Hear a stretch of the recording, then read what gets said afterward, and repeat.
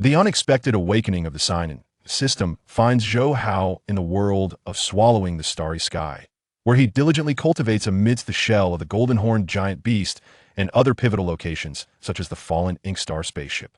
He acquires multiple innate talents pertaining to the fundamental laws of time and space, while also unlocking immortal secret arts and unique avatars. He witnesses the growth of Luo Feng and willingly relinquishes the monumental opportunity to seize the golden-horned giant beast, solely to safeguard the tranquility of Earth.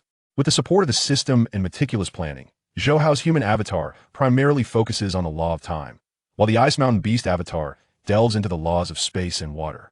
Progressing steadily along the path of cosmic cultivation, he continually strides towards the goals of becoming invincible among his peers and aspiring to challenge the supremacy of the universe. Chapter 001, Rebirth. Gazing around, darkness envelopes him entirely, rendering his outstretched hand invisible. An overwhelming, terrifying pressure emanates from all directions, as if intent on mercilessly grinding Zhou Hao into pulp. Zhou Hao furrows his brow, yet his expression reveals no trace of panic. He first stretches languidly, then snaps his fingers. Although no sound emerges, the sensation of friction between his muscles and skin remains vividly clear. It seems this is no dream. One moment I was peacefully asleep in my own bed, and the next, I find myself abruptly in such an extraordinary environment. This sudden and bizarre transformation likely signifies an encounter with circumstances that transcend the logic of the real world. As he murmurs to himself, Zhou Hao closes his eyes, only to open them abruptly. A glimmer of wisdom and composure shines in his gaze. Since this defies the logic of reality, there must be two possibilities. Either I have traversed dimensions, or I am ensnared in some supernatural event.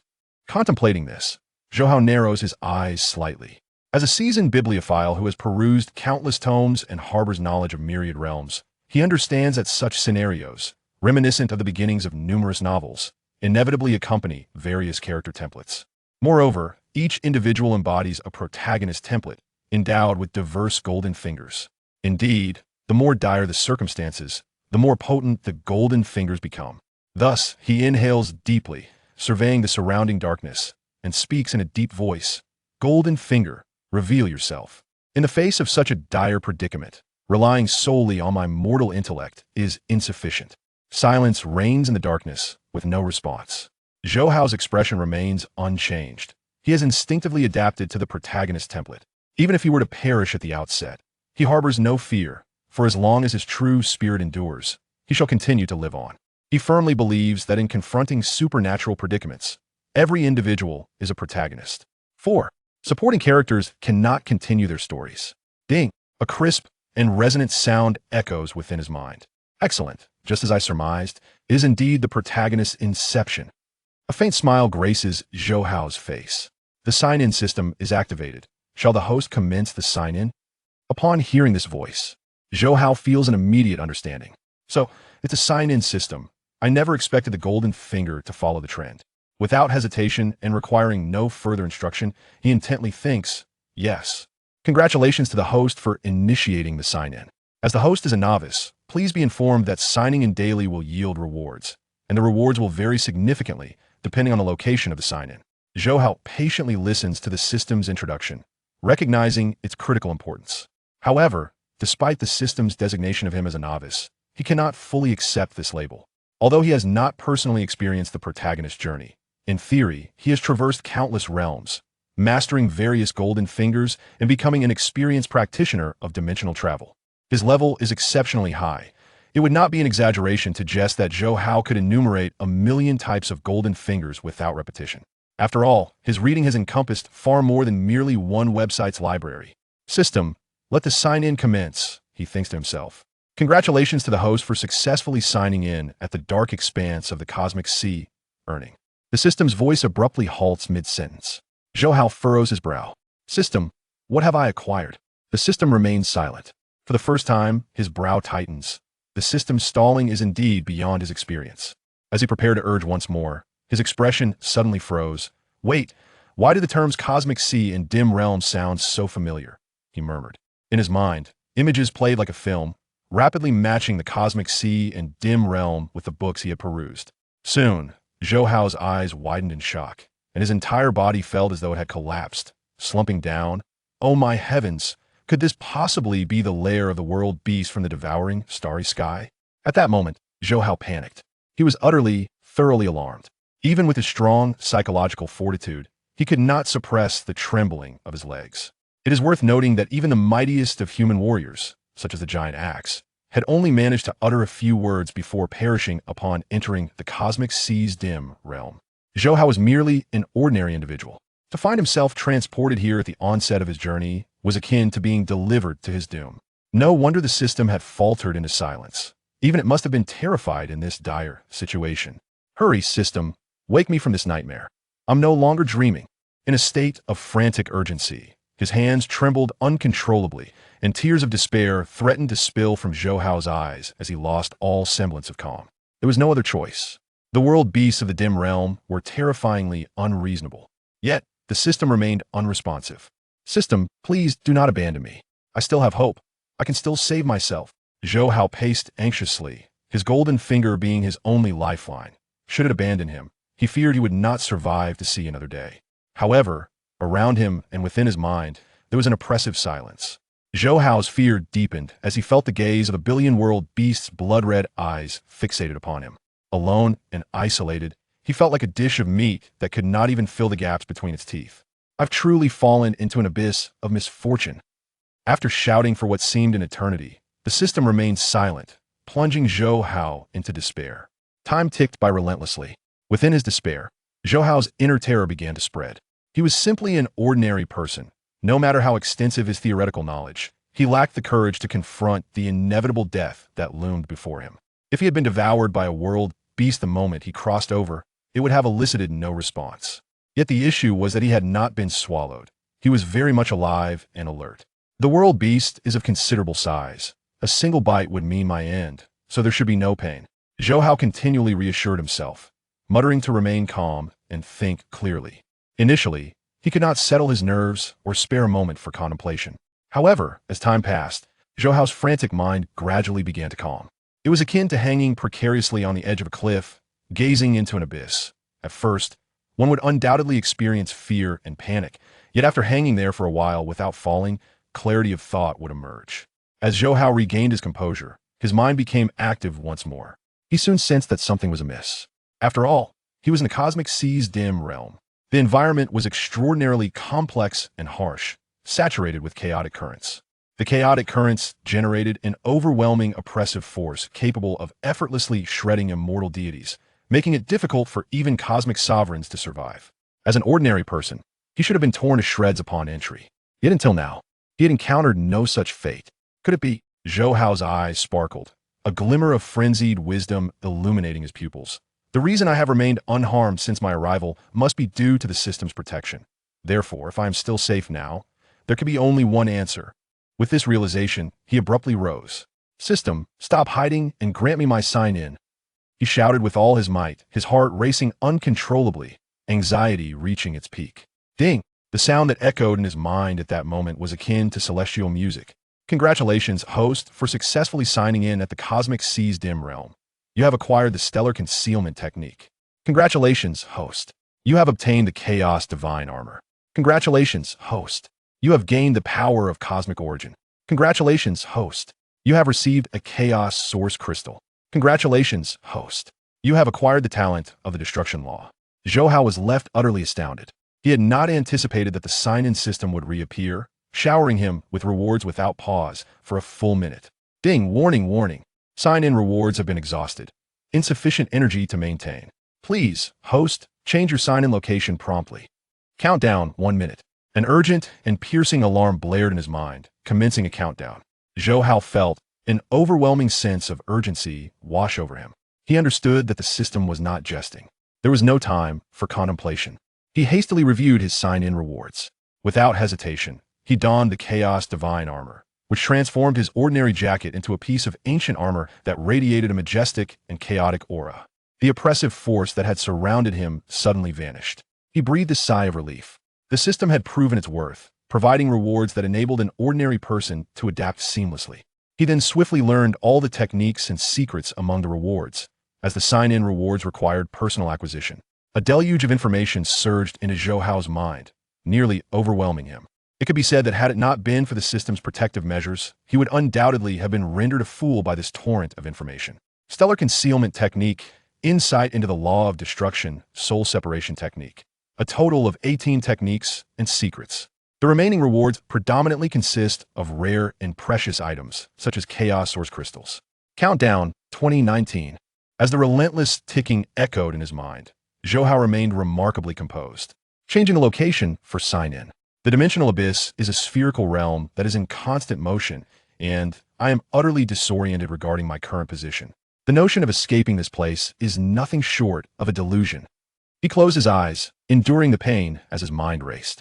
The system's sign-in energy has been depleted, and without a change of location, his golden finger may very well lose its efficacy, a conclusion he could draw from the system's urgent prompts. Therefore, he must devise a way to leave this place. It is inconceivable that I could devise a solution on my own. Thus, I must seek assistance from the sign-in rewards. With this thought, he shut his eyes and rapidly skimmed through the rewards. Among them, the tangible items, such as the Chaos Source crystals, offered no aid in his current predicament. Only the techniques and secret arts remained. The celestial concealment technique, the comprehension of the laws of destruction, the soul separation technique, and the rebirth technique, each one flashed through his mind. Countdown 10-9. As the countdown reached 3, Zhou Hao took a deep breath and declared, Soul separation, rebirth. Chapter 070. Mission accomplished. Swish. In the afternoon, 2 streaks of light rapidly descended from afar, landing in the expansive courtyard before the villa. Just after finishing his cultivation and seated by the west lake, Zhou Hao, without raising his head, remarked, Eldest brother, second brother, how peculiar that both of you have come together today. Is there some good news to share? Hong and Thunder God took their places on either side of Zhou Hao. Third brother, have you seen fourth brother recently? Thunder God bluntly lifted the teapot from the stone table and drank heartily. Zhou Hao shook his head in surprise, replying, No. As you both know, I have been deeply engrossed in my cultivation and have had little contact with the outside world. Luo Feng hasn't visited me in over 6 months. Hong frowned slightly. That's strange. I too have not seen fourth brother for over a month. I asked Thunder, and he hasn't seen him either. Even when I called, he didn't answer. I thought since he lives close to you, you might know where he is. Zhou Hao was taken aback, a vague suspicion forming in his mind. Is there no one at home? Indeed, no one, Thunder God confirmed. According to what my brother said, Luo Feng left for a long journey last month. I found it puzzling. The earth is not that large. How could he be gone for over a month? Upon hearing this, Zhou Hao understood. Luo Feng must have departed the earth, heading to the distant life planet, Qiulong Xing, 320,000 light-years away. It was now October 2061, a year ahead of the original storyline. Zhou Hao was not surprised by this. Having seized the body of the golden-horned giant beast, Luo Feng would undoubtedly be searching for metals to enhance his power under Babata's guidance. 6 months prior, he had met with Luo Feng, who had already reached the pinnacle of the 9th level of planetary rank, according to the growth trajectory of the golden-horned giant beast. Without devouring eggshells and relying solely on ordinary metals, it would take 10 years to break through to the first stage of stellar rank. Yet, Luo Feng had managed to ascend from planetary rank 8 to 9 in merely a year and a half. He must have discovered the Xian iron mine on Mars. However, Xian iron is not a high-level metal, and relying solely on it, Luo Feng did not manage to break through to stellar rank. Faced with the prolonged stagnation, Babata would surely encourage him to venture into the cosmos. Eldest brother, second brother, rest assured, Luo Feng's strength is formidable. He is a mental energy master and has also received the inheritance from the meteorite star lineage. He is unlikely to encounter any dangers. As for his month-long absence, he may very well have ventured into the universe. Zhou Hao smiled, though a sense of urgency lingered in his heart. There was only a year left until the deadline for the special signing task, and if Luo Feng could not break through to stellar rank by then, he would have no choice but to resort to egg consumption. The talent of time origin law was something he must acquire. At this, Thunder God's eyes lit up, and he slapped his thigh, exclaiming, Of course. How could I not think of that? Being absent for a month can only mean he has gone to the even more distant universe. Hong furrowed his brow. The universe is perilous, teeming with powerful beings. How could fourth brother go there alone without a word? That's far too risky. Eldest brother, your worries are unwarranted. Fourth brother is prudent and cautious by nature. If he did not have confidence, how could he dare to venture into the universe? Moreover, having received the inheritance from the meteorite star lineage, his understanding of the cosmos is likely deeper than ours, Thunder God chuckled. Second brother is right. Let's await good news. when Luo Feng returns from the universe. He is bound to bring something back. Zhou Hao teased, sipping his tea. Thunder God replied with a grin, indeed. I would feel too embarrassed to return empty-handed. Hong remained speechless, observing the two. In the Milky Way, on the planet Balan, Luo Feng, who had just been mentioned by Zhou Hao and the others, was boarding the Black Dragon spaceship with 15 stellar-level and over 909th-level planetary slaves. Balan was over 10,000 light-years from Earth. However, with the Black Dragon spaceship's capability for dark cosmic traversal, it could return to Earth in merely a day, provided Babata controlled and guided it to discover the hidden cosmic coordinates. Without Babata, any other spaceship, whether departing from Earth or entering it from elsewhere, would take several years. The primary reason was that the cosmic coordinates within thousands of light-years surrounding Earth had been completely obscured by the master of the meteorite star, Hu Yanba, using spatial secret techniques. Unless someone surpassed Hu Yanba in the study of spatial laws, they would have to adhere to conventional flight. In the control hall of the spaceship, Luo Feng closed his eyes, his consciousness entering the virtual universe to communicate with Babata on the Black Dragon Mountain Island. Babata, with the metal combination purchased for half a year, should be sufficient for me to break through to stellar rank, right? The devilish form of Babata waved its fist, declaring, absolutely enough. In fact, the batch of Xian iron metal from Mars could allow you to break through to stellar rank. But firstly, the speed is too slow, and secondly, the impurities are excessive. You have accumulated enough already. There is no need to devour those inferior metals. This metal combination you purchased will not only enable your breakthrough to stellar rank, but also elevate you to the third level of stellar rank. Luo Feng nodded, asking, did you purchase the purple light dew? Yes, Babata replied reluctantly, 100,000 tons of purple light dew. You really are generous. Luo Feng smiled. I alone cannot raise the overall strength of Earth. Only when everyone becomes stronger can Earth rise in the universe without being bullied. For the sake of Earth, Third Brother selflessly gave me the opportunity to seize the golden-horned giant beast. Now, purchasing some purple light dew is nothing. Babata rolled its eyes, but remained silent. A day later, Zhou Hao, Hong, and Thunder God gathered on the rooftop of the castle purchased by Luo Feng. Fourth Brother, impressive. You went off to the universe without a word and even returned with this castle. If you don't share some of your cosmic experiences today, I, along with Eldest Brother and Third Brother, will not let you off easily, Thunder God exaggeratedly proclaimed. Hong, calm and composed, smiled. Thunder, you really should work on your impatience. Fourth Brother has only just returned from the universe. We ought to let him have a cup of tea first. Zhou Hao remained silent, but also smiled at Luo Feng. He knew exactly what Luo Feng had brought back. In fact, anyone who had ventured into the universe and encountered vast amounts of information would first think of purchasing stellar-level slaves to protect Earth and acquiring resources to enhance the overall development of humanity. Without keeping them in suspense, Luo Feng immediately recounted his discoveries at the number 12 ancient civilization ruins, the Black Dragon Mountain X-81 spaceship, his journey to Qiulongxing, and the subsequent acquisition of slaves and purple light dew.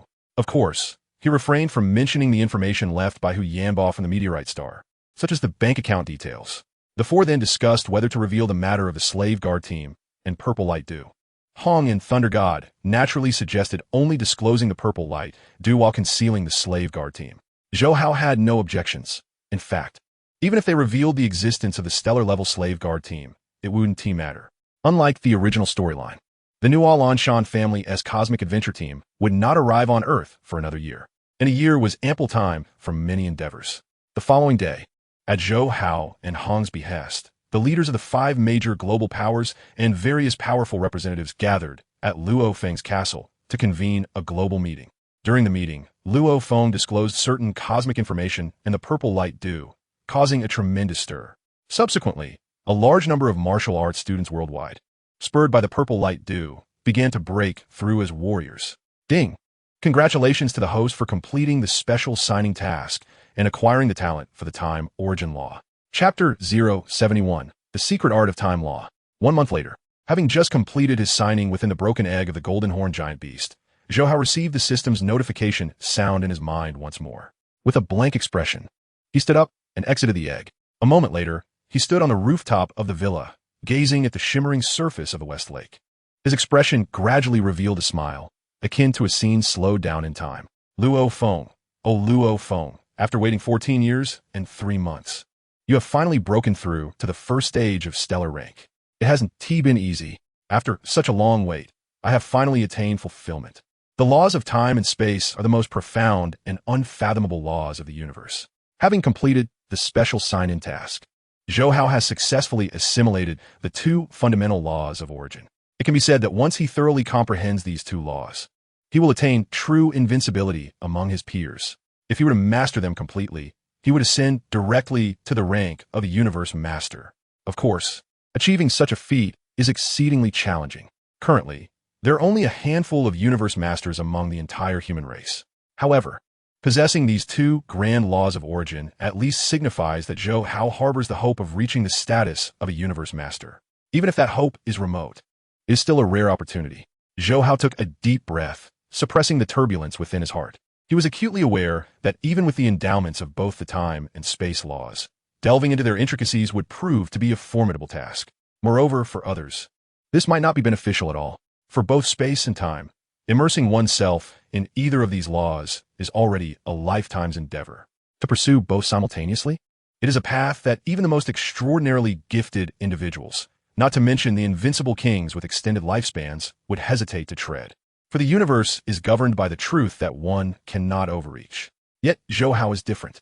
Not only does he possess clones, but he also has the formidable support of the sign-in system. Thus, none are more suited than he to explore the realms of time and space concurrently. Half an hour later, he returned to the study in his villa and began to ponder earnestly. Although he had resolved to study both time and space, the arrangement of his energies required careful consideration. At present, his two bodies possessed the 5 fundamental laws of gold, fire, water, time, and space. He decided that his human body would forego the cultivation of the fire law to focus entirely on the study of the time law. Meanwhile, his ice giant clone would primarily tackle the space law while simultaneously addressing the water law. Zhou Hao rubbed his temples, his face etched with contemplation.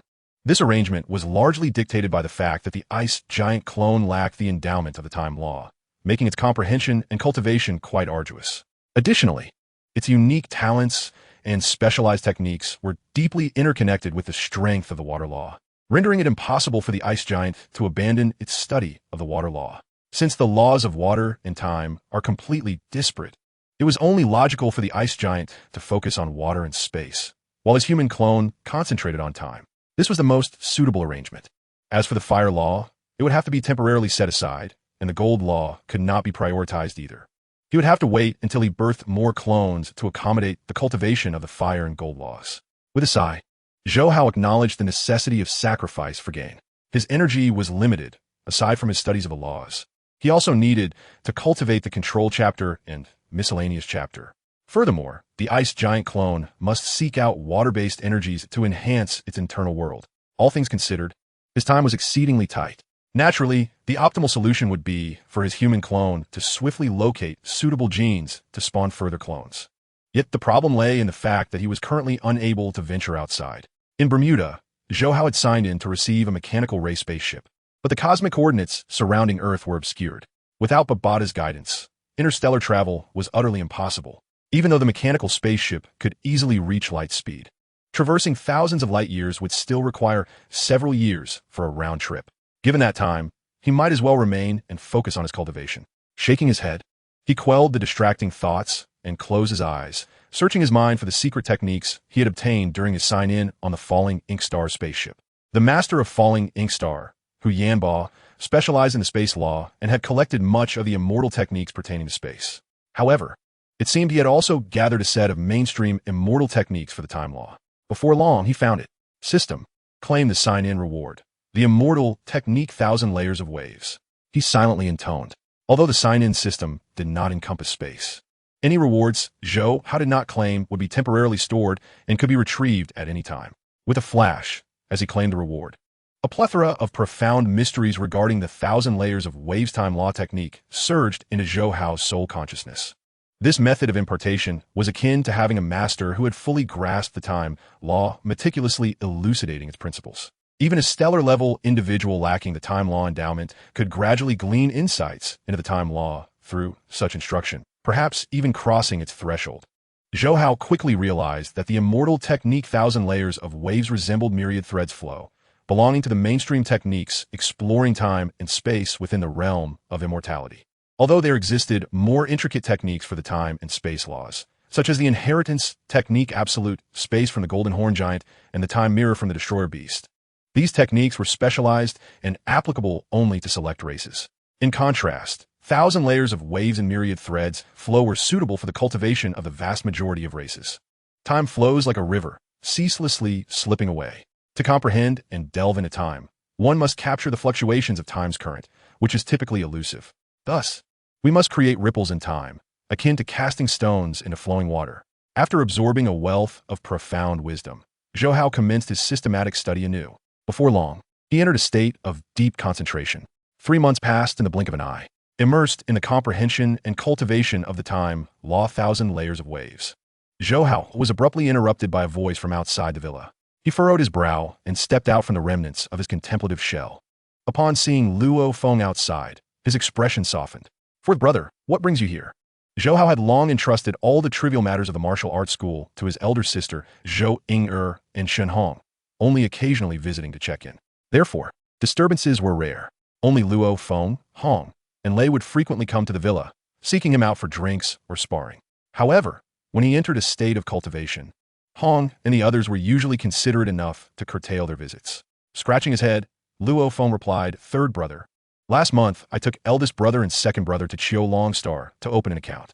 I noticed you were in cultivation and didn't want to disturb you. This time I came primarily to ask if you'd like to join us as eldest brother, second brother. And I plan to stay at Bailon Star for a while to procure some resources." Before Zhou Hao could respond, he hurriedly added, "Establishing a virtual universe account is crucial. The last time I purchased an anonymous consciousness helmet, while it allowed entry into the virtual universe, it did not permit any purchases. I understand the significance of accessing the virtual universe. When are we heading to Bailon Star?" Chapter 072, I Have Money. On April 21st, 2062, the Black Dragon Mountain X-81 spaceship departed Earth for the third time. As Zhou Hao gazed at the gradually receding azure planet from the spaceship Hall, he felt a surge of emotion wash over him. Unbeknownst to him, he had already reincarnated for 24 years. Hong stood beside Zhou Hao, his voice grave. "The cruelty of the universe exceeds our imagination.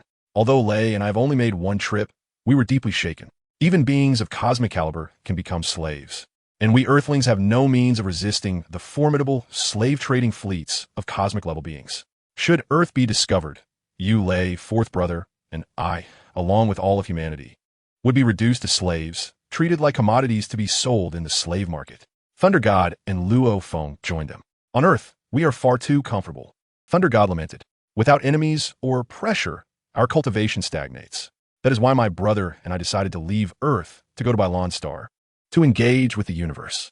Only in this way can we find motivation and rapidly elevate ourselves, so that in the future, we possess the strength to protect our homeland." At this moment, Luo Feng remarked, "Upon my last return, I conferred with my elder and second brothers and procured several early warning devices, which are strategically positioned on satellites orbiting planets, such as Neptune, at the fringes of the solar system. This way, we shall promptly detect any spacecraft entering the solar system and swiftly return to Earth from White Orchid Star." Zhou Hao nodded in agreement, recognizing the prudence of their preventative measures. He was acutely aware that in 6 or 7 months, the cosmic adventurers would arrive. However, with his current strength, he could effortlessly vanquish that group of adventurers along with the subsequent Norlon Mountain family fleet. Moreover, even when faced with cosmic-level threats, as long as they did not exceed the second tier of the cosmos, he could still prevail thanks to the remnants of the Crimson, Mixed Copper Mother, and the fundamental laws. Consequently, Zhou Hao felt no trepidation. "Prepare yourselves. We are about to embark on cosmic traversal," Babata's reminder echoed. Suddenly, the Black Dragon spacecraft trembled violently and accelerated abruptly. A day later, at White Orchid Star, located 118 light-years from Earth, Zhou Hao, Luo Feng, and Hong Lei, along with their Black Mongol guardians, emerged from the spacecraft. White Orchid Star was perpetually ensconced in a frigid climate. However, planetary-level warriors could easily acclimatize to extreme temperatures. Zhou Hao, being at the 9th tier of stellar level, found the temperature utterly inconsequential, especially since he was clad in his primal force battle attire. Days later, having familiarized themselves with White Orchid Star, Luo Feng led Zhou Hao to Qiu Star, with Hong and Lei Shun tagging along for excitement. Upon their arrival at Qiu Star, they first obtained citizenship in the Black Dragon Mountain Empire, followed by activating their virtual universe network identification. Subsequently, Luo Feng arranged for Zhou Hao to procure a Cosmic Star Riverbank card. In a restaurant on Long Star, Luo Feng grinned and said, "Third brother, do sample the cuisine of Long Star." Zhou Hao took a bite, his expression morphing into one of amusement. Hong and Lei Shun erupted into laughter. The taste was peculiar and somewhat challenging to swallow, yet upon digestion, it revealed itself to be quite delectable. As Zhou Hao provided his assessment, he indulged in a few more bites. Lei Shun, smacking his lips, remarked, "Third brother, you're quite fortunate. When I first tried this, I nearly retched. The flavor deviates significantly from our usual fare." Zhou Hao nodded, preparing to respond when he received a transfer notification from the Cosmic Star Riverbank. He glanced up at Luo Feng. "Third brother, you and the elder and second brothers each have 1 billion Black Dragon coins. At present, I am somewhat short on funds, so this should suffice for now." Luo Feng chuckled in response. Hong quietly interjected, "Our finances are primarily sourced from the fourth brother selling Thought Force weapons. Money is a necessity in the universe, especially for cultivating in the virtual cosmos, which requires substantial funds. Lei Shun and I have been contemplating seeking a job that can both generate income and enhance our strength." Lei Shun teased, "Third brother, your power surpasses ours significantly. In terms of earning potential, you will likely outpace us as well. Henceforth, we shall be following your lead." "Indeed, third brother, you're already at the 9th tier of stellar level. We'll have to rely on you. I have nothing else to sell aside from our Black Dragon spacecraft." Luo Feng chimed in teasingly. Although he had numerous items to sell, none could be easily relinquished. Zhou Hao, however, smiled and declared, "You may lack funds, but I do not." Upon hearing this, Hong, Lei Shun, and Luo Feng were taken aback. An hour later, outside the Curious Treasure Shop, Zhou Hao emerged. While he personally lacked funds, the items he had acquired from signing in on Earth were plentiful. Among them, he had countless sellable items, including Primal Force weapons, Thought Force weapons, Primal Force battle attire, and even several mechanical ray spacecraft. If he were to sell secret techniques, his wealth would undoubtedly surpass that of an immortal powerhouse. "What is the haul? Have you sold much? Third brother, please don't sell your own weapons for our sake." Hong, Lei Shun, and Luo Feng approached him eagerly. Zhou Hao shook his head. Seeing this, Hong and Lei Shun assumed that the weapons Zhou Hao was attempting to sell were of a lower tier and thus not accepted by the Curious Treasure Shop. They quickly reassured him, "No worries, we have enough money for now." Luo Feng added, "Indeed, third brother, if it comes to it, I could sell that Black Dragon Mountain spacecraft. Switching to a lower tier vessel would suffice. Elder brother, second brother, fourth brother, please don't misunderstand. I merely meant that I have quite a few items to sell, and this shop cannot accommodate them all. I'll need to apply for additional fund from headquarters." Zhou Hao clarified. Lei Shun's eyes widened. "What? Third brother, why didn't you say so earlier?" Hong and Luo Feng were equally speechless. Zhou Hao chuckled heartily. Just as the elder from the Curious Treasure Shop, adorned with red and blue patterns and possessing a stellar level 6 strength, hurriedly pursued them. "Esteemed guest, please wait a moment. I have sent an urgent application to headquarters, and we shall receive a response within half an hour." The elder, beads of sweat dotting his forehead, was anxious about Zhou Hao departing. After all, the total value of the items he intended to sell exceeded 50 trillion Black Dragon coins, equivalent to 5 billion Shenwu coins. This was a substantial transaction. If they acquired those items and resold them through headquarters, they could easily profit in the thousands of billions of Black Dragon coins. To put into perspective, a third-tier Supreme Thought Force weapon was priced at merely 5 billion Black Dragon coins. "Half an hour, you say? Then we shall wait," Zhou Hao replied. The elder immediately breathed a sigh of relief, respectfully inviting Zhou Hao, Luo Feng, Hong, and Lei Shun to a VIP booth, where he personally served them 4 cups of exquisite juice. "Should you require anything, please do not hesitate to ask," he said, presenting them with 4 VIP cards. These cards offered a 10% discount at the Curious Treasure Shop, an even better deal than the membership card Luo Feng had received for selling the Arc Blade disc. Once the elder departed, Luo Feng, Hong, and Lei Shun turned their attention to Zhou Hao. "What are you staring at me for?" Zhou Hao inquired, bewildered. "Good heavens. Third brother, what on earth have you sold that has garnered such enthusiastic respect from the manager of this shop?"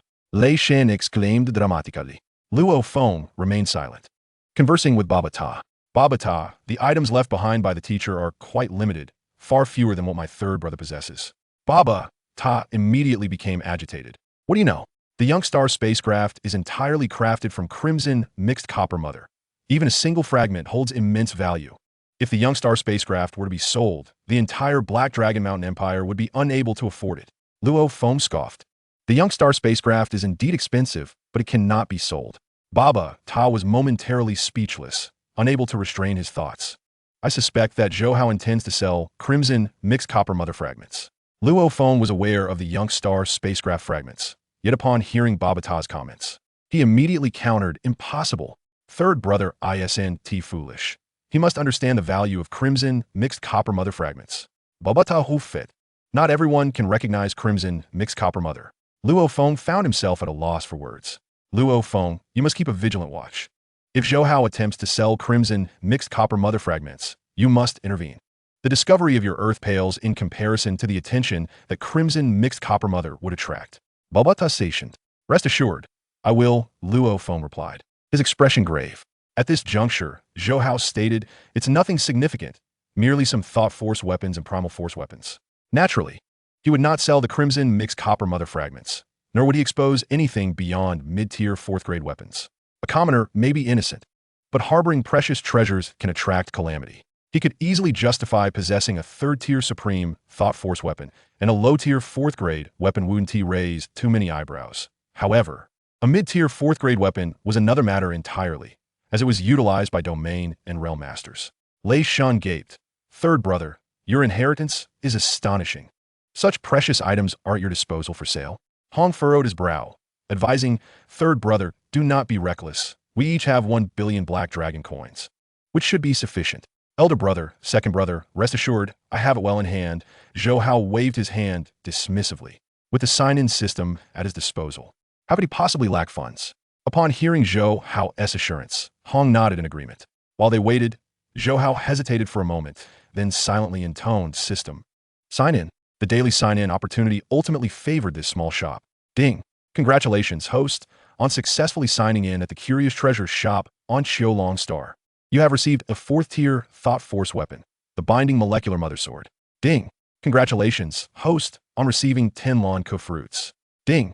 Congratulations, host, on receiving a third-tier Primal Force battle attire. Congratulations to the host for acquiring 10 Woodyu crystals. Ding. Congratulations to the host for receiving 10 kilograms of Bai Bo Sui. Ding. Congratulations to the host for obtaining 100 kilograms of Zi Guang Lu. A tenfold explosion. An expression of surprise involuntarily crossed Zhou Hao's face, just as he was about to sell items worth a total of 60 trillion black dragon coins. He nearly recouped his investment with a single sign-in. Truly, this is the universe. Even a single shop on an ordinary planet possesses such wealth. After waiting for half an hour, the elder promptly entered the VIP room, wearing a warm smile, welcoming this esteemed guest to commence trading. Zhou Hao nodded and directly retrieved a fourth-tier telekinetic weapon, a fourth-tier primal force weapon, 2 third-tier premium telekinetic weapons, and a third-tier primal force weapon. Hong and Thunder God's eyelids twitched in response. Luo Feng let out a sigh of relief, grateful that it was not a fragment of the Qi Han Copper Mother. Babata, however, indignantly remarked, what on earth has Zhou Hao inherited?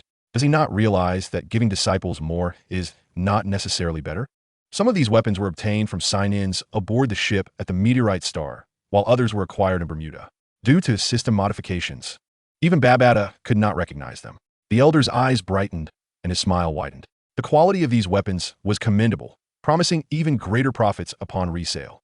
After the inspection, the elder transferred 63 trillion black dragon coins to Zhou Hao's cosmic account. Esteemed guests, feel free to browse the shop and see if there is anything you require. Zhou Hao waved his hand. Elder brother, second brother, your weapons are rather inferior. Feel free to purchase whatever suits you. Thunder God exclaimed excitedly, third brother. Today my elder brother and fourth brother will certainly not hold back. A flicker of interest crossed Hong's face. Although he had obtained ancient civilization relics, the items within were of low tier. Luo Feng, however, waved his hand, stating that he would pass for now, as he had no immediate needs. Babata remained silent. For as long as Luo Feng's human avatar reached planetary level 7, he could claim the first account left by Hu Yanba, which contained 1 billion Qianwu coins. In the end, Hong and Thunder God each selected a third-tier inferior Primal Force weapon and a Primal Force battlesuit, totaling a mere 400 billion black dragon coins. After leaving the treasure shop, the four of them found a restaurant and entered a private room, subsequently linking their consciousnesses to the virtual universe. With a flash, as none of the four had fixed residences in the virtual universe, they materialized on the street. Numerous passers-by cast disparaging glances their way. Babata, perched on Luo Feng's shoulder, waved his fist. Zhou Hao, I suggest you purchase a set of property first. This way, The four of you will appear directly in the house you bought upon entering the virtual universe, rather than on the street. No problem. The process of purchasing property in the virtual universe is not cumbersome, and Zhou Hao chose to locate himself in the 9-Star Bay community on Black Dragon Mountain Island. 2 hours later, they were seated on the sofa in the living room of one of the houses in 9-Star Bay. Finally, we have acquired a residence. I can't endure the gazes from the street anymore. Thunder God reclined contentedly on the sofa. Luo Feng chuckled, his expression gradually growing serious. Third brother, while we have the funds, I believe we should expedite the confirmation of Earth's Lord. This way, Earth will be recognized as a sovereign planet, and even if other adventurers or slave traders discover it, they will not dare to act recklessly. The laws of the Black Dragon Mountain Empire carry significant weight. Hong nodded in agreement. Fourth brother is right. Having a lord over Earth will save us much trouble. In truth, even if Luo Feng had not mentioned it, Zhou Hao would have brought it up himself. Now that he had the wealth, he certainly would not wait idly for the Cosmic Adventure team to arrive. It's getting late. Let us first check which Black Dragon Mountain official station planet is closest, and we can head there tomorrow. Hong immediately began his inquiry. Such information is typically public and easily accessible. By Yin Star, we depart tomorrow. The four left Xiao Long Star the following day, taking the Black Dragon Mountain spaceship for cosmic travel. Bai Yin Star serves as an official administrative planet for the Black Dragon Mountain Empire, designed to intimidate the surrounding 6 vassal states. Although it is more remote compared to the Empire's directly governed administrative planets, Bai Yin Star is not lacking in prosperity. Luo Feng docked the Black Dragon Mountain X-81 spaceship at the harbor, and the four of them disembarked in succession, in good spirits. After all, once they confirmed the Lord of Earth, they would no longer have to worry about humanity facing the same fate as the Haim Meng and Meng Bei tribes, being entirely enslaved. Indeed, this is an official planet of the Black Dragon Mountain. Stellar-level beings are ubiquitous, and occasionally, one might even encounter cosmic-level powerhouses. Thunder God remarked, surveying the pedestrians. Hong observed 2 cosmic-level powerhouses entering the Cosmic Star River bank in the distance, his voice tinged with respect and longing. Those are Cosmic 1-Star mercenaries. I read about them. To become a cosmic mercenary, one must undergo life and death assessments and navigate through perilous challenges to earn that title. Typically, those who achieve such recognition are formidable. Luo Feng nodded, admiration gleaming in his eyes. Those who dare to brave challenges and fight are the most respected, and he too yearned to become such a powerhouse. Before long, the four arrived at the Imperial Office of Bai Yin Star. As per the original narrative, an official at the Imperial Office casually outlined the procedures for purchasing Earth. Since Earth is a life planet of the highest caliber, the acquisition requires 30 trillion Black Dragon coins, and one must first apply. After undergoing review and approval, the request must be submitted to various departments of the Black Dragon Mountain Empire for inspection, a process that could take up to 30 days to complete. Indeed, the larger the institution, the more cumbersome the procedures. Thunder God remarked, exasperated. Hong shook his head. 30 days isn't too long. I'm just concerned about potential delays. Zhou Hao smiled. As long as there is money, the process can be expedited. He approached the official and said, if you can complete these procedures and assist me in purchasing this planet within 3 days, I will reward you with 1 billion Black Dragon coins. Simultaneously, he silently activated the system for a sign-in. Ding! Congratulations to the host for successfully signing in at the Bai Yin Star Imperial Office, granting the reward of a director's qualification. Ding! Congratulations to the host for obtaining a confidential document. Ding! Congratulations to the host for acquiring 3 life planets. Ding! Congratulations to the host for receiving 10 million Black Dragon coins. A 4-fold explosion. Zhou Hao's expression remained unchanged, clearly indicating that this imperial office was a mere bureaucratic entity, devoid of substantial benefits. Such rewards were hardly worth his time. Meanwhile, the official's eyes widened in shock at the mention of 1 billion Black Dragon coins, his breathing becoming rapid. In this bureaucratic office, his total monthly salary and benefits barely amounted to 10,000 Black Dragon coins. 1 billion Black Dragon coins. He would need to work tirelessly for 100 years without eating or drinking to accumulate such an amount. And that is assuming he did not lose his job or incur any expenses. If all procedures are completed in 1 day, I will give you 5 billion Black Dragon coins. If accomplished within an hour, I will grant you 10 billion Black Dragon coins. The official, still reeling from the shock of the 1 billion Black Dragon coins, heard the young man with black hair utter 2 more figures. His legs nearly gave way beneath him. Panting heavily, the official stared intently at Zhou Hao, speaking rapidly. Mr. Zhou, I cannot guarantee completion within an hour due to the numerous departments involved. but I am confident I can finish everything in one day. However, I will require funds to facilitate the process." Zhou Hao, Hong, Thunder God, and Luo Feng all laughed. Thus, they spent the next day at the imperial office, enjoying refreshments while awaiting the outcome. Meanwhile, the previously sluggish official dashed about, his phone ringing incessantly, causing the entire imperial office to buzz with activity, completely devoid of the leisurely atmosphere typical of a bureaucratic establishment. 30 days is indeed too slow, realistically. It could be done in 7 days without the need for such a hefty bribe, Hong murmured. Thunder God, however, jested elder brother. I believe third brother simply wishes to revel in the pleasures of newfound wealth. Zhou Hao chuckled heartily, recognizing that his second brother was remarkably perceptive. Hong and Luo Feng were rendered speechless, yet their expressions relaxed considerably. With the emergence of a lord on earth, the burden they felt within was significantly alleviated. In less than half a day, this official completed all the necessary procedures, and Zhou Hao was officially proclaimed the Lord of Earth. That very afternoon, the four of them departed from Bayan Star, not pausing even at Bylon Star, and returned directly to Earth to celebrate in earnest. For 3 consecutive days, Zhou Hao, Hong Lei, and Luo Feng abstained from their usual training, indulging instead in the pleasures of feasting and revelry. After this period of merriment, the four resumed their arduous training regimen. In the remote star domain of the ancient Wheel Kingdom, within the Ice Star's jurisdiction of a mid-tier civilization, lay the grazing region of the Seva family. Here, on a desolate planet blanketed in ice and snow, a fluffy little creature nestled within a white eggshell. Compared to its moment of birth, this avatar of the Ice Mountain Beast had only attained a first-tier stellar level of power, thanks largely to the creatures inhabiting the planet and its surroundings. Otherwise, Zhou Hao's avatar would still be confined to planetary status. System sign-in. Ding.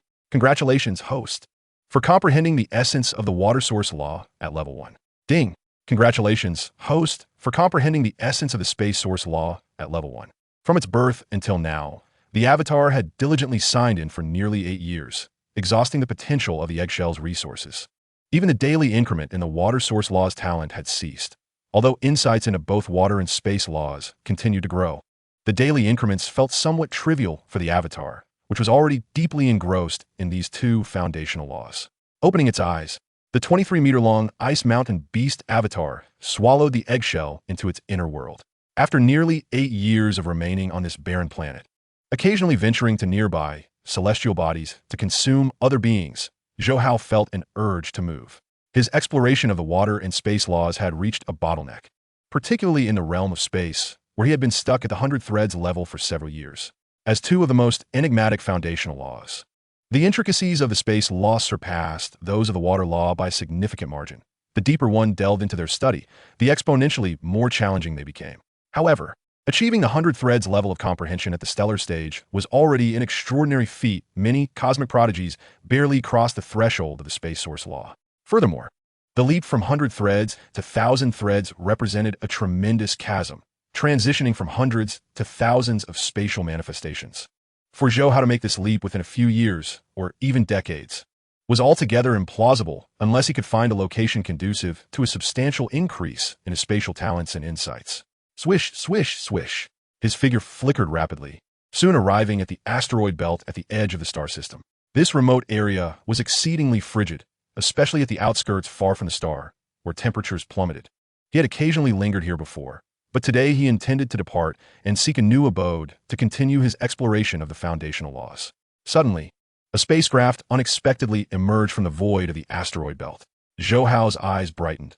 Just as he was preparing to leave, a vessel had come to him, akin to a kind soul delivering a pillow to a drowsy person.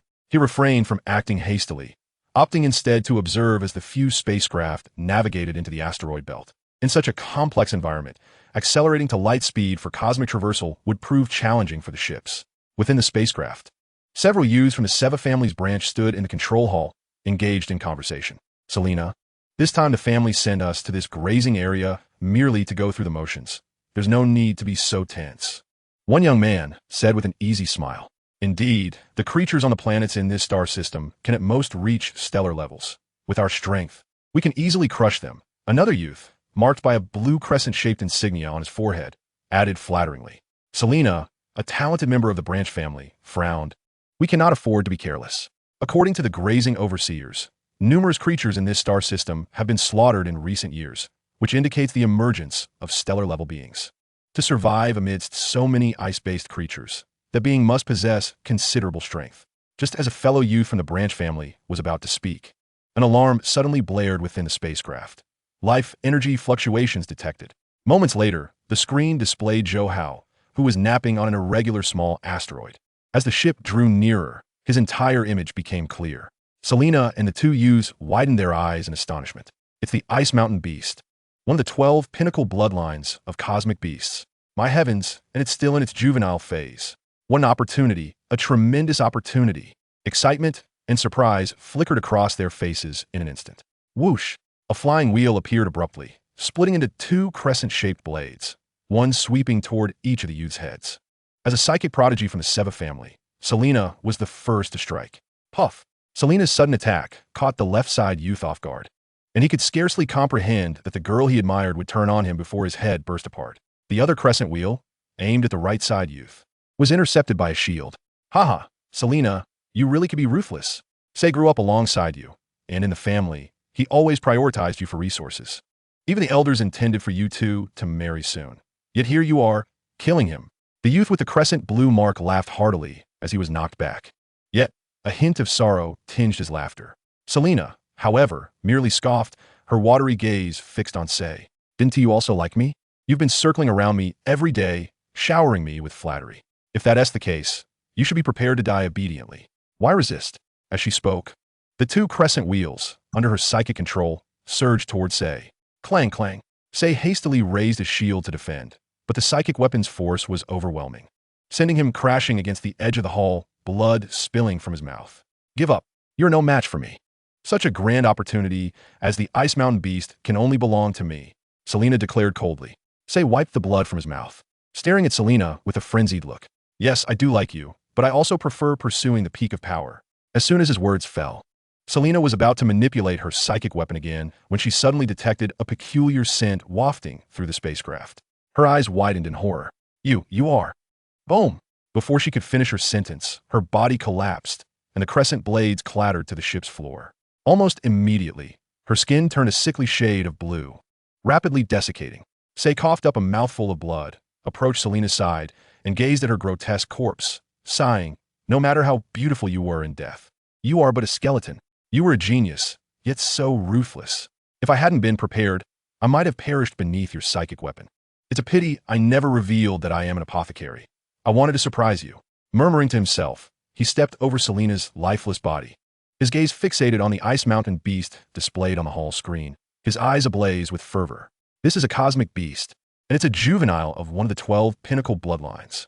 According to the life energy scan, this little guy is only at the first tier of stellar level. Capturing and selling it will undoubtedly fetch a fortune. With that, I will have ample resources to delve deeper into the art of alchemy. He swiftly transferred the spacecraft's access to himself.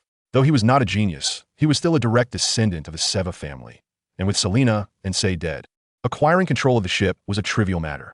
On the irregular small asteroid, Zhou Hao languidly lounged atop the smooth ice mountain, awaiting the approach of the spacecraft.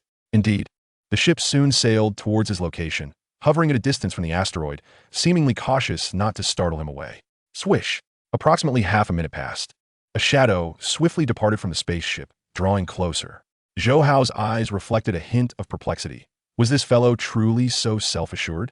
After all, he was a colossal beast of the cosmos, albeit in its juvenile phase, yet his noble lineage endowed him with myriad abilities.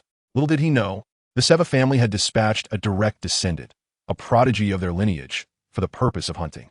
Not only did the spaceship boast comprehensive equipment, but it was also armed with specialized weaponry designed to combat stellar-level creatures, and even possessed hidden cards capable of confronting cosmic-level entities. Such trump cards were rarely employed by hunting vessels.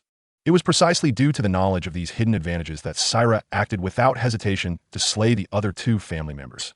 Sarah had no doubts about his ability to capture the Ice Mountain Beast single-handedly. At that moment, Sarah regarded the Ice Mountain Beast as nothing more than a mere prize, and his thoughts drifted towards how he might exploit this creature once captured. Typically, seizing control of a stellar beast of such a pinnacle lineage would be the optimal choice. However, Sarah lacked the secret arts for possession. Thus, he pondered solely on how to sell the Ice Mountain Beast. unbeknownst to Sayre, the creature he aimed to capture, although classified as a first-tier stellar beast, had mastered the 10,000 threads flow to a terrifying degree, evolving into a monstrous entity. Whoosh! As Sayre drew near, Zhou Hao unhesitatingly unleashed the Void Shatter combat technique. His wings unfurled with ferocity, and in an instant his entire form vanished, reappearing beside Sayre as though teleported. His wings sliced through the air like blades. Sayre had no time to react. His body was cleaved in two, blood floating away like crimson mist. With a swift motion, Zhou Hao assimilated Sayre's flesh and blood, then employed his innate transformation technique to assume Sayre's appearance, swiftly infiltrating the spaceship. 3 days later, on the life-bearing planet of Water Spring Star within the realm of the Ice Mountain Universe's moderate civilization, Zhou Hao, now in Sayre's guise, languidly sat in a private booth of a restaurant, relishing the delectable cuisine of Water Spring Star. The ability to assimilate not only allowed him to memorize genetic codes, but also to retain vast amounts of information. He was well-versed in most details concerning Sayre. To his surprise, he discovered that this individual was also an alchemist. As he savored his meal, he perused casually. The cosmos was teeming with various factions, with controllers and warriors being the most numerous, while illusionists, beast tamers, and alchemists were exceedingly rare. Among them, alchemists were particularly scarce, belonging to a rather esoteric discipline. Unlike other paths, the growth of an alchemist demanded not only substantial resources and wealth, but also posed significant challenges. Yet, once matured, they wielded formidable power. The toxins and potions crafted by skilled alchemists could even overwhelm a venerable master. Sayre had merely scratched the surface of this craft, yet he had managed to slay the talented mentalist, Syra. Of course, this was largely due to Syra's unpreparedness. Had she known Sayre was an alchemist, she would have taken precautions, making his task considerably more challenging. In less than 4 years, the Virtual Universe Company would host the once-in-a-millennium peak Prodigy battle. Should my avatar participate? If so, Sayre's body would indeed serve my purpose well. Zhou Hao mused quietly. The transformation technique had its limitations, unable to simulate the soul's essence. However, typically, few would dare intrude upon another's consciousness, and only those of considerable strength could easily perceive changes in the soul. Nevertheless, Zhou Hao did not intend to use Sayre's identity. With his own strength, he could effortlessly pass the selection for the Prodigy battle, which would inevitably draw the attention of the Seva family. The primary lineage of the Seva family was undeniably powerful. While he was not particularly worried about being discovered, he wished to avoid unnecessary complications. Furthermore, with sufficient wealth, he could easily alter his appearance and establish a new identity on Water Spring Star, rendering the use of Sayre's identity unnecessary. Thus, that very day, he proceeded to acquire citizenship in the Ice Mountain Universe's moderate civilization, simultaneously activating his Virtual Universe Network ID, before heading to the Cosmic Bank to apply for a Stellar Bank card while signing in. Unlike the affluent human bodies of Earth, his current form was nearly destitute. System. Sign in. Ding. Congratulations, host. You have successfully checked in at the Cosmic Bank of Water Spring Star, earning the status of a 3-star client. Ding. Congratulations, host. You have received 10 million Ancient Will coins. Ding. Congratulations, host. You have obtained 10 million Ice Mountain coins. Chapter 76. The Auction. After completing his bank card application at the Cosmic Bank, Zhou Hao, in the guise of the Ice Mountain Beast, directly purchased a property on Water Spring Star, subsequently entering the Virtual Universe, where he materialized on a bustling street of Ice Mountain Island. Although sharing the same soul essence as his human avatar, entry into the Virtual Universe required a virtual network ID akin to a phone number on Earth. Different IDs naturally corresponded to different locations. Unlike the anonymous account previously purchased by Luo Feng, which required no binding and could be used by anyone, albeit with a 100-year limitation, the ID purchased during account creation was bound to consciousness, requiring a higher fee, with longer usage periods incurring greater costs. Additionally, as long as one had the means, consciousness could bind to multiple virtual network IDs without restriction. The more accounts one bound, the more one would pay. Many powerful individuals with avatars typically acquired various virtual universe network accounts to avoid multiple avatars using a single account simultaneously. The virtual universe was certainly accommodating to wealth. Strolling along the streets of Ice Mountain Island, Zhou Hao experienced a stark contrast to the Black Dragon Mountain Island. Not only were the shops along the street entirely different, but the diverse human races passing by also resembled the ethereal beings described in Earth's lore. Regardless of gender, their appearances were strikingly beautiful and handsome. However, despite many shared traits reminiscent of elves, upon closer inspection, One could discern their differences. Some had skin as fair as snow, while others bore a fiery red hue. And some were adorned with intricate blue patterns across their bodies. In truth, Zhou Hao, transformed into Ser, was also quite handsome, particularly with the blue crescent mark gracing his brow, which added to his unique allure, though passers-by hardly spared him a glance. My current identity is that of a stellar resident of Water Spring Star, a territory under the Ice Mountain universe's moderate civilization. I shall be known as Ser, he murmured to himself as he walked. Throughout the entire Ice Mountain universe, there were not merely tens of thousands, but potentially hundreds of thousands sharing the name Ser. And unless he explicitly identified himself as a member of the Seva family, no one would connect him to the collateral lineage of Ser. Moreover, even if he used the name Ser Seva, it would hardly capture the attention of the main branch of the Seva family, primarily due to the family's vastness. There were hundreds of collateral branches, and a seemingly inconspicuous member of one of them was unlikely to attract the gaze of the main lineage. Yet, should Zhou Hao emerge victorious in the prodigy battle, the situation would be entirely different. Ding! You have received a message from your Cosmic Bank account 772122153312. Please check it. Just 3 or 4 minutes after entering the virtual universe, his account was inundated with hundreds of messages. Most were advertisements promoting financial products. After all, since his account had been upgraded to a 3-star client following the receipt of rewards, a minimum of 10 mixed yuan units was required for such an account. Naturally, Zhou Hao's account did not possess such wealth. It contained merely the 10 million ancient wheel coins and 10 million Ice Mountain coins he had received from the Cosmic Bank, totaling a mere 1.01 billion Ice Mountain coins. As for Ser's original assets, they were negligible. Master, the Virtual Universe Company has sent an email inviting you to participate in the quadrennial Ancient Wheel Nation auction. The auxiliary light brain on Zhou Hao's shoulder chimed, as it typically does when there is news of considerable importance. Its function transcends that of mere virtual assistants like the elf, which are limited to simplistic question-and-answer interactions. However, it still pales in comparison to the intelligence of a smart light brain. Upon hearing the voice of the auxiliary light brain, Zhou Hao's eyes brightened. An auction by the Ancient Wheel Nation? How much time remains? Master, there are 5 months left. 5 months, Zhou Hao murmured. An auction from a high-level cosmic civilization like the Ancient Wheel Nation is bound to showcase a plethora of cosmic treasures. Such an opportunity is one he cannot afford to miss. However, he finds himself in a precarious financial situation, and resources to earn wealth on Water Spring Star are scarce. The Galaxy Bank does provide a means to earn some currency, but it is impractical for him to visit the bank daily, and the returns from signing in at the Galaxy Bank are rather meager, based on the 10 million ancient wheel coins he earned from his initial sign-in. Even if he were to sign in continuously for 5 months, he would only accumulate a modest sum of a few 100,000 ancient wheel coins. This sum would scarcely suffice to purchase even a fraction of an item at the auction. Consequently, he must devise alternative plans.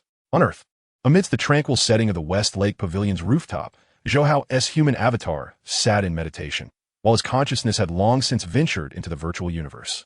The pace of enlightenment gained through solitary meditation pales in comparison to the rapid insights garnered from engaging in battles. Especially after witnessing the effects of the slaughter arena in the virtual universe, he is now more convinced than ever. Although the secret techniques obtained from the system can impart profound wisdom directly, alleviating many of his struggles, the lack of practical application renders swift mastery unattainable. After all, theory and practice can often be worlds apart. Within the slaughter arena, this drawback is perfectly addressed. Seated in a hall adorned with a backdrop of blood droplets, Zhou Hao pondered over his recent battle against an opponent who manipulated the fundamental laws of time. The complexity of mastering the laws of time is indeed formidable. For over half a year, relying on his innate talent for the laws of time, he has barely managed to cultivate the secret technique thousandfold waves to its first layer, known as the first wave stage. The combat method associated with the first layer of thousandfold waves involves creating a singular variant of time flow, resulting in the acceleration of his attacks or the deceleration of his enemy's strikes. It is essential to recognize that battles between formidable opponents are often swift. Should one party's movements suddenly slow, the consequences will be dire. Thus, those gifted in the laws of time are often the most challenging adversaries. While you may possess numerous spatial clones, I can alter the flow of time, causing your movements to lag. Your attacks may be fierce and overwhelming, but I can slow them down with a mere shift in the temporal flow. It can be said that achieving mastery in the laws of time places one almost beyond defeat. The Time Lord, for instance, gained immense renown through his studies of temporal laws, earning equal standing even among immortal beings. Yet, the challenges of comprehending and mastering the laws of time are immense. The Time Lord, Luo, devoted his entire life to this pursuit, only to find himself unable to transcend mortality when his time came, despite his regrets. The unparalleled genius Berlan similarly faltered in his studies of the laws of time, allowing Luo Feng to surpass him swiftly. Therefore, Zhou Hao is mentally prepared for the arduous journey of mastering the laws of time. Moreover, achieving the first layer of thousand-fold waves in just over 6 months is commendable in his eyes. Shaking his head, he suppressed his thoughts and began to contemplate the upcoming auction by the ancient Wheel Nation. Considering the timeline, it is now July 10th, 2062, and the triennial auction of the Qianwu Cosmic Nation is set to commence in just a few months. Chapter 077, A Flurry of Sales. Half a month later, in the administrative star of the Black Dragon Mountain Empire, a C9 class spaceship gently docked at the port after receiving the docking signal. Shortly after, a young man with black hair emerged. Zhou Hao, who had traveled from White Orchid Star to this location, was here to sign in at the Cosmic Galaxy Bank. His avatar, the Ice Mountain Behemoth, had attained a 3-star client status on Water Spring Star, and thus he was entitled to commensurate rewards at the Cosmic Galaxy Bank on this administrative star of the Black Dragon Mountain Empire. Compared to Baiyin Star, the clientele at the administrative star's Cosmic Galaxy Bank included many who were cosmic level. Individuals like Zhou Hao, who were stellar level, were a rarity. His entrance attracted considerable attention. System. Sign in. Ding. Congratulations, host. You have obtained a 3-star client account qualification. Ding. Congratulations, host. You have received 10 million Qianwu coins. Ding. Congratulations, host. You have received 10 million Black Dragon coins. As anticipated, the rewards for signing in were almost indistinguishable.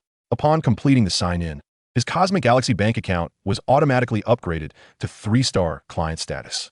Following this, he was inundated with a plethora of promotional emails regarding services such as planetary territory management, financial investments, and various premium services.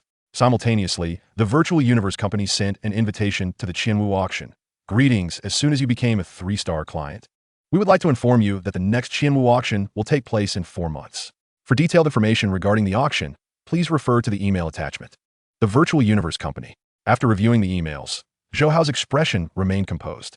Aside from signing in, he had another task to accomplish: to commission the Cosmic Galaxy Bank to sell a significant number of items using his 3-star client account. After all, participating in the auction and training in the slaughter arena requires substantial funds. The over 60 billion Black Dragon coins he had previously earned from the Qilong Star Treasure Shop had been halved in purchasing a planet, and he had also distributed sums to Hong, Luo Feng, and Thunder God, leaving him with insufficient funds for the auction. Many powerful beings visited the administrative star for business, yet most opted for the self-service business processing channel, ensuring a swift experience. Zhou Hao approached one of the rooms. Please enter your account number. 372188329110. Zhou Hao promptly recited his bank account number. Swish! The ordinary room transformed into a luxurious one. Although a 3-star client does not hold the same prestige as a 5-star client, the services provided are exceptionally attentive. Those who qualify as 3-star clients are typically at the level of Realm Masters. Esteemed client, greetings. I am the intelligent machine 012-7881 at your service, spoke the intelligent robot that appeared within the room. Zhou Hao quickly replied, I need to process some items. Esteemed client, our Cosmic Galaxy Bank offers a dedicated service for item consignments. Please input the information of the items you wish to consign. Zhou Hao directly entered a plethora of items, such as mechanical ray spaceships, 4th-tier mid-grade psychic weapons, and 5th-tier energy weapons, among others. Notably, he possessed numerous mechanical race spaceships acquired during his sign-ins at Bermuda, but most were of C and D grades, with only 1 E grade. Except for retaining a single mechanical race immortal spaceship for himself, he planned to sell the rest. After entering the information, the intelligent machine inquired, do you have the items you wish to consign with you? In the virtual universe's Cosmic Galaxy Bank, there is no such procedure for consignments. However, in reality, some clients prefer to handle matters in person for peace of mind. Yes, the intelligent machine continued. Please hold for a moment. 1 minute later, a metallic box extended from the wall of the room, and the intelligent service robot stated, Esteemed client, please sign the contract inside the metallic box and place the items you wish to consign into the space box. The specific process is as follows. Place your spatial items into the space box and then penetrate your consciousness inside to retrieve the items. Zhou Hao promptly followed the procedure. A total of 57 items were involved, and he estimated their total value to be around 1,500 mixed yuan units. The primary reason for this valuation is that D-grade mechanical ray spaceships are far less expensive than E-grade ones. Had he possessed an E-grade mechanical race immortal spaceship, selling just one could yield over 1,000 mixed yuan units. Dear esteemed client, the Cosmic Galaxy Bank offers acquisition services. May I inquire whether you wish to commission an auction or opt for a purchase acquisition? In the first scenario, we shall promptly auction your items through various cosmic domains, for which we charge a commission fee of 1,000th. In the latter case, the Cosmic Galaxy Bank will appraise the items you wish to entrust to us. The intelligent robot responded. How long would the auction process take? Zhou Hao inquired. The Qinwu auction will occur in 4 months. And the Gulong Kingdom auction is also 4 months away. If the auction takes too long, I shall have no choice but to select the acquisition service. The intelligent robot replied, Esteemed client, the auction process is swift. It will not exceed 1 month at most. I choose to proceed with the auction. The efficiency of the Cosmic Galaxy Bank is remarkable. Just as Zhou Hao returned to Blandstar from his administrative duties, his bank account received the proceeds from the auction of 57 items. The total amounted to 18 trillion cosmic coins, equivalent to 18 mixed yuan units. This exceeded his estimations, which was not surprising given the volatility of auction prices, while acquisition typically adheres to standard pricing. The 18 mixed yuan units should suffice, as I cannot afford extravagant items at this moment. He mused, promptly transferring 8 mixed yuan units to the bank account of his avatar, while retaining 10 mixed yuan units for himself. Subsequently, he sent 10 billion Qianwu coins to Hong, Thunder God, and Luo Feng respectively. Upon his return to Earth, Hong, Thunder God, and Luo Feng came knocking at his door. What the hell, brothers, what have you done? Where did you acquire such a fortune? Thunder God exclaimed, his eyes wide. Hong and Luo Feng fixed their gaze on Zhou Hao. The sum of 10 billion Qianwu coins is indeed a significant fortune. The account left to Luo Feng by the master of Yuma Star, Hu Yanbo, bore this very figure. In a slaughter arena, with Hong's current first-level stellar strength, he needed to pay 2 million Black Dragon coins per day, which equates to 1 for 100 Qianwu coins, and 10 billion Qianwu coins would allow him to remain in the arena for an extended period. They had been devising ways to earn money, yet suddenly, Zhou Hao transferred such a substantial amount to them. Zhou Hao shrugged. Don't look at me. I am completely drained. Upon hearing this, the three of them were struck with realization. Thunder God, speechless, remarked, Bro, we have enough funds for now. You need not sell anymore. Some items, once sold, are hard to repurchase. Hong and Luo Feng nodded in agreement. Babata chimed in Luo Feng's mind. Luo Feng, do not imitate Zhou Hao. Luo Feng rolled his eyes internally, thinking, even if I wished to imitate him, I couldn't. Zhou Hao waved his hand dismissively. Rest assured, I am not foolish. Items I cannot utilize are merely a waste to retain. It is better to sell them, while keeping what is suitable for me. The three of them finally felt relieved. Thunder God then exclaimed, Bro, just how much did you sell for transfer 10 billion to each of us? Hong and Luo Feng looked at Zhou Hao again. This is a bit excessive. Zhou Hao admitted, I barely meet the threshold for a 3-star client at the Cosmic Galaxy Bank. Chapter 078, The Final Showdown in the Slaughter Arena. Thunder God rubbed his bald head and muttered, What are the requirements to reach the 3-star client threshold at the Cosmic Galaxy Bank? Hong shook his head. I am unsure. Let me check. He then entered the virtual universe to search.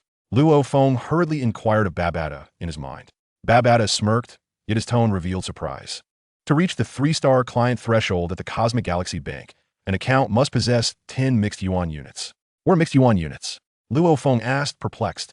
They are a unit for substantial transactions among the immortal, Babata replied. At that moment, Hong's eyes widened in astonishment. Good heavens! What on earth did you sell to amass such wealth? Thunder God urgently asked. Quickly tell us the requirements. The minimum threshold for a 3-star client at the Cosmic Galaxy Bank requires 10 mixed yuan units, which converts to 10 trillion cosmic coins. And 1 cosmic coin could be exchanged for over 3,000 Qianwu coins, Hong stated gravely. Thunder God was initially taken aback. Then his eyes widened in disbelief. Wait, does this mean you sold for 30 trillion Qianwu coins?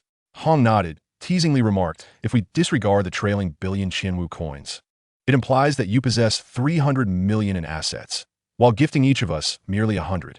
Zhou Hao burst into laughter at this revelation. Thunder God's eyes turned red. What the hell, bro? You're being too stingy. Hurry, let us drink. No, I want to drink the finest liquor on Black Dragon Mountain in the virtual universe. Now you don't consider my generosity excessive? Zhou Hao teased. Hey, dear third brother. If you could spare me another 100, I wouldn't complain, Thunder God said, plopping down beside Zhou Hao and slinging an arm around his shoulder. Zhou Hao feigned disgust. Get off. Let us discuss this when I've spent it all. Hong and Luo Feng laughed heartily. At last, they could enjoy their time in the slaughter arena. Hong's expression relaxed. By the way, have you ventured into the final battle space of the slaughter arena? I have been refining my secret techniques these past few days, and I feel ready to challenge the final battle space. Thunder God shook his head. I have yet to visit the final battle space. Luo Feng also shook his head. Neither have I. Upon discovering that the slaughter arena could set various tiers of opponents, they have been frantically honing their secret techniques and agility, lacking the time to explore the final battle space. Hong, Thunder God, and Luo Feng turned their gazes toward Zhou Hao in unison. Zhou Hao shrugged. Don't look at me. I haven't gone either. Hong chuckled. Perfect. Let us four brothers enter the final battle space together and see who can secure the highest rating first. I'll wager 10,000 Qianwu coins on myself. Thunder God declared boldly. All right, a wager adds some excitement. I'll bet 20,000 Qianwu coins. Hong nodded in agreement. I'll wager 100,000 Qianwu coins. Luo Feng added with a smile. Zhou Hao casually stated, I'll wager 1,000,000 Qianwu coins. Wow, you're all so bold. Thunder God exclaimed in disbelief. What do you mean bold? Our third brother is the real extravagant one. Ongisted. Immediately, the four of them entered the virtual universe slaughter arena. Moments later. In the slaughter arena hall, the four sat together, lamenting as the four strongest from Earth, our first time entering the final battle space. Yet no one is responding to our requests for opponents. Luo Feng shook his head.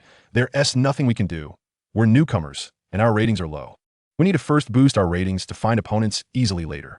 At present, their strengths were as follows. Hong was a first-level stellar warrior. Thunder God was a second-level stellar warrior. Luo Feng's human avatar was a sixth-level planetary warrior and a ninth-level mental master. His true form, the Golden Horn Beast, was a third-level stellar being. Zhou Hao was a ninth-level stellar warrior and a ninth-level mental master. Hong nodded. Fourth brother makes a good point. Let us begin by facing opponents rated at 1 star. All right, by the way, what are your names? Thunder God asked, then continued, I am called the Martial God. Luo Feng and Zhou Hao chimed in, that's quite shameless. Hong chuckled, I shall go by the name of Assassin, reclaiming my profession. What about you, Luo Feng? Me? Madman, Luo Feng replied, embodying the essence of reckless adventure, his insatiable thirst for blood amplified after seizing the Golden Horn Beast. And you, third brother? Thunder God inquired. Zhou Hao pondered for a moment before stating, I shall be called Invincible. Come on. Luo Feng, Thunder God, and Hong all fell silent. Third brother. Your name is even more shameless than Thunder Goddess. Thunder God laughed heartily. It's not shameless. It's just hated. If you battle a few times with that name, many will likely seek to challenge you. Zhou Hao shrugged. There are those who call themselves the universe's number one. Is it too much for me to choose a name like Invincible? Not all. Luo Feng and the others chuckled. With that, the four immediately began requesting battles against 1-star and 2-star opponents in the slaughter arena. In the boundless expanse of the prairie, a black metallic arena stretches 10 kilometers in length and width. A youth clad in crimson battle armor stands upon the arena. Gazing at a dark-haired young man across from him, he remarks with a hint of disbelief, Hey, you're even more ostentatious than I am. I deem my title of the greatest master to be rather audacious. Yet you've chosen Invincible. Impressive, I must say. Zhou Hao, with an air of indifference, responds, Let us dispense with the pleasantries and commence. The youth in red armor scoffs, Since I'm granting you the courtesy of my attention, you should be grateful. As a newcomer, today I shall demonstrate the harsh realities of the universe to you. With a swift motion, he lunges towards Zhou Hao. However, Zhou Hao remains motionless, merely waving his hand. The Dun Tian Su transforms into a streak of golden light that swiftly sweeps forward. The crimson-armored youth does not even have time to react before his head is pierced clean through. Zhou Hao wins the first match, given his current prowess. Even when merely employing the domain of fire, wielding the Dun Tian Su, he finds it exceedingly challenging to encounter an opponent in the entire battlefield of slaughter, unless faced with a genius who has grasped a fragment of the fundamental laws, which might compel him to utilize a sliver of fire law. Yet in this arena, there are virtually no adversaries capable of forcing him to employ the law of time. Thus, he chose the title Invincible. Moreover, in the human universe, those who exhibit higher flamboyance tend to attract more attention, leading to greater resources. As for the suppression of geniuses by the upper echelons, such a notion is utterly non-existent. In the fiery arena, the golden light unleashed by the Dun Tian Su wreaks havoc, rendering the opponent's telekinetic weapon utterly ineffective. In no time, the golden brilliance pierces through the youth's skull. Match after match, Zhou Hao dominates effortlessly, each battle lasting no more than 10 seconds. Not a single opponent has managed to compel him to even shift the form of his telekinetic weapon. In a mere half hour, he achieves an astonishing 200 consecutive victories, with his evaluation soaring dramatically. His unblemished record and ostentatious title immediately attract the attention of numerous highly rated challengers. In a snowy arena, a flurry of snowflakes falls upon the central platform. Zhou Hao faces a woman, the first star-level 9th-tier psychic he has encountered, rated with 8 stars. I've observed your battles. You are formidable. However, in facing me, I advise you to unleash your true strength, or else, before she can finish her warning, a streak of golden light darts towards her. The moment her words escape her lips, she hastily attempts to defend with her telekinetic weapon, but with a clang, it is effortlessly swept aside by the golden light. Quick to respond, she raises a shield to protect herself. With a resounding crash, the golden light collides with her, sending her and her shield hurtling towards the edge of the arena. Zhou Hao's expression remains unchanged. Indeed, you possess some skill, but that is merely the extent of it. With a flick of his fingers, the Dun Tian Su morphs into a dragon form, spinning violently as a powerful, tearing golden light sweeps across once more. Boom! The star-level 9th-tier psychic, along with her shield, is blasted from the arena, spitting a mouthful of blood as her figure gradually fades from sight. 3 hours later, Zhou Hao, along with Hong Lei and Luo Feng, sit in the hall adorned with a blood-red backdrop. After 3 continuous hours of fierce combat in the battlefield, each of them feels a degree of fatigue. Yet, Zhou Hao remains unfazed. He has not even begun to exert his full strength. Even when confronting opponents rated with 9 stars, he merely employed a slight manifestation of the fire domain, easily overpowering them. After all, his comprehension of the laws is exceedingly advanced. The deeper he delves into the fundamental laws, the more his consciousness is enhanced, allowing for more exquisite control over his telekinetic weapon. Coupled with his nearly perfect mastery of the Dun Tian Su, he finds no challengers among those he encounters. However, he does not perceive this as a cause for celebration. The absence of worthy opponents implies he cannot uncover his own weaknesses. He yearns for progress, but that can only occur in the battlefield where he can face adversaries of comparable comprehension. Yet such growth is inherently limited. As the Thunder God sips his drink, he exclaims, "What a thrill! There is nothing quite like battling against other experts in the battlefield. While I can fight against said opponents in the slaughter arena, it lacks that intense pressure." Hong nods in agreement. Indeed, engaging with other experts compels one to give their utmost, striving to match the prowess of a battle god. In contrast, battling against said opponents creates a psychological barrier. One inherently believes victory is unattainable, as those opponents are undeniably superior. Thus, the approach becomes one of learning rather than competing. This distinction marks the difference between the battlefield and the private space of the slaughter arena. Luo Feng steps forward. "Brother, I haven't even had my fill of combat, and you call me out already." The Thunder God chuckles. After prolonged combat, one must take a breather. "How many stars do you have?" "Only 3 stars, Luo Feng replies helplessly. "I've only faced planetary-level 9th-tier psychics. I occasionally encounter star-level opponents, but no experts challenge me, so my rating remains stagnant." "What about you two? How many stars do you have?" 6 stars. 7 stars. The Thunder God and Hong respond in turn. Zhou Hao interjects. "I have 9 stars. The Thunder God nearly spits out his drink. "Third brother, how did you climb so swiftly?" Zhou Hao shrugs. "Initially, I was the one issuing challenges, but soon others began to challenge me. Perhaps my title is too ostentatious." "Undoubtedly." The Thunder God responds, exasperated. "Had I known, I would have chosen a more flamboyant title." Hong rolls his eyes. "You're the only one who thinks that way.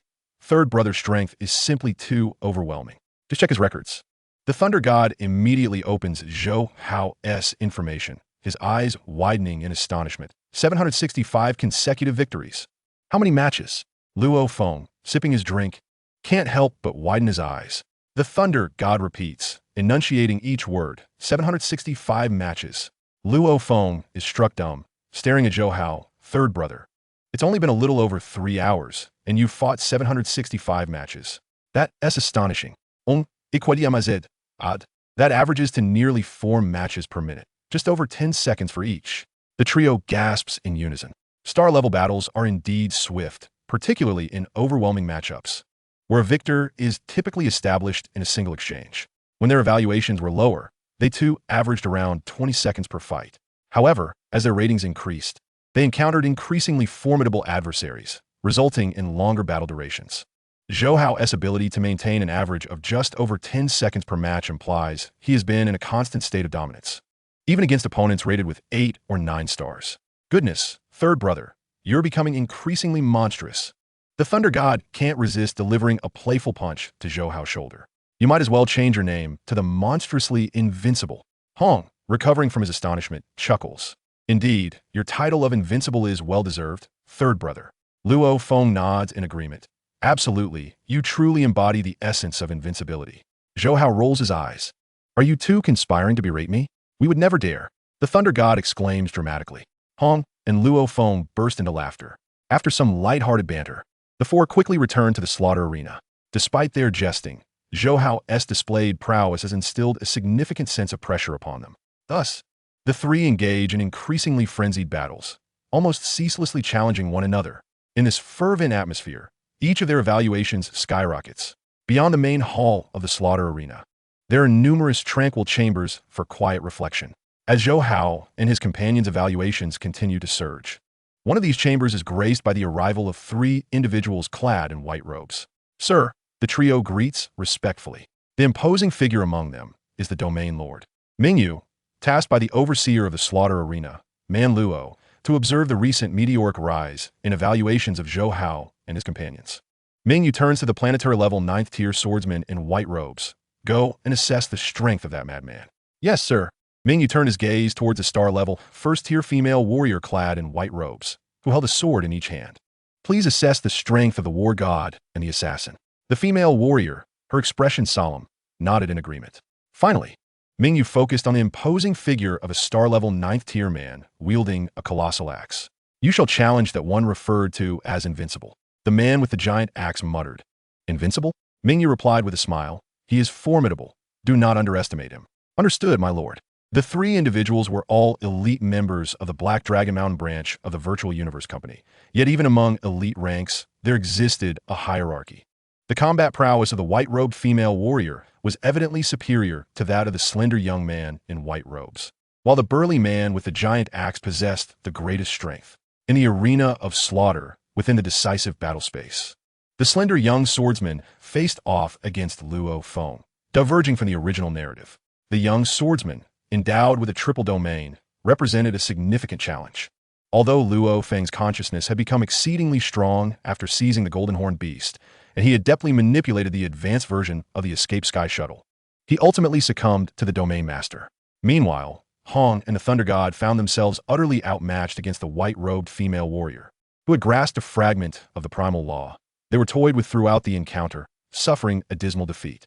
The Thunder God felt frustrated, while Hong furrowed his brow in contemplation of the battle. On the black arena, amidst an endless, lush forest, a gentle drizzle fell.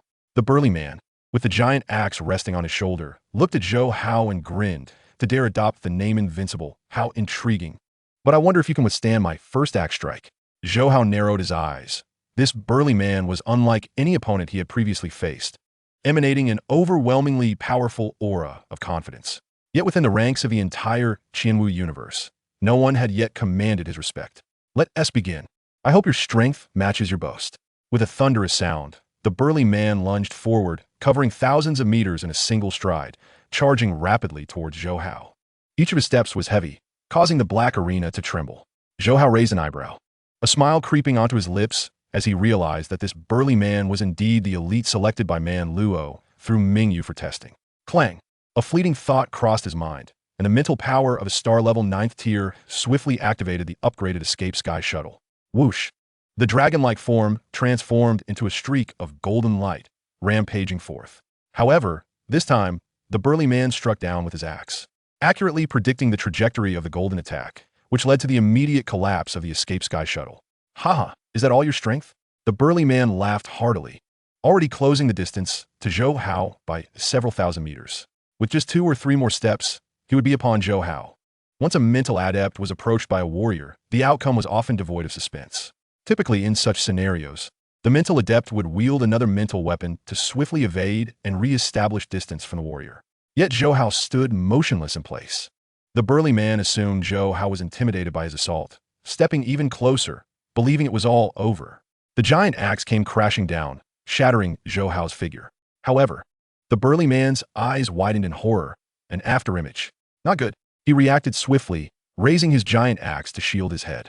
Clang! A streak of fiery golden light surged towards him with lightning speed.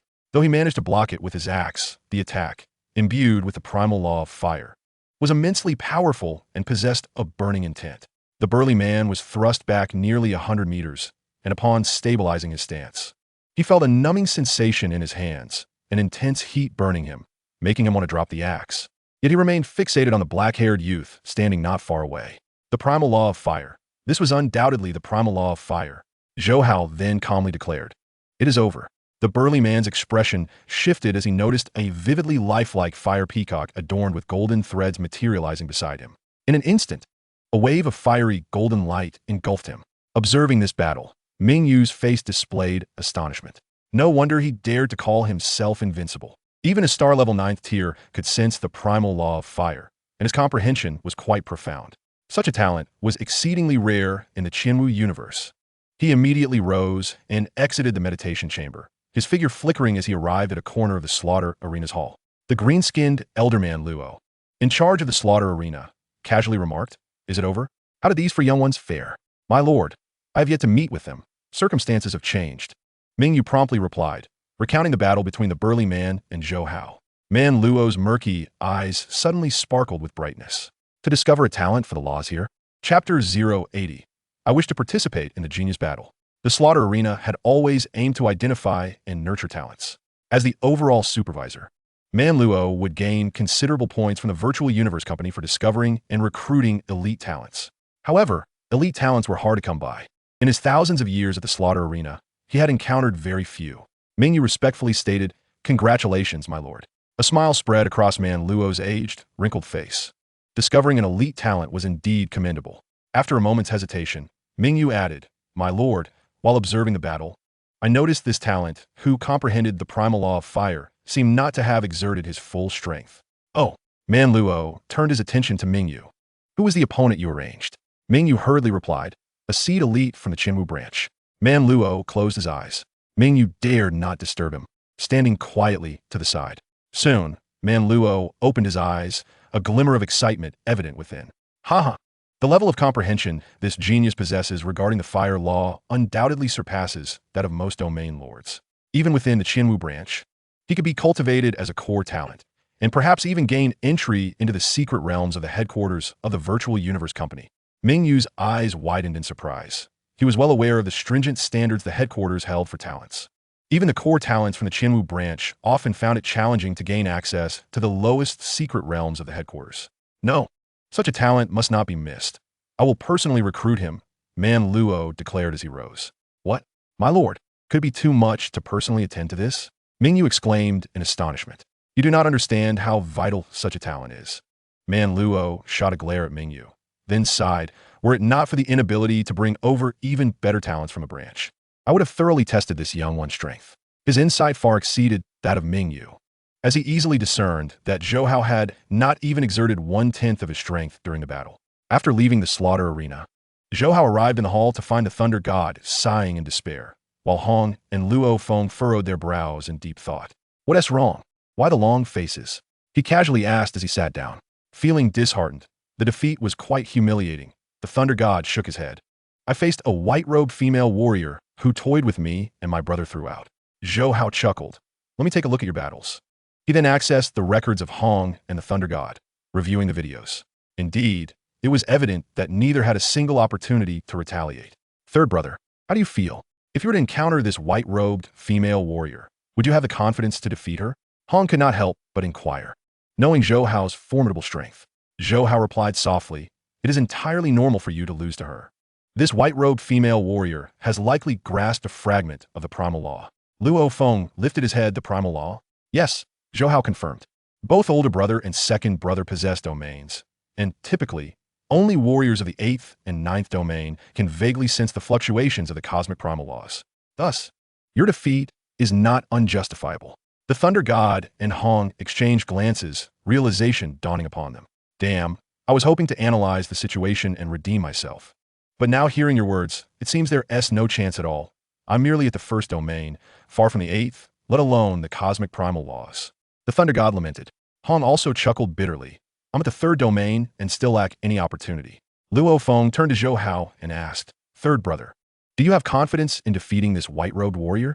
I faced an opponent who, like this white-robed female warrior, comprehended the primal law. He could not withstand my second strike. Zhou Hao responded, his words enigmatic.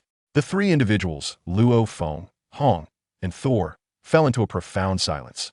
Thor was the first to regain his composure, remarking, You, Sanzi, have come solely to undermine our spirits. Just as Zhou Hao was about to speak, a staff member from the slaughter arena approached them. Gentlemen, one of the masters of the Tranquility Chamber has extended an invitation to you, the staff member announced. Except for Zhou Hao, the others displayed expressions of confusion. For those who could rest in the Tranquility Chamber were typically at least cosmic-level powerhouses, leaving them puzzled about the invitation's intent.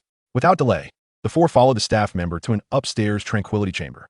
Upon entering, they were met with the sight of the chamber's master, eliciting expressions of astonishment from all. Hong and Thor were particularly taken aback, as they had witnessed this elderly man Luo, instructing several cosmic-level 2-star mercenaries who were unable to hold their heads high in his presence. Zhou Hao was equally surprised to find that it was indeed Man Luo personally welcoming them. Allow me to introduce myself. My name is Man Luo, the overall supervisor of this slaughter arena, and I'm also affiliated with the Virtual Universe Company, he said, a smile gracing his weathered face. The trio of Hong, Luo Feng, and Thor felt a jolt of surprise, the total overseer of the slaughter arena and the Virtual Universe Company, both of which held immense significance. Man Luo continued, Since your entry into the slaughter arena, I've been keeping an eye on you. The Virtual Universe Company actively seeks out prodigies across various regions. And as the head here, it is my duty to do so. You foreshow great promise. You, at the first level of stellar rank, possess 3 distinct domains, demonstrating commendable insight, qualifying you as a first-level elite. You, at the second level of stellar rank, have also cultivated a domain, placing you among the third-level elites. And you, at the 9th level of planetary rank, exhibit a formidable consciousness, also qualifying you as a third-level elite. Man Luo's gaze shifted from Hong to Thor, and finally rested on Zhou Hao, whose eyes suddenly sparked with brilliance. As for you, you're exceptionally outstanding, at the 9th level of stellar rank. Not only have you grasped the foundational laws of fire, but your comprehension runs deep, categorizing you as a seed elite. Hong, Luo Feng, and Thor turned to Zhou Hao, now realizing that he had already entered the realm of foundational laws. Babata, in a fit of excitement, exclaimed, Oh my goodness, how extraordinary! To enter the foundational laws at the 9th level of stellar rank. This is the hallmark of a super genius. Luo Feng, maintaining his humor, teased Babata. It's too late to have regrets now. Man Luo continued, The universe is vast, and prodigies abound, yet the path of a genius is fraught with challenges. Typically, a star domain produces one domain master. However, with proper guidance from strong individuals and abundant resources, a star domain could yield multiple domain masters. Likewise, for a genius to progress further, a nurturing environment is essential. The Virtual Universe Company is one of the 5 great powers in the universe, rich in resources and teeming with formidable experts, and it has an excellent system for cultivating talent. Therefore, I formally invite you to join the Virtual Universe Company. Before the 4 could respond, Babata urged telepathically, Luo Feng, this is the Virtual Universe Company, one of the 5 great powers in the universe. What are you hesitating for? Join them quickly. At that moment, Hong inquired, Sir, might I ask if joining the Virtual Universe Company entails any obligations? Man Luo smiled as he explained, Indeed, there are obligations. Should you join the internal ranks, the management is quite stringent. Given your current strength, the company will need to invest resources in your training. Hence, everything must comply with company regulations. Hong, upon hearing this, quickly asked, And what about the external ranks? Man Luo continued, The external ranks allow for greater freedom, but the resources and benefits are considerably less. He then cast a sidelong glance at Zhou Hao. With your exceptional talent, if you were to receive the company's training, your chances of breaking through to become a powerhouse will be significantly heightened. Initially, Hong intended to advocate for joining the external ranks, but upon hearing this, he found himself wavering. Zhou Hao decisively stated, Sir, could we be granted some time to consider? Man Luo chuckled, of course. He arranged for them to occupy a separate tranquility chamber. Once the staff member departed, Thor exclaimed, Sanzi, what is there to deliberate? While the internal ranks offer more favorable conditions and benefits, did you not hear that gentleman mention strict management? Why do we become warriors if not for freedom and to take control of our own destinies? The stronger one becomes, the less inclined they are to be shackled. Hong furrowed his brow. Thor, we might opt for the external ranks, but Sanzi is different. He is a seed elite, and that gentleman's demeanor towards him was distinctly different, indicating Sanzi's immense potential. The external ranks offer freedom, but everything must be earned through hard work. The growth difficulty is exponentially greater than that of joining a powerful organization for cultivation. Thor fell silent. Zhou Hao, however, smiled and reassured, all right, brothers, you need not worry about me. Since everyone prefers the external ranks for more freedom, let us proceed with that choice. Just as Hong was about to interject, Zhou Hao raised his hand, saying, Brother, I'm aware of my own decisions. It is August 28th, 2062, and there are only a little over 3 years until the commencement of the Cosmic Peak Genius Battle. He believed he could wait until the battle began to join the virtual universe as a core member. Joining the internal ranks now would merely place him in the Black Dragon Mountain branch temporarily. After undergoing management training, he would then be transferred to the Qinwu branch, a standard process for every cosmically affiliated branch seeking to recruit geniuses, much akin to the convoluted procedures of many major corporations on Earth. To gain entry into the headquarters of the virtual universe, he would need to showcase his extraordinary talents in both space and time foundational laws to attract the attention of significant figures, thereby bypassing the usual process. Even if he managed to be accepted into the headquarters, it would still take 3 years to arrive at the virtual universe company headquarters continent, assuming the fastest scenario. Upon reaching the headquarters continent, what awaited him was the daunting task of entering the initial universe. The initial universe was not simply a place one could enter at will. Furthermore, considering the impending Cosmic Peak Genius Battle, it was likely that the headquarters would require him to wait until the conclusion of the battle before entering alongside other prodigies. Thus, rather than joining the virtual universe company prematurely, it would be wiser to patiently await the Cosmic Peak Genius Battle, an event he was determined not to miss. Moments later, within the tranquility chamber where Man Luo resided, he frowned upon hearing the final choice of Zhou Hao and the others. He understood that geniuses were often prideful and reluctant to accept any form of constraint. This was a truth he was well aware of. Historically, a significant majority of the prodigies he had recruited had chosen the external ranks. Yet this time, he was reluctant to let slip the opportunity presented by talent like Zhou Hao, a prodigy of foundational laws. Although joining the external ranks still meant affiliation with a virtual universe company, it paled in comparison to the benefits of being an internal member. He gazed at Zhou Hao, unable to resist urging, with your talent, becoming an internal member is undoubtedly the wisest choice. Zhou Hao promptly articulated his reasoning. Sir, I wish to participate in the Genius Battle. The Cosmic Peak Genius Battle, Zhou Hao reiterated emphatically. In the tranquility chamber, all, including Man Luo, were momentarily taken aback. Thor and Luo Feng were entirely unaware of what the Cosmic Peak Genius Battle entailed.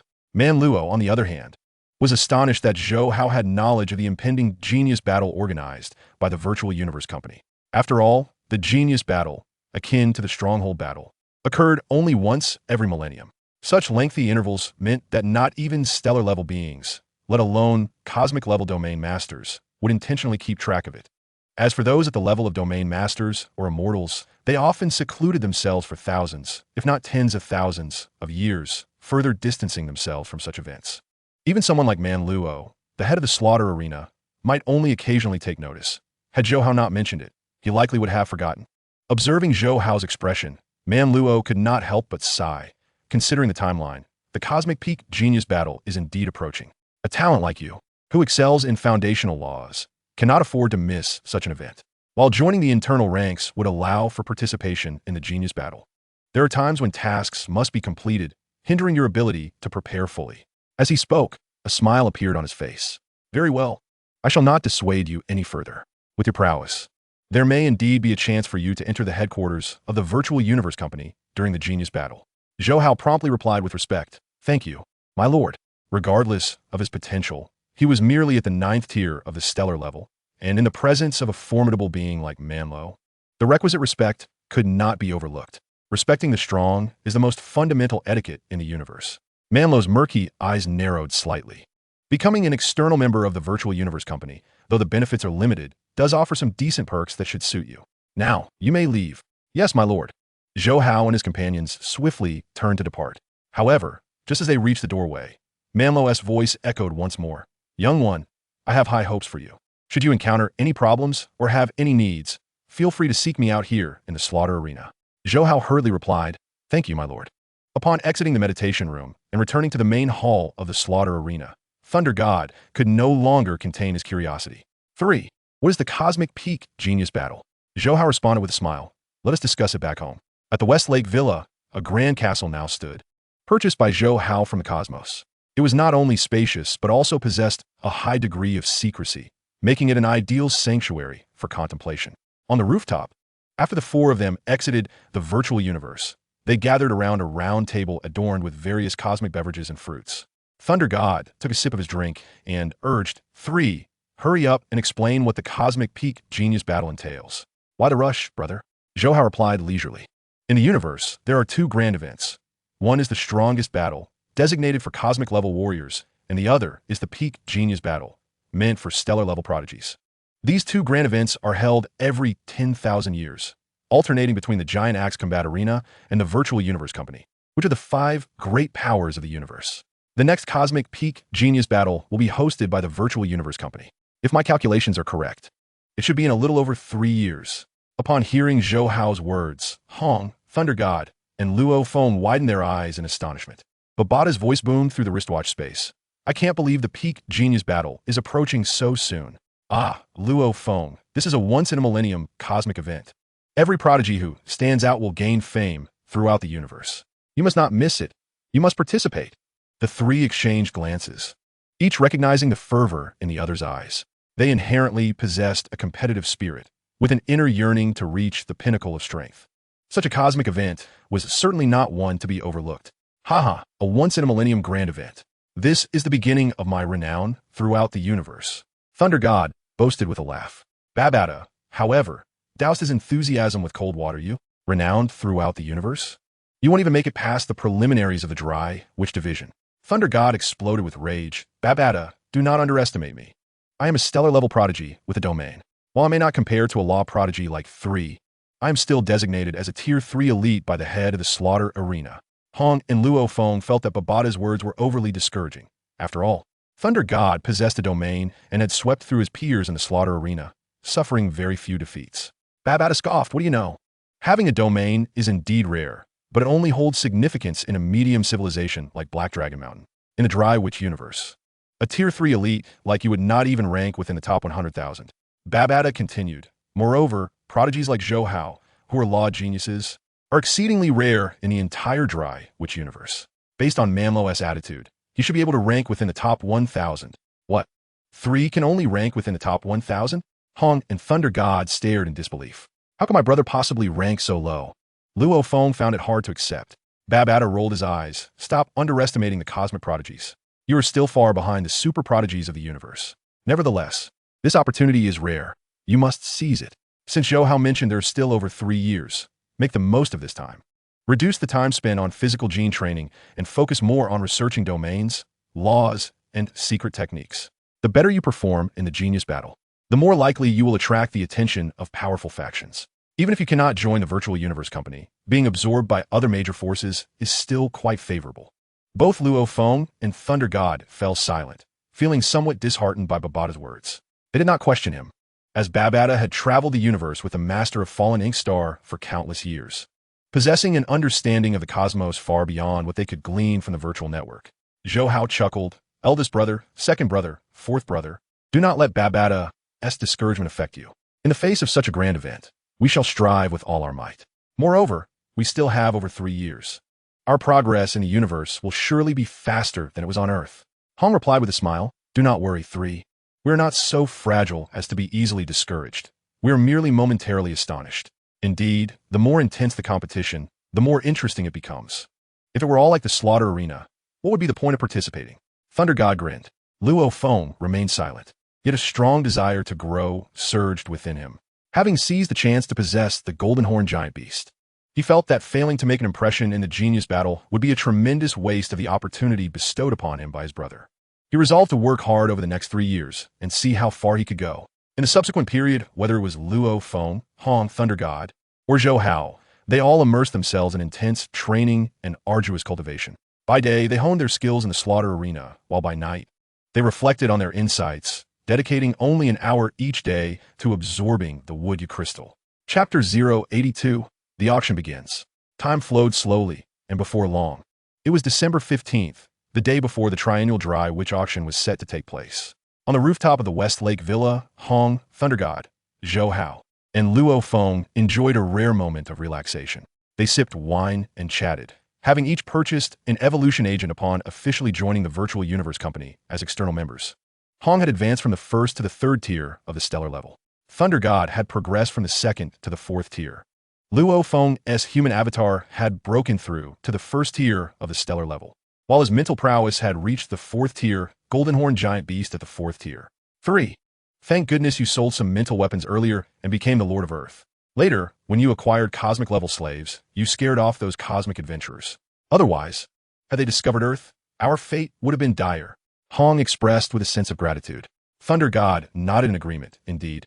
A single cosmic adventurer ship is not a concern, but if they are followed by a fleet, those cosmic slave capture teams would swarm to any newly discovered unclaimed life planets.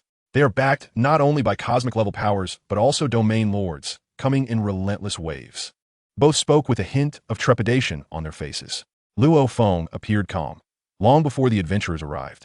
He had already obtained the first account left by the master of Fallen Ink Star, Hu Yinbo. Even if Zhou Hao hadn't purchased Earth, he would have acquired it to become its lord. However, scaring them away as easily as before would be challenging. Without the deterrence of cosmic-level slaves, that adventure ship would certainly not leave easily. At that point, he would have to rely on the laws of the Black Dragon Mountain Empire to intimidate them. Zhou Hao tilted his head back and downed a glass of wine, considering the trivial matters at hand. Recently, Ruo and Blim had extended invitations, and he inquired of his elder brother, second brother, and fourth brother about their thoughts on it. Frequenting the slaughterhouse, they had naturally made numerous acquaintances, among whom Ruo and Blim held a more amicable rapport. Ever since they began participating in the apprenticeship mercenary assessments, they had often sent emails to Hong and the others, inviting them to join. Hong hesitated, stating, to be honest, I have long desired to partake in the apprenticeship mercenary assessments. Only by navigating through life and death can one expedite personal growth. However, during my time in the slaughterhouse, I feel my physical evolution has stagnated. He sighed deeply, yet the genius battle is of greater significance. Missing this opportunity would indeed be a lifelong regret. Laishan spoke solemnly. Participation in the apprenticeship cosmic mercenary assessment is imperative, but there is no necessity to do so at this moment. At that moment, Babada's voice interjected. That is a grave misjudgment. Both Hong and Laishan turned their gazes towards Luo Feng, who shrugged helplessly. The genius battle is indeed significant, Babada continued earnestly, but the life and death adventures will more profoundly ignite your understanding and mastery of combat and realms. In the face of grave peril lies great opportunity. The emotions that surge in those fleeting moments of life and death make it far easier to grasp the cosmic laws. Thus, I strongly advocate for your participation in the apprenticeship cosmic mercenary assessment. Babada's tone was serious. Had it not been for the impending genius battle, he would not have concerned himself with Hong and Laishan's choices. After all, Luo Feng had seized the golden-horned beast's essence, and his physical growth required mere consumption. There were no restrictions on his human avatar. However, the situation was different now. The genius battle was approaching, and relying solely on arduous training and the meager virtual combat of the slaughterhouse was far from sufficient. Only by confronting life and death could one progress more swiftly. If profound insights and mastery could be attained merely through diligent study of secret techniques, then countless cosmic powerhouses would not venture into danger, but would remain comfortably at home, free from the worry of demise. Babada's words were also meant for Luo Feng's benefit. Laishan interjected, Babada, won't participating in the assessment hinder our training? Babada retorted impatiently. When you are participating in the assessment, do you think you cannot access the virtual universe? Do you think you cannot study secret techniques? In response, Zhou Hao quickly suggested, we can bring along several stellar-level guards. We can venture during the day and rest at night to train, thus managing both endeavors effectively. Hong and Laishan nodded in agreement. In truth, after spending several months in the slaughterhouse, they had indeed reached a certain bottleneck. Had they not been aware of the impending genius battle, they would have already participated in the apprenticeship cosmic mercenary assessment. Zhou Hao added, we can undertake the apprenticeship assessment whenever we wish. However, I must inform you of an upcoming event. The auction held by the Qianwu Cosmic Nation is scheduled for tomorrow. As a 3-star client, I am eligible to attend.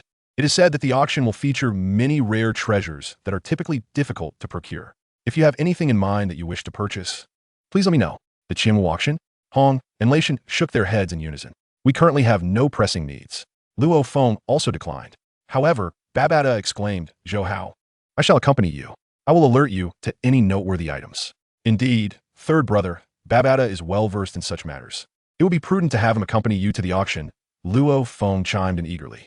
Zhou Hao did not refuse, for he was unfamiliar with many of the rare treasures at the auction, only recognizing items like the Yin Shun weapons and the demon killer skins, as well as the Lan Ku fruit, among a few others. Moreover, the Yin Shin weapons and the demon killer skins were slated to appear in the next auction.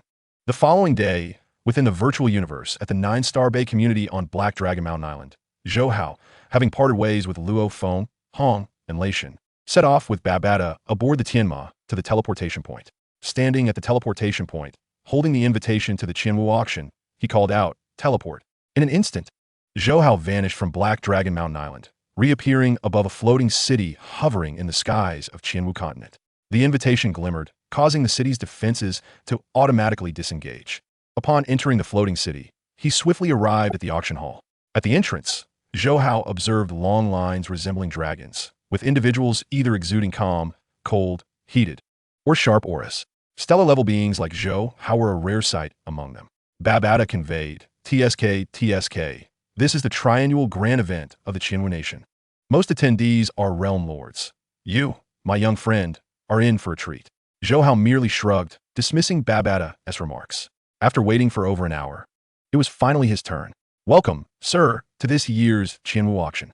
Here is your seat number. The attendant greeted him with a smile, handing him a token. Zhou Hao accepted the token, which displayed the number, HNE 76355. As he entered the auction hall, even with prior preparation, the vastness of the hall left him astounded. Babata remarked, You're impressed, aren't you? This is still a relatively modest auction. Should it be a higher tier event, only immortal powerhouses attend, and the hall would be even more extravagant. While listening to Babata's boasting, Zhou Hao made his way to his designated seat. The seat was 6 meters wide and 10 meters high, making him appear diminutive in comparison. Around him, realm lords towered at 6 to 7 meters, some even exceeding 10 meters, resembling giants, though they all consciously restrained their auras. Approximately 3 hours later, the hall was nearly filled to capacity. At the center, an elderly man with a black turtle shell slowly ascended from a platform below, and simultaneously, a 3-dimensional illusion of the man, nearly 1,000 meters tall, appeared above the auction hall. Thank you all for attending this auction. Many of you may know me as Barto. Once again, I shall host this event. Without further ado, let's commence with a round of warm-up. The turtle shell elder, Barto, gestured to the side, where a large screen materialized, displaying a planet that soon zoomed out to reveal the vastness of space surrounding it. A murmur of excitement rippled through the auction hall. Zhou Hao was taken aback. Such an important warm-up featured merely a single planet? Even a top-tier life planet like Earth would only fetch around 30 trillion Black Dragon coins. And those seated here were at least 3-star clients of the Cosmic Star Riverbank, with assets amounting to no less than 100 trillion cosmic coins.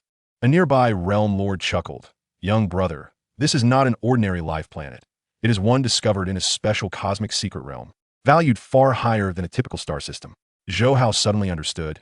It was indeed a life planet from a cosmic secret realm, explaining its placement in the warm-up auction. Babata laughed heartily. You're realizing the vastness of a universe, aren't you? It is replete with wonders, and anything featured in the warm-up auction is certainly not commonplace. At that moment, the turtle shell elder spoke. This planet is a life planet birthed from a developed cosmic secret realm, just recently discovered. It currently lacks a name, but rest assured, this cosmic secret realm is exceptionally safe and located within our human universe. It can undoubtedly serve as a core planet for family cultivation. The starting bid is set at 500 mixed yuan units. Such life planets are typically enveloped by the cosmic source, providing immense benefits for both cultivation and living conditions. Particularly for infants born there, they would undoubtedly be influenced by the cosmic source, resulting in great potential for future growth. In the human universe, planets like Manka and Augustus are of this nature. However, as this planet has just been discovered, its specific potential remains uncertain. The bidding numbers on the large screen soared rapidly.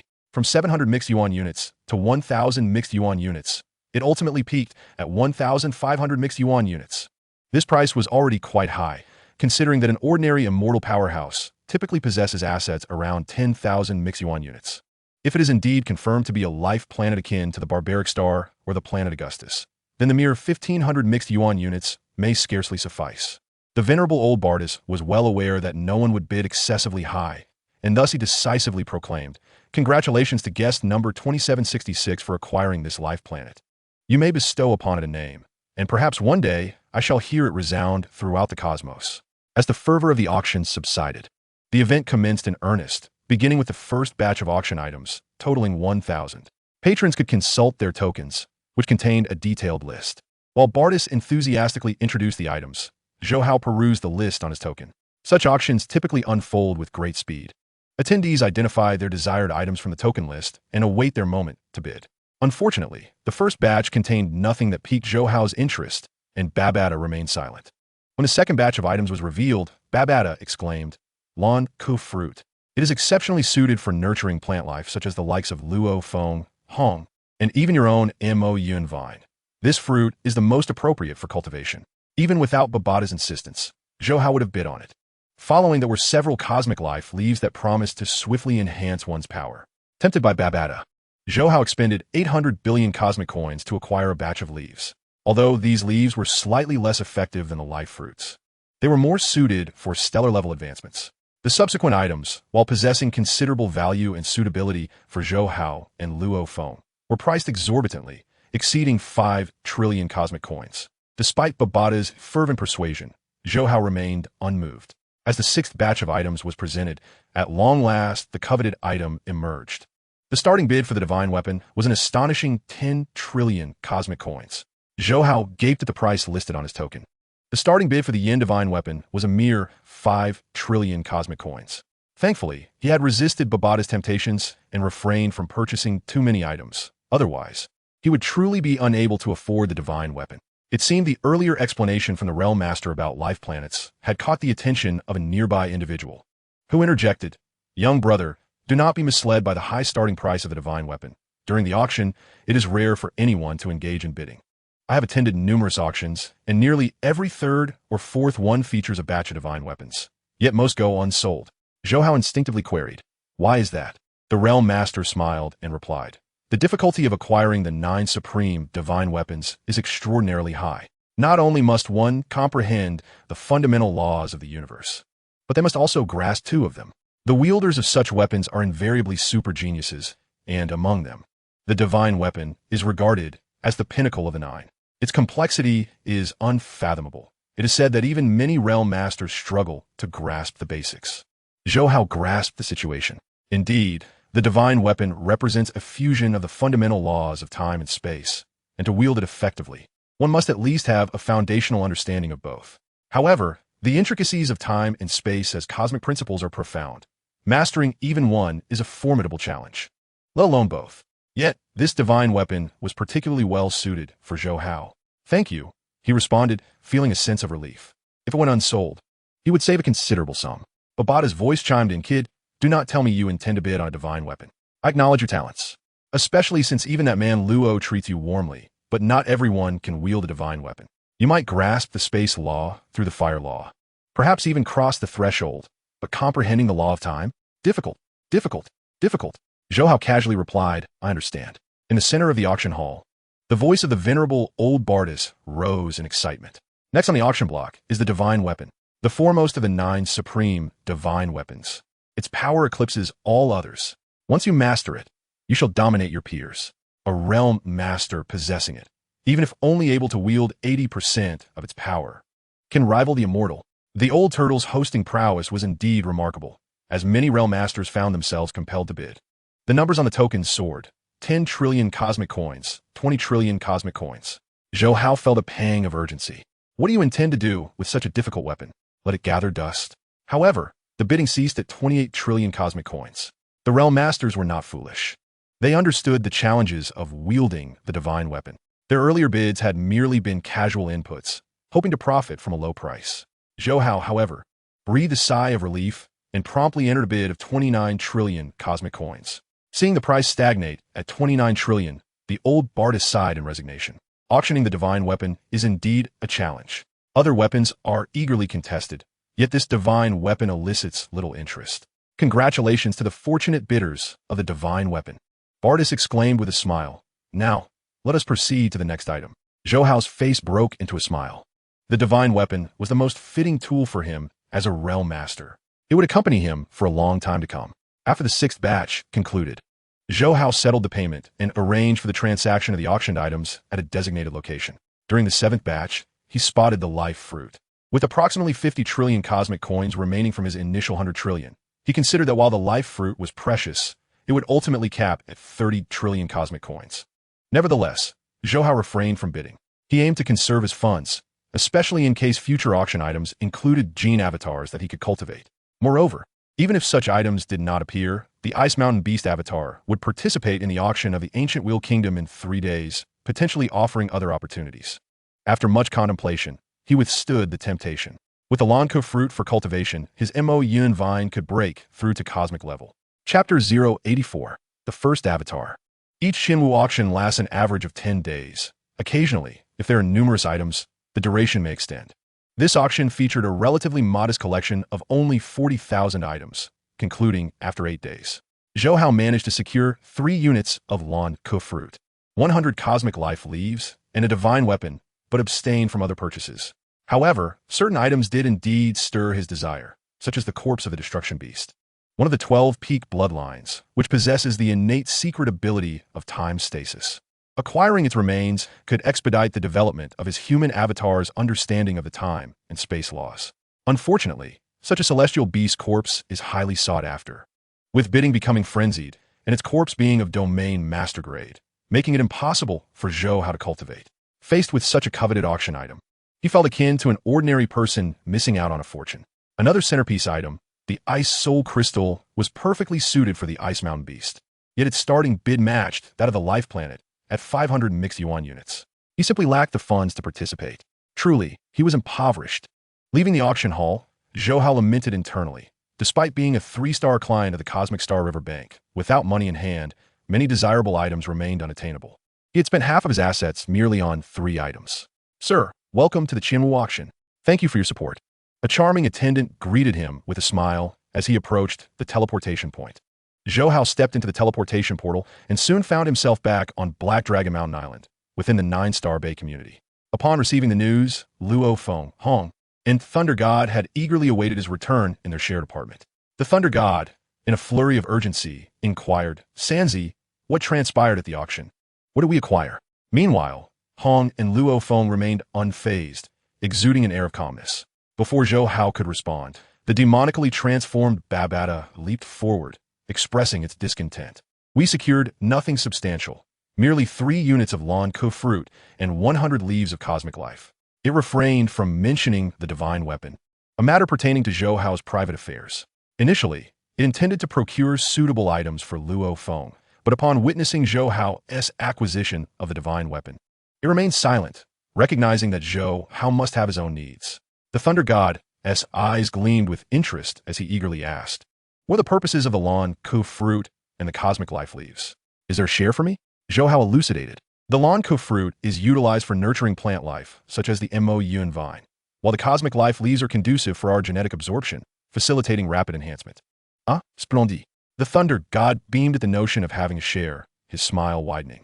Hong and Luo Feng exchanged knowing glances, aware that the 3 units of Lanko fruit undoubtedly included portions for both of them. The primary issue lies in our finances. The items at the auction were exorbitantly priced, often in the trillions of cosmic coins. My modest assets can only afford a limited selection, Zhou Hao lamented. Fear not. We are merely at the stellar level. The resources available to us are inherently scarce. This tier of auction serves primarily to broaden our horizons. Do share with us the cosmic marvels presented at the auction. Hong chuckled. Luo Feng and the Thunder God leaned in, eager to listen. Babata, munching on an apple, observed the trio's astonishment and exclamations with a hint of disdain, noting their lack of experience. At that moment, the auction in the ancient had reached its climax, 3 days delayed from the Qinwu auction. Zhou Hao, disguised as the Ice Mountain Beast avatar, surveyed the items listed on the token with a heavy heart. With a total of 80 trillion cosmic coins at his disposal, Including an additional 50 trillion from his human avatar, he possessed a sum of 130 trillion cosmic coins, an amount not insignificant.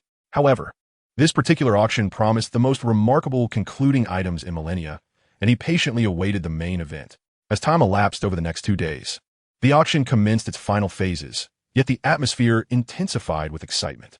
The first of the 100 concluding items was revealed, a single drop of life essence from the Keela's ancient tree. This tree is among the universe's most extraordinary plant life, with each golden leaf fetching thousands of mixed yuan units, and the life essence, being its true essence, was even more precious. Its benefits included the potential for profound transformation of one's soul essence, for a lord nearing their end. Acquiring a drop of this essence significantly increased the likelihood of soul metamorphosis and extended longevity. This was merely the tip of the iceberg, as it possessed numerous other applications. Many lords, unaware of its true value, were astonished as the starting bid of 2,000 mixed yuan units skyrocketed, ultimately halting at 12,000 mixed yuan units. This revelation left those ignorant of its worth in sheer disbelief, for over 10,000 mixed yuan units could rival the wealth of some affluent immortals. The second concluding item, less common, was a peculiar cosmic treasure. As its presence had not been disclosed on the token list, many immortals remained oblivious to its identity. Zhou Hao, too, was in the dark, but witnessing the frenzy among bidders, he discerned its extraordinary value. The third concluding item was unveiled, an even rarer find that one would scarcely encounter at major cosmic auctions, a fragment of a Qian Yuan ancestor tree seedling. Yes, you heard correctly. This was a seedling from the uniquely special life form, the Qian Yuan ancestor tree. As the auctioneer's voice echoed, the hall erupted with fervor. Even those unfamiliar with the Qian Yuan ancestor tree understood the immense worth of a life form from a special cosmic lineage. The universe, vast and wondrous, nurtures countless forms of life. Humanity is merely one among many. Special life forms are among the earliest to emerge in the cosmos, endowed with enviable gifts. And the Qian Yuan ancestor tree represents the pinnacle of plant life. The value of its seedling was self-evident. The auctioneer, with palpable excitement, noted, however, due to the formidable nature of the Qian Yuan ancestor tree lineage, acquiring a fully viable seedling is arduous. Thus, this fragment is lifeless and cannot be sustained or nurtured. Upon hearing this, Zhou Hao's Ice Mountain Beast avatar's eyes sparkled with realization. Indeed, diligence bears fruit. I have finally encountered a viable avatar for nurturing. Meanwhile, other lords expressed their disappointment, recognizing that a lifeless Qian Yuan ancestor tree seedling possessed only collection value. Yet they were not surprised. If it were capable of sustenance and cultivation, it would not be showcased at such an auction. After all, the rarer the life form, such as the energy life demonic killers and the Keela's ancient tree, the more challenging it was to procure a complete specimen. The starting bid for the Qian Yuan ancestor tree seedling was set at 500 billion cosmic coins. As the auctioneer concluded, the central screen displayed rapidly ascending bid amounts: 500 billion, 1700 billion, 3500 billion.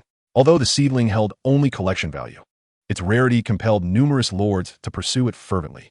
5100 billion, 6300 billion. The figures escalated. Zhou Hao, tense with anticipation, internally pleaded, "Please, stop increasing. Do not rise further."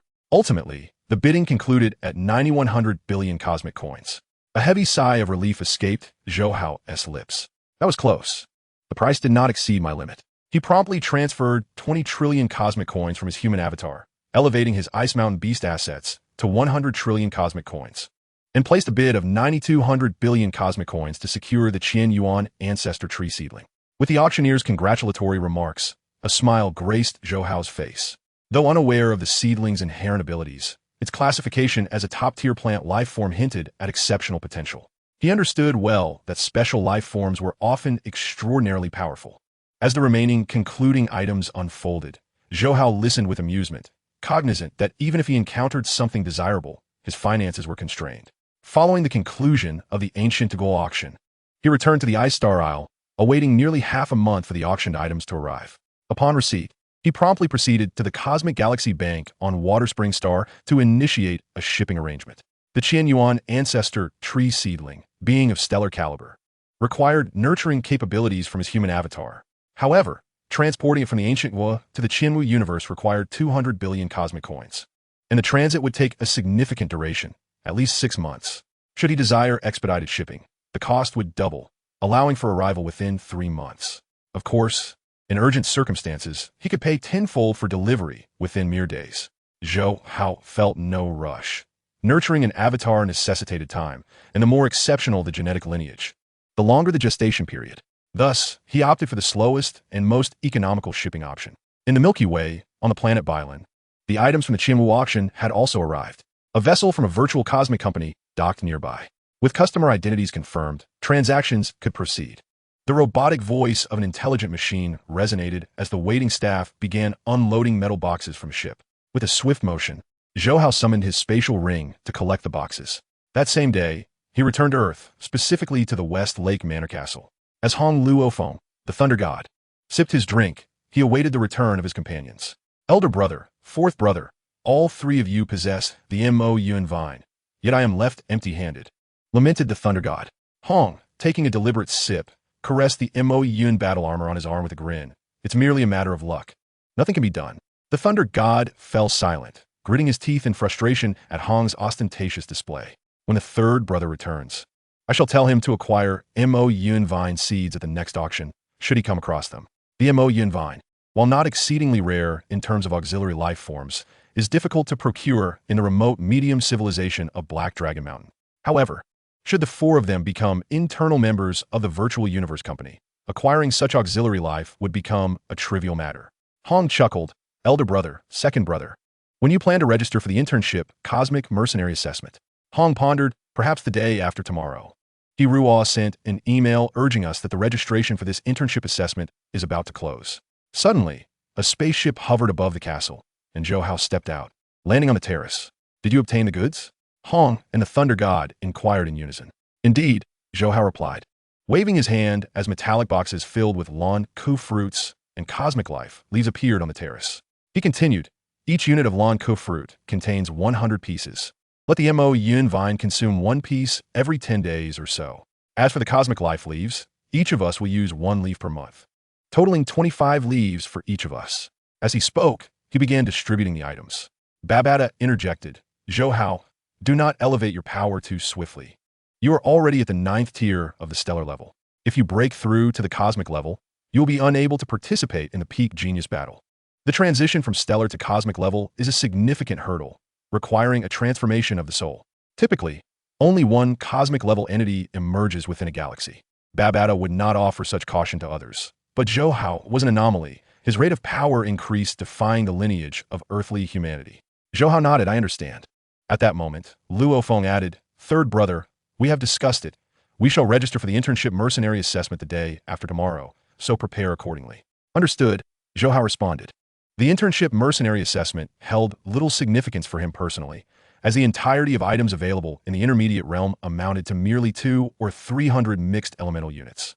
Yet he recognized the importance of this assessment for Luo Feng, Hong, and the Thunder God, both in terms of breaking through secret techniques and amassing wealth.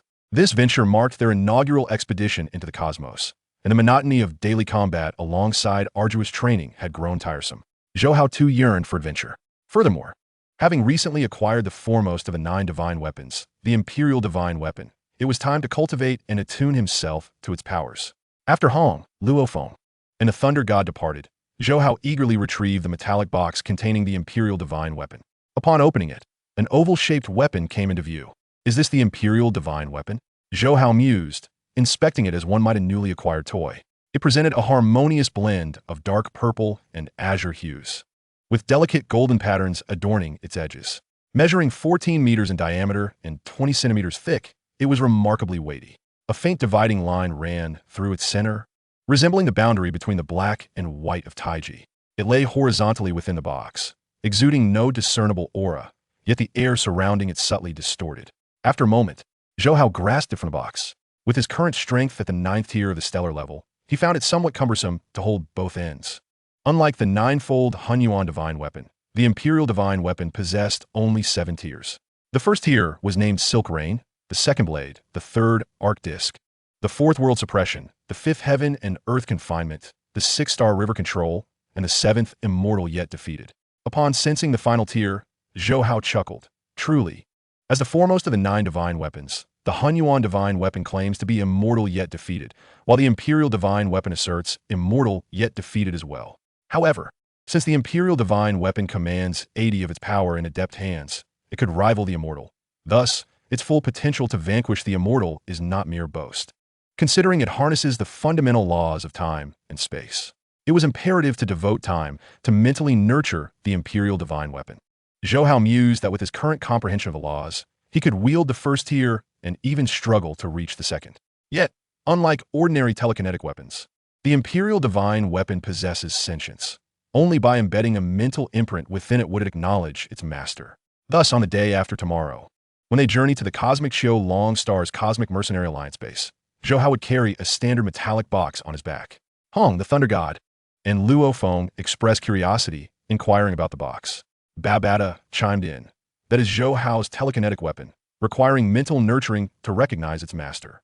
Luo Feng was astonished. Telekinetic weapons require nurturing? Typically, high-grade telekinetic weapons do. What I purchased is one of the 9 divine weapons. Fourth brother, you too will need to acquire one in the future, Zhou Hao hinted. The internship mercenary assessment takes place entirely within the realm of the Realm Lord, and the elimination rate is exceedingly high. With just 4 9th-tier stellar guards, is that not rather insufficient? Babata shifted the topic. Upon hearing this, Hong and the Thunder God refrained from further inquiries. The Thunder God jested, "It is not too few. Third brother is also at the 9th tier of the stellar level. Thus, we effectively have 5 9th-tier stellar guards." Hong joined in the banter. Indeed, having just third brother would suffice. He is a prodigy of the laws, easily overpowering his peers. Elder brother, when did you start learning from second brother? Zhou Hao remarked, exasperated, as the 4 engaged in playful banter. The cosmic spaceship arrived at Xiao Long Star. Upon reaching the Cosmic Mercenary Alliance base, they encountered a throng of stellar-level beings. Though most were merely there to register as adventurers, few sought to undertake the mercenary internship assessment. To apply for the internship assessment, they first needed to register as adventurers. Therefore, Zhou Hao and his companions patiently stood in line for nearly 2 hours. After receiving their adventure cards, they promptly proceeded to apply. As the 5th chapter concluded, a woman with fiery red hair, Ma Ernyang, wore a bewildered expression as she examined 2 figures that bore an uncanny resemblance to Sun Wukong, the Monkey King. She struggled to distinguish the genuine from the counterfeit. Kong Yu, patted on the shoulder and praised, felt little joy within. In truth, he was quite agitated. The Zhao family's team began their search from the common folk, with Zhao Quan's loss prompting merciless searches, leaving the citizens of Zhenjiang resentful of the Zhao family's actions. In the days that followed, the image Zhao Lin had cultivated over years suffered significant damage. Although he had successfully leveled up, Qin Yu did not cease his cultivation. He continued absorbing dragon blood to stabilize his realm.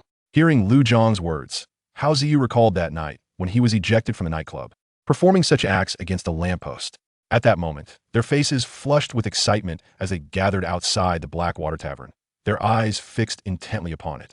The White Elephant Demon and the Green Lion Demon roared skyward, seemingly resurrected before Chun Fan and the others. Despite their former glory having faded, the ancient Dragon Lion clan remained an indomitable force within the current virtual domain. Rest assured, since they merely captured my father and the others without resorting to violence, it indicates they are currently safe. I will certainly rescue them, Luo Feng assured. At that moment, the brightness of the 3-flavored true fire had diminished significantly, flickering intermittently. The celestial star map is far more intricate than merely illuminating each individual star. It necessitates meticulous consideration of every step, aiming to illuminate the maximum number of stars via the shortest possible route while avoiding unnecessary energy expenditure from redundant paths. What significant business? Wang Hao inquired, a flicker of curiosity igniting within him. How could a mere gambling den operator like Lung Chong engage in any business transactions with him? She acknowledged that her temper was not particularly amiable. Yet over the years, she had indeed tempered her demeanor considerably, as life's harsh realities and pressures had dulled her sharper edges. Nonetheless, for reasons unbeknownst to her, she could never manage to present a pleasant countenance in the presence of Zhong Yu. Suddenly, Bai Zhui sensed another surge of celestial energy enveloping Luan County. Turning her head, she beheld Su Qingye casting spells with a stern expression. Wang Ili forced herself to compose her thoughts. There was no room for panic at this moment, as any miscalculated decision could lead to irreparable consequences. Sometimes, deliberately suppressing an opponent can mark the beginning of a strategic alliance. One should first endure a modicum of hardship before relishing the sweetness of cooperation, ensuring that the other party remembers their benevolence. Hu Fengfei could not recall Yue Hua, But upon Tang Nian's mention, the memory resurfaced. Indeed, there was such an incident. Subsequently, she witnessed Xiao Yaqing pecking a piece of paper, which then astonishingly transformed into a massive fox, startling her quite thoroughly. After several drinks, the atmosphere lightened, and the conversation among the guests became more animated. Engaging in trivial banter, while Wan Bao'er refrained from broaching the topic of collaboration, and naturally, Wang Hao followed suit. On that day, Zhang Wuxiu felt a wave of unease wash over him, prompting him to leave his quarters and meander through the valley, seeking to admire the enchanting scenery of Gigu to alleviate his inner turmoil. Yet, upon witnessing the valley's wonders, he realized that one cannot appreciate beauty if their heart is devoid of joy. Even if splendor lies before one's eyes, it remains unnoticed if one's spirit is unengaged. At this moment, he began to comprehend that although Dongpa, Taibai, and Tianlan were not true golden immortals, the criteria established by the human cultivation realm for golden immortals must have some basis in reality. This fundamentally shattered his previous understanding of the cultivation world, revealing that human cultivators could indeed wield a formidable power. Perhaps it was merely a stroke of ill fortune for Huang Tianhua, who, upon falling from his horse, was painfully greeted by a protruding rock on the ground, not to mention the unfortunate encounter with natural organic fertilizer left by preceding horses. Esteemed scholars, please take your seats in these positions, and I shall address each of you in turn, Cheng Chubi remarked with a slight smile, guiding Kong Yingda and others to sit at the desks. Within that radiant light, a violet wheel astonishingly transformed into a door, slowly opening to release waves of ominous energy, a chilling aura emanating from the depths of the underworld. The reinforcements from the Ming army chose not to launch an immediate attack. Rather, they opted to establish their camp 15 li south of Jianzhou, clearly intending to disrupt the deployment of the main forces, preventing Madhua and Ajige from fully concentrating their efforts on besieging the city. However, such an endearing chain was not a gift from Zixin, but rather a token bestowed by the physician Dukin. Upon seeing the ships billowing thick smoke, each face illuminated with uncontainable joy, the governor even engaged in a brief conversation with Luo Dianzhao, expressing no objections regarding the new army from Deng Lai controlling the transport docks, a directive issued by the transport governor Lu Fashuan, ensuring that he, as the governor of Hangzhou, would bear no responsibility should complications arise in the future. Karapika sincerely thanked Fubo, promptly regaining his composure and discreetly trailing behind the man in the black suit. Did you not just attempt to capture me? Why the sudden fear now? Li Qing observed them with an enigmatic smile. The specters relentlessly clung to the white tiger, who pondered, there was never such a phenomenon here before. How could so many apparitions emerge in such a short span? Is this their lair? Why are all the specters congregating here? Ling Luan raised the bamboo pipe, ready to play, but the two phoenixes took flight again, startling him into a hasty retreat down the mountain. Since then, Ling Luan has visited Luo Feng Ridge daily to listen to the phoenix's calls. The bald man felt a wave of dizziness, incredulously exclaiming, "How is this possible?" His gaze toward Li Qing bore a hint of trepidation. The outcomes of 3 attempts had all been the same. Clearly, this was no mere coincidence. The 5 individuals tightly embraced Jiang Yin, tears flowing freely, and Jiang Yin found his eyes moistening in response, utterly moved. Chapter 002, The Commencement of Cultivation. Boom! As the thought reverberated outward, a violent tremor emanated from the depths of his soul, pervading his entire being. Before Zhou Hao could react, a terrifying force of attraction surged toward him, rendering him unconscious. He could not discern the duration. He floated in darkness until a sliver of light pierced through, prompting him to abruptly open his eyes. He found several nurses bustling about, instinctively moving his limbs. Zhou Hao was astonished to realize he had been reborn as an infant. So, this is reincarnation. He sighed inwardly, yet a sense of lightness enveloped him. Being an infant was preferable to remaining trapped in that terrifying abyss of the beast's lair. System, sign me in quickly. He did not forget that the system's energy was nearly depleted, and after gaining a semblance of understanding regarding his situation, he urgently summoned it with his thoughts. Ding! Congratulations, host, for successfully signing in at the Yayan Maternity Hospital and acquiring surgical proficiency. The system's voice resounded within his mind. Phew, the system is still operational. Zhou Hao breathed a sigh of relief, although the sign-in reward seemed somewhat trivial. As long as the system continued to function, there would inevitably be substantial rewards in the future. Soon, he immersed himself in contemplation, realizing that due to the soul's reincarnation, he could not bring items like the Chaos Source Crystal with him. leaving only the techniques and secrets intact. He began to examine them earnestly. The celestial star concealment technique is a powerful secret art capable of masking one's presence and vitality. The devouring heaven chaotic decision, whose name alone exudes magnificence, is a technique designed solely for consuming chaotic energies to enhance one's strength, yet possesses a high threshold. The soul separation technique allows one to divide their soul into several portions, classified as a divine-level soul art, albeit with the drawback that the fate of the soul is interconnected. If one flourishes, all flourish. If one suffers, all suffer. The destruction law comprehension talent, akin to a bloodline talent. The reincarnation technique, a potent life-preserving trump card, can retain a sliver of life essence during crises, enabling one to achieve reincarnation under the guise of deception, but it cannot facilitate a complete soul reincarnation. After browsing through the 18 techniques and secrets, Zhou Hao's heart sank. It turned out that reincarnation did not guarantee his absolute safety. It merely granted him an additional avatar. This meant that his original self, still ensconced in the dark depths of the cosmic sea, would be equally at risk of discovery by the boundary beasts.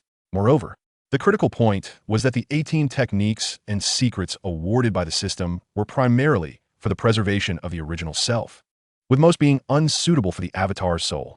Only the destruction law talent, celestial star concealment technique, soul separation technique, and reincarnation technique remained usable. Yet, all four were auxiliary types of arts, particularly the destruction law talent, which, for Zhou Hao at present, offered no aid whatsoever and instead posed significant risks. He clearly recalled that the previous sign-in location had been at the Yai Maternity Hospital. If he was not mistaken, he might still be within the realm of the star-eating void and had reincarnated onto Earth. Consequently, the destruction law would be utterly inapplicable here. After all, this is the primordial universe. Alas, misfortunes often come in waves. One step at a time, Zhou Hao stowed away his wandering thoughts, and a wave of fatigue washed over him. As an infant, he soon succumbed to slumber. Time passed swiftly. In the blink of an eye, 3 years had elapsed. Zhou Hao successfully transformed into a 3-year-old child. He had also come to fully comprehend that he had indeed been reincarnated onto Earth, specifically the version crafted by the Divine King, Zhuo. However, he had reincarnated in the year 2038. Ding! Congratulations, host, for successfully signing in at the standalone Villa No. 117 in Minghua community, receiving a monetary reward of 10,000. Sitting on the balcony, Zhou Hao listened to the voice emanating from his mind, rolling over in boredom. This wretched sign-in system seems to have been thoroughly depleted in the shadowy realm, granting nothing but worthless rewards over the span of 3 years. Consequently, he remains an ordinary child to this day. One cannot help but wonder about the condition of his true self. With a heavy sigh, Zhou Hao lamented that the soul separation technique has numerous flaws. The strength of his doppelganger soul is far too weak to communicate and merge with his true consciousness. However, the fact that his doppelganger has remained unharmed over the past 3 years indicates that his true self is faring reasonably well. Zhou Hao, come down quickly. Your sister is back. The warm voice of his mother, Wang Rong, echoed through the house. Zhou Hao scampered down to the hall. Sister, when will you take me to the extreme martial arts hall? Upon spotting the graceful figure on the sofa, he rushed towards her. As a 3-year-old, he found it inconvenient to do as he pleased, confined to the home with sign-in rewards that rarely changed, which left him quite vexed. Zhu Ying lovingly embraced Zhu Hao, planting affectionate kisses on his cherubic face. Sister, please answer me. Zhou Hao rolled his eyes in mock annoyance. In his eyes, his sister, Zhou Ying, was nearly flawless in both figure and beauty, scoring a solid 95, yet she appeared no different from any ordinary girl. Still, it was thanks to her that they could reside in the Minghua community. She was exceptionally gifted, having become a martial artist by the age of 20 and receiving an invitation from the Extreme Martial Arts Hall. I'll take you tomorrow, Zhou Ying said, pinching Zhou Hao's cheek. All right, but you better keep your word. If you go back on it, I swear I'll pee on your bed, Zhou Hao declared, before swiftly darting away. Zhou Ying was left speechless. Her younger brother, though adorably cute, had a penchant for making nonsensical remarks. Wang Rong approached with a plate of sliced apples, placing it on the coffee table. Inger, your brother is eager to visit the Extreme Martial Arts Hall. Since you've returned after such a long time, why not fulfill his wish? Zhu Ying nodded in agreement. Sure, I plan to stay for a while this time. Wang Rong looked surprised. What is this? Aren't you supposed to return for training? A flicker of melancholy crossed Zhou Ying's eyes, but it vanished as quickly as it appeared. Not for now. The instructor said I need to hone my skills in the wilderness zone. The wilderness zone? Wang Rong's expression tightened. Don't worry, Mom. I'll join a highly capable team. There won't be any issues, Zhou Inger assured her. Wang Rong sighed, gazing at her daughter with concern. I feel helpless at home. Out there, you must take care of yourself and not push too hard. I will take care of myself, Zhou Inger replied. Zhou Hao, lurking around the corner of the living room, listened intently to the conversation between his mother and sister, his little face scrunched in thought. His sister had become a martial artist at the age of 20, a true prodigy. Training at the Extreme Martial Arts Hall, Huasha base, typically required 3 to 4 years. Yet she had returned in less than 2 and seemingly had no intention of going back. It was likely that something had gone awry. Whatever the matter, he felt powerless to help, so he resolved to explore and sign in as much as possible. Shaking his little head, he hurried back to his room. The next day, Soying a Kiptia promise. Early in the morning, she took Zhou Hao to the Extreme Hall within Minghua community. Unlike the other branches of the Extreme Martial Arts Hall, entry to the Extreme Hall was restricted to martial artists and assessment members. At 3 years old, Zhou Hao couldn't enter without someone to accompany him. At that moment, the hall's master was not Wu Tong. Inga, you're back, greeted a multitude of martial artists, their eyes lighting up at the sight of Zhou Inger's graceful figure. She responded to each greeting with a smile. Zhou Hao, don't run off. I need to speak with my friends, Zhou Inger cautioned. Sister, you don't have to worry about me, Zhou Hao replied in his youthful, high-pitched voice. Yet he swiftly darted away, covering more than 10 meters in the blink of an eye. Zhou Inger was unconcerned. After all, they were surrounded by martial artists. And her brother was quite clever. Zhou Hao circled the periphery of the hall until he halted near a burly man. He paused, internally anxious to call out, System. Sign in. This was his first visit to the Extreme Hall. Ding. Congratulations, host, for successfully signing in at the Extreme Hall. You have obtained the Gene Original Energy Cultivation Method. Ding. Congratulations, you have acquired the Original Energy Guiding Technique. Ding. Congratulations, you have gained a mentalist talent. Voices echoed in his mind, one after another. Zhou Hao was ecstatic. After 3 long years, the system had finally shown some generosity. Without hesitation, he promptly claimed his rewards. The Gene Original Energy Cultivation Method was the 5 hearts towards the sky, while the Original Energy Guiding Technique was a secret art that enhanced energy absorption efficiency. The mentalist talent was particularly formidable. Boom! Upon receiving the rewards, Zhou Hao felt a golden sphere manifest in his mind. The solidified mental power? Truly, the system was delivering. He understood that the stronger the mentalist talent, the more concentrated the mental power within the sea of consciousness would become. Suppressing his urge to cultivate original energy, Zhou Hao began wandering around the hall. Many martial artists, upon seeing such an adorable little boy, were tempted to pinch his cheeks, which only served to frustrate him. Little one, you can't run around here. Let your sister take you to play, a muscular girl in a black tank top said as she picked Zhou Hao up, showering his face with kisses. Zhou Hao crossed his arms, his expression unfazed. Put me down. The girl nearly melted at his cuteness. No way, you were just too adorable. Another round of affection ensued. Shenjie. At that moment, Zhou Inger approached. Inga, why are you back? Shenjie asked, surprise and confusion evident in her expression. Zhu Ying is softly. I'll explain later. Shenjie nodded. Having completed his sign-in, Zhou Hao was eager to leave. Sister, I want to go home. Shenjie, hearing this, chuckled. So this little one is your brother. Zhou Inger cradled Zhou Hao and replied. Yes, he insisted on coming to the hall. And now that we've been here for a short while, he wants to return home. Kids are like that. They crave novelty, Shenjie remarked, playfully pinching his cheeks. I'll take my brother home first. I'll visit you later, Zhou Inger stated before carrying Zhou Hao away.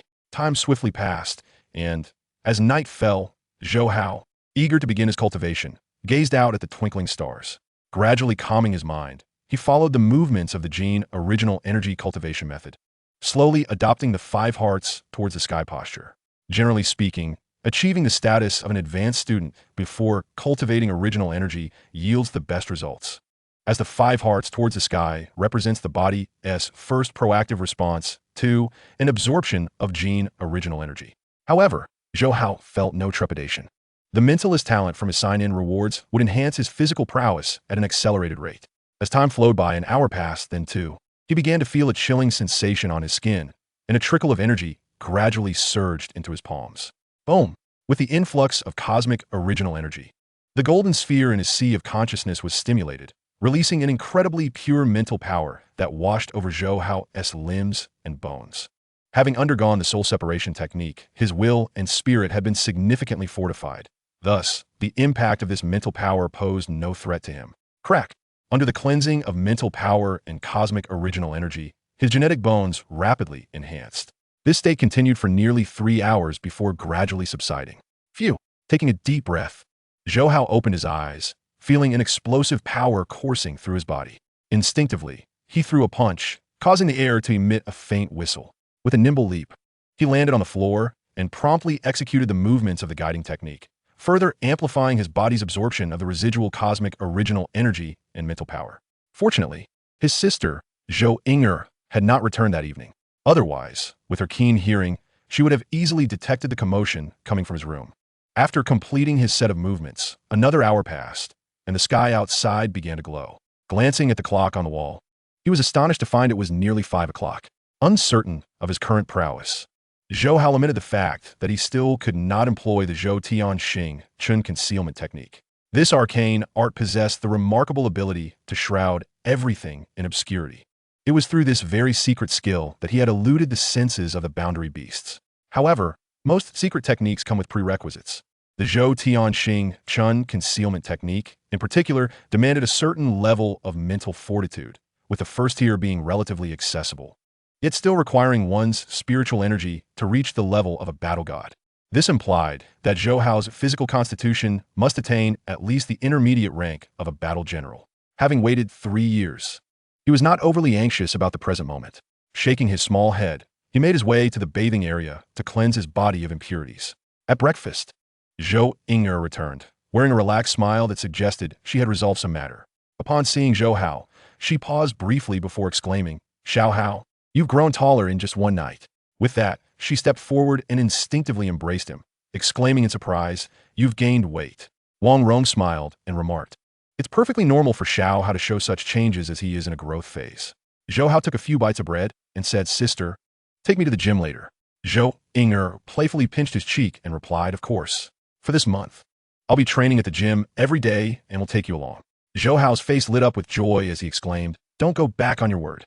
Zhou Inger feigned annoyance, pinching the bridge of his nose with her slender fingers. "Well, have I ever gone back on my word? Hurry and eat.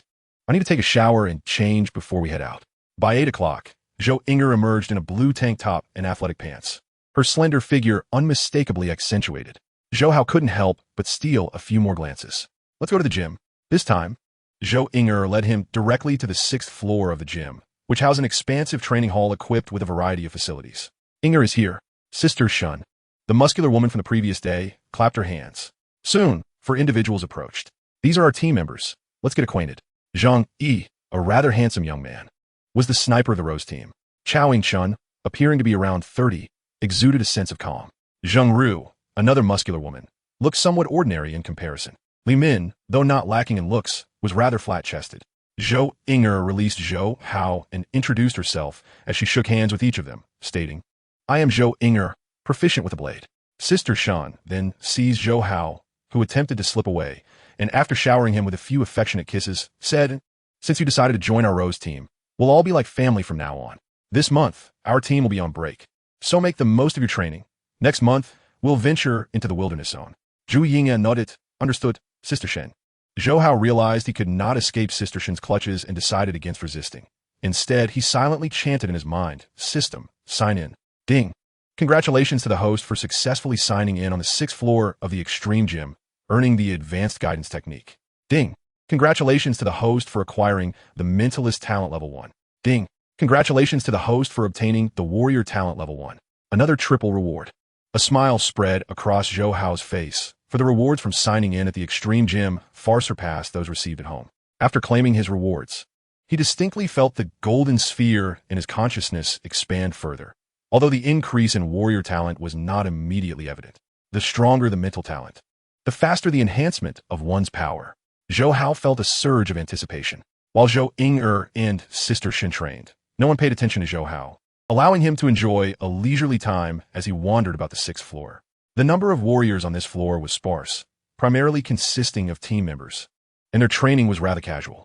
Over the course of the following month, Zhou Hao signed in daily at the Extreme Gym, completing his sign-ins on all 6 floors except the 7th. However, the rewards remained largely unchanged, predominantly consisting of the guidance technique, mentalist talent, and warrior talent. Zhou Hao was not disheartened, recognizing that rewards from a single location would not exhibit significant variation. Xiao Hao, tomorrow, I'll be entering the wilderness zone with the team. So I want to be able to take you to the gym. Just stay at home and don't wander about. Zhou, drenched in sweat and clad in a blue tank top, spoke earnestly. Throughout the month, she had been training extensively in preparation for her venture into the wilderness zone. Sister Shun chimed in with a smile. If your brother wants to come to the gym, he can. I've already spoken with Manager Zhu, and he has granted permission. Upon hearing this, Zhou Hao beamed with delight, rushing over to embrace Sister Shun's leg, exclaiming, Sister Shun, you're the best. You've forgotten your sister so quickly. Sister Shun laughed heartily, holding Zhou Hao close for now. I'll let you off the hook, little cutie. When your sister returns from the wilderness zone, I'll spoil you properly. Zhou Hao merely rolled his eyes in response. That night, beneath a starry sky, Zhou Hao sat cross-legged on his bed after completing a set of guidance technique movements. A vast amount of cosmic primordial energy surged in, and after a month of continuous enhancement of his warrior talent, the effects began to manifest significantly. He absorbed increasing quantities of cosmic primordial energy each day, and his physical condition underwent daily transformations. 1 hour, 2 hours. His cells, thirsty for sustenance, voraciously absorbed the energy until after a full 3 hours, they reached a state of saturation. Boom! As if undergoing a metamorphosis, the golden sphere in his consciousness released pure mental power. The genes that had previously stagnated began to rapidly strengthen once more under the influence of this mental force. Crackle, crackle. Zhou Hao's physique visibly enhanced once again. Half an hour later, he suddenly opened his eyes, excitement flickering in his pupils. After a month of continuous sign-ins and relentless training, his mental power had finally brushed against the threshold of the first tier of the Zhou Tianxing Chun concealment technique. Chapter 004, Wilderness Zone. With a mere thought, the Zhou Tianxing Chun concealment technique was activated. The sky shimmered with countless stars, and Zhou Hao's body appeared to don a special cloak, isolating him from the outside world. In an instant, all signs of life and breath vanished. He stepped out of his bedroom and stood outside Zhou Ying'er's room, where he could clearly hear her rhythmic breathing. After lingering for a moment, he returned to his own room. Given Zhou Ying'er's status as a high-level warrior, she would usually sense him the moment he stood outside her door, but this time he had not made any conscious effort to suppress his breathing or footsteps. Yet, Zhou Ying'er remained completely unaware. This was the power of the Zhou Tianxing Chun concealment technique. Even at its initial tier, it wielded such formidable strength. With the Zhou Tianxing Chun concealment technique at his disposal, accomplishing various tasks became far more convenient. Zhou Hao amused himself at merely 3 years of age. Signing in at other locations proved challenging, yet the Zhou Tianxing Chun concealment technique could remedy this. Lying down on his bed, he gradually closed his eyes and quickly drifted into slumber. The following day, as the golden rays of dawn spilled into the room, Zhou Hao opened his eyes and heard commotion in the living room. Ying'er, aren't you going to have some breakfast? Wang Rong, seeing her daughter fully armored as she emerged from her room, felt a pang of heartache and concern. From this day forward, her daughter would be striving in the wilderness zone. Since the Great Nirvana, humanity's battles with monsters had primarily concentrated in the wilderness zone, where countless warriors had perished. Wang Rong was deeply reluctant to let her daughter venture there. However, she understood that her pleas would fall on deaf ears. Her daughter had chosen this path of a warrior to slay monsters and avenge her father. Sao Ying Asmid, Yem Nut Hungry. Sister Shun is waiting outside. Don't worry, Mom. If I encounter danger, Sister Shun will be there. Wang Rong felt slightly reassured. Sister Shun was a well-known warrior in the Minghua community, possessing formidable strength. Should we wake your brother? Zhou Ying'er paused, about to say no, when she noticed the crack in Zhou Hao's door, revealing a small head. Sister, come back early, came his tender voice. Zhou Ying'er felt a lump in her throat. The wilderness zone was perilous, and unforeseen circumstances often arose. If she were to perish there, the family would crumble. Yet, she had to go. You rascal, stay at home and don't run around to worry Mom. After saying that, she walked away without looking back. Not long after Zhou Ying'er left, Zhou Hao entered the living room carrying a backpack. Mom, I'm going to send my sister off at the door. You don't need to cook for me. After I see her off, I'll head to the club, he announced. Upon hearing his voice, Wang Rong, who was nearby, saw Zhou Hao already rushing to the villa's gate and helplessly called out, remember to come back for lunch. All right. As soon as he exited the villa, Zhou Hao activated the Zhou Tian star concealment technique, rendering his life force entirely undetectable. With his mental strength reaching the level of a war god, His physical abilities had also advanced to that of a mid-level warrior. When he sprinted at full speed, he easily reached 150 meters per second. If he utilized his mental energy, his speed could double. At that moment, Zhou Inger had not walked far.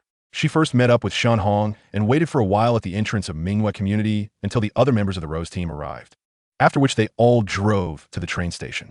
However, none of them noticed the small figure following closely behind. Zhou Hao Zhou Yingye, partly to leave the base city for a check-in, and partly because he was concerned about her. After all, aside from her initial warrior assessment and battles against monsters, she had spent most of her time in the training camp. Today was her first venture into the wilderness zone. On the train, Shen Hong looked at Zhou Inger and smiled. Don't be nervous. We will first rest at the military supply base for warriors, and once we reach the wilderness zone, you can practice against low-level beast soldiers. Once you're familiar with it, we'll proceed to County 0172. Yes, Inger, Shen Jie is right. There's no need to feel anxious. Zhang Yi chime in boisterously, poidishink her sinipurvifle. She glanced at Zhou Inger and added, and with me around, any danger can be swiftly dealt with by a single bullet. The others remained silent, but smiles adorned their faces. The team welcomed Zhou Inger's inclusion, as her strength was formidable. Although she had little experience fighting monsters, she was nonetheless a high-level warrior with considerable potential. Zhou Inger acknowledged with a soft Soon, the train departed the base city, and within moments arrived at the military district. Zhou Hao disembarked but did not enter the military district. Instead, he dashed towards the wilderness zone, having already identified the Rose team's target location to return by evening. It was summer and the weather was sweltering, causing most teams to avoid entering the wilderness zone during the day. As soon as he stepped into the wilderness zone, he spotted a unicorn wild boar, a low-level monster commonly found in this area.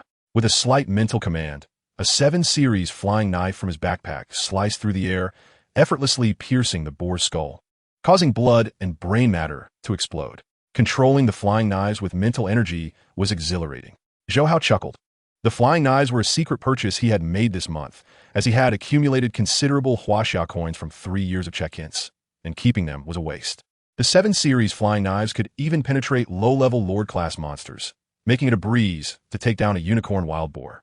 Before long, Zhou Hao had slain over a dozen beast soldier-level monsters. Unfortunately, without a shield, he lamented, if only I had a shield, I could control it to fly and scout the distant ruins of the high-rise buildings. Then, he activated the check-in system. Ding! Congratulations, host, for successfully checking in at the wilderness zone, earning the subtle level movement technique. Ding! Congratulations, host, for acquiring the A5 level Blood Shadow battle knife. Ding! Congratulations, host, for receiving D5 level combat attire. Ding! Congratulations, host, for obtaining AB5 level shield. Upon hearing this, Zhou Hao raised his eyebrows. Just as he arrived in the wilderness zone, he received a full set of a battle knife, shield, and combat attire, along with a movement technique, saving him a significant amount of money. After claiming his rewards, he discovered that the battle knife, combat attire, and shield were all small-sized, perfectly suited for his current needs. The system is indeed considerate, he marveled, manipulating the shield with his mental energy as his figure swiftly darted out. Boom! The air erupted, producing a series of intense sonic booms. With war, god-level, mental strength, his speed was astonishing. In less than half a minute, the dilapidated high-rise buildings loomed before him. In this abandoned county town, many monsters lurked. Zhou Hao deactivated the Zhou Tian star concealment technique, and his figure immediately became visible. Roar! A multitude of monsters, upon seeing the sudden appearance of a human figure, began to roar in response. Whoosh! 9 flying knives glimmering coldly arced through the air, piercing through the beast soldiers below, lowering the shield's altitude. A beast general level, 3-tailed tiger cat sprang out from the floors above. With his subtle level abilities, Zhou Hao reacted swiftly, shifting the shield half a meter to the left with mental energy to evade the tiger cat's attack. Simultaneously, he swung the battle knife fiercely, slicing through the tiger cat's body. Blood splattered through the air as the beast general level, 3-tailed tiger cat crashed to the ground, its eyes losing their luster. Zhou Hao's face broke into a satisfied smile. His month of rigorous training bore fruit, allowing him to easily kill a low-level beast general without even using the flying knives. As he descended, the surrounding beast soldiers had already scattered in fear. He harvested the valuable materials from the 3-tailed tiger cat and did not spare the other slain beast soldiers, as purchasing the 7 series flying knives had nearly depleted his 3 years' worth of check-in rewards. These materials would fetch a good price. Glancing at the sky, He decided not to linger and activated the Zhou Tian star concealment technique to return to the base city. By around 11:30, Zhou Hao returned to Mingwei community. "Mom, I'm back," he exclaimed, carrying a fully laden backpack as he traversed the living room, calling out before darting into his room to place the backpack in a corner. After taking a quick shower, he settled on the sofa in the living room. Wang Rong, busy in the kitchen, soon brought out several plates of food. "You didn't cause any trouble today, did you?" she asked. Zhou Hao quickly shoveled rice in his mouth, replying, "Nope. What trouble could I cause at the club?" "That's good," Wang Rong said, wiping her hands on her apron as she looked at Zhou Hao. "In just over 6 months, you'll be 4 years old. It's time for you to start kindergarten." Zhou Hao casually replied, "Sure, you can arrange it then, Mom." He merely brushed off the comment. Being trapped in a dim place, he was eager for his avatar to cultivate and was keen to find places to check in and enhance his strength daily. Attending school in a conventional manner was far from his interest. Wang Rong felt a sense of comfort, though her son was mischievous and loved to run around. He was obedient, which was a trait that set him apart from other children. "Eat more," she urged, watching Zhou Hao devour his food with gusto, smiling to herself. Chapter 005. Fierce Battle with a High-Level Beast General. On the highway leading to County 0172, several figures moved slowly under the cool moonlight. Clad in armor with a metallic sheen and burdened with heavy weaponry, they were none other than the Rose team, emerging from the military supply base. It feels so much better to be out at night," Zhang Yi said, shouldering a sniper rifle and adorned with multiple chains of metallic bullets, effortlessly carrying a heavy rectangular box on her back. "Zhang, once we reach County 0172, remember to find a high ground first. We have newcomers this time. Let us not be as careless as before," Shen Hong, who was trailing behind, warned. She was tall and robust, her armor embedded with a thick long knife that was taller than her. Occasionally, roars echoed from the abandoned roadsides, unsettling the stillness of the night. Among the team, Zhou Inger, walking at the front, was particularly anxious, her eyes vigilantly scanning the surroundings as she tightly gripped her Red Shadow series battle knife, ready for combat at any moment. As they gradually approached the county town, the dense weeds suddenly rustled. The team slowed their pace. Soon, pairs of bright green eyes emerged from the gaps in the grass. "Is the pack of red-tailed wolves, the Wolf King, a formidable beast general, should be lurking in the rear." Without a change in expression, Shen Hong swiftly commanded, "Li Min, you are responsible for coordinating support. Chao Ge, draw their fire. Zheng Ru, swiftly deal with the Wolf King. Zhang Yi, assess the situation and respond accordingly." "Understood, Sister Shun." The Rose Squad, demonstrating seamless cooperation, quickly formed a battle formation. The tense Zhou Inger could not help but inquire, "Sister Shun, what about me?" Shen Hong smiled reassuringly. "Stay by my side. The number of red-tailed wolves is considerable. This is the perfect opportunity for you to hone your swordsmanship and agility." Zhu Yinger nodded eagerly. "Allericht, Sister Shun." A chilling wolf howl echoed from a distance, reverberating through the air. The wolves concealed within the lush underbrush immediately lunged towards the Rose Squad. With a steady hand, Chao Ingchun unsheathed a long spear from behind, striking down several red-tailed wolves before plunging into the fray, instantly capturing the attention of dozens of them. Zheng Ru, wielding a heavy Wolf Feng hammer, dashed through the pack with remarkable speed, leaping towards the Wolf King lurking at the back. The remaining 7 or 8 wolves lunged at Li Min, Zhou, and the others. As the red-tailed wolves closed in, Zhou Inger, unable to contain her excitement, advanced towards them. Her steps were swift and graceful, akin to dancing upon lotus petals, as she swiftly turned to face the oncoming threat. With a decisive strike, her red shadow battle knife cleaved into the flank of one wolf, the blade slicing through its fur and splattering blood. Observing this, Shen Hong nodded approvingly. Zhou, having trained in the Kyoto camp, displayed solid fundamentals in both agility and swordplay, despite her nervousness. However, she was still too impulsive. These were mere lower-tier B soldiers. Should they encounter a pack of higher-tier B soldiers, her reckless charge would certainly lead to encirclement. "Inger, be mindful of your position. Do not venture too far forward," Shen Hong reminded her. Realizing she had inadvertently stepped into the midst of 4 red-tailed wolves, Zhou Inger felt a surge of anxiety. Her technique began to falter. "Li Min," Shen Hong glanced towards her. The slender, long-haired Li Min swiftly leaped to Zhou Inger's side, diverting 3 wolves away and alleviating the pressure on her. Woo! The Rose Squad was no slouch, with 2 combatants of elite status among them. Within mere seconds, the Wolf King, located by Zheng Ru, was forced to howl in distress, summoning the pack for assistance. A moment later, The group stood beside the corpse of the red-tailed wolf king. Gazing at the nearly pulverized remains, Zhang Yi remarked dryly, "I say, Zhengru, do take it easy.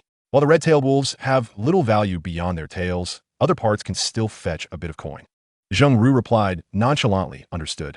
Zhou Inger couldn't help but exclaim, "Sister Zhengru is so impressive." The speed of the Wolf King was remarkable. Zhengru, an advanced martial artist like her, had managed to slay it in such a short time, earning Zhou Inger's admiration. A smile graced Zhengru's face. "Once you gain more experience, you too will be capable of such feats." At this moment, Shen Hong clapped her hands. "All right, let us hasten to process the carcass and collect materials. The county town lies ahead. Remain vigilant upon arrival." "Yes, Sister Shun." Not far above, Zhou Hao, standing atop a scaled-down B5 shield, appeared considerably at ease. The Rose Squad, renowned as an elite team in Mingwei community, had swiftly dispatched the red-tailed wolves without the need for their captain or the two elite warriors to intervene, showcasing their battle prowess and experience. With Sister Shun watching over her, my sister should grow rapidly. Zhou Hao mused, aware that Zhou Inger possessed solid strength but lacked combat experience. With his concerns alleviated, he swiftly soared towards the heart of the county town. Boom!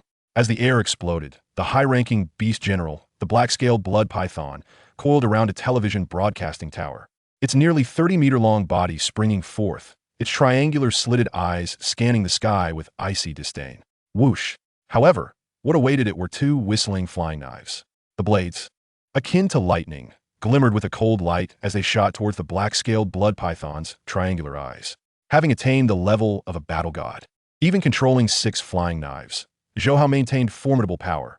Wielding only 2, he could nearly unleash his maximum attacking potential. However, the black-scaled blood python was not slow to react. The moment its eyes caught sight of the 2 flying knives, its massive form moved like a shadow, its long tail slicing toward the blades. Thud thud. The series' 7 flying knives, crafted from extraordinarily hard materials, could pierce through even the defenses of initial-tier Lord-level monsters. Against the high-ranking beast general, the knives, bolstered by potent psychic energy, penetrated the snake's scales, swiftly altering their trajectory to strike again at the black-scaled blood python. Swoosh! In agony, the black-scaled blood python lashed its tail wildly, shattering nearby buildings and unleashing a cacophony of destruction, while its cold gaze locked onto Zhou Hao, who was soaring atop his shield. Whoosh! Its body suddenly coiled, and then, like a drawn bowstring, it launched itself forward. The black shadow darted through the air in an instant. Zhou Hao barely registered the danger before a massive maw, lined with sharp, blood-stained fangs, glistened under the moonlight before him. Boom! A surge of psychic energy surged through his shield, propelling it sideways over 10 meters, narrowly avoiding the black-scaled serpent's lightning-fast strike. Zhou Hao unleashed 2 more Series 7 flying knives from his battle boots, seizing the opportunity presented by the black-scaled blood python's descent. Thud thud. This time, the black-scaled blood python was caught unawares, its incredibly tough head pierced through in an instant. Boom! The colossal creature, measuring hundreds of meters, crashed down onto the building, sliding to the ground and kicking up a cloud of dust. Its triangular eyes remained wide with shock, clearly unprepared for Zhou Hao's rapid response. Exhaling, Zhou Hao hovered above the slain black-scaled blood python, feeling a wave of relief wash over him. He had indeed taken a considerable risk. The speed of the high-ranking beast general was comparable to that of sound, with reflexes that bordered on the supernatural. Fortunately, as a psychic master who had attained the battle god level, his enhanced reflexes surpassed even those of high-ranking warriors. Otherwise, he would not have evaded the creature's counterattack. His physical prowess still required improvement. He resolved to continue training diligently at the martial arts academy. Zhou Hao's face briefly exhibited a hint of apprehension as he silently vowed never to engage in such reckless endeavors again. Whoosh! The 4 flying knives returned, slicing through the corpse with ease under the control of his psychic energy, and the Series 7 knives effortlessly tore through the black-scaled blood python scales. Before long, all valuable materials from the black-scaled blood python had been collected, filling Zhou Hao's backpack to the brim. With the death of the black-scaled blood python, no monsters remained in the county town to threaten the Rose Squad. A smile spread across his face as he glanced towards the town's outskirts before swiftly departing atop his shield. Chapter 006, The Cause. Upon reaching the rooftop of the abandoned bell and drum tower in the county town, the Rose Squad was greeted by violent tremors from the town's center and thunderous roars. It was the high-ranking beast general, the black-scaled blood python. A powerful being was engaged in battle. Shun Hong's expression grew unusually grave as she gazed towards the center. The black-scale blood python was the dominant monster of this county town, a creature that elite squads of advanced warriors would typically refrain from provoking. The other members of the squad also began to feel the tension rise. A powerful being battling a monster could easily endanger other martial artists. Zhang Yi, Shen Hong called out. Zhang Yi understood immediately, raising his sniper rifle to scan the distant broadcasting tower through its scope. However, he soon lowered the rifle, exclaiming in disbelief. It's over. What do you mean over? Shen Hong asked, puzzled. The black-scale blood python is dead. Zhang Yi took a deep breath, his tone laced with incredulity. Zheng Ru and the others were momentarily stunned. How is that possible? Yet it is the black-scale blood python. Surely, even a warrior of the divine caliber could not have dispatched it so swiftly, Li Min remarked, unable to restrain her astonishment. From the moment we heard the commotion until its conclusion, the entire affair transpired in less than a few dozen seconds. Could it have been a formidable warrior among the divine? Shen Hong nodded, acknowledging the possibility. I once witnessed a venerable warrior of the divine engaging in a fierce battle with a black-scale blood python. Its reflexes and attack speed were almost on par with a primary lord. That esteemed warrior took over 10 minutes to finally outlast it through cunning use of the environment. The black-scaled blood python had been entrenched in County 0172 for several years, and no divine warrior had dared to confront it, primarily due to its advantageous positioning, rendering it nearly impossible to slay. Today, however, it had finally met its demise. Zhang Yi, regaining her composure from the shock, concurred, Captain, it must have been a divine warrior who executed the kill. With the black-scaled blood python dead, we need no longer live in fear in this county. Let us not be complacent, Shen Hong cautioned, furrowing her brow. Remain here and refrain from hunting for the time being. I shall ascertain the situation. Be careful, Captain, echoed Zhou Ying'er and the other team members in succession. With a swift motion, Shen Hong strapped her broad sword to her back and leaped from the high building. Moments later, she returned to the rooftop. Captain, what is the situation? Zhang Yi inweeded. A smile graced Shen Hong's face as she confirmed. The black-scale blood python is indeed dead. Zhang Yi, Zheng Ru, and the other members erupted in cheers. Wonderful. Aside from the black-scale blood python, County 0172 harbored merely a handful of mid-tier beast generals. Given their squad strength, they faced minimal danger as long as they avoided being besieged by a horde of beasts. This meant their team could hunt freely within the county. Shen Hong clapped her hands. Very well. Let us rest well tonight and take turns on watch. Zhang Yi, you shall go first. Tomorrow morning, we shall officially commence our quest for fortune. The next day, upon returning to the Mingyue villa, Zhou Hao finished his morning routine to find Wang Rong standing at the door, glancing anxiously towards the entrance. Mother, my sister just left yesterday. It will be at least 10 days to half a month, or perhaps even longer, before she returns. Zhou Hao approached the sofa and reassured her, you needn't worry. The Rose Squad is quite capable, and with Sister Shen looking after them, they'll be just fine. Wang Rong pulled from a reverie, sighed. That is true, but it is the wilderness area. I didn't feel much yesterday, but waking up today has left me feeling uneasy. Zhou Hao gently pulled Wang Rong to sit beside him on the sofa, massaging her shoulders as he continued. Rest assured, if it comes to it, you can always call your sister. Wang Rong shook her head. What good would that do? The wilderness area is far too perilous. We cannot disturb her, and you're not to call her either. Understood? Zhou Hao nodded. Mother, I'm hungry. I'll go prepare something for you, Wang Rong said, her anxious thoughts dissipating somewhat thanks to her son's antics. After breakfast, Zhou Hao did not employ the Zhou Tian star concealment technique, but instead strode boldly into the extreme martial arts hall. The martial artist at the entrance did not obstruct him, but greeted him with smiles. Xiao Hao, you're here so early. I didn't see you yesterday. I was seeing off my sister, Zhou Hao replied as he entered the martial arts hall. Many martial artists training within could not help but want to approach him. Zhou Hao nimbly evaded them and made his way to the 6th floor to sign in. Ding! Congratulations to the host for successfully signing in on the 6th floor of the Extreme Martial Arts Hall, earning the Advanced Guidance Technique. Ding! Congratulations to the host for acquiring a Mental Power Talent Level 1. Ding! Congratulations to the host for obtaining a Martial Artist Talent Level 1. A rather uninspired trifecta of rewards. Zhou Hao did not even blink. He had come to understand the system's quirks. In a given location, only the first sign-in would yield a chance at valuable rewards, while subsequent visits would yield little change. As for the advanced guidance technique, he already possessed an abundance of similar skills tied to secret techniques like the Ninefold Thunder Blade and Annihilation. Yet these techniques required a secret method to enhance their efficacy. However, The system provided only the guidance technique without any accompanying secret arts, which vexed Zhou Hao considerably. Never mind. I shall first enhance my martial artist talent before signing in elsewhere. After careful consideration, Zhou Hao resolved to continue signing in at the hall. His mental power had immense potential, and as long as his physical attributes could rise swiftly, his overall strength would follow suit. While secret techniques might bolster combat prowess, they seemed rather superfluous for Zhou Hao at present, as he, being a mentalist, found controlling flying knives far safer than engaging in close combat. After completing his sign-in, just as Zhou Hao prepared to leave the 6th floor of the hall, he noticed a faint sound, causing him to pause. "Director Zhu, it has been a while," came a voice from nearby. It was Instructor Wu. "Aren't you at the training camp in Kyoto? What brings you here?" "Oh, I'm here mainly to inquire about Zhou Ing." Hearing her name made Zhou Hao halt, listening intently. "Speaking of Zhou Inger, Instructor Wu, may I ask why she suddenly returned from the training camp?" Director Zhu's voice brimmed with confusion. He had personally sent Zhou Inger to the training camp and held high hopes for her. Instructor Wu sighed. "Director Zhu, while Zhou Inger's talent is commendable, the training camp is filled with many prodigies. In comparison, she appears somewhat ordinary. In fact, she had the opportunity to remain at the training camp, with a consortium willing to invest in her. However, her stubborn nature prevented her from yielding." Director Zhu furrowed his brow. "Then what is your purpose in coming here, Instructor Wu?" Instructor Wu pondered for a moment. The consortium still wishes to negotiate and offered Zhou Inger another chance. "I came to inquire about her training progress in recent days and to request that you persuade her." "I understand. Zhou Inger is currently in the wilderness area. When she returns, I will speak with her." "Very well.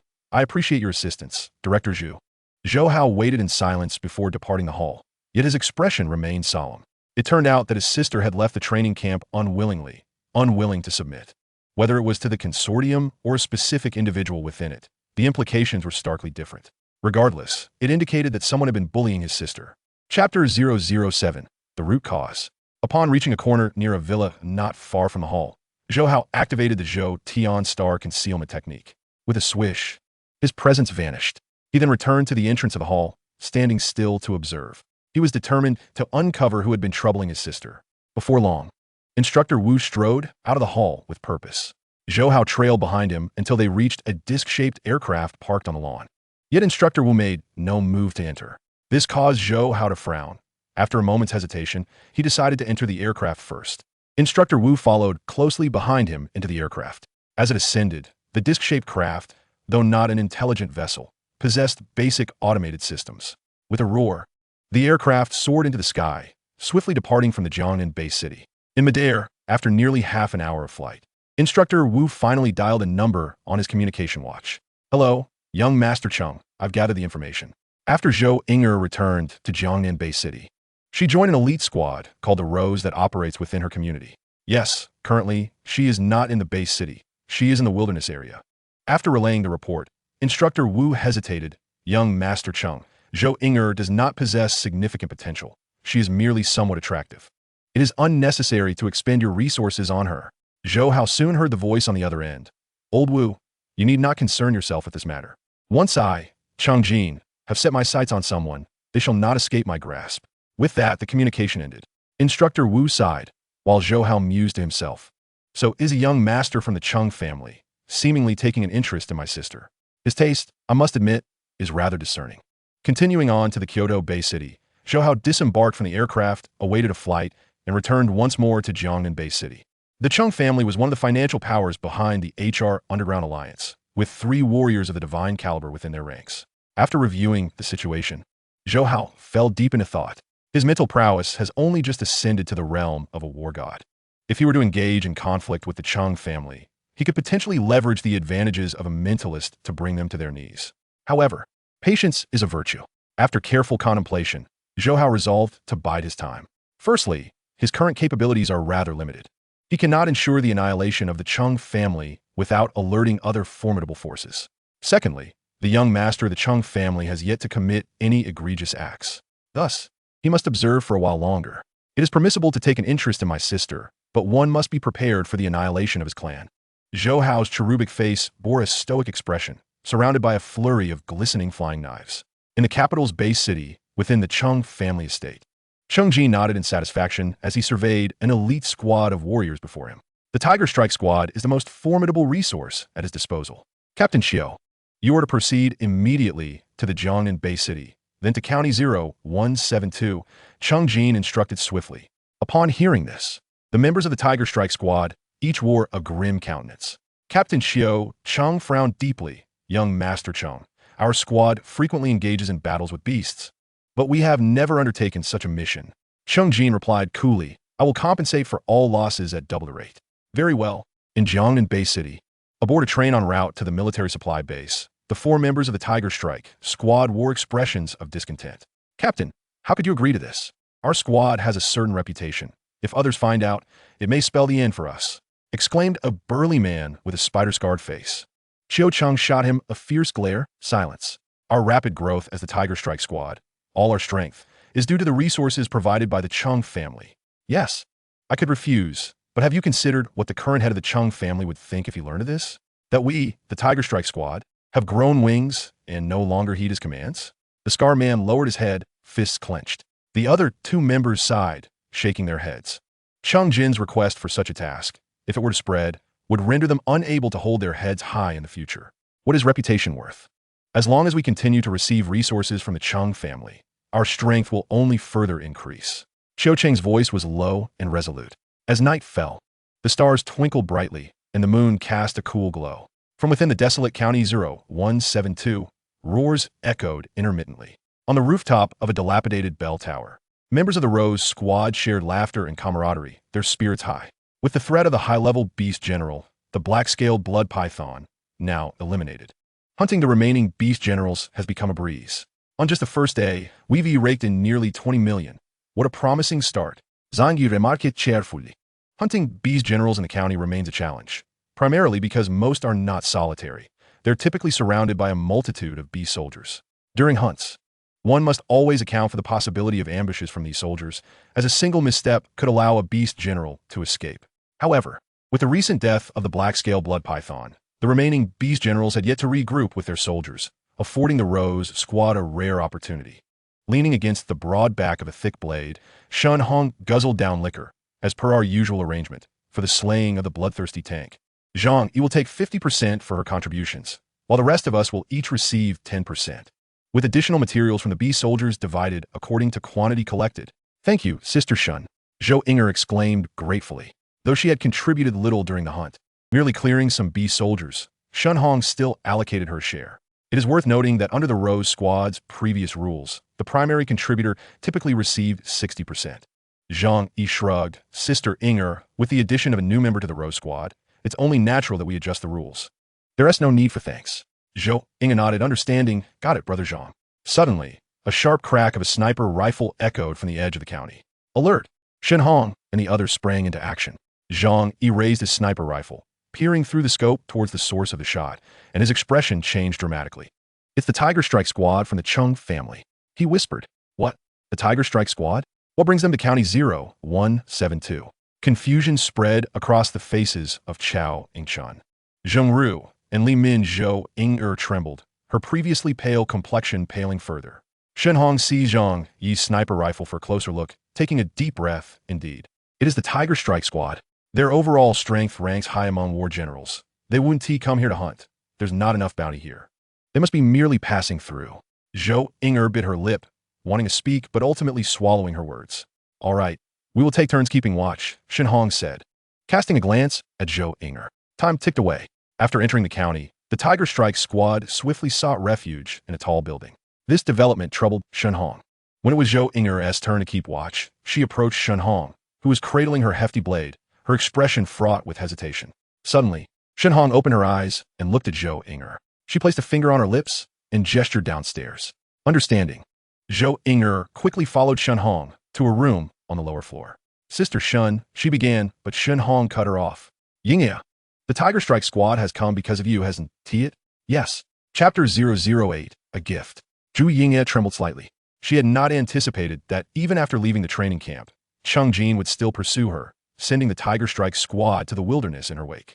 Yingya, does that mean the Tiger Strike Squad is our enemy? Shen Hong asked, scrutinizing her reaction with a sigh. Zhou Inger did not conceal the truth any longer. Recounting the events in full detail, Shen Hong cursed under her breath. Damn, not a single good apple among these wealthy scions. Zhou Inger averted her gaze, looking down. Sister Shun, I want to withdraw from the Rose Squad.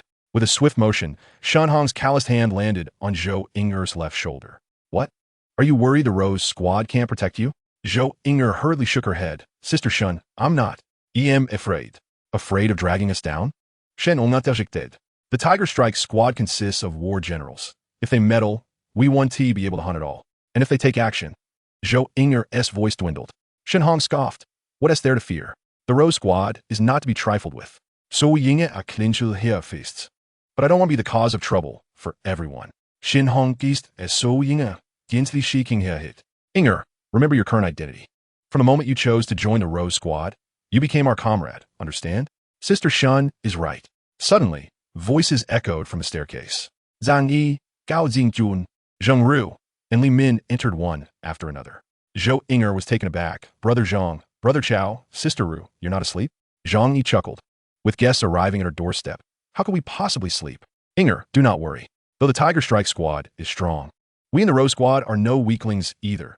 Zheng Ru reassured her, stepping forward. Chao Chun and Li Min remained silent, but nodded in agreement. Zhou Inger looked at her companions, warmth flooding her heart as she fought back tears. Thank you all. Shin Hong klecked her hands. All right, Yinge, Shang-Yi. You both go get some rest. I'll take the watch tonight. Make sure to recuperate.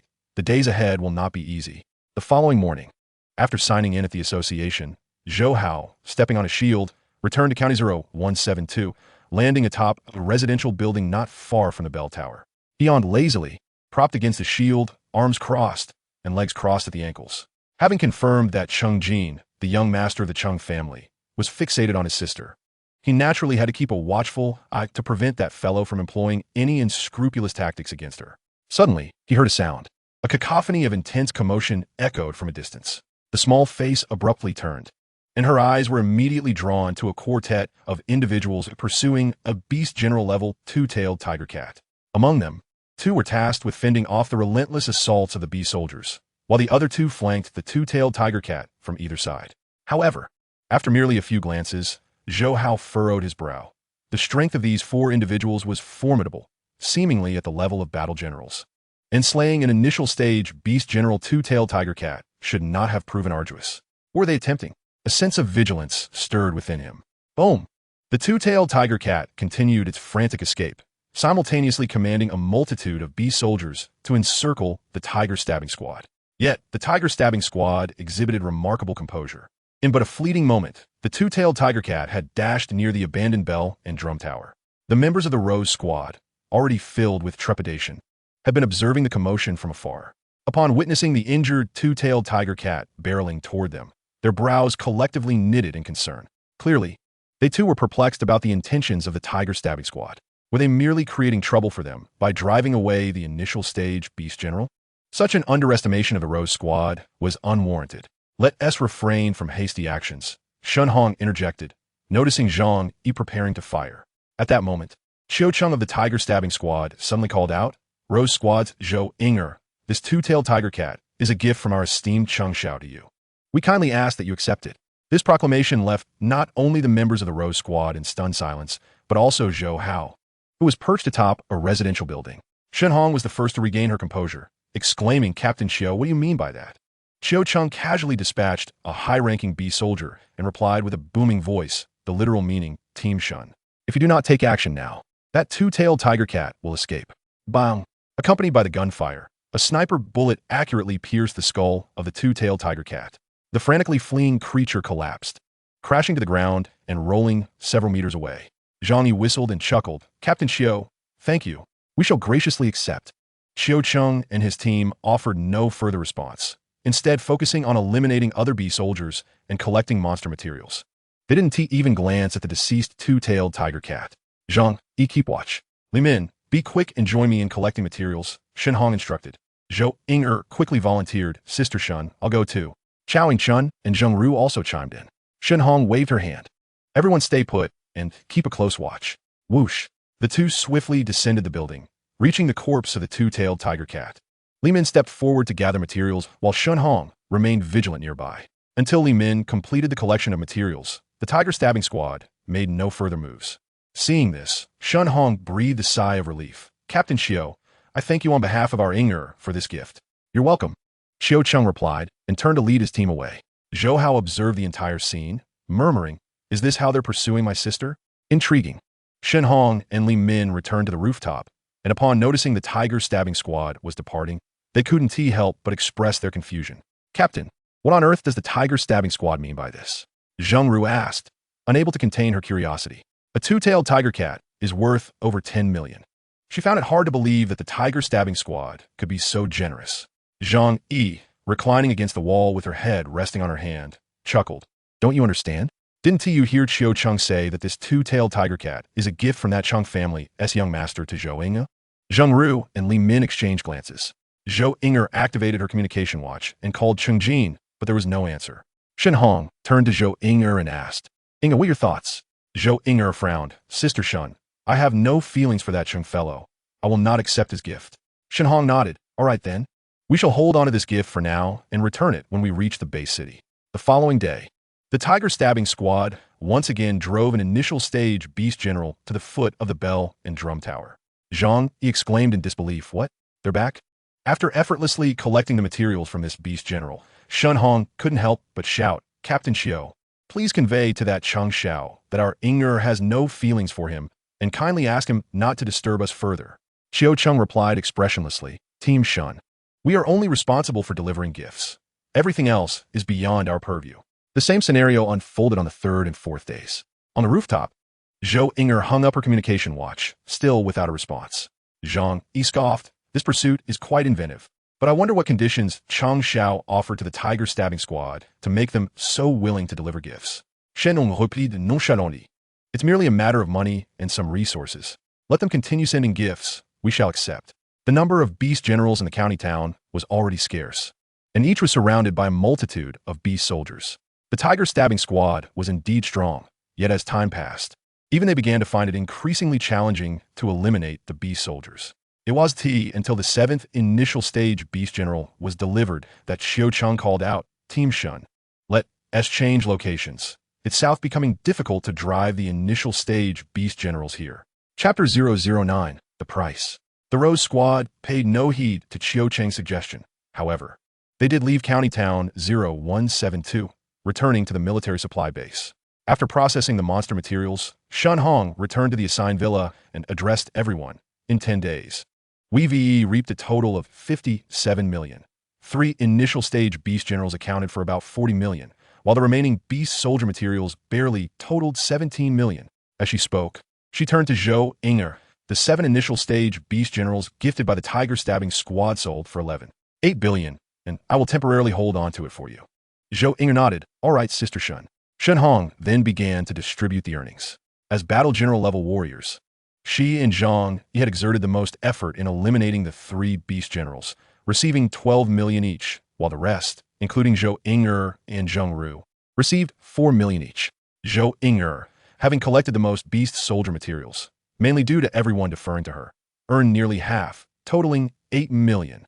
This meant that during their 10 days in the wilderness zone, Zhou Inger had earned almost 12 million. As a newcomer, this pace of earning was not insignificant. "Thank you, everyone." Zhou Inger was aware that her earnings were a result of everyone's generosity. "No need for pleasantries," Zhang Yi scoffed, almost remarking that had it not been for the tiger-stabbing squad's disruptive gifting, they could have capitalized on the opportunity presented by the slain black-scale blood python to earn even more.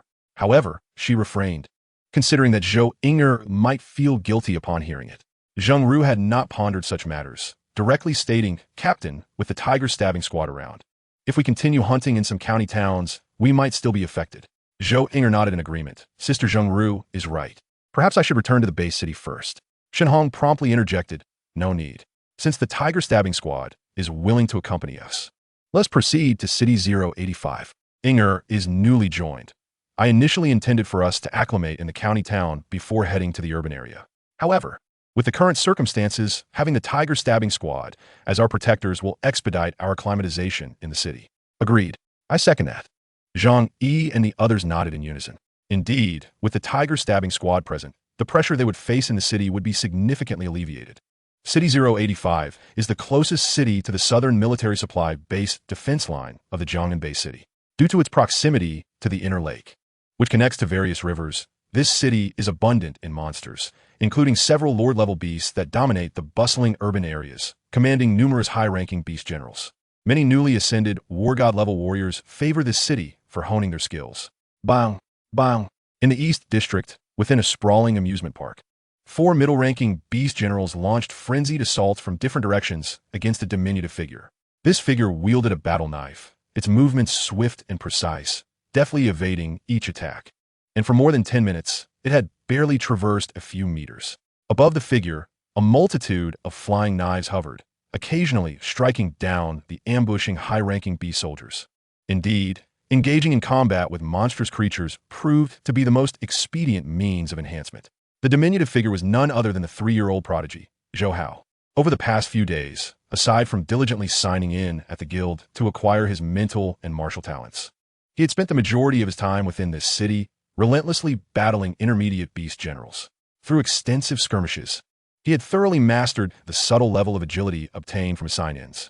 He could even occasionally factor in his surroundings, deftly evading the attacks of the beast generals. This was a clear indication that he was on the verge of attaining perfect-level agility. Roaring. In the center of the amusement park, the high-ranking beast general, the scorpion-tailed demon wolf, could no longer contain itself and lunged ferociously at Zhou Hao. With a swift motion, Zhou Hao, aware of the creature's approach from the corner of his eye, channeled his mental energy into the flying knives, which sliced through the air in elegant arcs, eliminating 4 intermediate beast generals surrounding him. The scorpion-tailed demon wolf had already pounced towards him. Anticipating the attack, Zhou Hao leaped away to a distance. Boom! The spot he had vacated was smashed into a massive crater by the wolf. Go! With a low command, the hovering knife spun wildly and shot towards the scorpion-tailed demon wolf. Faced with the ferocity of a royal beast of the wolf lineage, Zhou Hao was prudent not to confront it with his martial prowess alone. Although he had made rapid progress in recent days, his physical constitution had yet to undergo a transformative enhancement to reach the rank of High Warrior. Bang, bang, bang. The scorpion-tailed demon wolf, quick on its feet, dodged the oncoming knives, causing them to crash heavily into the ground. Observing this, Zhou Hao remained unperturbed, stepping onto his shield to ascend swiftly into the air. The wolf lunged once more, but this time it missed entirely, howling in rage as it watched Zhou Hao soar on his shield. Swish! Swish! The remaining flying knives ascended once again, targeting the wolf. With the advantage of height conferred by his shield, Zhou Hao seized an opportunity amidst the wolf's attacks, and a knife pierced through its eye, penetrating its skull. Within less than 10 days, including the slew of beast generals he had taken down, he had amassed nearly 2 billion Huaxia coins, a testament to the astonishing earning potential of a mental energy master. With a sigh of wonder, he descended beside the wolf's carcass to swiftly gather materials. Mental energy masters, untroubled by ambushes and capable of flight, experienced rapid enhancement in their early stages of power, making their earning capacity incomparable to that of martial artists. This was precisely why major factions would go to great lengths to recruit any martial artist exhibiting mental energy talent. Once he had gathered his spoils, Zhou Hao, with a backpack brimming with materials, activated the Zhou Tian star concealment technique and swiftly departed. As he traversed the outskirts, he spotted the cautious Rose squad making their way through. Oh, my sister and the others have also come to this city? His small face expressed surprise as he soon noticed the Tiger squad closely following the Rose squad. This Qing fellow indeed possesses considerable patience. It will be best to maintain such demeanor. With a mutter, Zhou Hao shook his head and hurriedly made his exit. With his sister accompanied by the Rose and Tiger squads, he felt assured of her safety for the time being, allowing him to focus on his own affairs. Upon returning to a luxurious residence near the Mingyue community, he placed all the materials he had collected in a larger combat backpack. He then concealed his form and arrived at a hotel room in the Kyoto base city that he had pre-rented. Sitting on the sofa, Zhou Hao opened his laptop to browse the marketplace for him. Being merely 3 years old, selling materials at the HR Alliance marketplace was quite inconvenient. Thus, he sought a reliable material buyer who would not leak client information. To his delight, there were indeed numerous such buyers on the forum, with 5 or 6 boasting commendable reputations. Manager Chun, you shall suffice. After glancing at Manager Chen's background information and discovering that he was an agent for the Chun family's consortium, Zhou Hao obtained his contact details and placed a call. Approximately half an hour later, Manager Chun arrived at the hotel with 2 warrior-level escorts. Entering the room alone, his gaze quickly fell upon Zhou Hao, clad in full combat attire. May I inquire if you are Mr. Hu? Manager Chen's lips twitched. He had encountered many diverse martial artists selling materials. Yet today was a revelation. The stature of the individual before him was remarkably diminutive. Nevertheless, drawing upon his extensive experience, he maintained a demeanor devoid of any outward surprise. The materials are within the combat pack. Inspect them at your leisure. Zhou Hao slightly altered his voice. Manager Chun, noting the substantial size of the backpack, smiled broadly. Upon opening it, he was met with an array of high-ranking beast materials. The black-scale blood python, blue-eyed weasel, and scorpion-tailed demon wolf were formidable creatures indeed. Manager Chun was inwardly astonished, and his attitude grew markedly more cordial. For Zhou Hao's ability to slay so many high-ranking generals suggested that this young warrior was at least a junior war god. After completing the inspection with specialized electronic devices, Manager Chun wiped the sweat from his brow and smiled. Mr. Hu, I can offer you a total of 1 billion Huaxia coins for these materials. What do you think? Zhou Hao nodded in agreement. 1 billion Huaxia coins exceeded his estimations. Manager Chun proved to be quite honest. With a swift motion, Zhou Hao received a transfer notification for the 1 billion Huaxia coins to his anonymous account. A pleasant collaboration, he extended his hand. Manager Chun replied, Indeed, a pleasant collaboration. Should Mr. Hu wish to sell again, feel free to contact me directly. Handing over his business card, he added, You may come to the address listed on the card next time. Agreed. Chapter 010, The Offensive. In the blink of an eye, more than 10 days had passed. The standalone villa at 117 Mingwei Community was bathed in the cool moonlight streaming through the windows. Having just completed a series of advanced guiding techniques, Zhou Hao wasted no time washing away the sweat and promptly sat cross-legged in a meditative posture. Soon, cosmic energy permeated the room, flooding into his body, where his starving cells eagerly absorbed it. Several hours later, the sound of cracking bones echoed as his physique grew once again. The 3-year-old prodigy now bore a physique comparable to that of a 5-year-old child. Zhou Hao opened his eyes, padded to the bathroom to cleanse himself, and returned to his room, a frown creasing his small face. Counting the days since his sister brought him into the Extreme Guild, it had been nearly 2 months, though he had diligently signed in for 2 consecutive months. Acquiring a wealth of mental energy and martial talents, his physical capabilities had yet to reach the level of high warrior. Too slow, Zhou Hao muttered to himself, expressing dissatisfaction with the pace of his strength's enhancement. It was worth noting that during the following month, aside from signing in, he'd battled numerous beast generals in the wilderness. Despite such relentless efforts, he had not experienced any significant breakthroughs. As a genius endowed with a system's golden finger, this stagnation felt akin to being stuck in place. It seemed he needed to find a new location for his sign-ins, he mused. The potential for advancement at the Extreme Guild had long since been exhausted. Had it not been for his desire for mental energy and martial talents, he would not have persisted in signing in. However, it was evident that remaining in one place for sign-ins was yielding painfully slow progress. Ding-dong. Suddenly, the sound of a phone ringing echoed from the living room below. Zhou Hao collected his thoughts and was about to head downstairs when he heard his mother, Wang Rong, hastening her footsteps. It appeared she had not yet retired for the night.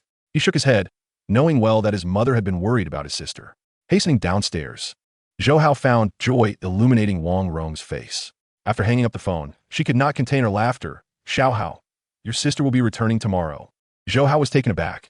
My sister is coming back tomorrow? Yes, finally. It's been a month already. I'll go tidy her room. You should hurry back to sleep. Tomorrow, Mom will take you to the train station to welcome your sister home. Wang Rong cheerfully departed for Zhou Ying'er's room. In the Chung family mansion of Kyoto, an angry voice echoed through the opulent living room. What nonsense! A middle-aged man dressed in casual attire glared furiously at Chung Jin. You are no longer a child, and while I do not seek to deter you from pursuing young women, I must express my astonishment at your recent actions. The elite combat squad of our family is not meant to be wielded in such a manner. To have Chiu Chung lead the Tiger Strike squad to hunt beast generals as a gift is an outrageous idea. How could you even conceive of such folly? Chung Jin remained silent. The middle-aged man, his anger unabated, thundered. Our Chung family has become the object of ridicule. Immediately summon back the Tiger Strike squad. Furthermore, for the next 6 months, you are to remain at home, with no exceptions, and you shall not touch a single resource of the family. Chung Jin promptly replied, Father, grant me just 1 more month. I assure you I can win over that Zhou Ying.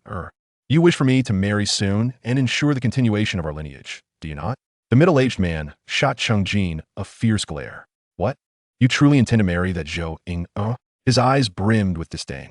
Chung Jin nodded earnestly. Observing this, the middle-aged man displayed a hint of surprise. his fury dissipating slightly. I have reviewed Zhou Ying's profile. Given her talent and potential, she may at best reach the rank of an intermediate combat general. With our family's resources, she might attain the level of a high-ranking combat general, but to aspire to become a war god is nearly impossible. He pondered for a moment. You must consider this carefully. Cheng Jin responded without hesitation. Father, I have long since made up my mind. Y pusas no martial talin. Securing a high-ranking combat general as a spouse would be quite an achievement. As for a war god, I dare say, she would not so much as glance in my direction. And our family's resources are insufficient. At least you possess self-awareness.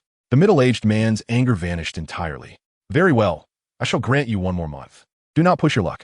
Father, I understand. The following morning at 9 o'clock, Wang Rong arrived early at the train station with Zhou Hao. Numerous martial artists were bustling in and out. Mother, I reckon my sister won't arrive until around 11. We're quite early. Zhou Hao squinted at the blazing sun and continued. Shall we rest at the HR Alliance Mall across the street while we wait? Wang Rong glanced at the imposing building across the way and shook her head. It's rather expensive there. Good day, madam. Just as Zhou Hao was about to speak, he sensed someone approaching with brisk footsteps, followed by a voice. He and Wang Rong turned to see a neatly dressed young man, a smile gracing his face as he approached. Zhou Hao narrowed his eyes. Who are you? He recognized this man as Cheng Jin, a direct descendant of the Cheng family. Wang Rong's expression mirrored his confusion. I am Cheng Jin, a friend of Zhou Ying. He introduced himself. Upon hearing this, Wang Rong's eyes brightened, and she scrutinized Cheng Jin from head to toe, silently nodding. Young man, you appear quite spirited. What is your connection to Ying? Cheng Jin replied with a smile. I met Zhou Ying at the training camp in Kyoto.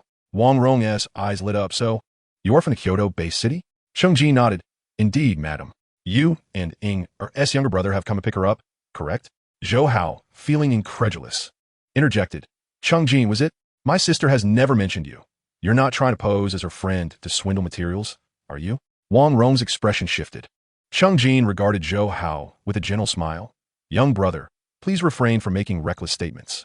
Madam, I have known Ying for quite some time now. As he spoke, he glanced at his wristwatch and continued. Ying is set to arrive at 11:37. We still have some time. Madam, may I invite you and your brother for a drink? Without waiting for Zhou Hao and Wang Rong to respond, Cheng Jin added, conveniently, I own a few shops at the Alliance Mall where you can enjoy drinks free of charge. Wang Rong couldn't help but feel tempted. Well, that seems rather generous.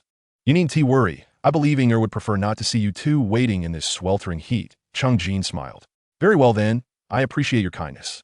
Wang Rong finally acquiesced. Zhou Hao scoffed inwardly.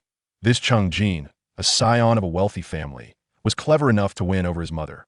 But he chose not to make a fuss and followed along into the Alliance Mall. The mall's hall was spacious, with a polished floor that reflected clear silhouettes. Wang Rong felt somewhat apprehensive, while Cheng Jin remained poised and unruffled, guiding Zhou Hao and Wang Rong to the lounge area. Once seated, he eagerly inquired about their preferred beverages, then personally went to fetch them. Wang Rong observed with satisfaction. Ying's friend seems quite amiable and appears to come from a respectable background. Zhou Hao couldn't help but ask, Mother, what are you thinking? Your sister isn't getting any younger. If she could find a suitable companion, it would ease her mind considerably. The wilderness is perilous. I do not wish for her to encounter any mishaps, Wang Rong sighed. Brother, your idea is sound, but it ultimately requires my sister's consent. Of course, this is a matter for her to decide. I am merely offering some perspective. Zhou Hao's face brightened upon hearing this. Chapter 011, Conditions. On the train returning to the base city, members of the Rose Squad engaged in light-hearted conversation, having left the wilderness and now feeling completely at ease. Even Zhang Yi, rarely without her beloved sniper rifle, was uncharacteristically reclining in her seat, her legs crossed casually. Captain Shun Hong began to summarize. Our month-long expedition in the wilderness has yielded substantial rewards, and everyone performed commendably, especially Zhou Ying. Upon hearing her name, Zhu Ying perked up, listening intently. As a newcomer, to adapt and showcase her abilities within a mere month is a remarkable feat that everyone has witnessed. I'm truly grateful for my decision to invite you to join our squad. Shen Hong led the applause. Clap, clap. Zhang Yi, Zhang Guru, Li Minimum. And Chao Yingchun followed suit, smiling and applauding. Zhou Ying's progress was indeed rapid. Initially, she could barely manage intermediate beast soldiers. But as she gained experience from constant battles, she could now effortlessly eliminate high-level beast soldiers and occasionally assist Zheng Ru and Li Min in dispatching low-level beast generals. It is worth noting that most newcomers take 3 to 4 months to adjust in the wilderness. Thank you, Captain. Thank you all. So Ying expressed her Gratitude, aware that without their support, she would not have adapted to the brutality of the wilderness so swiftly. Shenong smiled, but her expression suddenly turned serious. In 2 or 3 months, we will face the surge of the rodent tide. At this time each year, the base city encounters a significant increase in monster attacks, so our time for recuperation upon returning will not be lengthy, at most 1 month. It will be prudent for everyone to prepare mentally. Upon hearing this, the smiles of Zhang Yi and the others faded. The rodent tide is indeed terrifying.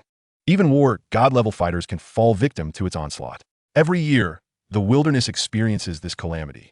During the rodent tide, monsters tend to become agitated, triggering even more terrifying waves of beasts.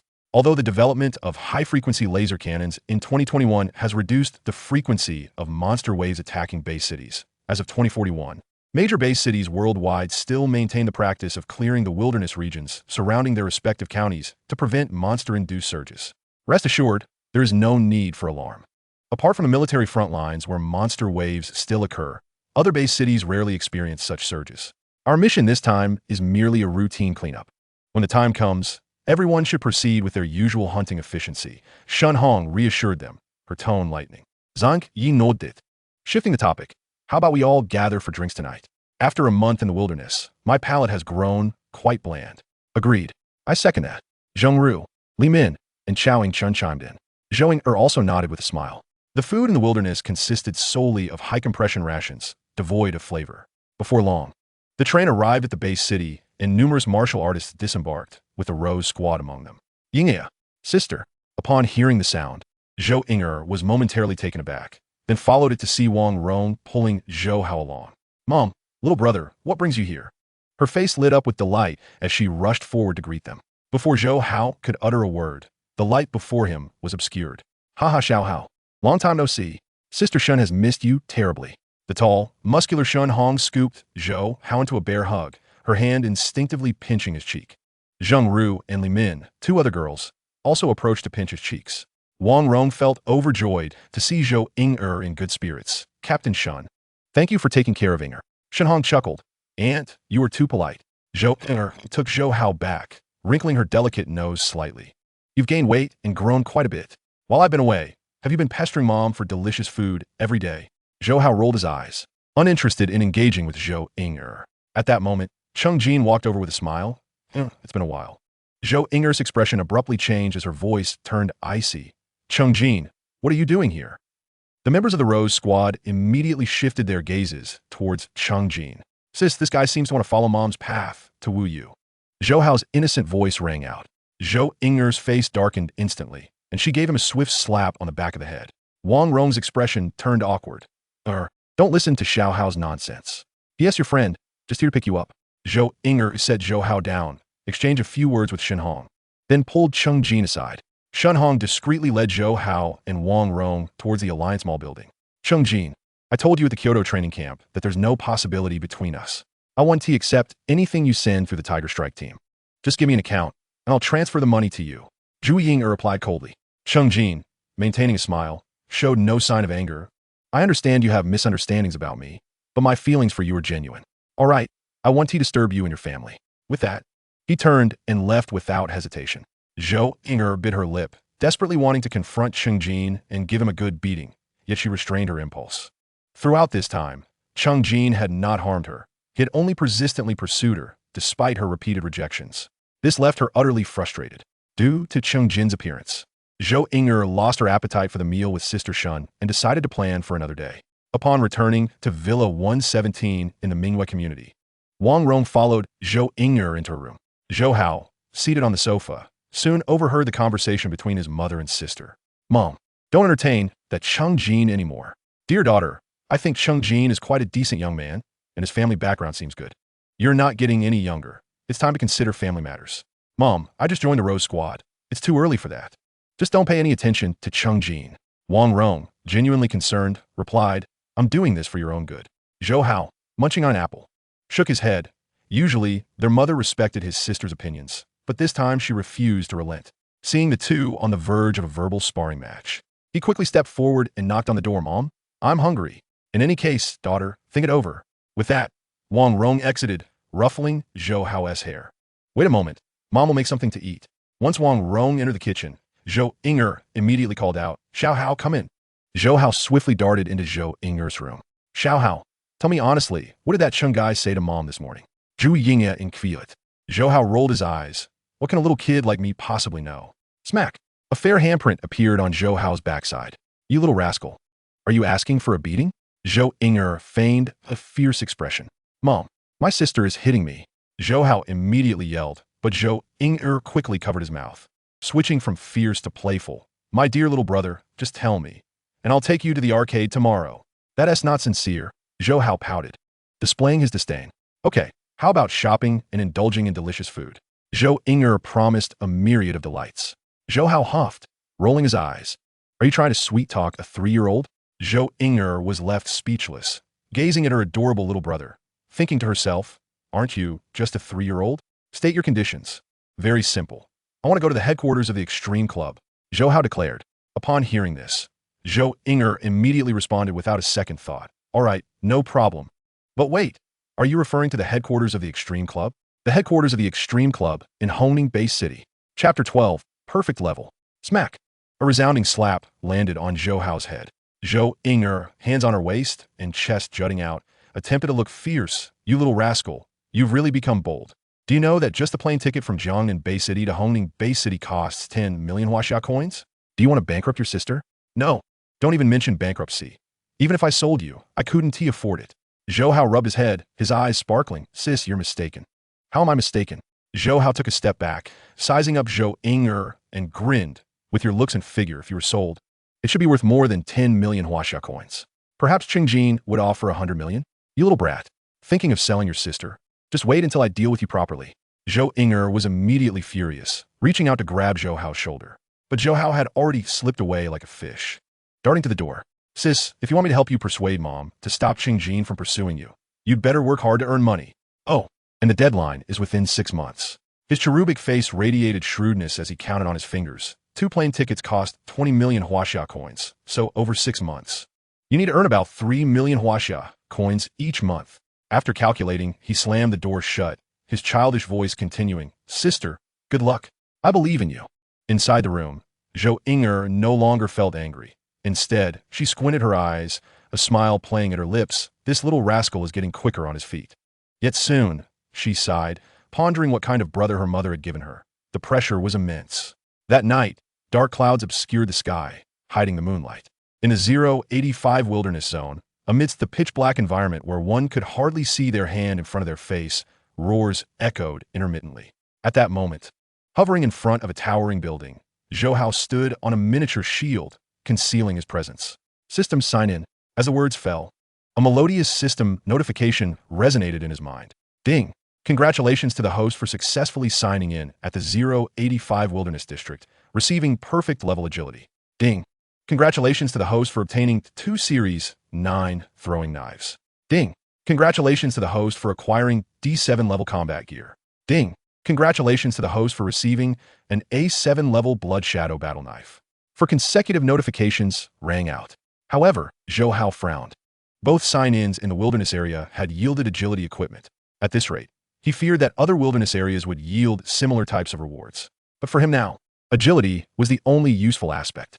Other equipment like battle knives, throwing knives, combat gear, and shields could easily be purchased with his own money, making the system's gifts unnecessary and a waste of reward slots. This wretched system was likely still influenced by the first sign-in, which had granted an abundance of rewards. Zhou Hao mused, recalling that during his first sign-in in a dim location, he had received quite a wealth of items, many of which were absent in the Devouring world.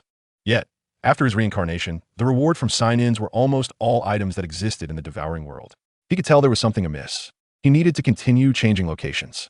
Resolving this in his mind, Zhou Hao revealed his presence and charged into an area occupied by a high-level beast general. The perfect level agility was evidently superior to the subtle level. This time, he would engage in battle with the high-level beast general. He did not even resort to throwing flying knives. Yet after nearly half an hour, he managed to slay the high-level beast. Having collected the materials, Zhou Hao did not linger and swiftly departed. The next day, as dawn broke, Zhou Inger, clad in a blue and white tank top that revealed her smooth, fair abdomen, opened Zhou Hao's door and walked briskly to his bedside, pinching his cheek as she exclaimed, "Hurry and get up, stop lazing about. Sister will take you to the club for some fun." Zhou Hao had already heard her footsteps and, with exasperation, opened his eyes, kicking toward her chest. Zhou Inger swiftly grasped his ankle, chuckling, "Not bad for such a young age, learning to sneak attack. I was merely testing if you've made any progress in the wilderness area." Zhou Hao retorted with a smirk, asserting that his kick had been casual. Had he applied any real strength, he could have sent her flying. "You think you can test your sister? Wait until you grow 10 more years," Zhu Ying'er exclaimed, yanking him up, her ample bosom momentarily engulfing his small face. Zhou Hao protested, "Whoa, I'm not dressed yet. Give me my clothes." Zhou Ying'er playfully smacked his backside a few times, laughing, a 3-year-old, still shy? "But indeed, you have grown quite a bit." Saying this, she set him down and urged, "Hurry and get dressed. I'll be waiting outside. Don't dawdle." "Got it." Zhou Hao turned and swiftly burrowed back under the covers. A few minutes later, on the 6th floor of the Extreme Club, Shun Hong, Li Min, and Zheng Ru took turns cradling Zhou Hao. Zhou Inger smiled and asked, "Sister Shun, I plan to start training Xiao Hao from now on. What do you think?" Shun Hong caught Zhou Hao, who was attempting to escape, her calloused hands exploring his physique. She remarked with surprise, "Your brother is indeed quite sturdy. Although starting training at 3 years old is quite early, with his foundation, it should be manageable. However, we must not rush. We should begin with the basics and gradually build up." Zhou Inger nodded. "That's what I was thinking. First, let him learn some foundational stances. And after a few years of hard work, we can slowly introduce other training exercises." Shun Hong smiled. "Your approach is commendable. Some heirs of wealthy families or warriors begin training from a young age, but they have resources that allow them to immerse children in special nutritional solutions to enhance their bone and cell vitality. We, as commoners, may lack resources, but we must still prepare some nutrition. You must understand that foundational exercises can be quite taxing, especially for developing children. Without adequate nutrition, it could harm his health." Zhou Inger's expression grew serious. "I understand." Shin Hong cautioned, "As long as you know, do not act impulsively and ruin your brother." She added, "I have some channels. Tomorrow I will arrange for some suitable monster gene meat for your brother that has no side effects. As for herbs, those are harder to procure." "Thank you, Sister Shun." Zhou Inger's face lit up with joy. Shin Hong waved her hand dismissively. "No need for such formality. Besides, I quite like Xiao Hao. Watching him grow is rather interesting." Pausing, her voice dropped. "What do you plan to do about Chengjian?" Zhou Inger's smile quickly faded. She pondered for a moment and sighed. "I haven't thought of a solution yet." "Yingya." As she spoke, Zhou Inger heard that familiar voice, and her expression darkened. Shun Hong glanced toward the entrance of the 6th floor and saw Chengjian approaching, her brow furrowing. "It seems this fellow is persistent. Don't feel pressured. Let him cling on. Such wealthy heirs typically lack patience. I don't believe he'll continue to pursue you after some time if he doesn't succeed." Zhou Inger bit her lip. "For now, that's all we can do." Chapter 013, Cultivation. A month slipped by unnoticed. During this time, Zhou Hao was nearly daily dragged by Zhou Inger to the Extreme Club for training, performing foundational stance exercises, while his preferred dishes gradually transformed into the unpalatable monster gene meat. By evening, Zhou Inger still supervised Zhou Hao as he performed squat jumps in the audiovisual room on the 2nd floor. "Xiao Hao, tomorrow I must head to the wilderness area and be able to supervise you anymore, but you must not slack off. If I find out you've been lazy, your dream of going to the Extreme Martial Arts headquarters will be dashed." That noon, Zhou Inger unusually took it upon herself to cook an array of sumptuous dishes, serving them at the table while glaring at Zhou Hao with a fierce expression. "Am I being lazy?" Zhou Hao retorted, raising his voice in disdain. "Those few movements? I can finish them in a minute without even breaking a sweat. I dare you, sister, to increase the difficulty." Zhou Inger's face darkened as she playfully smacked his forehead. "Stop being so cocky. It's merely foundational exercises. You're acting as if you're the most capable. Meals must be eaten bite by bite, and training must be approached step by step, without haste." "Ah, your sister." Repeated basic training for 5 or 6 years. Zhou Hao reclined on the sofa, legs crossed, hands behind his head, and seriously remarked, "Sister, you must acknowledge a fact." "What fact?" Zhou Inger served 3 bowls of rice, arranging them neatly. "Back in the day, 10 of you combined wouldn't measure up to me. So spare me your methods." Zhou Hao pointed at himself. "Rest assured, I can handle it." Zhou Inger's expression darkened further. She glared at him and nodded. "True enough. When it comes to boasting, even now, 10 people combined wouldn't match your prowess." At that moment, Wang Rong approached, overhearing the sibling banter, chuckling, "Right, you two? Enough with the bickering. Let us eat." And Zhou Hao, remember, your sister is a martial artist with extensive training experience. Do not let arrogance cloud your judgment. Learn to be humble. Understood, Mom?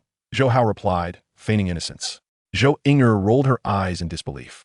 Around 3 in the afternoon, Cheng Jin arrived, holding a bouquet of flowers. Throughout the month, he had never ceased his pursuit, frequently accompanying Zhou Inger to train on the 6th floor of the Extreme Club, and often joining Wang Rong to buy groceries at the market, making it known throughout the Mingyue community that a young heir named Cheng Jin was pursuing Zhou Inger. As a result, the list of people urging Zhou Inger to consider increased with numerous neighborhood acquaintances. Accepting the flowers, Zhou Inger casually tossed them aside and calmly stated, "Cheng Jin, I reiterate, we are not suited for each other. Please do not let the Tiger Squad follow us tomorrow." Cheng Jin remained unfazed. "I will continue my efforts until you agree. As for the Tiger Squad, my family has retracted many of my resources, so they will not be following you anymore. Also, with the rodent tide approaching in 2 months, be cautious when entering the wilderness area." After saying this, he turned to leave. "Wait," Zhou Inger called out, hastening towards him. Cheng Jin smiled. "Has your mind changed, Inga?" Zhou Inger shook her head, softly replying, "Cheng Jin, there are many girls far more outstanding than I. You truly don't need to waste your time on me. My life's goal is to become a war god and exterminate as many monsters as possible. You possess more patience than I expected, but unfortunately, I will not consider such matters." Cheng Jin's expression shifted, as it was the first time he had heard Zhou Inger articulate her ambitions. Quickly regaining his composure, he said, "Inger, with your potential and talent, becoming a war god is exceedingly difficult. If you were to receive support from the Cheng family, you would have a chance. Thus, your goals and our relationship are not mutually exclusive." A hint of bitterness crept across Zhou Inger's lips. "Cheng Jin, you still don't understand my meaning. Enough. This conversation ends here." As she turned to leave, Cheng Jin furrowed his brow. In the grand hall of the Cheng family mansion in Kyoto Bay City, a tall woman of ordinary appearance listened to Cheng Jin's account and remarked coolly, "So, this is why Zhou Inger has rejected your pursuit for several months?" Cheng Jin felt somewhat despondent. "Cousin, where did I go wrong?" Cheng Shuli scoffed. "From start to finish, you were mistaken." "What do you mean?" Cheng Jin looked at his cousin, puzzled. Cheng Shuli did not respond immediately, but instead inquired, "Cheng Jin, tell me honestly, do you genuinely have feelings for Zhou Inger? Or is it merely the thrill of the chase that you seek to satisfy?" Cheng Jin frowned and replied, "No one can escape from the palm of my hand." "Excellent." Cheng Shuli snapped her fingers, rising with a smile. "If it's the latter, then the matter becomes straightforward. In order to deal with a girl like Zhou Inger, you must first conquer her." Cheng Jin pouted, "Cousin, what I desire is far beyond mere physicality." Cheng Shuli replied nonchalantly, "I certainly understand that. However, to conquer a resolute girl like Zhou Inger, one must first breach her defenses physically. The means to achieve that, however, will require some clever tactics, such as finding yourself alone in a dire situation." Cheng Jin's eyes brightened. "Are you suggesting in the wilderness?" "Precisely. In a crisis, any girl's psychological barriers are exceedingly fragile. In such circumstances, gaining her physical trust will not only avoid her anger, but also leave a lasting impression, making it much easier for you to continue your pursuit." Cheng Shuli spoke with unwavering confidence. "Cousin, you must assist me," Cheng Jin urged urgently. Cheng Shuli nodded. "Very well. Since I've just returned from the training camp and have a half-month break, I shall lend you a hand." The following day, as dawn broke, Zhou Inger, fully armed, stepped outside. Just before leaving, she called towards Zhou Hao's window, "Zhou Hao, don't forget to exercise." "Big sister, you're so verbose," came the voice in response. Zhou Inger chuckled softly and leisurely departed the villa. In a blink, Zhou Hao appeared on the second-floor balcony, watching Zhou Inger's retreating figure, and he couldn't help but stretch. Relieved, she was finally gone. Now he finally had time to check in at the Extreme Martial Arts headquarters. Zhou Inger had been supervising his training all month long, leaving him with only sleep as a reprieve. However, the round trip to Hongning Bay City took over 3 hours, and should Zhou Inger catch him during her inspections, it would be difficult to explain. Moreover, Zhou Hao was also in a quandary about whether to head to the Extreme Martial Arts headquarters or to another ancient civilization base. After breakfast, Zhou Hao first visited the Extreme Martial Arts Hall, staying for half an hour before concealing his presence and heading to the airport in the Bay City. Travel between the various Bay cities was limited to either flying in a disc-shaped warplane or a smart warplane, or taking a massive flying saucer-shaped passenger aircraft. With standard tickets priced at 10 million Huaxiao coins and first-class tickets at 20 million. while Zhou Hao possessed the star concealment technique, allowing him to travel freely. He had previously mentioned it to Zhou Ying merely to motivate her. The economy class was quite crowded, so he naturally opted for first class, where most passengers were battle-hardened warriors, along with some wealthy tycoons. After a brief wait, the aircraft took off. Inside, the passengers felt no tremors, and the plane's defenses were formidable enough to easily dispatch airborne Lord-level monsters. After an hour and 20 minutes of flight, the aircraft arrived at Hongning Bay City. Chapter 014. Headquarters check-in. As Zhou Hao exited the airport, he marveled at the bustling streets and the smiles of passers-by. He couldn't help but reflect that, compared to other Bay cities, the residents of Hongning appeared far more confident and secure. This was clearly a result of their trust in the Bay City, especially with the world's strongest Hong stationed there. Even the Beast King would think twice before provoking them. After a half-hour ride on the subway, he reached the area where the Extreme Martial Arts headquarters was located. He then glided for several minutes on his shield before standing near the entrance of the colossal hangar, which was dozens of meters wide. Looking up at the gigantic spacecraft-like structure before him, Zhou Hao mused that this must be an interstellar transport ship, wondering how Hong had discovered it. Outside the entrance stood rows of fully armed soldiers, their vigilance palpable. For any other martial artists, merely approaching the headquarters would result in being apprehended by the soldiers for rigorous identity checks and inquiries regarding their purpose. However, with the star concealment technique, Zhou Hao blended into the shadows, rendering him invisible to the guards. Without hesitation, he stepped towards the entrance. There was a scanning system at the door. Anyone without authorization would be eliminated by the ship's defense mechanism. Although Zhou Hao was confident in his concealment skills, he felt a twinge of anxiety as he approached, hesitating momentarily before steeling himself and stepping forward. He remained on high alert, ready to retreat at the first sign of a blue light scan. Fortunately, the star concealment technique proved effective, and the interstellar transport ship's systems failed to detect his presence. Having safely crossed the threshold, Zhou Hao let out a sigh of relief. As he gazed at the vast, silvery corridor inside, he quickened his pace until he stood within the circular hallway, where he finally paused. System check-in. With a mere thought, the system's voice swiftly echoed in response. Ding! Congratulations, host, for successfully checking in at the Extreme Martial Arts headquarters. You have received the Black God set. Ding! Congratulations, host, for obtaining the Foundation of Mentalist. Ding! Congratulations, host, for acquiring World Annihilation. Ding! Congratulations, host, for receiving 3 types of Spirit of Flora, Blackroot, Honeydew Grass, and Crimson Bloodvine. Ding! Congratulations, host, for gaining the Mentalist Talent Level 10. Ding! Congratulations, host, for receiving the Warrior Talent Level 10. The system delivered a flurry of notifications. Both the Black God set and the Foundation of Mentalist, along with the Spirit of Flora, were indeed commendable rewards. As for the martial artist's secret technique World Annihilation, while it would significantly enhance Zhou Hao's explosive power, it ultimately paled in comparison to the Mentalist techniques, serving as a mere consolation prize. The remaining Mentalist and Warrior talents were tenfold greater than the rewards he received at the Extreme Martial Arts Hall in Jiangnan Bay City, which was still quite satisfactory. Zhou Hao nodded to himself in satisfaction.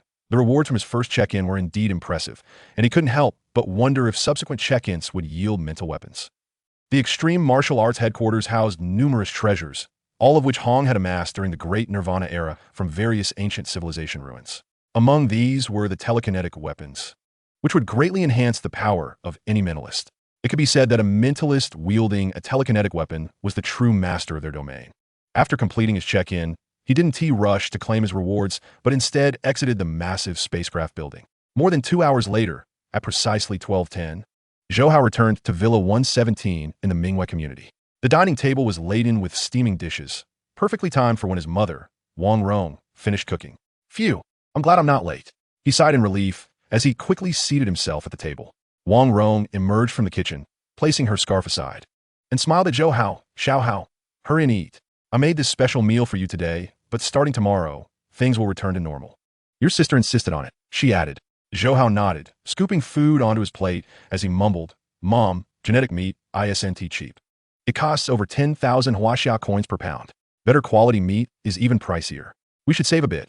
It's not easy for my sister to earn money. Wang Rong chuckled. You think your little schemes can escape your mother's notice? Pretending to care about your sister is one thing, but not wanting to eat genetic meat is quite another. Genetic meat is indeed hard to swallow. I can always train more at the hall, Zhou Hao suggested. Not a chance. You're still young. The more you train, the more you need to replenish your nutrients. Wang Rong shook her head in refusal. All right, I'll make you some of your favorite dishes in the future. Zhou Hao grinned. Sounds good. After finishing his meal, he basked in the sun on the balcony for a while before returning to his room to claim his check-in rewards. Suddenly, a torrent of information from the tomes Fundamentals of Mental Mastery and World Annihilation surged into Zhou Hao's mind. Having experienced this several times before, his expression remained as calm as a still pond. Before him floated 3 types of spiritual herbs: blackroot, 100 grass, and crimson bloodvine. Each of these elixirs could significantly enhance a warrior's physical capabilities. However, once one's physique reached the pinnacle of a high-level war god, consuming these herbs would yield no further effect. Next came the Black God's suit, which manifested as a black vest. Zhou Hao placed the 3 spiritual herbs beside him, then shed his clothing and donned the black vest. About half a minute passed, and he felt as though his body were being pricked by countless needles.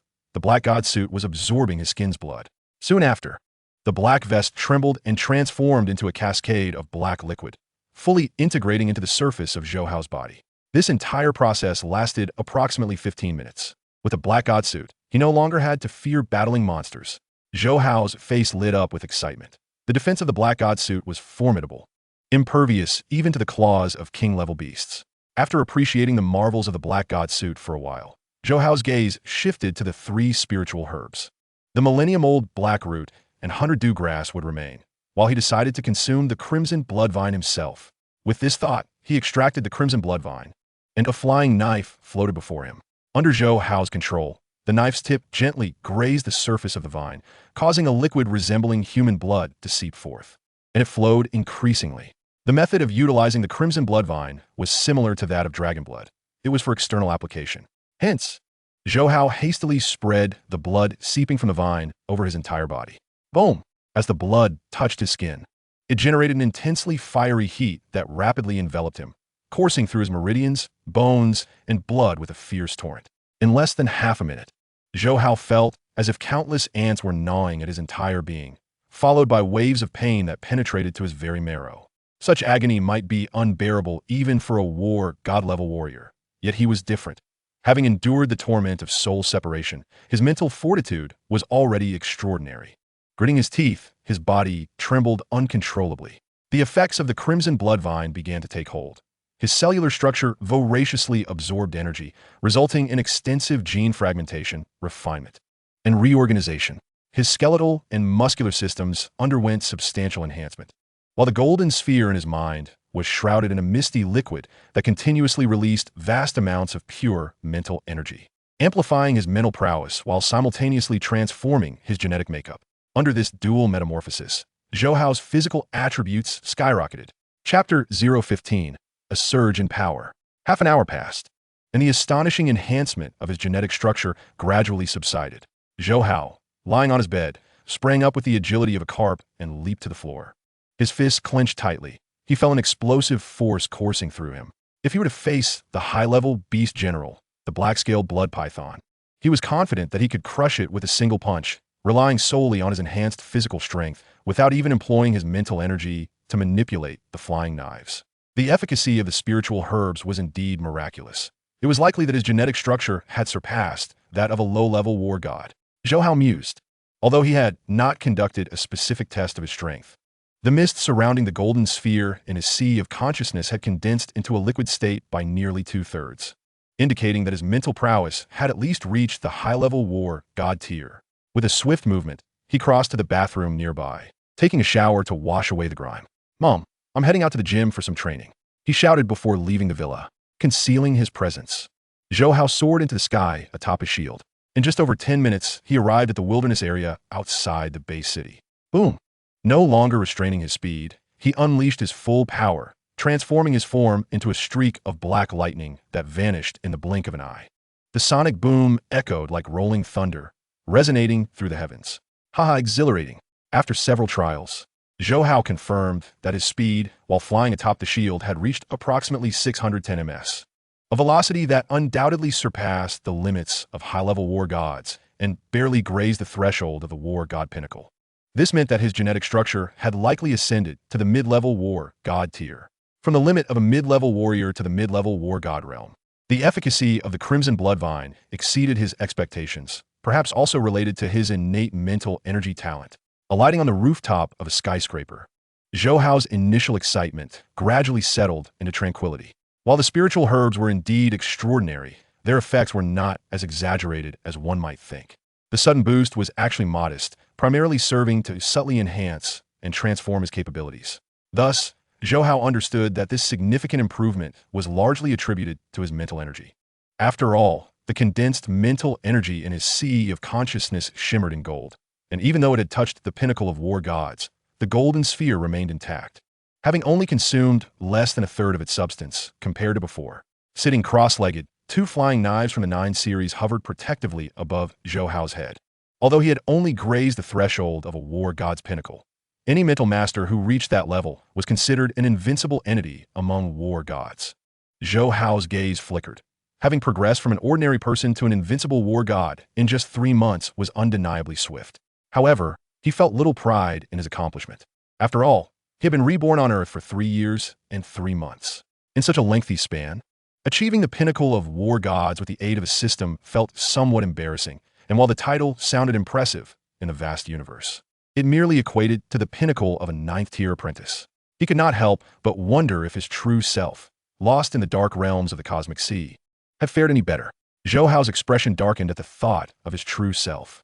The techniques of soul separation and reincarnation had enabled him to escape the cosmic sea in the form of a doppelganger.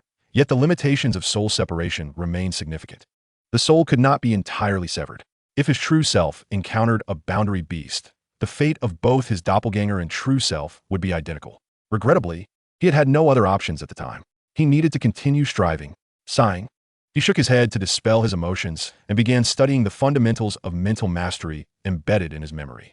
This tome served as an introductory guide for mental masters, divided into 3 sections: object control, mental techniques, and beast taming. Among these, the object control section primarily elucidated how mental masters could increase the number of flying knives they controlled while maintaining equivalent power. This aspect was of utmost importance. For instance, the mind weapon Heavenly Needle was composed of over 300 blades. To unleash its true potential, one had to manipulate all 300 blades to exert equal force. Therefore, even if a mental master acquired the Heavenly Needle without studying the fundamentals of mental mastery, mastering it would prove exceedingly challenging. The mental techniques section primarily focused on employing mental energy to attack enemies, encompassing 18 different methods of mental assault. The beast taming section involved communicating with beasts through the mind. Clearly, the object control and mental technique sections greatly enhanced a mental master's capabilities, while the beast taming section was somewhat superfluous. Thus, Zhou Hao naturally opted to prioritize the object control section, with the mental technique section as a supplementary study. At the military district supply base, the Rose Squad had just completed their rest. As November approached and the weather gradually turned cooler, most warrior squads would typically set out for the wilderness area in the afternoon. This time, we won't be heading to the city. Instead, we're off to County 0194. This county is quite close to the city, and it harbors a number of beast general-level monsters that have infiltrated from the urban area, providing ample opportunities. Moreover, the most crucial aspect is that should a rodent tide or beast tide occur, we will have time to escape. Carrying a broad, long sword, Shen Hong led the squad at the forefront, her voice resonating in the ears of the other members. Carrying a sniper rifle, Zhang curled her lips and remarked, "Captain, your idea is commendable, but I fear that other teams are likely considering the same. There are only a handful of counties on the outskirts of the base city with lucrative opportunities. With the number of warrior teams that have arrived this time, it is certain they will prioritize County 0194. If we head there, we will inevitably compete with other squads." Zhongru, Li Min, and other members could not help but nod in agreement. Zhang Yi's reasoning was indeed sound. No one was foolish enough to risk venturing into the city during such perilous times. Shen Hong slapped her forehead. "This is not my forte. You all discuss where we should go specifically. Personally, I believe we should return to City 085. The environment there is familiar to us, and as long as we hunt on the outskirts, we should encounter no significant issues." Li Min, whose voice was sweet and soft like the mist of Jiangnan, complimented her striking appearance, making her a captivating sight within the Rose Squad. Zheng Ru and Chao Chun were more reserved, often remaining silent. Zhang Yi then turned her gaze to Zhou Ying'er and inquired, "What is your opinion?" Zhou Ying'er pondered for a moment before responding, "Based on statistics, The specific periods of mouse tides have historically occurred between late November and mid-December. The locations of these events do not follow a fixed pattern. And since it is only the end of October now, I believe we could first hunt in City 085. After 10 days to half a month, we can return to the counties surrounding the military supply base. This way, we can maintain our hunting yields without venturing into undue risk, which seems more prudent. Upon hearing Zhou Ying'er's words, Zhang Yi immediately smiled. Ying'er, you truly think things through. I concur. Li Min, Zheng Ru, and Xiao Yingchun all nodded in agreement. In truth, if safety were the primary concern, hunting around the military supply base would be the most secure option. However, no warrior team would choose that route. After all, venturing into the wilderness is fraught with danger, and if there are no spoils to show for it, one might as well stay home. All right, we shall proceed, as per Ying'er's suggestion, and head to City 085. Chenon decisively proclaimed. Chapter 016. The youth training camp as evening approached. A somber cloud cover occasionally allowed glimpses of the setting sun, casting its rays upon the desolate City 085. On the rooftop of an abandoned shopping mall, the Rose Squad took a moment to rest, while only Zhang Yi remained vigilant, observing the surrounding environment with her sniper rifle. Shen Hong leaned on her broad blade, taking a hearty gulp of water, and glanced at Zhou Ying'er, who was consuming compressed energy tablets. How has Xiao Hao been training this past month? She inquired. Zhou Ying'er paused, smiling as she replied, quite well. He has completely mastered the basic stance exercises and can hold it for over 2 hours. At this, Shen Hong, unable to contain herself, sputtered out the water she had just swallowed, her face reflecting astonishment. The basic stance was an initial step in physical training. The longer one maintained it, the more the body's cellular genes craved energy, thereby enhancing the efficiency of absorbing cosmic energy. During the Great Nirvana period, why did the number of warriors in China and India increase so dramatically? The answer lies in China's long-standing martial traditions and its myriad stance exercises, which facilitate faster absorption of cosmic energy, while India boasts its own yoga practices. However, both require rigorous training. Typically, a novice would take at least 6 months of stance practice to manage half an hour of standing. Given that Zhou Hao was still quite young, for him to master the standard movements in just 1 month and hold them for 10 minutes was already commendable. Yet, the fact that he could sustain it for over 2 hours was simply extraordinary. Ying'er, are you truly certain that Xiao Hao can hold the standard stance for over 2 hours? Shen Hong couldn't help but ask, not doubting Zhou Ying'er's honesty, but rather finding the claim rather implausible. Her voice rose, drawing the attention of Zheng Ru and Li Min. They were all aware of Zhou Ying'er's efforts in training her brother. Sister Shun, I scarcely believe it myself. But Xiao Hao can indeed maintain the stance for over 2 hours with remarkable precision. Zhou Ying'er confirmed, adding, the 20 pounds of genetic meat you provided is nearly consumed. And I've purchased another 10 pounds from the HR mall. The usually taciturn Xiao Yingchun suddenly spoke up. If your brother can hold the stance for such a duration in just a month, his physical prowess must have reached that of a primary or even intermediate student. Have you tested his punching power? Zhou Ying'er was taken aback and shook her head, no? Shen Hong immediately interjected. Once we return, you must test him. If his physical metrics reach those of a primary student, then your brother has considerable talent worth nurturing. If he achieves intermediate standards, he will be a true prodigy. I will petition Master Zhu to allow him entry into the youth training camp of the Extreme Martial Arts Academy. Ah, a youth training camp? Is that feasible? My brother is only 3 years old. Zhu Ying'er was somewhat bewildered. Before Shen Hong could respond, Zhang Yi interjected, why not? The younger the age, the greater the potential. In our Jiang and Bay City, there are fewer than 100 individuals under 15 who have reached intermediate levels, and even fewer under 10. If your 3-year-old brother is confirmed to be at the intermediate level, Master Zhu would surely be ecstatic. Li Min chimed in. I believe there's an 80% chance of this. Xiao Hao is quite agile. Every time Sister Ru and I try to catch him, he runs away at lightning speed, something that's beyond the capability of an ordinary child. Zheng Ru nodded repeatedly. Ying'er, you must take this seriously. If your brother truly is a genius, we warriors alone cannot cultivate him. Zhou Ying'er's expression grew solemn. Yes, I will have him tested as soon as we return. All right, discussing this further is futile. Everyone should rest now. Tomorrow we commence our hunt, and our time is limited. Shen Hong clapped her hands, redirecting the conversation. Suddenly, a sharp whistling sound pierced the air as 9 flying knives sliced through it, shattering over a dozen glass panes in the surrounding buildings. At that moment, Zhou Hao, the subject of the earlier discussion, was traversing on a shield, practicing the object manipulation segment of the basic mentalist techniques. Within half a day's effort, He had become proficient in controlling 9 flying knives, unleashing equivalent levels of power. Although the secret technique he received as a signing reward was directly implanted into his mind, saving him considerable learning time, complete mastery still required relentless practice. This scenario was akin to reciting classical literature. Despite memorizing it, one must periodically revisit the material to recite it flawlessly. Suddenly, from the left side of the building, a ferocious silver moon wolf sprang forth, its speed akin to lightning as it lunged toward Zhou Hao, who was hovering on his shield. Without a glance, Zhou Hao drew his battle knife and, in a swift motion, sliced through the air, delivering a powerful blow that severed the wolf's head. Its lifeless body crashed to the ground, splattering blood everywhere.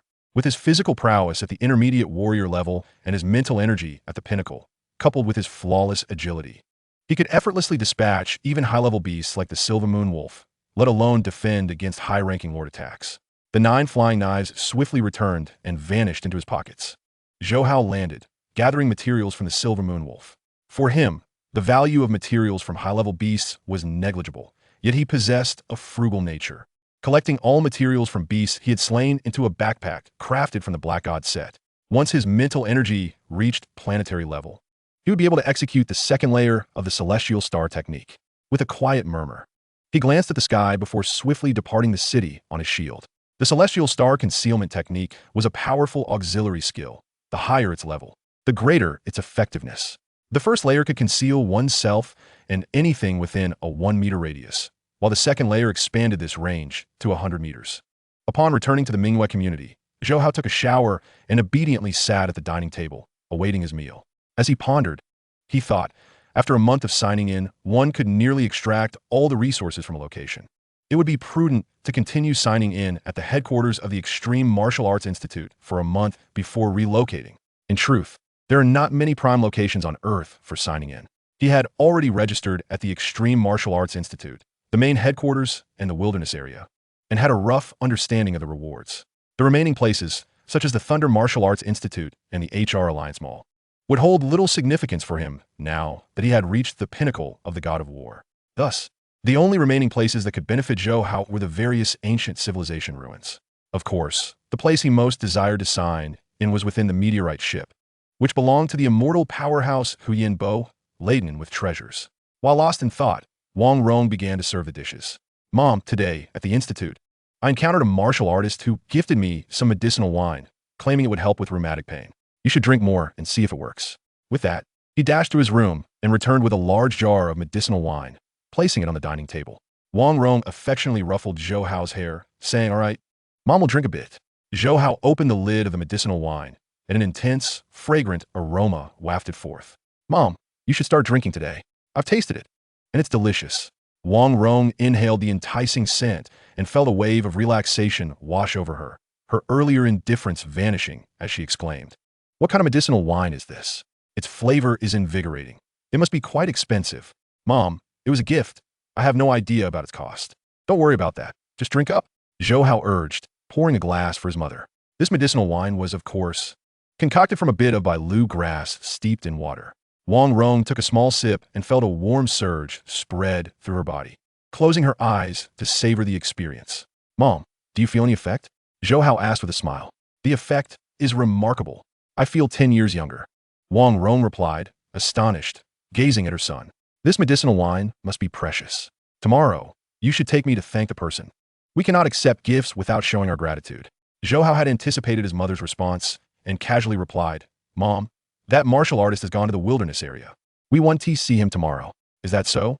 Then we shall visit him when he returns." All right. Chapter 017, Malice. In Hongming Bay City, within the silvery corridors of the Extreme Martial Arts Institute headquarters, Zhou Hao ambled leisurely, silently invoking, "System, sign in." Ding. "Congratulations, host. You have obtained the Blood Shadow secret technique." Ding. "Congratulations, host. You have acquired the Spirit of Plants, Millennium Black Crow Root." Ding. "Congratulations, host. You have attained a mentalist talent level of 10. Ding. "Congratulations, host. You have attained a martial artist talent level of 10. Another flurry of rewards. Zhou Hao's expression remained impassive, aside from the initial 6 consecutive rewards during his first sign-in at the Extreme Martial Arts Institute. The subsequent 5 days had consistently yielded 4 consecutive rewards, with little variation. The first type was a martial artist's secret technique. The second, either dragon blood or the spirit of plants, followed by the talents of a mentalist and a martial artist. However, he felt no disappointment. After all, the rewards over these 5 days had shown some diversity, and continued sign-ins might yield unexpected surprises. Since he was signing in at the headquarters, he intended to exhaust all available resources. After returning to the community for lunch, Zhou Hao spent the afternoon practicing the foundations of mentalism in the wilderness area, a routine he had maintained for 5 days. Whoosh, whoosh, whoosh. 32-9 series, throwing knives sliced through the air like cannonballs, easily dispatching a primary Lord-level beast at the center of the Western District. After 5 days of practice, he could now control 100 throwing knives simultaneously, unleashing equivalent power. Given his current combat strength, he could effortlessly defeat even newly ascended planetary-level martial artists. Descending beside the corpse of the Lord-level beast, he swiftly harvested the valuable materials. The 9 series throwing knives were not inexpensive, costing him a considerable sum for 30 pieces. Fortunately, he continuously collected materials from high-level beast generals and Lord-level beasts every day. Time to check on my elder sister. A thought crossed his mind as he leapt into the air with his shield. Not far from City 085, a disc-shaped warplane descended swiftly from the skies, landing beside a suburban house. Soon, several figures emerged from the warplane. It was Cheng Jin and the Tiger Fong squad. "Cousin, are you sure this will work?" Cheng Jin asked hesitantly. Cheng Shuli, clad in combat attire that accentuated her perfect figure, raised an eyebrow. "What are you afraid of? With me and the Tiger Fong squad here, triggering a small-scale rodent tide poses no danger to you. But, cousin, one must always be wary of unforeseen events. This month is the peak period for rodent tides. If we attract a large-scale rodent tide, I'm done for." "Humph, those who are timid as mice cannot achieve greatness." Cheng Shuli retorted coldly. "I'm a mid-tier god of war. My full strength can rival that of a high-tier god of war. Even if faced with a large-scale rodent tide, I can hold them off for several hours, which should be ample time for you to safely enter the warplane." "What are you worried about?" Cheng Jin still appeared uncertain. "But what if they discover me? I won't be able to escape." Cheng Shuli, exasperated, said, "Always fearing the wolf in front and the tiger behind, you truly disappoint me. Fine, go back. As for Zhou Inger, don't even think about it." With that, she re-entered the warplane. Upon hearing Zhou Inger's name, Cheng Jin gritted her teeth. "Fine, I'll do it." Cheng Shuli's expression softened. "Xiao, make sure to protect my cousin." "Yes." Xiao Chengzheng nodded earnestly. On the rooftop of an abandoned mall, the Rose squad appeared fatigued, each member drenched in sweat. Their armor stained with blood, clearly having just endured an intense battle. "Our risky hunt for a mid-tier beast general nearly cost us our lives." Shen Hong lamented as she slumped to the ground, gasping for breath. Zhang Yi, equally exhausted, added, "Though I'm a sniper, I had to abandon my rifle during the latter part of the hunt to engage in close combat with numerous high-level beast soldiers to help Shen Hong and the others escape. Fortunately, their efforts were rewarded. The mid-tier beast general could fetch around 70 million, and combined with other materials, their squad had earned over 100 million today." Zhou Inger exclaimed after taking a long drink of water. Upon hearing this, Shen Hong and the others broke into smiles. Given their squad strength, hunting primary beast generals was relatively straightforward. Their daring venture today was prompted by a sense that something was amiss in the environment, and they aimed to profit before leaving. Thankfully, they succeeded without injuries. This type of risky operation cannot continue until our squad has a third warrior-level member, Shen Hong stated, casting a serious glance at Zheng Ru and Li Min. Many elite squads, having tasted success, continue to take risks, ultimately losing their lives.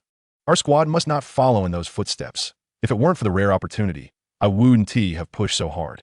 Zhou Inger and the others nodded in agreement, fully aware of the dangers involved. Had it not been for Zhang Yi and Shen Hong's fierce fighting, they would have surely sustained severe injuries or worse. Zhang Yi chuckled, "Captain, don't be so serious. Our squad still has great potential. Zheng Ru and Li Min are not far from reaching the warrior level, and Inger is progressing rapidly. I believe she'll break through soon. As for Brother Chao," Chao Ingchun interjected with a smile, "my potential has long been exhausted, but don't worry. I've saved quite a bit of money following the captain these years. A gamble on a genetic potion should allow me to break through to the warrior level." Shen Hong clapped her hands. "All right, everyone. Let us work hard to achieve breakthroughs to the warrior level as soon as possible. Once we're all warriors, we can venture into larger cities to hunt." Suddenly, a series of loud noises echoed from a distance. Shen Hong and the others instinctively turned their gazes toward the source of the sound. Spotting a group of martial artists hastily retreating toward their position, It's the Tiger Fong squad and that Chung family young master. Zhang Yi readied her sniper rifle. Shen Hong, Zheng Ru, and Li Min turned their gazes towards Zhou Inger. Zhou Inger gently shook her head, expressing her uncertainty about Cheng Jin's presence in the wilderness district. Captain, they seem to be in a bit of trouble. Should we lend a hand? Zhang Yi inquired, glancing back. Shen Hong furrowed her brow and replied, if we can assist, then we shall, but let us avoid creating further complications. Zhang Yi made an okay gesture before firing her weapon. A resounding shot sliced through the air, the bullet precisely piercing a high-ranking B soldier that was advancing towards Cheng Jin. Moments later, the Tiger Strike squad and Cheng Jin reached the rooftop of the shopping mall. Upon sighting Cheng Jin, Zhou Inger coldly admonished, Cheng Jin, what brings you to the wilderness district? Cheng Jin explained, the situation has taken a turn for the worse. A rat tide is likely to erupt soon, and I feared for your safety, which is why I brought the Tiger Strike squad along. Our Rose squad was already preparing to evacuate this city. You mustn't lead the beasts here. Li minuts raturta bruschelli. If high-ranking beast generals attack, the Tiger Strike squad will hold the line while you flee. Xiao Cheng stated calmly. Li Min huffed and ceased to speak further. At that moment, Shen Hong interjected, Cheng Jin, your personal arrival suggests you've received some intelligence? Cheng Jin nodded. The recent weather has been extremely oppressive. I suspect a rat tide could erupt within the next few days. As soon as he spoke, Zhang Yi, Zheng Ru, and the others turned pale. Shen Hong narrowed her eyes, scrutinizing Cheng Jin's expression for any signs of deceit, and then promptly declared, in that case, we must act swiftly. Let us gather our belongings and evacuate immediately. Zhang Yi, Chao Yingchun, and the others moved with alacrity, shouldering their backpacks and dashing down the mall. Cheng Jin and the Tiger Strike squad followed closely behind, but just as they were about to burst through the mall's entrance, Cheng Jin exchanged a meaningful glance with Qiu Cheng. Understanding the signal, Qiu Cheng retrieved several green, glowing hormone-like substances from his person and tossed them behind the mall. As the special hormones released their olfactory signals, the mutated rat beasts in the underground tunnels of District 085 began to stir restlessly, with some high-ranking beast generals emitting a series of piercing hisses. The sound transmitted rapidly through a unique energy signal to the surrounding counties. Chapter 018, The Rat Tide. The Rose Squad's retreat was swift, and their expressions remained relatively calm, for the 085 district was not far from the military supply base. A warrior of the battle general rank could reach it in 4 to 5 hours at full speed. Moreover, with the military's aircraft speed, a distress signal could summon aid within half an hour. Fear not. The rat tide usually erupts at the end of the month, and it is still early in the month. This extreme weather has only persisted for 3 or 4 days. Even in the face of misfortune, it is unlikely we will encounter the rat tide on our way. Zhang Yi remarked with a hint of jest. Shen Hong, however, felt uneasy and commanded, do not underestimate the situation. Increase your pace. Zhou Inger, Zheng Ru, and Li Min, burdened with heavy combat backpacks filled with monster materials, found their speed limited despite their urgency. Cheng Jin, a battle general-level warrior, quickly caught up. Inger, allow me to assist you with your load. No need, Zhou Inger declined. Nearby, Zhang Yi whistled. Young Master Cheng, I have quite a bit of gear. Would you help me share the burden? Cheng Ji nodded, certainly. He hurried over, relieving Zhang Yi of her heavy metal case, while instructing the members of the Tiger Strike squad to assist Zheng Ru and Li Min. As they retreated from a north district to the outskirts, they suddenly spotted a vast shadow in the distance, racing towards them at an alarming speed. What is that? Li Min questioned, puzzled. Shen Hong and the others halted in their tracks, while Qiu Cheng and the Tiger Strike squad exchanged anxious glances. Zhang Yi scanned the area with her sniper rifle, her expression shifting dramatically. This is not good. It's the rat tide. What? The rat tide? Zhou Inger, Zheng Ru, and Li Min's faces drained of color upon hearing this. Each eruption of the rat tide resulted in countless warriors perishing in the wilderness district, and sometimes even the fall of battle god-level experts.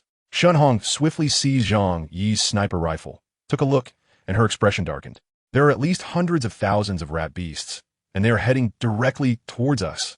Captain, what do we do? Zheng Ru and Li Min exclaimed in a panic, their eyes pleading with Shen Hong. Activate your communication watches and send an urgent distress signal to the military.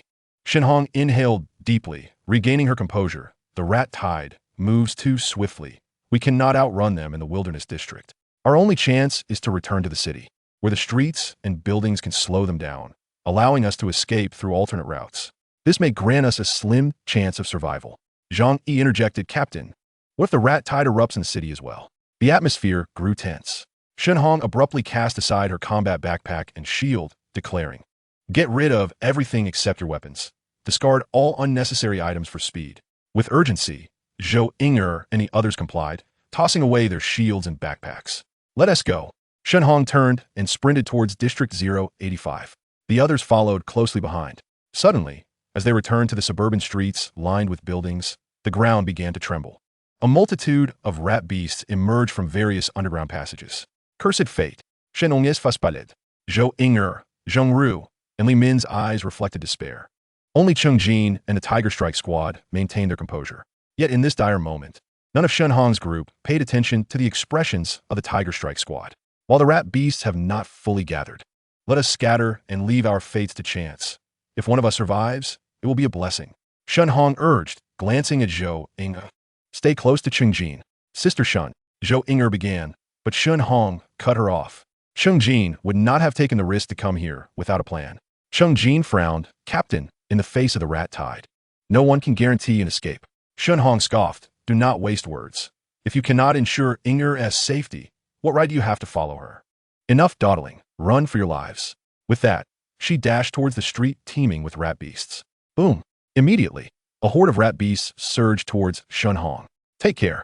Zhang Yi was the second to follow, racing towards the area with a higher concentration of beasts.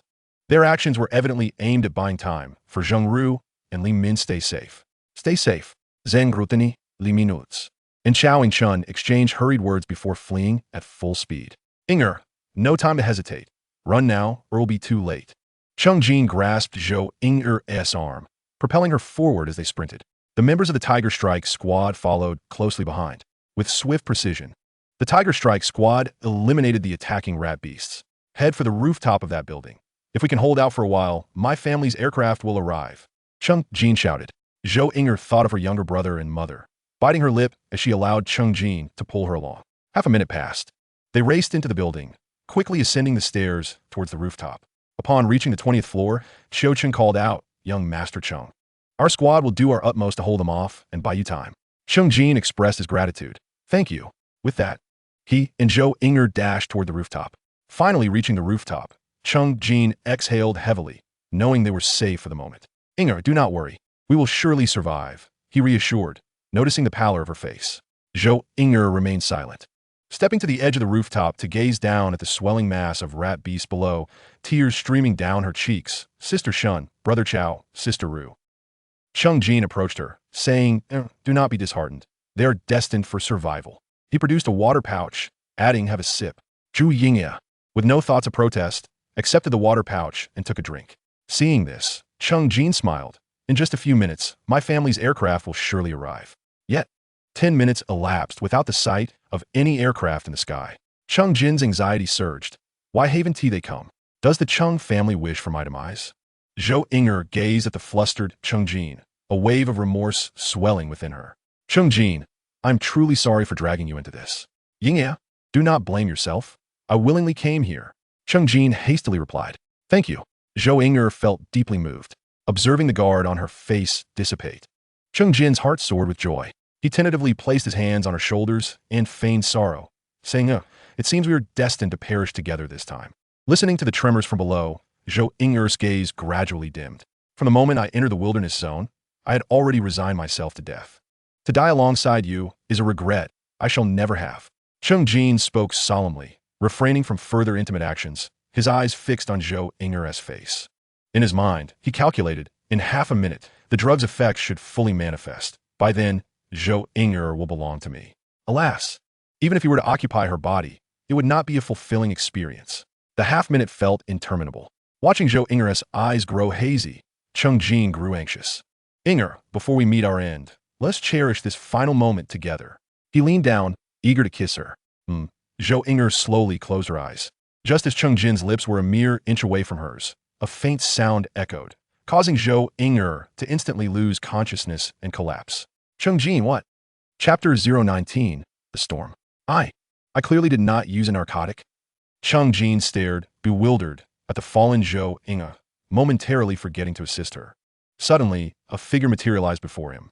Cheng Jin jumped back in fright, stumbling and landing on the ground, his eyes wide as he gazed at the gnome-like figure clad in black spandex, trembling as he stammered, Who are you?"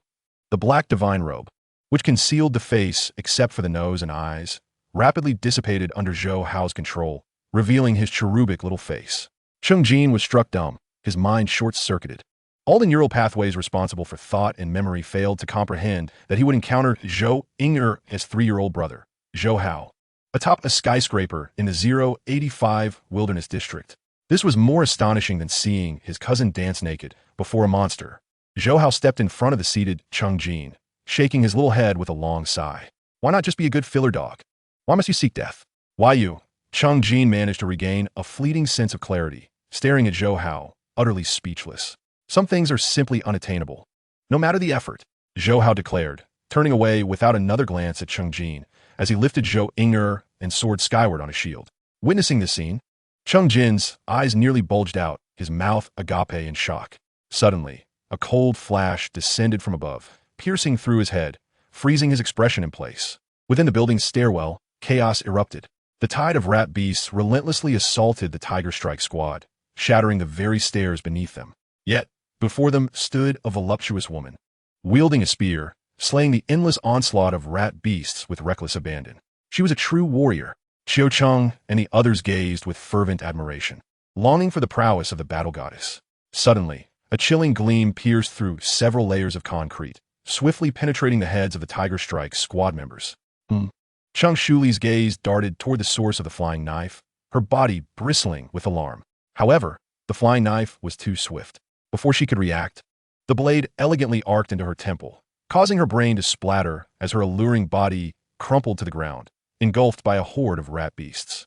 To her last breath, Cheng Shuli would never have imagined that a simple favor for her cousin would provoke the ire of the invincible battle god's psychic master. On the bustling streets of the southern region of District 085, atop the bank building, Zhou Hao gently descended, placing his sister next to the other members of the Rose Squad.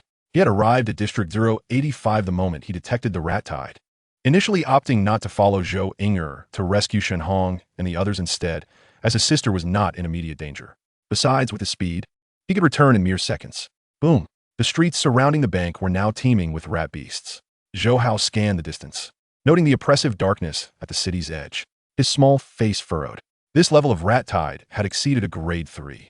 Glancing at his communication wristwatch, he noted that over 10 minutes had passed since he rescued Shen Hong and the others and sent an emergency signal. According to the military supply base's air support speed, they should arrive shortly. He hoped it would be timely. Zhou Hao's gaze fell upon the 5 individuals he had lightly incapacitated, then back to Zhou, deciding to wait a little longer. Time ticked by. The number of rat beasts on the streets increased. Some seemed to sense Zhou Ing'er and the others, charging madly toward the bank building, only to be effortlessly slain by Zhou Hao's flying knives. Yet, with the death of the rat beasts, the higher-ranking rat beast leaders detected Zhou Hao's presence, unleashing a series of piercing cries. Boom! In an instant, an overwhelming tide of rat beasts surged toward the bank building from all directions. Trouble. Zhou Hao shook his little head, opting against stealthy kills. 32 Series 9 flying knives and 16 Series 7 flying knives instantly shot from his pockets, hovering around him. Go! With a low command, the flying knives rapidly shot forth, forming a deadly circle with a diameter of 100 meters around him, ruthlessly slaying the incoming rat beasts. Puff, puff, puff. The 48 flying knives swirled like a metallic storm, indiscriminately slaughtering the countless rat beasts. The shrill cries grew more frequent. The rat tide became frenzied. Millions of rat beasts lunged at the bank building, but as they reached its edge, they were pierced by the rapidly spinning flying knives. In just 5 or 6 minutes, a mountain of rat beast corpses began to accumulate around the bank building, visibly rising. It was utterly insane. Zhou Hao stood at the edge of the rooftop, observing the mass of rat beast corpses reaching half the height of the building, his expression serene. Boom! Within his consciousness, his psychic power erupted completely. The flying knives produced sonic booms, shattering the bank's glass, which soon floated and formed a circular storm, akin to flying knives. Puff, puff, puff. The rat beasts, like moths to a flame, faced an even quicker accumulation of corpses. Zhou Hao manipulated over 200 shards of glass, sensing an instability in his control over the flying knives. He understood that this was likely the limit of his current psychic ability. Mastering the basic control of psychic masters would evidently take him another 10 days or so. He gazed at the ever-growing horde of rat beasts, murmuring softly. The more objects a psychic master controls, the weaker the power becomes. Fortunately, these rat beasts were not particularly strong, allowing him to forego maximum power. Of course, Zhou Hao dared to act so boldly primarily due to the immense quantity of his psychic power, which, having reached the peak of battle god level, still retained 2/3 of its solidity. The continuous influx of psychic mist eased any concerns about depletion. In the blink of an eye, 20 minutes had passed. The corpses of rat beasts piled up around a rooftop, numbering in the hundreds of thousands. High above the outskirts of District 085, within a military aircraft, the pilot gazed at the dense swarm of rat beasts with a shiver running down his spine. Report to base, we have arrived at the suburban area of 085, and the situation regarding the rat tide is extremely severe. Should we continue the rescue? The base responded swiftly. The emergency signal persists. Continue the rescue. The pilot affirmed, yes. With a thunderous roar, the fighter jet surged into the city, its engines roaring mightily. On the streets, countless rodents looked up, startled by the jet's piercing shriek. As the aircraft approached the location of the distress signal, a gruesome circle of hundreds of thousands of rodent corpses surrounded a rooftop building, while innumerable rodents climbed atop the piled bodies, only to be relentlessly scattered by the metallic storm. This harrowing scene gradually came into the pilot's view, leaving him momentarily stunned. My goodness, how many rodents were slaughtered here? 03. Have you reached the rescue location? The persistent voice in his earpiece jolted the astonished pilot back to attention. He hastily replied, reporting to the base, I have arrived at the target location. An anxious voice from the base inquired, 03, is the target alive? The pilot did not respond immediately. Instead, he transmitted the scene before him back to the base, adding, the target is unharmed. Chapter 020, Clues. 5 hours later, within the military supply base, members of the Rose team, including Shen Hong, gradually awoke. Zhou Inger was the last to regain consciousness, her cold visage still reflecting a dazed state. Upon finally focusing her bleary eyes on Shen Hong, Zhang Yi, and the others, she jolted upright. Sister Shen, Brother Zhang. Sister Ru, you all are safe? Shen Hong, Zhang Yi, and Zhu Ru chorused, we are alive. Zhou Inger glanced around, and before she could speak, Zhang Yi interjected, we are in the villa of the military supply base city. Hearing this, Zhou Inger froze momentarily, then cautiously asked, so, does this mean we were rescued? Shen Hong and the others nodded in unison. But what exactly happened? Zhou Inger inquired, her lips parting in confusion. Shen Hong, Zhang Yi, and the others shook their heads. Inger, don't ask. We are just as bewildered as you are, completely unaware of what transpired. Shen Hong replied with a wry smile. Zhang Yi casually tossed her sniper rifle behind her, resting her hands behind her head as she nonchalantly remarked, regardless, the important thing is that we are alive. Who cares who saved us? Just then, a series of footsteps echoed through the room. Soon, several soldiers entered the living room. The lead figure, a colonel, scanned Shen Hong and the others, a faint smile crossing his face. It seems you are all unharmed. The Rose team members stood in unison, saluting. The middle-aged colonel waved his hand dismissively. No need for formality. Captain Shen, I have come from the Kyoto Military District to ask you a few questions. Shen Hong promptly responded, Colonel Chu, please proceed. The colonel, recognizing Shen Hong's acknowledgement, grew slightly more serious. Captain Shen, what is your relationship with the powerful individual who saved you? Upon hearing this, Shen Hong gasped, Colonel Chu, to be honest, our entire team is still in a state of bewilderment, completely ignorant of what happened. Colonel Chu scrutinized Shen Hong, and upon determining her sincerity, sighed, in that case, you have no further information regarding this powerful individual? Shen Hong couldn't help but ask, Colonel Chu, what exactly transpired after we lost consciousness? Did the rodent tide retreat? Colonel Chu turned, signaling two soldiers to step forward. They presented photographs to Shen Hong and the others. The images depicted the scene captured by military aircraft of the bank building surrounded by a mountain of rodent corpses. Is this the powerful individual who rescued us? Shen Hong, Zhang Yi, and the others were left in shock, the sight of the towering piles of rodents inducing a chill in their hearts. Colonel Chu stated solemnly, this was captured by the aircraft while en route to rescue you in the 085 wilderness area. It is classified information, Captain Shen, so please do not disclose it. Understood. Shen Hong and the others nodded in agreement.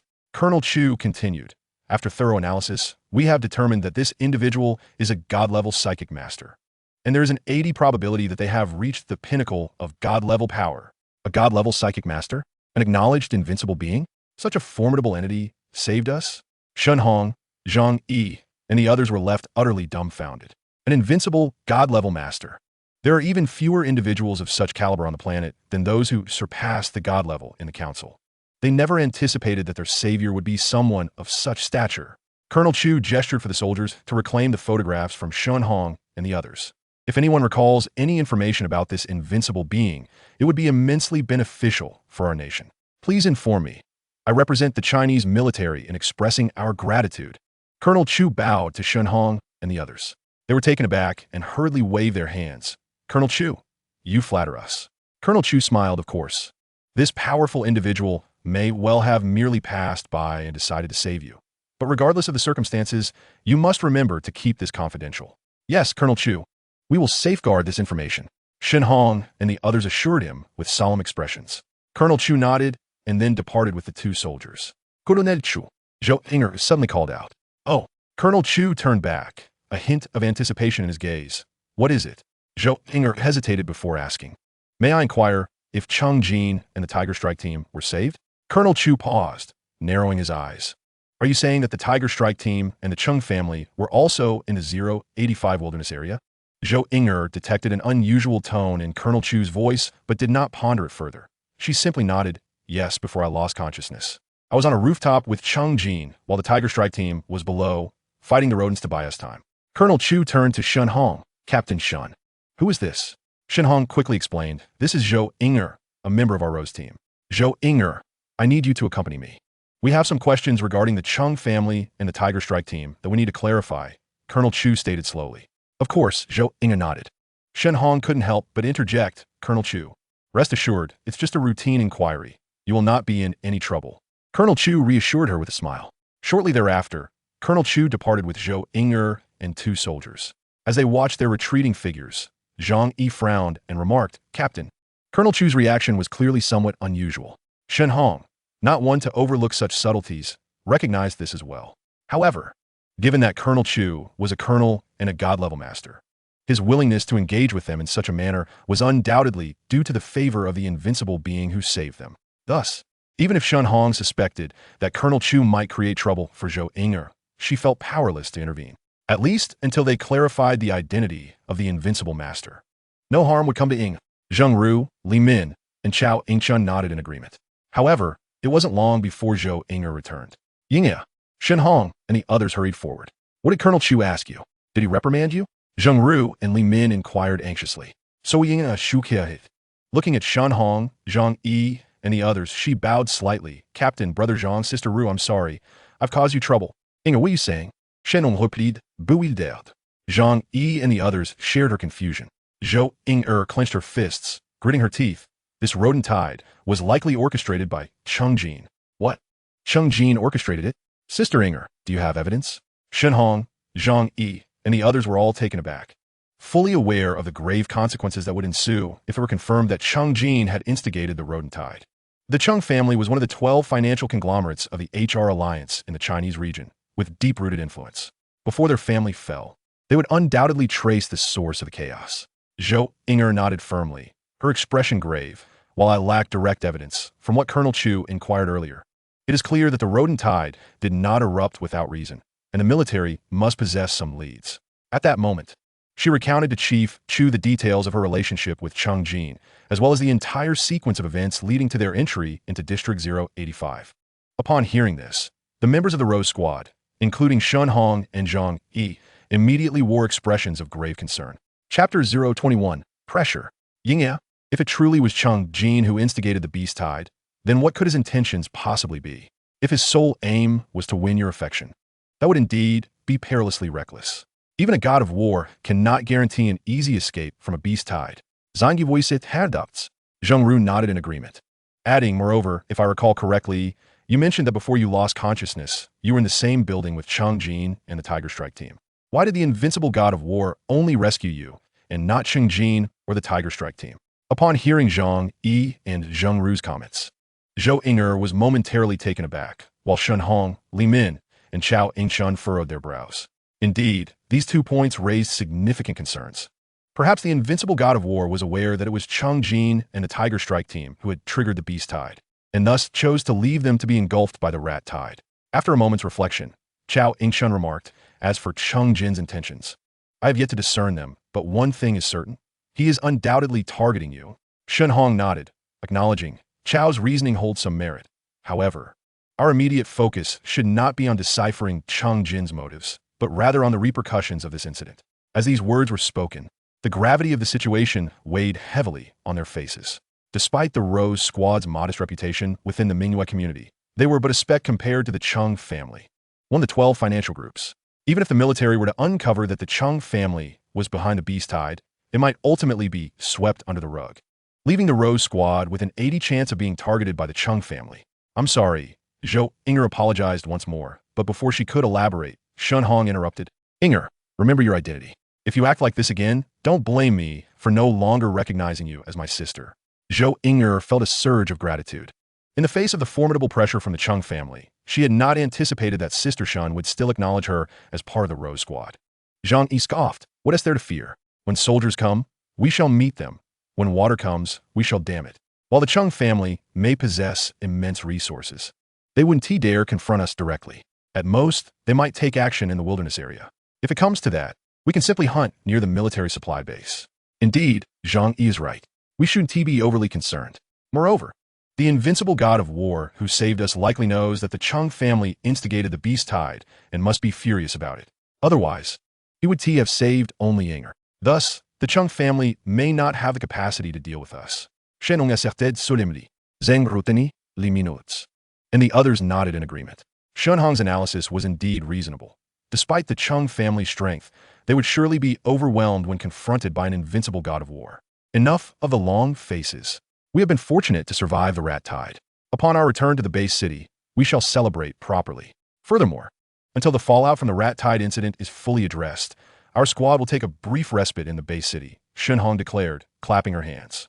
At the train station entrance, Wang Rong scanned the bustling crowd with an unmistakable expression of anxiety. Mom, didn't he already call? Big sis is fine. So stop worrying unnecessarily. Zhou Hao yawned. Wang Rong sighed, but it's a rat tide. Many people in the community have said that a rat tide can claim numerous lives. Although your sister answered the phone, she didn't mention if she was injured or the severity of any injuries. How could a mother not worry? Zhou Hao chose not to respond further. He was well aware that his sister was safe, having personally seen her onto the aircraft. Before long, a train arrived and a number of warriors disembarked, many of whom were severely injured and required assistance from their teammates to move. The families waiting to greet them immediately burst into tears. Don't cry. Fine. Surviving this rat tide is already a stroke of luck. So what if I lost a leg? It's not a big deal. I can spend quality time with you now that I'm injured. Son, though I've lost an arm, I can still be with you properly from now on. The atmosphere at the station grew increasingly somber. Upon witnessing this, Wang Rong's anxiety deepened, her heart racing. Soon after, members of the Rose Squad emerged. Mom, Zhou Hao. Zhou Inger called out as she rushed towards Zhou Hao and Wang Rong. Wang Rong hurried over as well, her eyes scanning Zhou Inger anxiously. As her hands touched her daughter, confirming she bore no missing limbs, she let out a heavy sigh of relief, tears brimming in her eyes. Thank goodness you're all right. Shen Hong and the others, bearing heavy hearts, merely greeted Wang Rong before departing. Upon returning to the Mingyue community, many family members of the warriors approached Zhou Inger with relief. Inger is back. The outbreak of the rat tide was so sudden, quite a few warrior teams were injured, and 4 or 5 teams from our community are still unaccounted for. Wang Jia, it's truly fortunate that your Inger returned safely. Shen Hong and the others are back too, all unscathed. Truly, the Rose Squad deserves its reputation. I'm even considering having my family join the Rose Squad. Wang Rong replied to each with gratitude. Indeed, we were lucky. I will definitely offer my thanks to the deities for watching over my daughter. Zhou Hao grimaced at her words. Once inside the living room, Wang Rong could no longer contain her thoughts. Daughter, please stay for a few extra days this time. Don't go back to the wilderness area. Hearing about the rat tide scared me half to death. Zhou Inger quickly nodded. Don't worry, Mom. I'll stay longer this time. I probably want to return to the wilderness area before the new year. Hearing this, Wang Rong finally felt some relief. Yingya, go wash up. I'll head to the supermarket to buy some groceries to welcome you back and chase away the bad luck. With that, she left the living room. Zhou Inger removed her combat uniform, revealing a pale yellow tank top. She also slipped off her pants, wearing only a pair of fitted shorts, her long, straight legs exposed to the cool air. Sis, can you be a bit more mindful? There's still someone here. Zhou Hao protested, arms crossed as he sat on the sofa. Zhou Inger didn't even glance at him. You're only 3 years old. What do you understand? Go peel an apple for me. I'll eat it once I finish my shower. As she spoke, she walked into the adjoining bathroom. Soon, the sound of running water could be heard. Oh no, I forgot to grab my change of clothes. Zhou Hao, go to my room. Zhou Hao, overhearing, shouted back. You really don't see me as a person, do you? Get yourself. I'm going upstairs. With that, he dashed up the stairs. So ying out of to herself. At just 3 years old, he is already so clever. How will I ever bully him when he grows up? After a while, Zhou Inger emerged from the shower, changed into clean clothes, and sat on the sofa eating an apple. Zhou Hao returned downstairs and plopped down beside her. Cease. Are you really not going to the wilderness area before the new year? That's right. For the next 2 or 3 months, I'll be at home, focusing on nurturing you, my little guy. Zhou Inger reclined on the sofa, stretching luxuriously. It's so much more comfortable at home, carefree and relaxed. Zhou Hao grumbled. If you don't go to the wilderness area, how will you make money? I still want to go to the extreme martial arts headquarters. Crack. A sharp sound echoed as Zhou Inger smacked him on the head. You little brat. I almost lost my life during this rat tide. And you still want me to go back to the wilderness area? You have no idea how to be sympathetic. Zhou Hao rubbed his head. I'm sorry, sis. By the way, why didn't T. Ching Jin come to pick you up this time? Ching Jin? You want TB coming again? Zhou Inger frowned, a hint of sorrow evident in her eyes. Chapter 022, Zhou Hao's Punishment. 2 days later, on the 6th floor of the Extreme Martial Arts Hall, as Zhou Inger and Zhou Hao made their appearance, Zheng Ru and Li Min rushed over to pinch her cheeks. Shenong clutched Ao Taitli, cradling him in her arms. This little fellow had grown remarkably fast. At merely 3 years old, he was nearly as tall as a 5-year-old child. If he continued to develop at this rate, he would soon lose that adorable, cherubic quality. Zhou Inger chuckled and remarked, We've exhausted all the nutritious food at home, so it's only natural for him to grow at such a pace. He certainly has quite the appetite. Shen Hong pinched Zhou Hao's cheek and inquired, When do you plan to test your brother's abilities? Perhaps in a while, once the rat tide situation is entirely resolved. Zhou Inger sighed. Shen Hong set Zhou Hao down and asked Li Min to take him out to play. She continued, Are you worried that if Zhou Hao possesses exceptional talent and enters the youth training camp, the Chung family might covertly act against him? Indeed, Zhou Inger replied. Her brow furrowed. The ordinary training camps of the Extreme Martial Arts Academy and the youth training camp are both in Kyoto, and the Chung family has maintained a stronghold there for many years. If they wish to take action, I would be utterly powerless to intervene. That's true. Shen Hong pondered for a moment. It would indeed be unwise to send Zhou Hao to the youth training camp at this juncture. Last night, Commander Chu specifically called to advise our Rose Squad to exercise caution and minimize our outings. Zhou Inger's expression shifted in alarm. Is the military planning to take action against the Chung family? Shen Hong waved her hand dismissively. Not so soon. Even if the military possesses evidence, they cannot directly confront the Chung family. At the very least, they must adhere to the procedural protocols. Doesn't that merely afford the Chung family ample time to maneuver? Zhou Inger asked, her brow furrowing deeper. There's little choice. The Chung family is one of the 12 financial groups, and any action taken against them involves far-reaching interests. To make matters worse, this might only result in the Chung family sustaining a minor setback. Shen Sigid, fully cognizant of the intricate web of interests among these financial conglomerates. Even with irrefutable evidence, it would be exceedingly challenging to bring the Chung family to ruin. Zhu Ying'e fell silent. After a prolonged pause, she finally spoke. If the Chung family were to discover the true cause of Chung Jin's demise, they would undoubtedly seek retribution against our Rose Squad. Shen Hong remained silent, aware that with the Chung family's influence, they would act against the Rose Squad merely to save face. Sister Shun, what should we do? Zhou Inger trembled slightly, acutely aware that as a mere senior warrior, she was ill-equipped to contend with such a formidable adversary as the Chung family. One step at a time, Shen Hong replied solemnly. If the situation becomes dire, our Rose Squad will remain within the confines of the base city. As long as we are in the base city, the Chung family would dare not act against us. She cast a glance at Zhou Hao, who was standing not far away. Should Zhou Hao prove to be exceptionally gifted, with the potential to become a legendary warrior in the future, there would still be hope for the Rose Squad. Bang! Commander Chu slammed his fist onto the table, resembling an enraged tiger glaring fiercely at the man before him. The rat tide incident had resulted in numerous martial arts teams facing injuries or annihilation. Could a mere 10 billion Huaxia coins suffice as compensation? The man furrowed his brow. Commander Chu, the Chung family has already faced the consequences they deserved. Elite training camp instructor Chung Shuli has perished in the rat tide, and Chung Jin, a direct descendant, has also lost his life along with the Tiger Strike Squad. Commander Chu interjected sharply. They brought this upon themselves. If it were up to me, I would not have come to their aid. Let them meet their demise at the hands of their own recklessness. The man sighed. All injured or obliterated martial arts teams, as well as the families of the deceased, will have their compensation covered by the Chung family. However, if we pursue this further, not only do we face the challenge of actually gathering evidence, but we must also follow the proper procedures to arrest the head of the Chung family, which will require considerable time. The Chung family could easily enlist the aid of legislators to intervene. Thus, in the end, the Chung family would only incur some negligible penalties. Commander Chu's anger surged, veins bulging as he glared at the man. After a moment, he slumped into his chair, exclaiming, "The conglomerates are a malignant tumor." The man shook his head. Existence implies reason. The HR Alliance's conglomerates have provided many martial artists with opportunities to access various secret techniques and purchase equipment. As long as they do not cross the line, it is exceedingly difficult to topple them. What of Councilman Jia? What is his stance? Commander Chu inquired. He shares your outrage. It was Councilman Zhu who personally intervened, persuading the Chung family to part with 10 billion. Otherwise, do you think the Chung family would so readily agree to such a sum? The man chuckled bitterly. Commander Chu, you lack definitive evidence. Commander Chu gritted his teeth. The rat tide obliterated the evidence. Thus, you should cease your investigations. Furthermore, keep a close watch on the Rose Squad. Do not allow the Chung family to target them. The man cautioned. In the Kyoto Bay City, a large passenger plane descended slowly.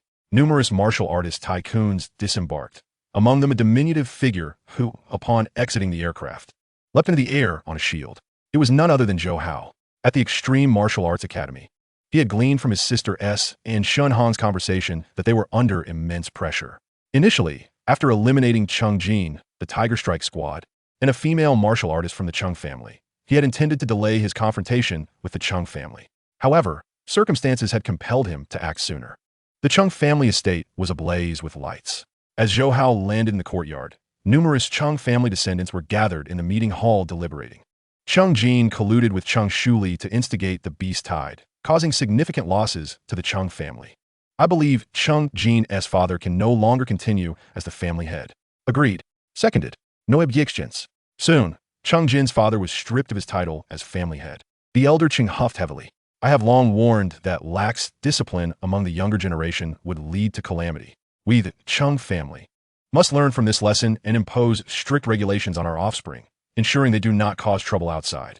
Furthermore, we have conducted a thorough investigation, and the root cause lies in Chung Jin's infatuation with a girl, leading to this absurdity.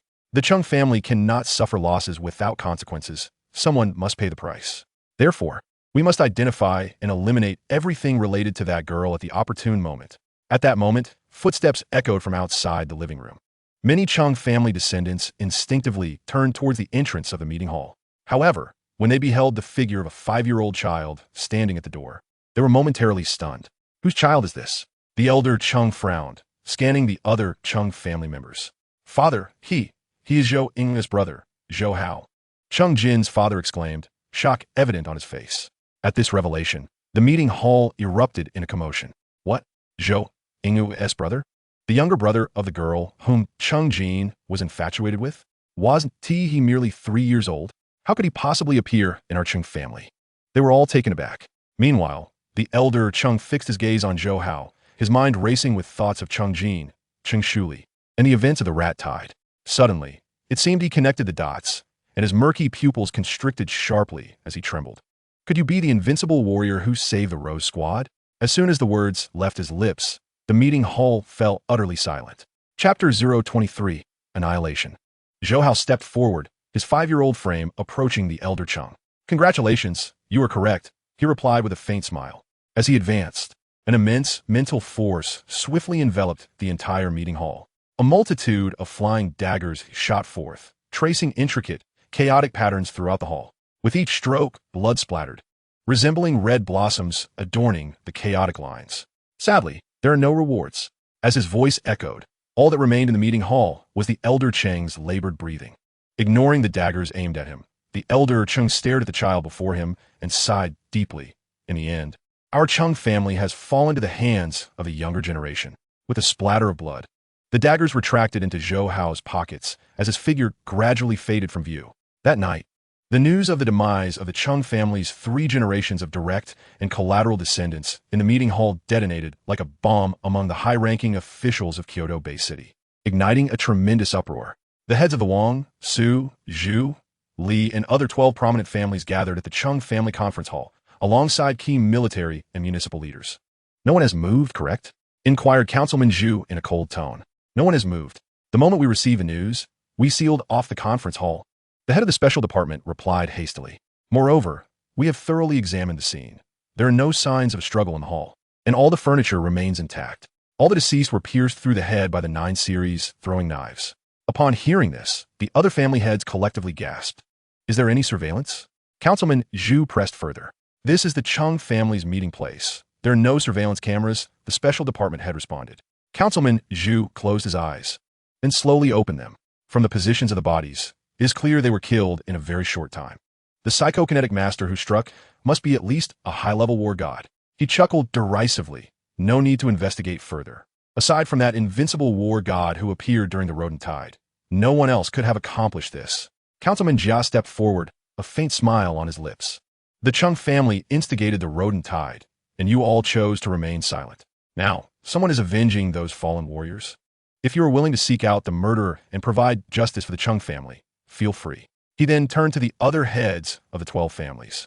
Cheerfully warning, "Let me remind you, even I cannot guarantee dealing with a peak war god's psychokinetic master."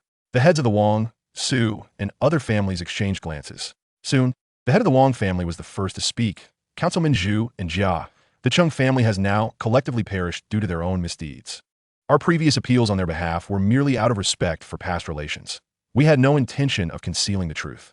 Now that the Chung family has been nearly exterminated, I believe it is time to reveal the truth to the public and give justice to those warrior teams that fell during the rodent tide." "Agreed," echoed the heads of the Su and Li families. Had even one direct descendant of the Chung family survived, they would not have been so heartless. After all, protecting the Chung family equated to safeguarding their own interests. However, with the Chung family nearly annihilated, continuing their defense held no significance, especially given that the attacker was an invincible war god. Had they known the Chung family had offended such a being, they would never have intervened on their behalf. Councilman Jia sneered, having long seen through these families. "Councilman Zhu, what is your opinion?" Councilman Zhu sighed. "Let be announced." The following morning, just as dawn broke, Zhou Hao heard Shen Hong's voice calling from outside. His elder sister quickly rose and rushed out to the villa. "Inger, joyous news, tremendous news." Shen Hong could hardly contain her excitement. "Sister Shen, what is the good news?" Zhu Yinger asked anxiously. Shen Hong laughed heartily. The Chung family, having committed numerous injustices, was nearly exterminated by a mysterious powerhouse, and the military has already made public Chung Jin's role in instigating the rodent tide. This has incited public outrage among all warriors. You must hurry to the extreme house. The forum is about to crash. Zhou Inger hurriedly followed Shen Hong back to the bedroom and logged into the extreme house forum. Indeed, the forum was filled with posts condemning the Chung family. After skimming through several important threads, the weight in Zhou Inger's heart lifted instantly.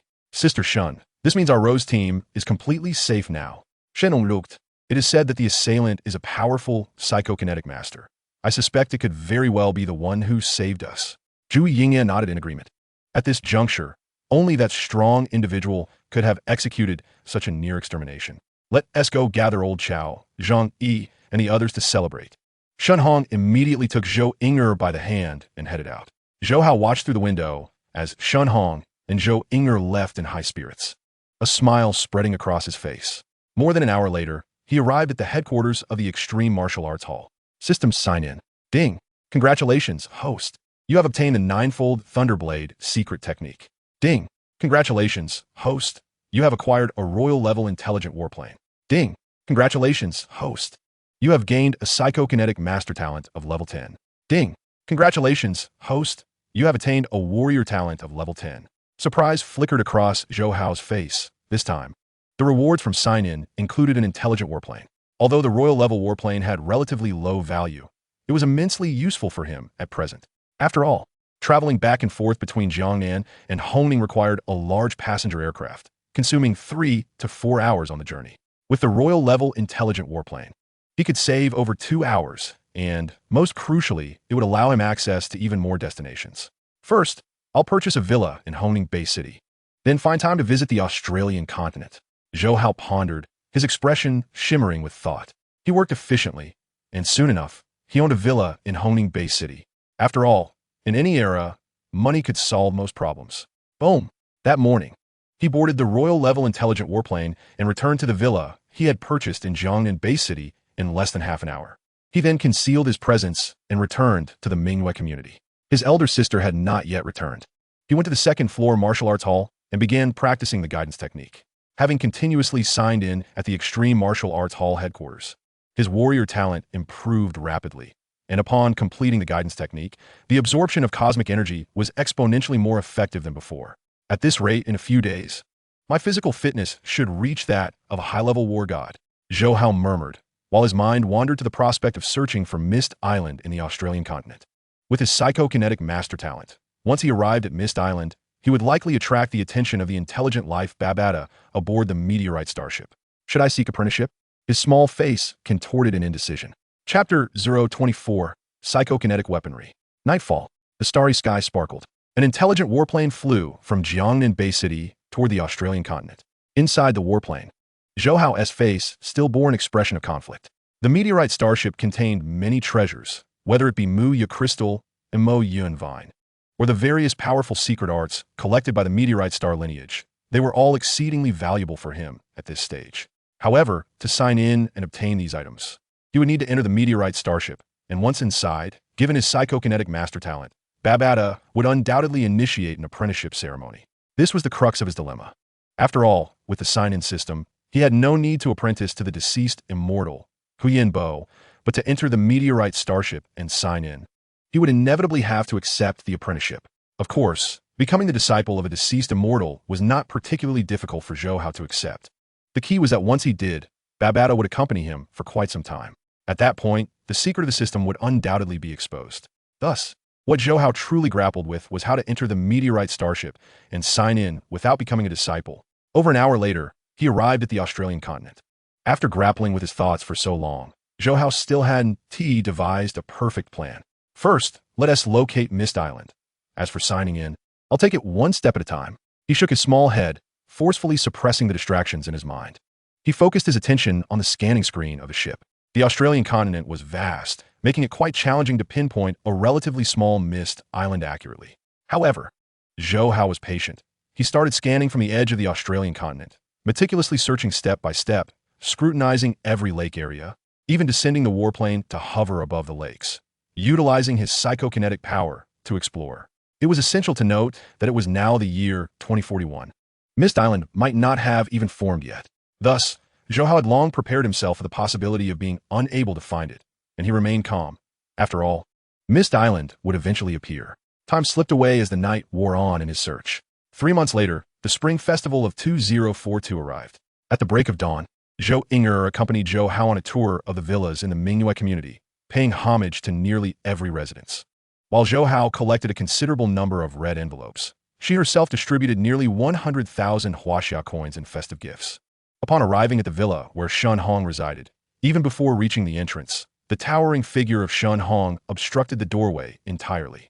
All right, no need for you to pay me New Year-esque greetings. It's better that I don't realize I've aged another year. Shen Hong looked artidi, stepping forward to scoop Zhou Hao into her arms, her fingers instinctively pinching his cheek while simultaneously slipping him a large red envelope. Zhou Hao rolled his eyes, exclaiming, "If you're going to pinch my face for this long, I demand at least 100,000 coins." As he tore open the envelope, he found not crisp huaxia currency, but rather 2 thin sheets of paper. Airline tickets? Zhou Hao paused in surprise. What do you think? Not a bad red envelope, huh? Huh. I've heard from Inger that you wanted to visit the headquarters of the Extreme Martial Arts Institute. You'll get your wish this afternoon. Shen Hong remarked with a smile. Zhou Inger immediately interjected. Sister Shen, this is far too extravagant. Zhou Hao's little face instantly lit up with an adorable smile. Indeed, it was worth the cheek pinching. Crack. A familiar sharp sound echoed. Little Hao, aren't you going to thank Sister Shen? Zhou Inger shot him a disapproving glance. Shen Hong waved her hand dismissively. What is there to be polite about between us? By the way, we discussed testing Zhou Hao's physical capabilities last time in the wilderness area. It's been 3 months already. So don't forget to come to the Extreme Martial Arts Institute tomorrow. Zhou Inger nodded, assuring her, rest assured, I won't forget. The pressure from the Chung family had diverted her attention, and while the Chung family was nearly annihilated by that mysterious powerhouse, Zhou Inger ultimately decided to continue nurturing Zhou Hao for a few more months before testing him. After all, he was still quite young, and additional training would only serve to benefit him. Sister, let us chat tonight. I'm off to Brother Zhang's house to pay my respects. All right, you two go ahead. Following that, Zhou Inger took Zhou Hao to visit Zhang Yi, Chao Ingchun, Li Min, Zheng Ru, and others to extend New Year's greetings. And in the afternoon, they boarded a large aircraft bound for Hongning Bay City together. On New Year's Day, the headquarters of the Extreme Martial Arts Institute rarely opened its doors for half a day, allowing all martial artists to enter. It was for this reason that Shen Hong had purchased the tickets in advance. They strolled along the main corridor of the starship, and Zhou Hao took the opportunity to check in. Ding! Congratulations, host, you have obtained the advanced version of the Spirit Master's weapon, the Void Shuttle. Ding! Congratulations, host. You have acquired the gravity chamber of ancient civilizations. Ding! Congratulations, host. Your Spirit Master talent is now level 10. Ding! Congratulations, host. Your martial artist talent is now level 10. Hearing the notifications, a look of unexpected delight spread across his little face. He had initially assumed he would receive the usual mundane secret techniques like the spirit of grass and wood, yet on this New Year's occasion, he was unexpectedly rewarded with a telekinetic weapon and a gravity chamber. Could this be the system's New Year gift? Zhou Hao mused, his heart brimming with joy. After more than 3 months of continuous check-ins, he had finally struck gold. With the advanced Void Shuttle in his possession, he could finally consider himself a true master. After their tour, Zhou Inger pulled Zhou Hao away from the headquarters of the Extreme Martial Arts Institute. Just as they reached the entrance, 2 intelligent fighter jets descended, and from them emerged Counselor Lu and a masked man. It's the Lu Inspector and the Ice Mountain Counselor. At last, he had encountered the formidable beings who surpassed the war gods. The long journey on the large aircraft had been worth it. Zhou Hao couldn't help but wonder when he might ascend to such towering heights of strength. The martial artists, including Zhou Inger, were all visibly thrilled, as if they were witnessing their idols. Upon departing the headquarters, Zhou Hao glanced at the still excited Zhou Inger and smirked. Sister, they're just 2 counselors. What is all the fuss about? Crack! The familiar sharp sound echoed again as Zhou Inger pinched his ear. You little brat, what do you know? They are beings that surpass the war gods, capable of slaying king-level monsters. They are the pillars of humanity on Earth. Without them, our major base cities would have been obliterated by monsters long ago. We must maintain a modicum of respect for them. Zhou Hao retorted. If I become a counselor in the future, will you have to show me respect? Go on, stop boasting in front of me. I'll admit you have talent, but don't aim too high. If you can become a war god in this lifetime, I'll be very pleased. Zhou Inger affectionately ruffled her brother's hair, her eyes sparkling with hope. That evening, under a tapestry of twinkling stars, Zhou Hao refrained from seeking out Mist Island as he had previously done, opting instead to visit the wilderness area of Jiangnan Bay City. He sat cross-legged atop the rooftop of a towering skyscraper, ready to claim the advanced version of the Void Shuttle he had checked in for that day. As he did so, a torrent of information flooded his mind. This advanced version of the Void Shuttle not only resembled its predecessor in form, but also included the accompanying secret technique, Void Escape. The information flow conveyed the essence of this technique. Compared to the original version, the advanced version not only featured 3 primary forms, but also a final ultimate form. After a cursory review, Zhou Hao focused his spiritual telekinesis on the telekinetic weapon floating before him. The advanced Void Shuttle boasted 1008 blades, each adorned with intricate secret patterns.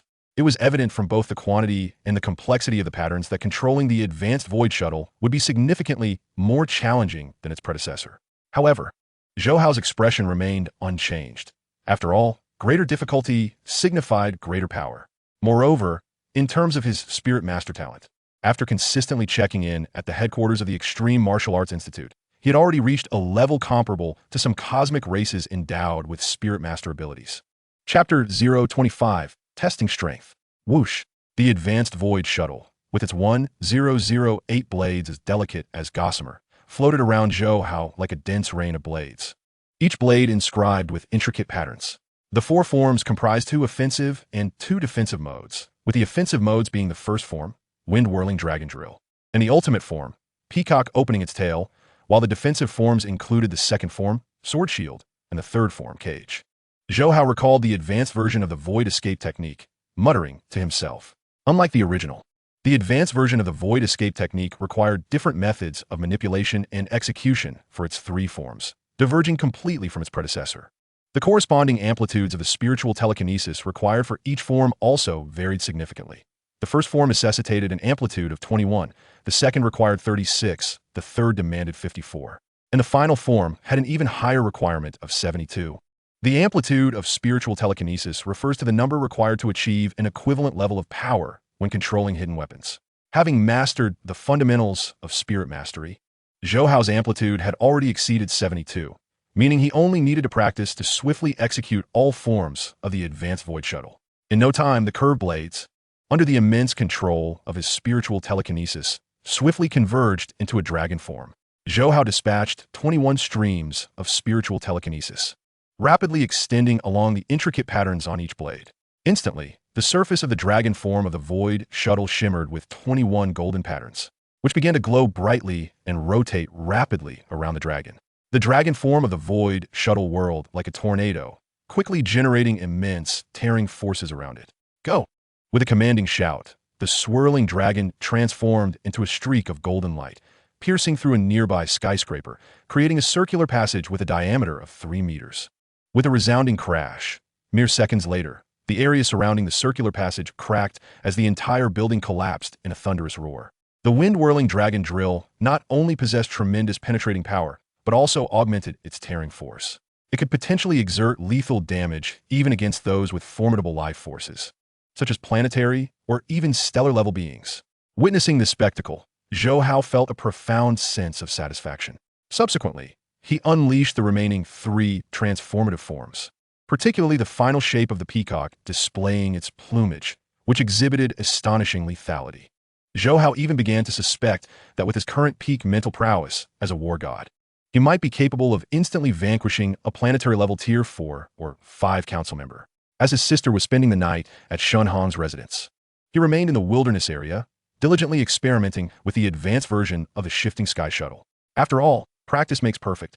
Although he could directly grasp the shifting sky secret method through his sign-in, mastering such techniques is akin to theoretical studies.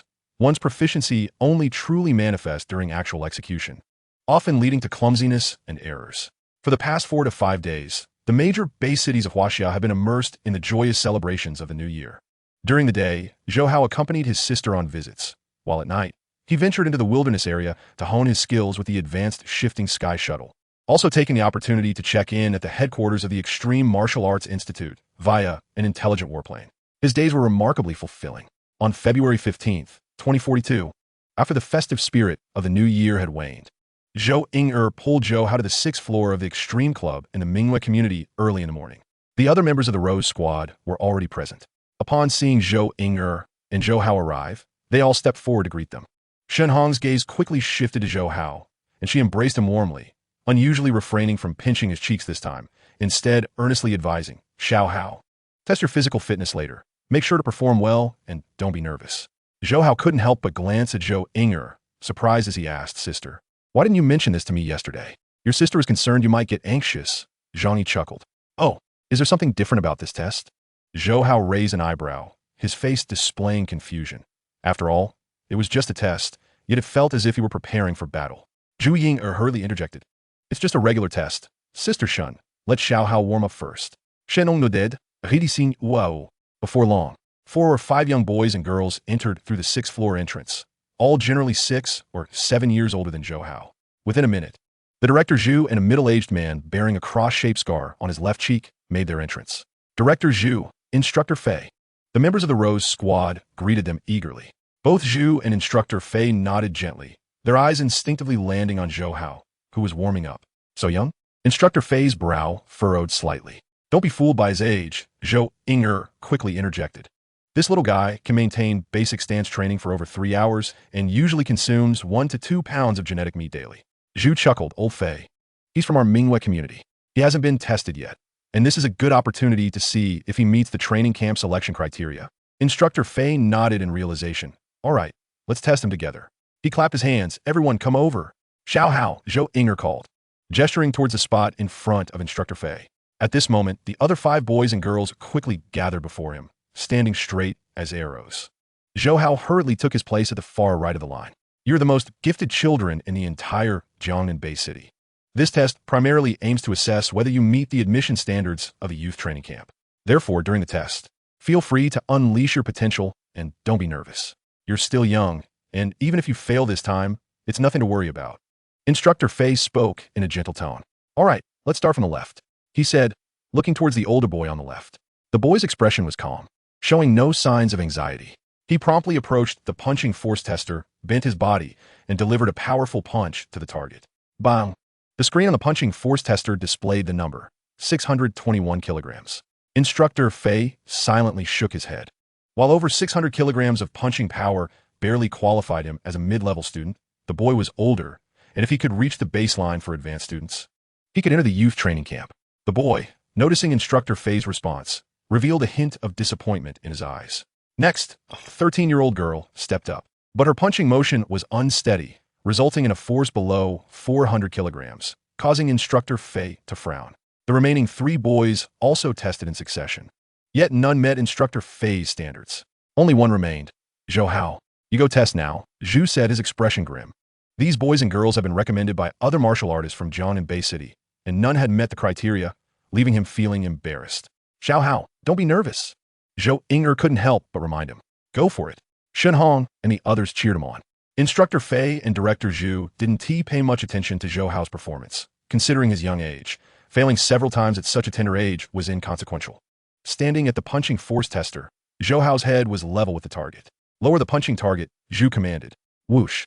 The target quickly descended to Zhou Hao's waist level. Better show at least a bit of performance. Otherwise, I'll have to be cautious when helping my sister improve her strength. A thought crossed his mind, and he casually punched the target. His movement was anything but standard. Neither Instructor Fei nor Zhu changed their expressions as they watched. Shen Hong Visperet, Yingya. Didn't you teach Xiao Hao the basic striking technique? Zhou Inger awkwardly replied. Xiao Hao is usually very clever. I taught him a few times, thinking he had mastered it. Shen Hong was utterly speechless. What was the punching power? At that moment, Zhu casually inquired. The club staff member beside the punching force tester immediately responded, Director, the punching power is 1,310 kilograms.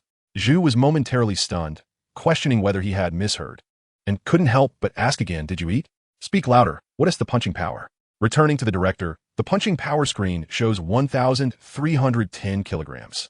The staff member, fearing to anger Zhu, shouted at the top of his lungs, his voice resonating throughout the entire 6th floor of the club. What? 1,310 kilogram? How is this possible? Zhu's expression froze, and he dashed over at lightning speed. Whoosh, whoosh, whoosh. In an instant, Instructor Fei and the Rose squad members also rushed to the punching force tester, their gazes fixated on the screen. 1,310 kilogram. Zhou Inger read out each digit. Instructor Fei, Zhu, and the members of the Rose squad couldn't help but rub their eyes. It wasn't that they were unwilling to believe their eyes, but the punching power score was simply too outrageous. After all, they were merely testing a 4-year-old child. Even among the genetically superior offspring of war gods, reaching the level of a martial artist before the age of 10 was considered true genius. As for a 4-year-old attaining the punching power of a martial artist, since the Great Nirvana, there had only been one such case globally, that being the descendant of the world's strongest, Hong. It had caused an enormous uproar at the time. Yet now, Zhu could hardly fathom that such a child had emerged from the Mingyue community. What is your name? Instructor Fei squatted down, his tone reaching an unprecedented level of warmth. Zhou Hao, the child's tender voice rang out. Instructor Fei smiled. I'll call you Xiao Hao.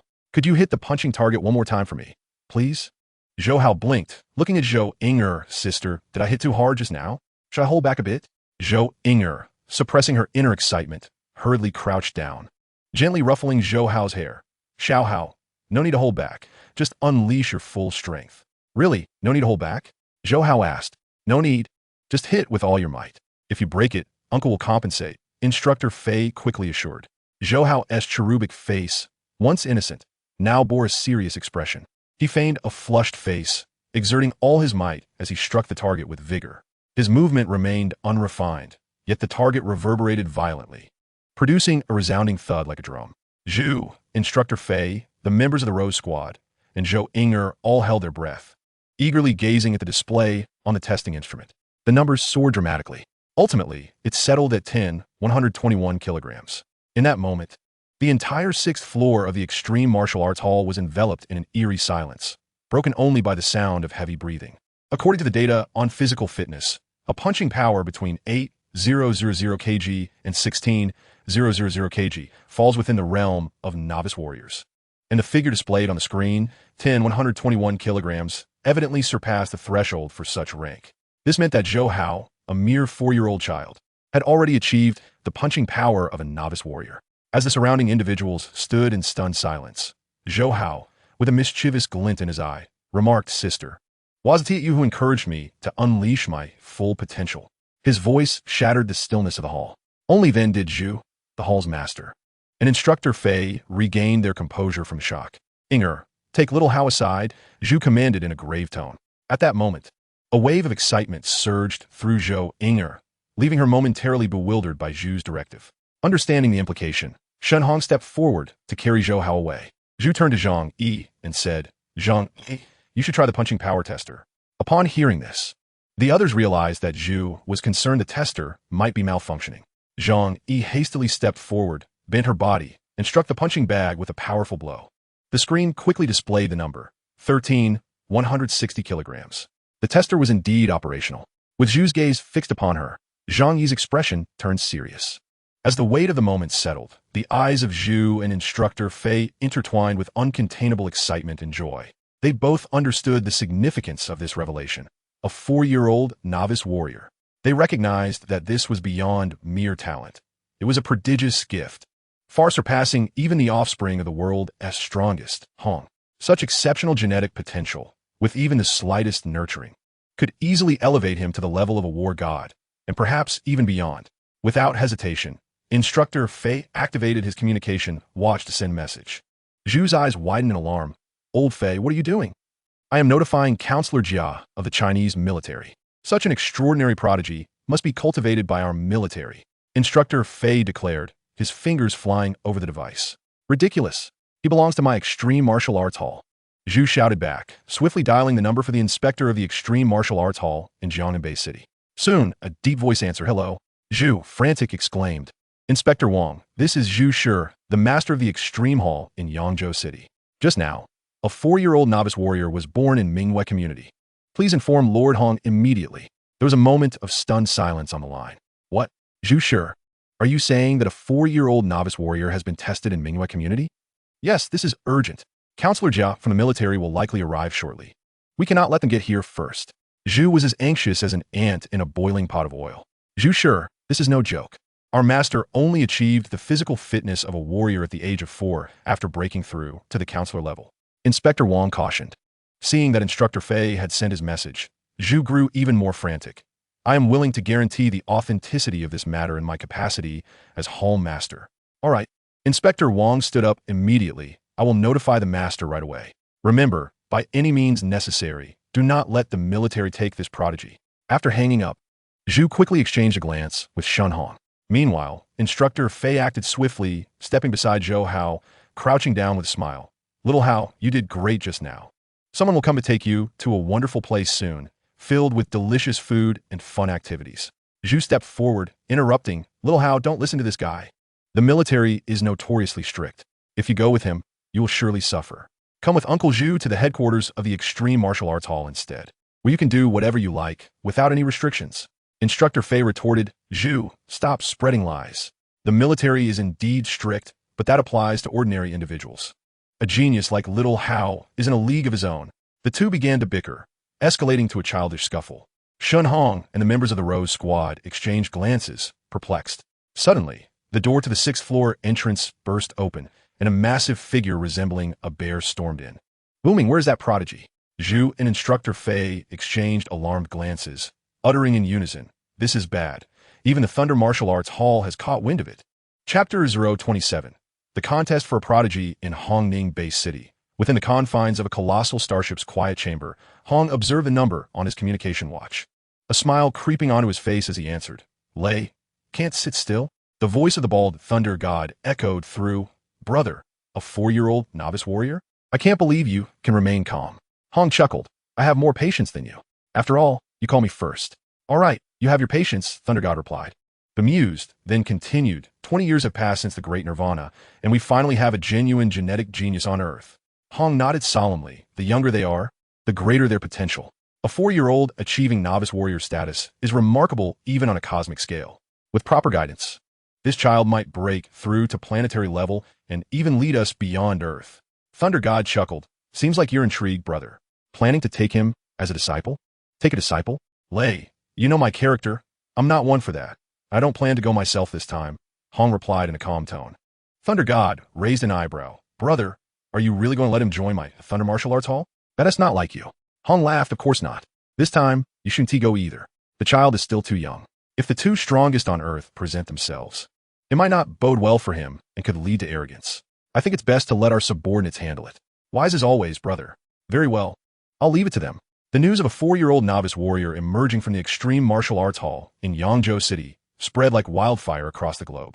Within less than an hour, representatives from the Extreme Martial Arts Hall, Thunder Martial Arts Hall, the Chinese military, HR Alliance, major corporations, and influential figures from the 5 great powers all arrived. Zhu Shi and instructor Fei watched as more and more people filled the 6th floor, their expressions darkening. They understood that once the Thunder Martial Arts Hall was alerted, this matter could no longer be concealed. But they had not anticipated that the representatives sent by each faction would all be high-ranking warriors. Feeling a deep sense of pride, though she had not expected that her 4-year-old brother would surpass her in physical prowess. Shen Hong and the members of the Rose Squad stood beside her, struggling to control their breaths amidst the throng of powerful figures on the 6th floor. The previous test participants had long been escorted out by the hall staff. Outside, a multitude of smart warplanes nearly filled the lawn. Yet more continued to descend from the skies. Counselor Bing glanced at Inspector Liu, who understood and took the initiative to break the tense silence on the 6th floor.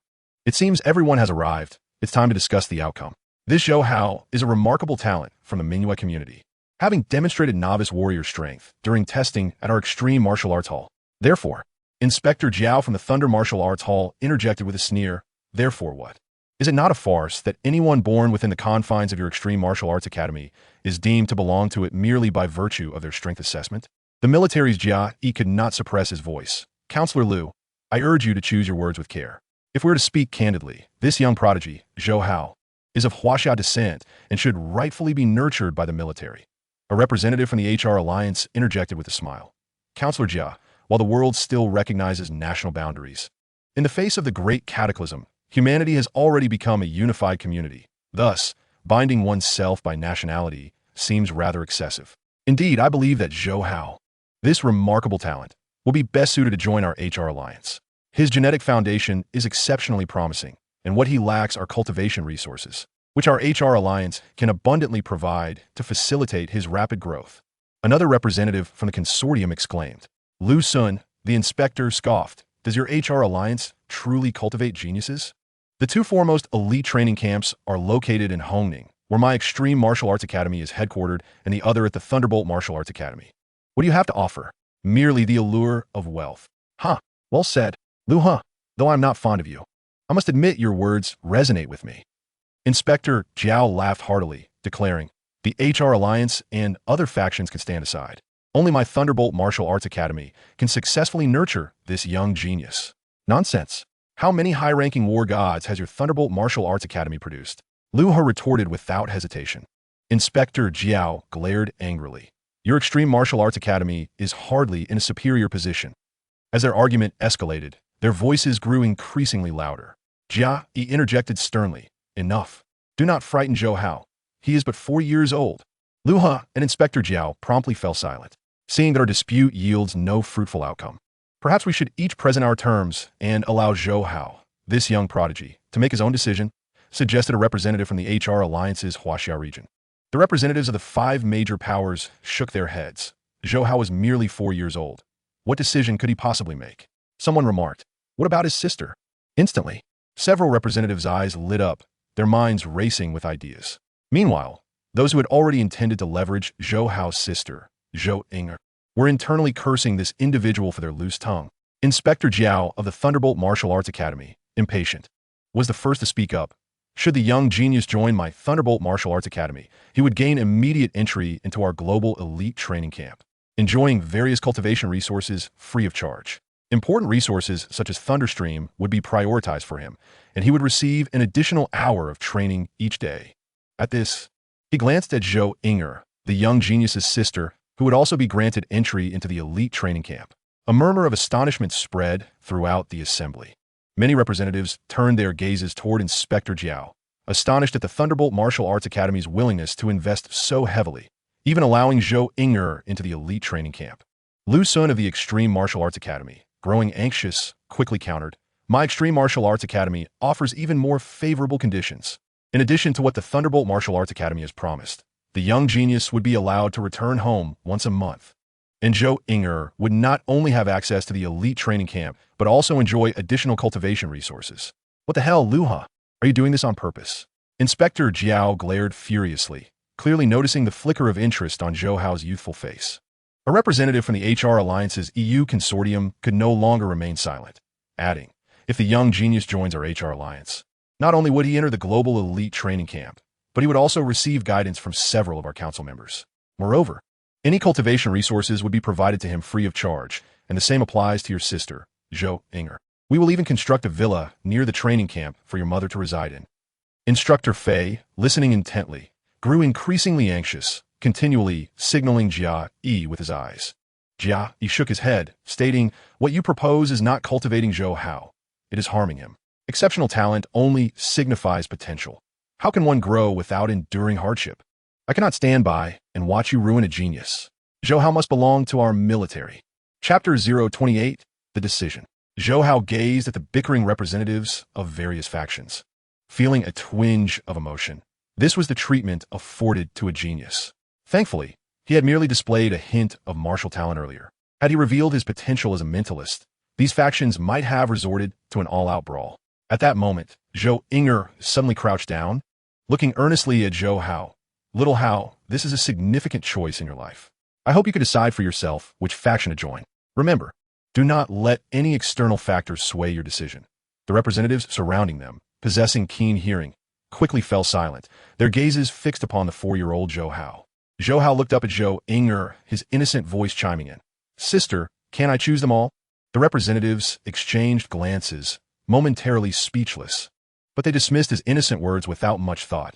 "You can only choose one," Zhou Inger replied with a smile, ruffling her brother's hair. "Well, all right then." Zhou Hao shook his small head, surveying the representatives before briskly walking toward one of the EU representatives from the HR Alliance. The EU representative's face lit up with excitement as he cautiously asked, "Young genius, are you intending to join our HR Alliance?" Zhou Hao did not respond directly, but instead inquired, "You mentioned earlier that if I joined the HR Alliance, my sister would also receive the same cultivation resources, correct?" The EU representative paused, his expression momentarily awkward. "I will need to consult on this matter." "Okay." Zhou Hao nodded, then turned to the other representatives, raising his youthful voice. "If any of you can ensure my sister receives the same cultivation resources, I will join you. For those who need to consult, please do so promptly." Upon hearing this, many representatives furrowed their brows, as they had focused on Zhou Hao's genetic cultivation talent. As for Zhou Inger, they had already gathered information on her prior to the meeting, noting that she had not met the standards at the Kyoto training camp, indicating her genetic talent was rather average. In such circumstances, expending equal cultivation resources would likely only elevate her to the level of a war god at best, a considerable cost. However, considering Zhou Hao's potential, they still hastened to make calls to their superiors. Soon, the 6th floor of the assembly hall erupted into a cacophony of phone conversations. "Apologies." Before long, representatives began to sigh and shake their heads. They found it impossible to match the same cultivation resource treatment for someone like Zhou Hao at the Extreme Martial Arts Academy's global elite training camp. The costs were simply too prohibitive. Neither Luo Feng nor Inspector Jiao from the Extreme and Thunderbolt Martial Arts Academies made any calls, as they understood that the two heads of their respective academies would likely never agree to such terms. Zhou Hao's gaze finally settled on the EU representative who had first inquired. "Young genius, our speaker Isadora has stated that she can agree to your request. But there is one condition." The EU consortium representative looked intently at Zhou Hao. Zhou Hao's eyes brightened. "What condition?" "Please, go ahead." The representative smiled. "As long as the young genius can break through to a senior war general within a year and choose any secret technique valued at over 50 billion to cultivate to the 3rd level, then your sister will indefinitely enjoy the same cultivation benefits. Upon hearing this, the other representatives felt a wave of regret wash over them, wishing they had thought of such a condition. Luo Feng of the Extreme Martial Arts Academy could not help but interject, "Young genius. We can grant you 2 years." Inspector Jiao chimed in. "We can give you 3 years." The remaining representatives quickly joined in. Meanwhile, the first EU representative, representing the Isadora family consortium, grew increasingly pale. At that moment, Zhou Hao smiled and extended his small hand. "I choose to join the HR Alliance, possessing a sign-in system and an abundance of resources and secret techniques." He would not have aligned himself with any faction were it not for his elder sister. The representative of the Isadora family consortium momentarily displayed a look of surprise, quickly shifting to one of excitement as he extended his hand to shake with Zhou Hao, welcoming the young prodigy into their ranks. Within the silent chamber of the colossal starship, Hong's communication wristwatch erupted with the fury of the Thunder God's irate exclamations. How could this old fool be so unreliable as to lose to the Isadora family? Does the esteemed Lightning Martial Arts Hall truly lack the resources for a single individual's training? Hong chuckled. "All right, enough of the scolding. Wasn't your Extreme Martial Arts Hall also unsuccessful?" The Thunder God scoffed. "Is that comparable? In the end, Zhou Hao still entered your elite training camp. He might very well end up being your disciple." "Not necessarily," Hong replied thoughtfully. "From this choice alone, it seems this little genius Zhou Hao possesses a strong sense of autonomy. I am quite eager to see if he can meet the conditions set by Isadora within a year." The Thunder God fell into contemplation. With ample training resources, reaching the rank of Advanced Battle General within a year is not insurmountable. However, the real challenge lies in mastering the secret techniques, which tests one's comprehension and endurance. Zhou Hao is still rather young. Hong spoke slowly. "Let us wait and see. I hope this little fellow surprises us." In the Mingwei residential area, before Villa number 117, the representative of the Isadora family consortium smiled and said, "Little genius, Miss Zhou Inger, we hope you can expedite the resolution of matters here. Additionally, would you require us to construct a villa adjacent to the elite training camp for your mother's accommodation?" Before Zhou Inger could respond, Zhou Hao interjected, "I will give you an answer in half a month." The Isadora representative nodded. "Very well, I shall return in half a month." With that, he turned and walked towards the warplane on the lawn. Boom! The warplane swiftly departed. Crash! No sooner had the aircraft vanished than a sharp sound echoed in Zhou Hao's head. "Sister, why do you keep hitting my head?" Zhou Hao complained innocently, rubbing his scalp. Zhou Inger retorted, "Who told you to unilaterally decide to drag your sister into the elite training camp?" Zhou Hao chuckled. "I just can't bear to part with you." "Umph, at least you have a semblance of conscience. But what if no one agrees to your proposal?" Although Zhou Inger feigned annoyance, warmth enveloped her heart.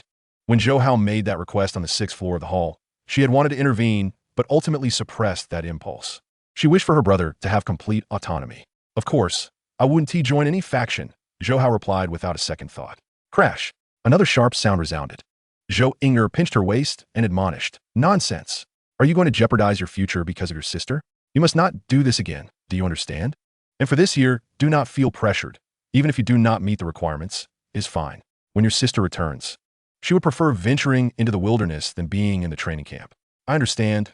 I want to do it again," Zhou Hao said, rubbing his stomach. "I'm hungry." A smile broke across Zhou Inger's face. "Today is a happy day. I will personally cook for you." Chapter 29. Departure in the blink of an eye. Half a month had swiftly passed. Nightfall. The moon shone brightly amidst a scattering of stars. Outside the Jiangnan Bay City, atop an abandoned skyscraper's rooftop, Zhou Hao skillfully manipulated 1,008 slender, curved blades, adeptly controlling them with his mental power to form various advanced shapes of the escape sky shuttle. Whether it be a whirlwind dragon, a broadsword shield, a dense cage, or a peacock fanning its tail, he transitioned seamlessly between each form. Swish, swish, swish. After an hour of rigorous practice, the blades coalesced back into the form of the escape sky shuttle. Sitting cross-legged atop the rooftop, he fell into deep contemplation. His mental power had long reached the limits of a battle god, and with his adept control over the escape sky shuttle, he should theoretically be able to break through to planetary level. Yet, he had yet to sense that crucial moment of breakthrough. "My mental power is sufficient. The only obstacle lies within my consciousness." Zhou Hao furrowed his brows. The transition from battle god to planetary level is no small threshold, even in the vast cosmos. And the stronger one's mental power, the more challenging the breakthrough becomes. He was acutely aware of this. Thus far, he had devoted all his energy to enhancing his mental power, reaching a point where further improvement seemed impossible. Had he been any other mental practitioner, He might have felt lost, uncertain of how to continue progressing toward the planetary level. But Zhou Hao was different. He understood that the path to breaking through to planetary level requires both mental power and consciousness. Neither can be overlooked. However, the fundamentals of mental practitioners did not provide detailed methods for cultivating consciousness. Currently, he identified two potential solutions. One was to sign in at the No. 9 ancient civilization ruins. Should he obtain the basic 312 technique, he could gain access to the enhancement methods for consciousness. The other was to continue seeking the Mist Island. Zhou Hao pondered. The first option of visiting the number 9 ancient civilization ruins was the simplest and most direct. Yet it had long been occupied by the extreme martial arts hall, necessitating a proper identity and approval from Hong, making it rather cumbersome. The second option would consume time. He had already spent over 3 months searching for the location of the Mist Island without success. After a moment of hesitation, he ultimately decided to continue searching for the Mist Island first. If he had not found it within 2 months, he would then consider the number 9 ancient civilization ruins. Early the next morning, Zhou Hao boarded an intelligent warplane to check in at the headquarters of the Extreme Martial Arts Hall.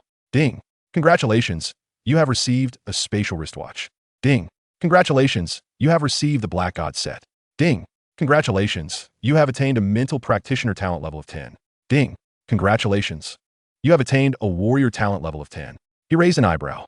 It had been over 20 days since his last unexpected surprise during the New Year sign-in. And finally, he had received new rewards. Quite impressive. Hong had indeed amassed a considerable amount of resources to exploit. The Black God set was somewhat expected, as he had already acquired it during his first sign-in. However, the spatial wristwatch was something he urgently needed. After claiming his rewards, Zhou Hao infused his mental power into the spatial wristwatch and scanned it. The space within was not extensive, merely close to 100 cubic meters. Barely sufficient to accommodate the intelligent warplane. It'll have to do, he muttered as he piloted the warplane away. In the Mingware residential area, Wang Rong returned from grocery shopping, greeted by numerous familiar faces among the neighbors. Over the past half-month, the residents of the entire community had come to know about her son, Zhou Hao, who had achieved the rank of junior battle general at just 4 years old and was about to join the global elite training camp of the Extreme Martial Arts Hall. Consequently, the number of greetings she received had steadily increased. Everyone understood that Wang Rong's family was on the brink of prosperity. Rongya, it seems a warplane has landed on your lawn. It must be here to pick up your son. Hurry back, a neighbor called out as she approached the villa. Wang Rong quickened her pace. Upon reaching the villa, she indeed spotted a disc-shaped warplane resting on the lawn, causing her heart to skip a beat. While she felt immense pride in her son's achievements, she also harbored worries and reluctance. After all, he was only 4 years old. She had heard that the global elite training camp was quite distant, and once he entered, he would be away for a year or two before returning. Hello, Aunt Wang. I am here to escort Zhou Hao and Miss Zhou Inger to the elite training camp. A well-dressed young man approached with a smile. Wang Rong's expression shifted slightly, unable to restrain herself as she asked, "Is he leaving today?" The young man nodded, "Yes, but Aunt Wang, you need not worry. You can accompany us as well." Zhou Inger emerged from the living room, leading Zhou Hao. "Mom, have you made your decision? Will you come with us?" she inquired. Wang Rong hesitated, still grappling with her decision. Having lived in the Mingware residential area for several years, she was reluctant to move to an unfamiliar place. Yet she was concerned for her children. Zhou Hao, glancing casually, remarked, "Mom, if you don't wish to go, there's no need to. After all, my sister and I will return home once a month." Wang Rong was taken aback. Had not been said that they could only return once in a year or two. The youth representative chuckled. "Aunt Wang, that's the general rule. Your son, however, is exceptionally gifted and thus enjoys special privileges, allowing him to return monthly. What do you think of this delightful surprise, Mom?" Zhou Hao grinned. Instantly, Wang Rong's face brightened with joy. "Very well then. I've grown accustomed to living in the community and have no desire to relocate. Yingya, you must accompany Xiao Hao and take good care of him." Zhou Inger nodded, assuring her, "Rest assured, I will look after my brother." Wang Rong proceeded to give Zhou Inger various instructions before hastily packing their belongings. "We don't know how the weather will be there. Pack a few more summer and winter clothes, and don't forget your favorite snacks. Oh, and take some toys as well." Zhou Hao, exasperated, exclaimed, "Mom, this isn't a move. Why are you stuffing me with so many things?" Wang Rong retorted, "It's better to be prepared, especially since this is your first journey away from home. Now, the aircraft is large enough to accommodate it." As she spoke, she resumed packing for Zhou Inger, ensuring they had ample food and drink. After a half-hour of preparation, Wang Rong finally allowed Zhou Hao and Zhou Inger to leave the villa. The members of the Rose Squad awaited them outside. Xiao Hao, Yingya. Do your best, and don't bring shame to our Minghui community. Boomed the tall and robust Shenhong. Zhou Inger approached and embraced each of the 5 members. Shenhong, Zhang Yi, Li Min, Zheng Ru, and Chao Yingchun. After a round of pleasantries, her eyes glistened with tears as she pulled Zhou Hao onto the aircraft. Wang Rong stood beside the aircraft, tears in her eyes. You must take good care of your brother. Don't let anyone bully him. Zhu Yinger waved. Mom, I will. Zhou Hao also waved. We'll be back in a month. With a roar, the aircraft powered up and swiftly ascended into the skies. The figures of Wang Rong and the members of the Rose Squad dwindled until they vanished from sight.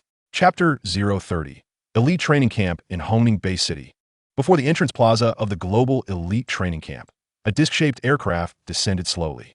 Soon after, Zhou Hao and Zhou Inger, accompanied by a representative from the Isidora Consortium, disembarked. Little genius. Miss Inger, my duty is to escort you both to the training camp.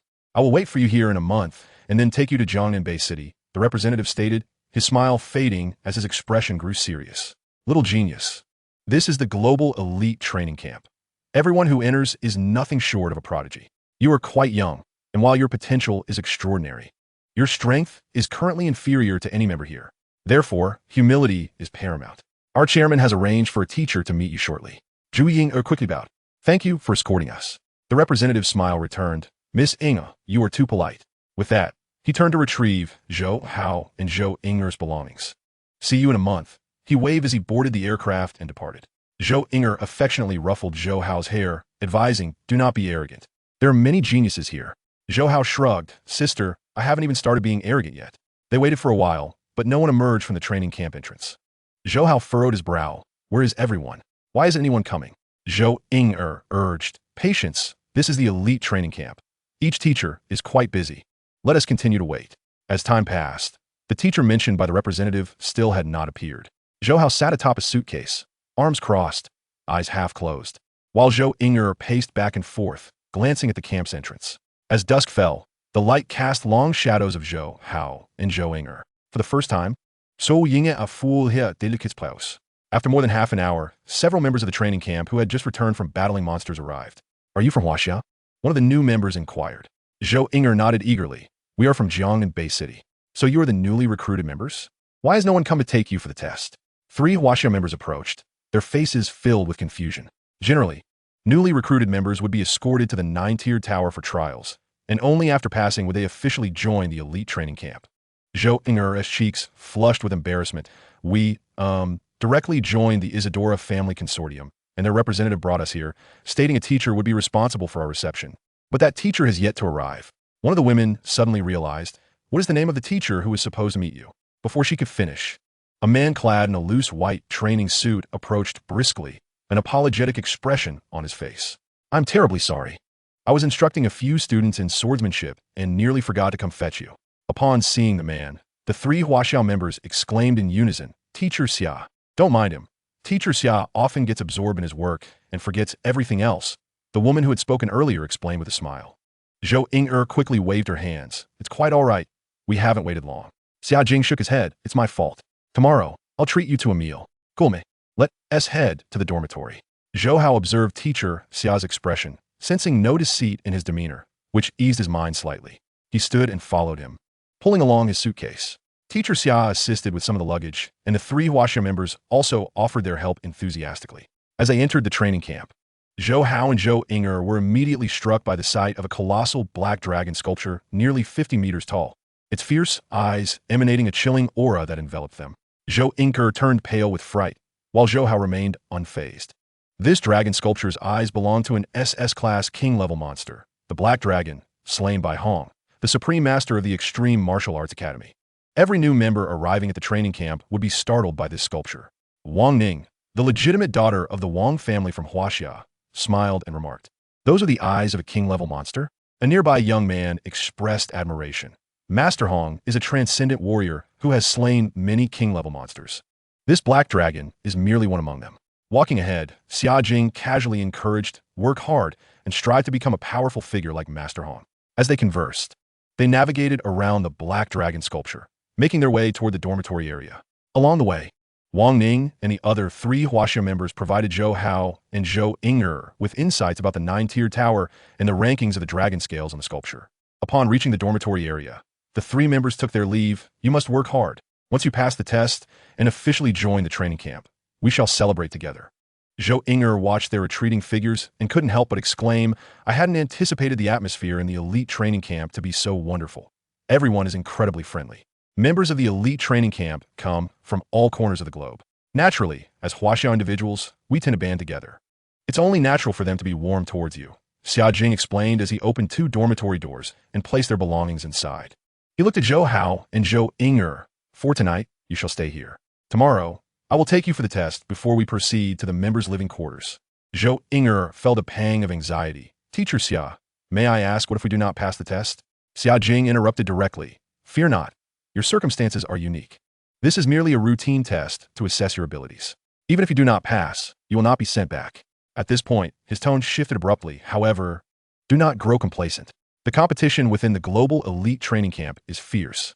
Although Chairwoman Isadora values Zhou Hao's potential, should your performance be subpar, she will equally rescind the privileges previously promised to you. Teacher Xiao, we understand. Zhou Inger nodded firmly, her small fists clenched, silently vowing to exert herself doubly hard. Xia Jing observed Zhou Hao's indifference and could not help but remind him, Zhou Hao, your sister's talent is, in truth, rather ordinary. Thus, whether she can enjoy equal resources hinges upon your forthcoming performance. A robust genetic endowment does not guarantee success, particularly in this elite training camp where rankings are paramount. Zhou Hao nodded in understanding. Xia Jing chose not to elaborate further and swiftly departed from the dormitory. Xiao Hao, don't feel pressured, Zhou Inger consoled. Sister, you worry too much. I feel no pressure at all. Rather, you should relax. Now that we are in the elite training camp, I will ensure no one forces you out, Zhou Hao asserted with a serious expression on his youthful face. Zhou Inger affectionately kissed him on the forehead, appreciating that her brother knew to care for her. Suddenly, Zhou Hao's stomach growled audibly. Zhou Inger chuckled. Fortunately, before we left, our mother packed us a good amount of food. Otherwise, we would both be starving tonight.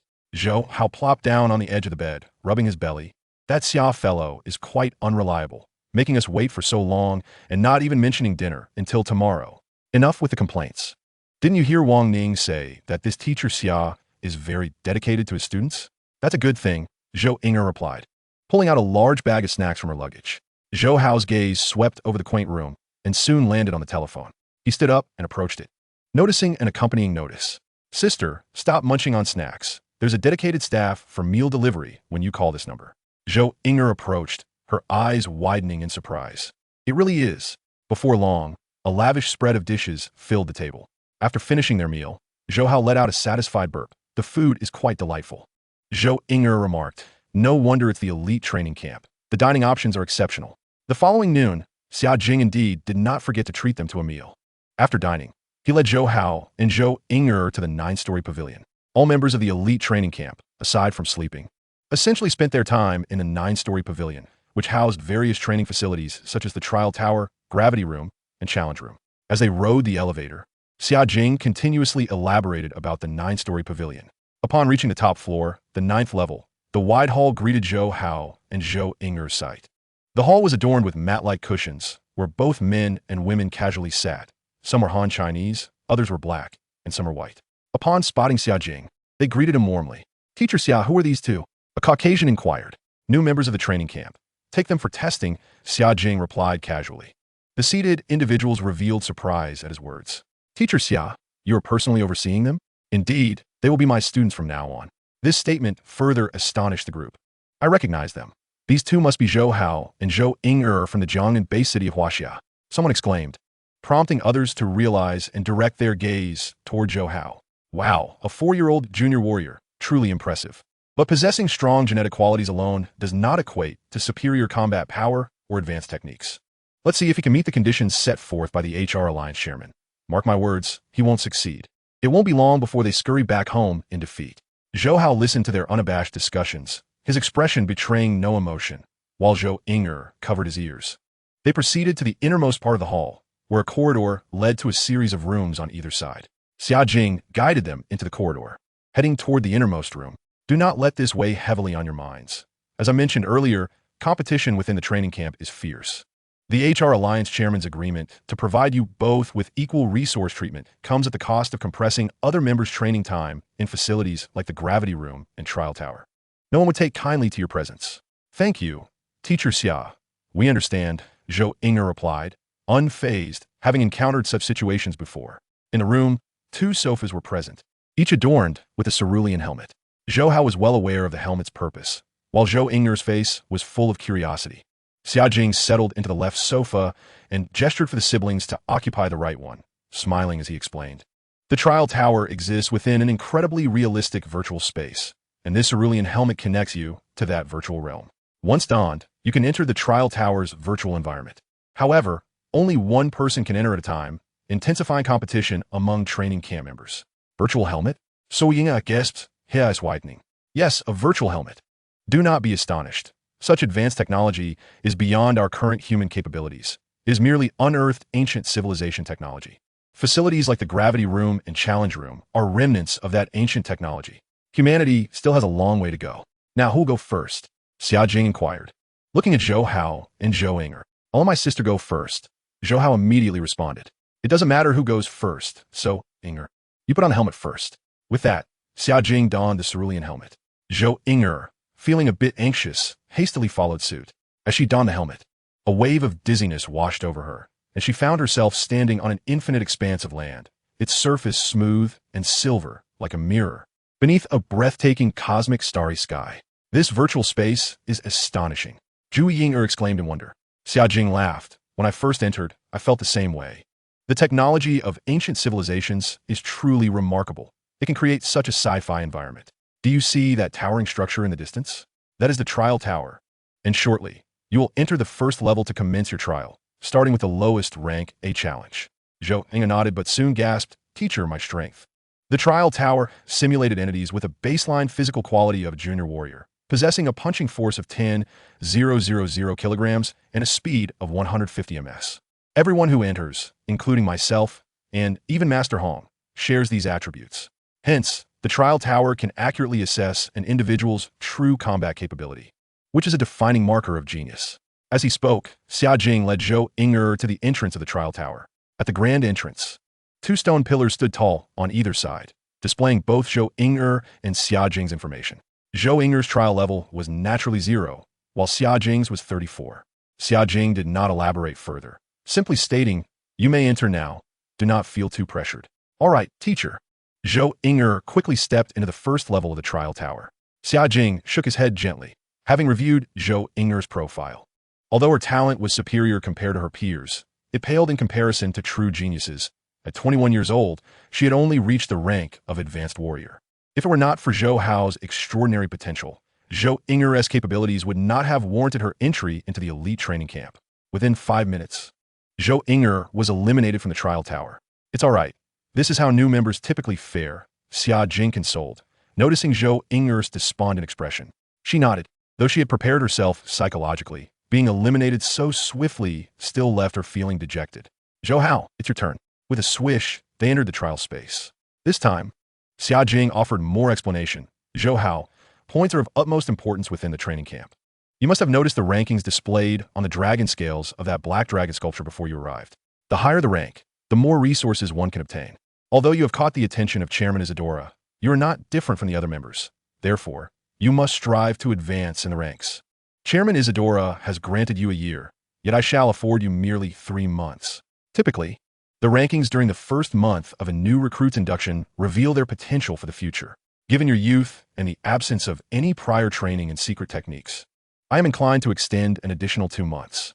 Zhou Hao nodded nonchalantly. Teacher Xia, I understand. Are there any other matters to address? None, Xia Jing replied, shaking her head, but inwardly sighed, realizing that he was still too young. The issue of attitude was secondary. The crux of the matter was his failure to grasp the gravity of the pressure he faced. At that moment, an electronic voice resonated through the virtual space.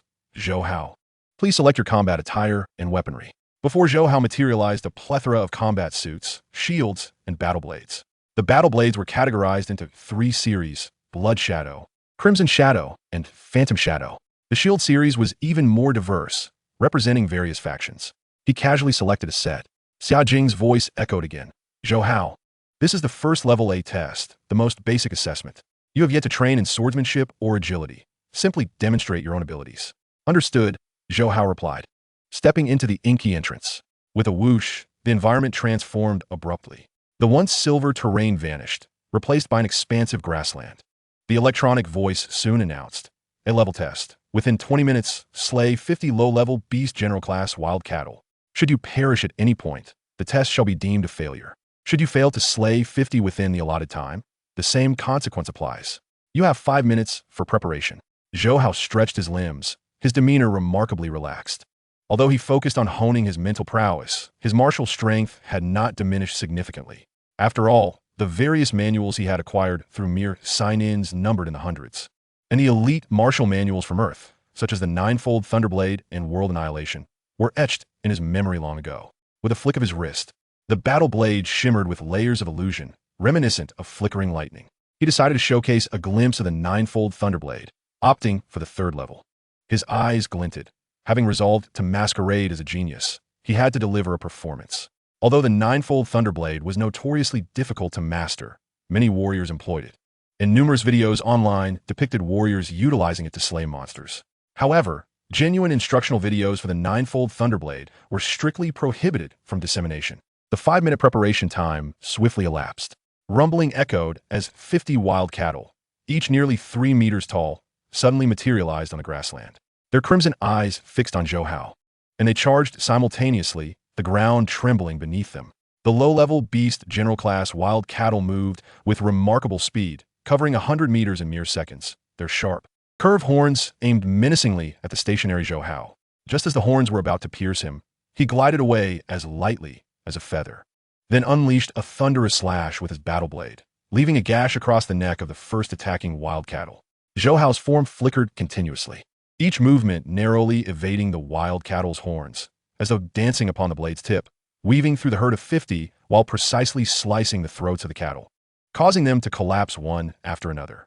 His agility was already perfected, allowing him to master the environment effortlessly, even while employing only the third level of the Thunderblade. He faced the 50 wild cattle with remarkable ease. In a mere 3 to 4 minutes, the grassland was strewn with the carcasses of the wild cattle. Ding! Time taken, 3 minutes and 20 seconds. All 50 wild cattle have been slain. A-level test passed. Congratulations, Zhou Hao. The electronic voice echoed throughout the virtual space. Chapter 032, The Elated Xia Jing. Outside the trial tower, Xia Jing did not depart but awaited Zhou Hao's test results. As a teacher who had guided 2 cohorts of elite training camp students over nearly a decade, he harbored a fervent desire to cultivate a being surpassing even the war god rank. Thus, upon learning of a 4-year-old child with initial warrior capabilities emerging from the Jiangnan Bay City, he eagerly volunteered to teach. Though initially disheartened by his brief interactions with Zhou Hao, he remained hopeful. After all, Zhou Hao was merely 4 years old, akin to a raw gem yet to be polished. With proper guidance and cultivation, there was significant potential for him to break through to the war god level. One should not expect too much from a 4-year-old. It seemed the child was quite attached to his sister, which could be leveraged. Xia Jing pondered how best to motivate Zhou Hao to train diligently. As he contemplated, the entire virtual space was filled with an electronic voice. Upon hearing it, Xia Jing shook his head. It has only been a little over 3 minutes. This child performed even worse than his sister. Oh well, considering he has yet to be exposed to any agility or attack manuals, being eliminated this swiftly is quite normal. A-level test passed. Congratulations, Zhou Hao. However, upon hearing the subsequent announcement, Xia Jing was left speechless. Because this was a preliminary member test, Zhou Hao could not remain within the trial tower after passing the test. Thus he soon appeared outside its confines. Xia Jing, overwhelmed with astonishment, struggled to articulate his thoughts. Teacher Xia, what would you like to say? Zhou Hao inquired with an indifferent expression. Xia Jing regained his composure, fixating intently on Zhou Hao. You passed the test? Zhou Hao nodded. In 3 minutes and 20 seconds? Zhou Hao nodded once more. Smack! Xia Jing slapped his thigh in disbelief, exclaiming, You must come with me to the trial space. With a flick, the two exited the realm of consciousness. He hastily retrieved his phone and dialed a number. Teacher Xiao, what is the matter? Director Zhong. I would like to apply for an hour in the trial tower, Xia Jing spoke in a serious tone. Director Zhong, who was responsible for the allocation of trial tower resources, frowned upon hearing this. Teacher Xia, this time slot should be reserved for preliminary member assessments. Let me check, today. Zhou Hao and Zhou Inger each have 30 minutes for testing. Your request for an hour exceeds the time limit. There are other students waiting in line. Xia Jing reiterated. The 10 minutes that exceed the limit will be deducted from my quota. Director Zheng hesitated for a moment before conceding. All right, but only this once. Next time, please inform me in advance. Teacher Xia. Thank you. After ending the call, Xia Jing took a deep breath and looked at Zhou Hao earnestly. Put on the helmet. You now have an hour of trial time, beginning with the first level B test. Give it your utmost effort to complete the assessment. If, and I emphasize if, you manage to complete the B-level test, you will progress to the next level. Zhou Hao nodded, understanding. Xia Jing continued. This time, I shall not accompany you inside. Zhou Hao promptly donned the azure helmet. As his consciousness entered the trial tower space, his sister, Zhou Inge, who was anxiously wringing her hands, quickly inquired, Teacher Xia, did my brother pass the test? Xia Jing did not respond to her question, but instead asked deliberately, Zhou Inge, are you certain your brother has not undergone any training in agility or swordsmanship prior? Zhou Inger paused for a moment before shaking her head. No, I have only had Zhou Hao practice basic stances. He is far too young. I have not even dared to teach him basic agility training. Xia Jing inquired further. Has your brother purchased any martial manuals? Probably not. Zhou Inger hesitated. The first test of his physical aptitude at the association was the only time he was out. Before that, he hardly left the Mingyue community and did not buy anything. Moreover, at such a tender age, he wouldn't even be able to open a bank account. Xia Jing could not help but chuckle. He did not doubt Zhou Inger's words. After all, in Huaxia, aside from the HR Alliance's martial artist marketplace forums and a few other channels, it was impossible to purchase martial manuals. Moreover, those channels required identity verification. Furthermore, even if Zhou Hao had acquired any manuals, given his age, to have cultivated any manual to its first layer would be nothing short of extraordinary. Teacher Xia, my brother Zhou Inger couldn't help but ask again. Xia Jing directly interrupted him, smiling as he said, rest assured, your brother has passed the A-level test. And he did so in 3 minutes and 20 seconds. Zhou Inger's eyes widened in astonishment. What? He eliminated 50 primary beast generals in just 3 minutes and 20 seconds. Indeed, Xia Jing replied with excitement in his voice. The first tier of the A-level test is not particularly challenging. Every member of the elite training camp can pass it. However, to achieve an average of 4 seconds to defeat each beast general is a feat accomplished only by the top 50 participants in the entire training camp. Hence, your brother likely possesses extraordinary talents in agility, offense, and other areas. In the trial tower space, Zhou Hao, who had perfected his mastery of the ultimate level of agility, faced the assault of 100 beast generals with the ease of a leisurely stroll. Thud, thud, thud. The beast generals continued to fall. The same technique, the ninefold Thunderblade's third tier, was executed flawlessly in his hands. It was perfectly reasonable, even though he had not extensively utilized the ninefold Thunderblade. He had already mastered the entire ninefold mysteries. Returning to execute the third tier felt as simple as a high school student solving elementary arithmetic problems. Initially, he may have seemed a bit clumsy, but as he continued to practice, his swordsmanship became increasingly refined. Both the ninefold Thunderblade and the annihilation technique emphasize speed. The execution process can be summarized in one word: swift. As fast as lightning, combined with Zhou Hao's agility, the slaughter of the beast generals resembled a harvest of wheat. Beep. Time taken, 10 minutes and 35 seconds. B-level test passed. Student Zhou Hao, do you wish to proceed to the C-level test? Yes. Zhou Hao responded without hesitation. The C-level test required him to eliminate 200 beast generals within 50 minutes, consisting of 190 primary beast generals and 10 intermediate beast generals. Before the test commenced, he had 5 minutes to prepare. Good luck, the electronic synthesized voice echoed. The 5 minutes quickly passed, and the prairie was suddenly filled with 200 beast generals. The C-level test is the most challenging of all tiers. In this first tier, the 190 primary beast generals posed no threat. Rather, it was the 10 intermediate beast generals that were significantly dangerous, as they could command the primary beast generals to organize a coordinated attack, effectively doubling the overall strength of the beast generals. Zhou Hao raised his battle blade and charged directly into the horde of beast generals. Moo! The 10 intermediate beast generals at the center of the herd bellowed, instantly prompting the 190 beast generals to form a triangle and rush towards Zhou Hao. Over 20 minutes passed. The prairie was strewn with numerous beast corpses. Beep. Time taken, 21 minutes and 12 seconds. First tier C-level test passed. Congratulations, student Zhou Hao. Would you like to continue to the next tier? Yes. Zhou Hao replied, furrowing his brow. Despite his consummate mastery of agility and the proficient execution of the third tier of the Thunderblade, he nearly sustained injuries in this first tier sea-level test, which made him underestimate the trial tower. Chapter 033, Final Trial Results Noon.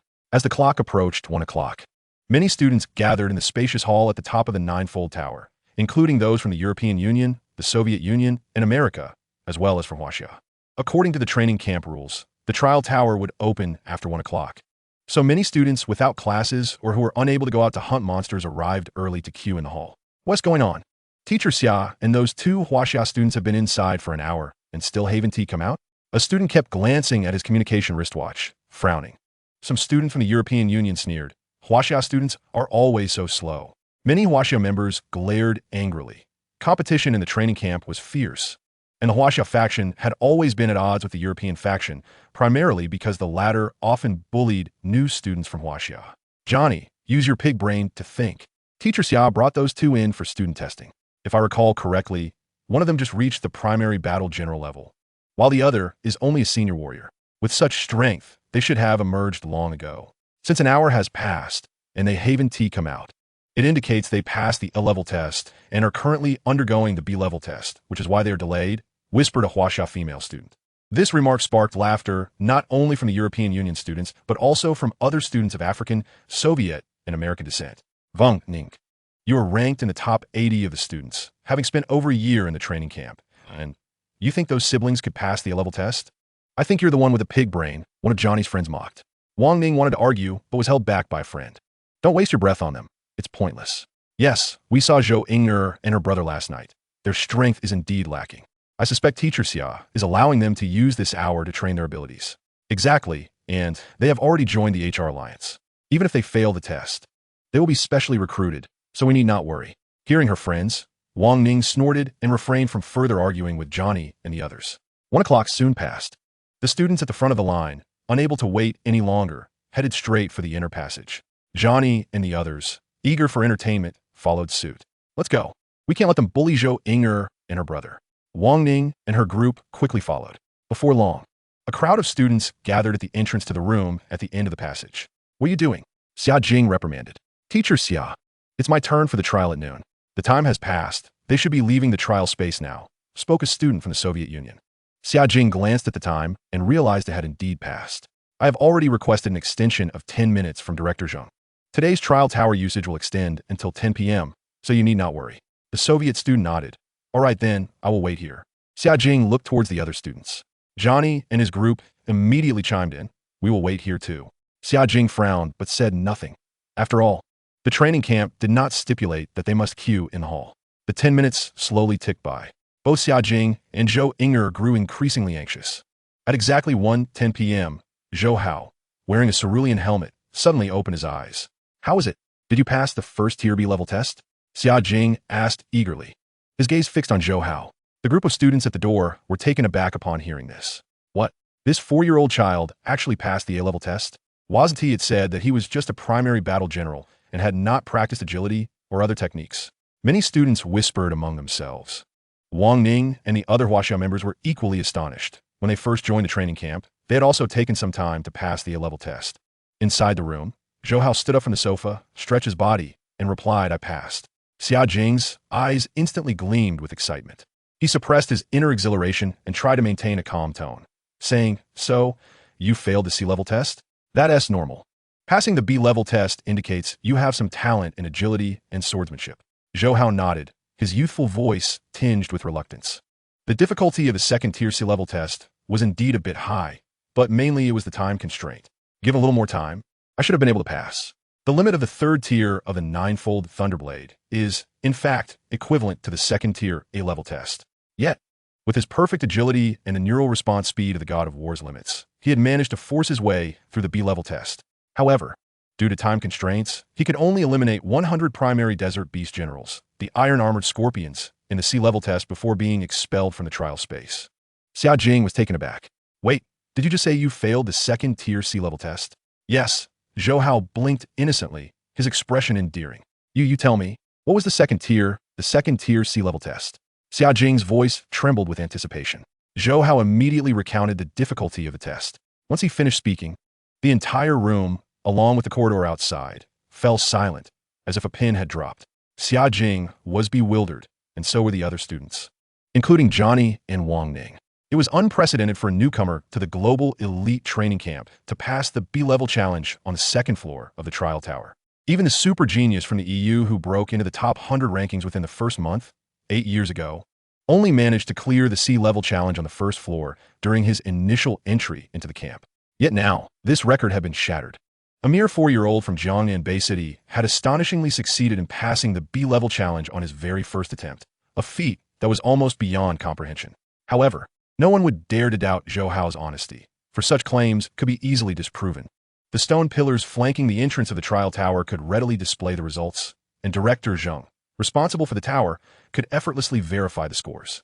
Zhou Hao, you're a genius, a true genius, Xia Jing exclaimed, finally breaking free from his stupor, unable to contain his excitement any longer, bursting into laughter. Having spent a decade in the training camp, he understood well that to pass the B-level challenge on the second floor of the trial tower, one must possess a minimum strength level of 25, exhibit mastery in agility, and even touch upon the perfection level in agility techniques, alongside cultivating any martial arts manual valued at over 10 billion to at least the third level. Otherwise, it would be utterly impossible to succeed. Yet, among the nearly 200 students in the elite training camp, more than half fell short of these requirements. This meant that Zhou Hao, based solely on his combat prowess, could rank among the top 100. If Zhou Hao had achieved such a level after a year in the camp, Xia Jing would not have felt the same exhilaration. But the critical point was that Zhou Hao had just joined the camp, and he was only 4 years old. In a matter of minutes, Zhou Hao's results from the trial tower spread like wildfire. The Extreme Martial Arts Academy, Thunder Martial Arts Academy, HR Alliance, the 5 major powers, and various base cities all received this shocking news almost instantaneously. Many powerful individuals, including legislators, initially reacted with disbelief. However, upon confirmation, they, like Xia Jing, were left in a state of shock. Since the Great Nirvana, while Earth had seen its share of prodigies, they had never encountered a genius like Zhou Hao, who not only possessed exceptional physical qualities, but also showcased extraordinary skills in agility and swordsmanship. They immediately set their sights on Hongning Bay City, the headquarters of the global elite training camp. After processing this revelation, all factions dispatched representatives at the fastest possible speed to the training camp. Previously, when Zhou Hao's physical abilities were tested, they merely considered that he had a chance to break through to the God of War level. But now, with the result from the trial tower, all factions unanimously concluded that Zhou Hao would undoubtedly become a powerhouse surpassing the God of War. It was even possible that he could reach the heights of Hong and Thor. In a massive starship's quiet chamber, Hong was equally astonished upon receiving the news. Having encountered numerous ancient civilization relics, he understood that there were countless geniuses throughout the universe. Thus, he had not reacted strongly to Zhou Hao's earlier performance, and even now, he was merely surprised that such a prodigy had emerged on Earth. Soon, Thor called, "Big brother, this little kid Zhou Hao is incredible. You and I both know that while physical attributes can be enhanced by treasures, skills in agility and swordplay require insight and experience. This kid is only 4 years old. Even if he has been exposed to such manuals, his performance is still rather alarming." Hong remained composed, responding, "What is so alarming? It's been nearly 20 years since the Great Nirvana. Our Earth is due for a genius." "Right, it's time for a genius to emerge," Thor said, stroking his bald head. "Big brother, what do you plan to do?" Hong casually replied, "Let nature take its course. Whatever is meant for me cannot be taken away. However, this child is quite young. He should first train in the camp for a while. As for others, they should refrain from disturbing him." Thor raised an eyebrow. "Big brother, are you going to make an appearance? We can't let these folks ruin the opportunity for such a genius." With that, Hong began making phone calls. In Europe, at the HR Alliance headquarters, the silver-haired speaker Isadora sat quietly in her chair. A middle-aged man beside her smiled and said, "Speaker, your foresight and decisiveness are commendable. Zhou Hao is destined to become a legislator." A smile spread across Isadora's face. "This child surpasses my expectations. The conditions I previously offered now seem too lenient. Do you think we should increase the difficulty?" The middle-aged man asked cautiously. "Increase the difficulty now? Huh, you must think he is unworthy of being in our HR Alliance?" Isadora's cane trembled in her hand. Beads of sweat appeared on the man's forehead as he stammered, "Speaker, I didn't mean that." Isadora huffed, "Remove the restrictions. From now on, Zhou Hao and his sister will permanently enjoy the same privileges." No matter the cost, we must show this child the sincerity of the Isadora family. Understood. At the global elite training camp, the intervention of Hong, the world's strongest, left many factions disheartened. They could only seek to influence Zhou Hao through the camp's members. Within the training camp, having exited the 9-story tower, Xia Jing's excitement gradually subsided. He led Zhou Hao and Zhou Inger to the student accommodation area, an expansive complex designed in an ancient architectural style. You may freely name your lofts. Generally, other students from Huaxia name them after their base cities. Since no one from Jiangnan Bay City has entered the camp yet, the task of naming falls to you both. As they approached a quaint loft, Zhou Inger exclaimed, "Let us call it Jiangnan Pavilion." Zhou Hao nodded in agreement. Xia Jing chuckled, "Very well. I will arrange for the logistics to create a plaque for your loft and hang it at the entrance." Upon entering the loft, they surveyed their surroundings. The complex comprised 4 interconnected lofts, each with a basement, living room, dining area, training hall, and more. "Congratulations, Inger and Zhou Hao," came a call from a nearby 3-story loft, where Wang Ning and Yang Kuo waved at them. Xia Jing continued, "That loft next to you is the Kyoto loft. Wang Ning and the others reside there. Typically, when new Huaxia students pass their tests, they host welcoming feasts. You can rest for a bit before joining the evening banquet." As he spoke, Xia Jing's communication wristband vibrated. He glanced at it, hung up, and sighed. That was the 31st call. "Zhou Hao, your performance is too exceptional. Many factions can't sit still. They will undoubtedly attempt to lure you through other students. Remember, do not easily agree to their terms. Focus on your training for now." "I understand," Zhou Hao replied. Xia Jing smiled. "Choose your lofts wisely. There are still 10 days until April. Tomorrow, I will formally instruct you both. Once April arrives, you will have to hunt monsters according to the odd and even rankings. So, take this time to hone your skills." Zhou Inga nodded earnestly. "Yes, teacher Xia." After Xia Jing departed, Zhou Hao approached Zhou Inger with a grin. "Sister, you don't have to worry now, right?" Zhou Inger, still trying to calm her racing heart, looked at her brother's expression and playfully placed her hands on her hips. "You little brat, confess honestly. Have you been secretly studying?" "Not really. I just watched some videos of martial artists hunting monsters," Zhou Hao replied. Then he added, "Sister, this place is so vast. I'm scared at night. I want to sleep with you." Slap. A loud smack echoed through the air. Zhou Inger scolded, "How old are you? Still wanting to sleep with your sister? Aren't you ashamed? Very well. Hurry up and choose an attic. I shall prepare your bed shortly, and you ought to change your attire as well. Remember to do so before nightfall." With that, she made her way directly to the attic on the left. Zhou Hao sighed as he observed Zhou Inger's retreating figure, troubled by how to subtly enhance his elder sister's prowess, particularly the ancient civilization gravity chamber. This contraption boasts the highest efficiency for power augmentation. It is far too conspicuous. As for the spirit of flora, he had previously refrained from incorporating it into Zhou Inger's meals, primarily because its effects are formidable. Even when diluted, Zhou Inger's current strength would easily perceive its presence. "Never mind. I shall commence with the spirit of flora," Zhou Hao murmured. This time, he had exhibited some degree of performance, and the HR Alliance had provided him with resources such as the spirit of flora, which was quite acceptable.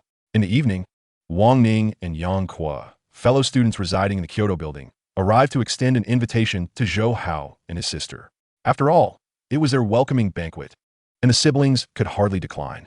Chapter 035, The Fog Island Check-In. At 8:30 in the evening, inside the attic hall.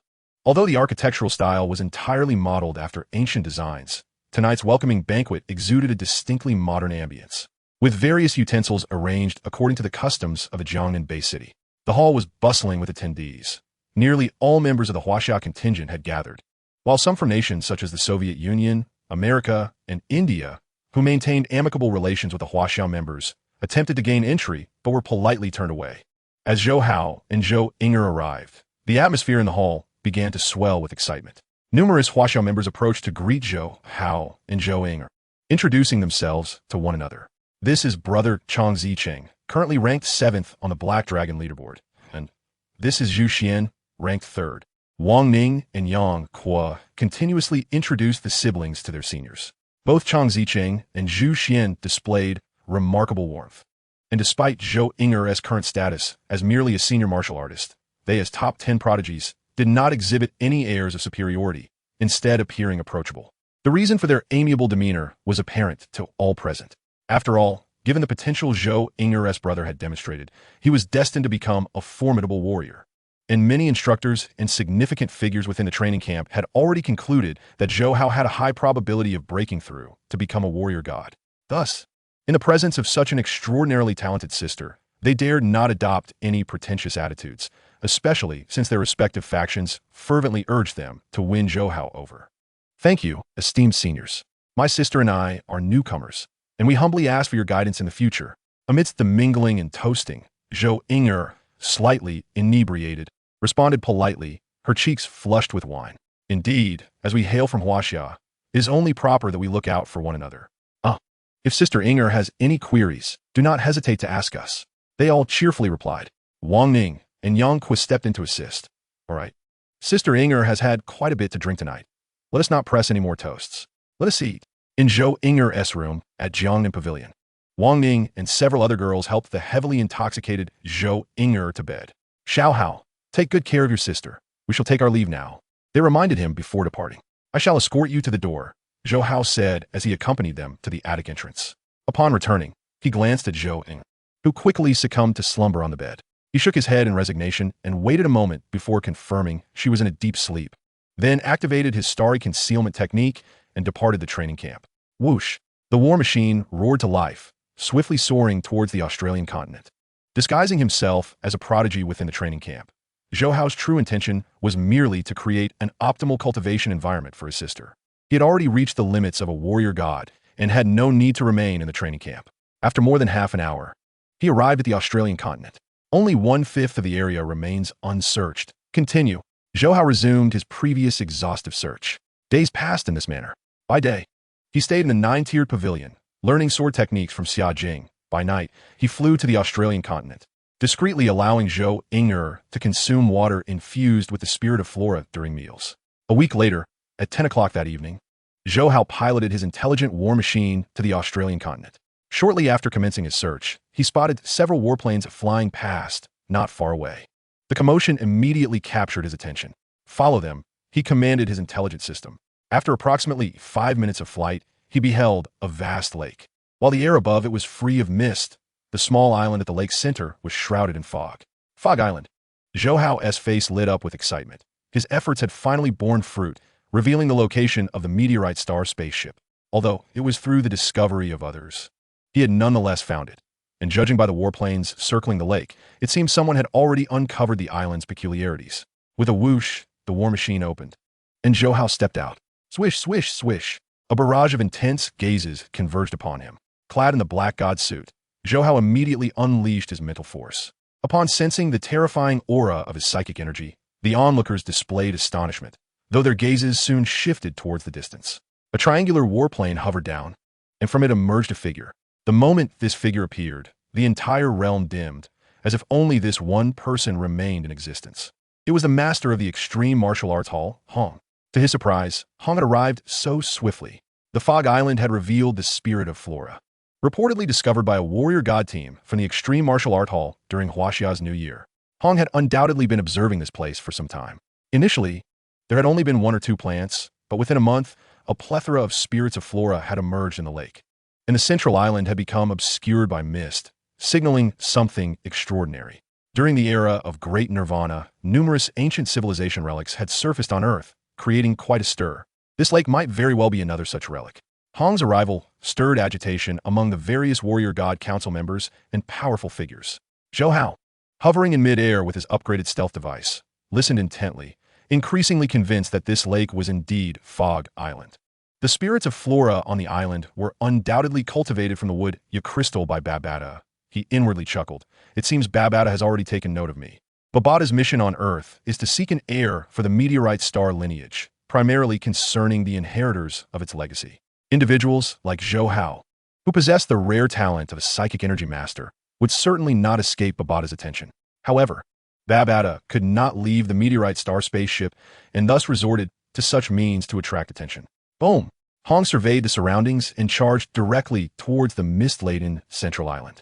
Yet, as he approached the island's sky, a 1,000-meter-long vine-like tentacle struck out with lightning speed. Zhou Hao looked on in disbelief. Is the Mo Yun vine already being released? Babata is rather impatient. After waiting for 50,000 years, Babata was indeed anxious. After all, Zhou Hao's psychic energy master talent had, through continuous sign-ins over this period, already reached the level of some notable cosmic inheritors. It was a rare find in such a remote corner of Earth. It is the rare cosmic plant life. Mo Yun Vine, this is splendid. Hong, being an experienced warrior, quickly recognized the 1,000-meter-long vine, and his eyes gleamed with excitement. A surge of black flowing light enveloped him. As Hong engaged in battle with the Mo Yun Vine, warplanes continued to arrive. Powerful figures such as Thunder God and Isadora began to gather. Seizing the opportunity, while everyone's attention was fixated on Hong and the Mo Yun Vine, Zhou Hao swiftly darted to the edge of the lake, where he had yet to check in for the day. In his mind, he urgently called out, "System, check in." Ding. Congratulations to the host for successfully checking in at Earth's Fog Island, receiving one Mo Yun Vine seedling. Ding. Congratulations to the host for obtaining one Woodya crystal. Ding. Congratulations to the host for acquiring the Spirit of Flora, the 10,000-year willow wood heart. Ding. Congratulations to the host for acquiring the Spirit of Flora, the 1,000-year willow wood heart. A full fold d'explosion. Zhou Hao beamed with joy. He truly lived up to the reputation of Mist Island. On his very first sign-in, he directly obtained the mysterious cloud vine and the Woodya crystal, which are indeed treasures of great value. Chapter 036. Xia Jing's Frustration. Boom, boom, boom. Even in its seedling stage, the mysterious cloud vine possessed a terrifying power, with its tendrils extending kilometers long, shrieking sharply as they danced. Enveloped in a shroud of black luminescence that rendered the battlefield chaotic. Meanwhile, as other powerful members gathered to observe, a formidable electric eel suddenly leapt from the lake, its body length rivaling that of the mysterious cloud vine. Upon its emergence, a multitude of lightning crackled around it, and it lunged ferociously towards Hong. It was the king-level monster, the Devouring Eel. The Thunder God and other esteemed members were taken aback, with some urging Hong to exercise caution. However, Hong was the world's foremost powerhouse. Although he was currently at the first level of his domain, his strength remained astonishingly formidable. As the electric eel struck with the speed of lightning, he swiftly twirled his spear, which glimmered with a hint of dark light, and thrust it directly at the eel. With a single strike, he pierced through the head of the king-level monster, the Devouring Eel, its 1,000-meter-long body crashing into the lake and sending waves soaring high. After a moment, as the onslaught of the mysterious cloud vine subsided, the lake suddenly erupted into swirling vortices, and a tentacled appendage shot forth from the whirlpool. Reaching for Hong, another king-level monster? What secrets does this lake hold that two king-level monsters appeared in such quick succession? And what of that dreadful plant life? Many esteemed members were astonished, yet their eyes flickered with a shared glint of insatiable greed. None were foolish. The lake's peculiarity undoubtedly harbored treasures. Yet the overwhelming power of the plant's tendrils made it difficult for even Hong to secure it, and they dared not rush in recklessly. Half an hour passed.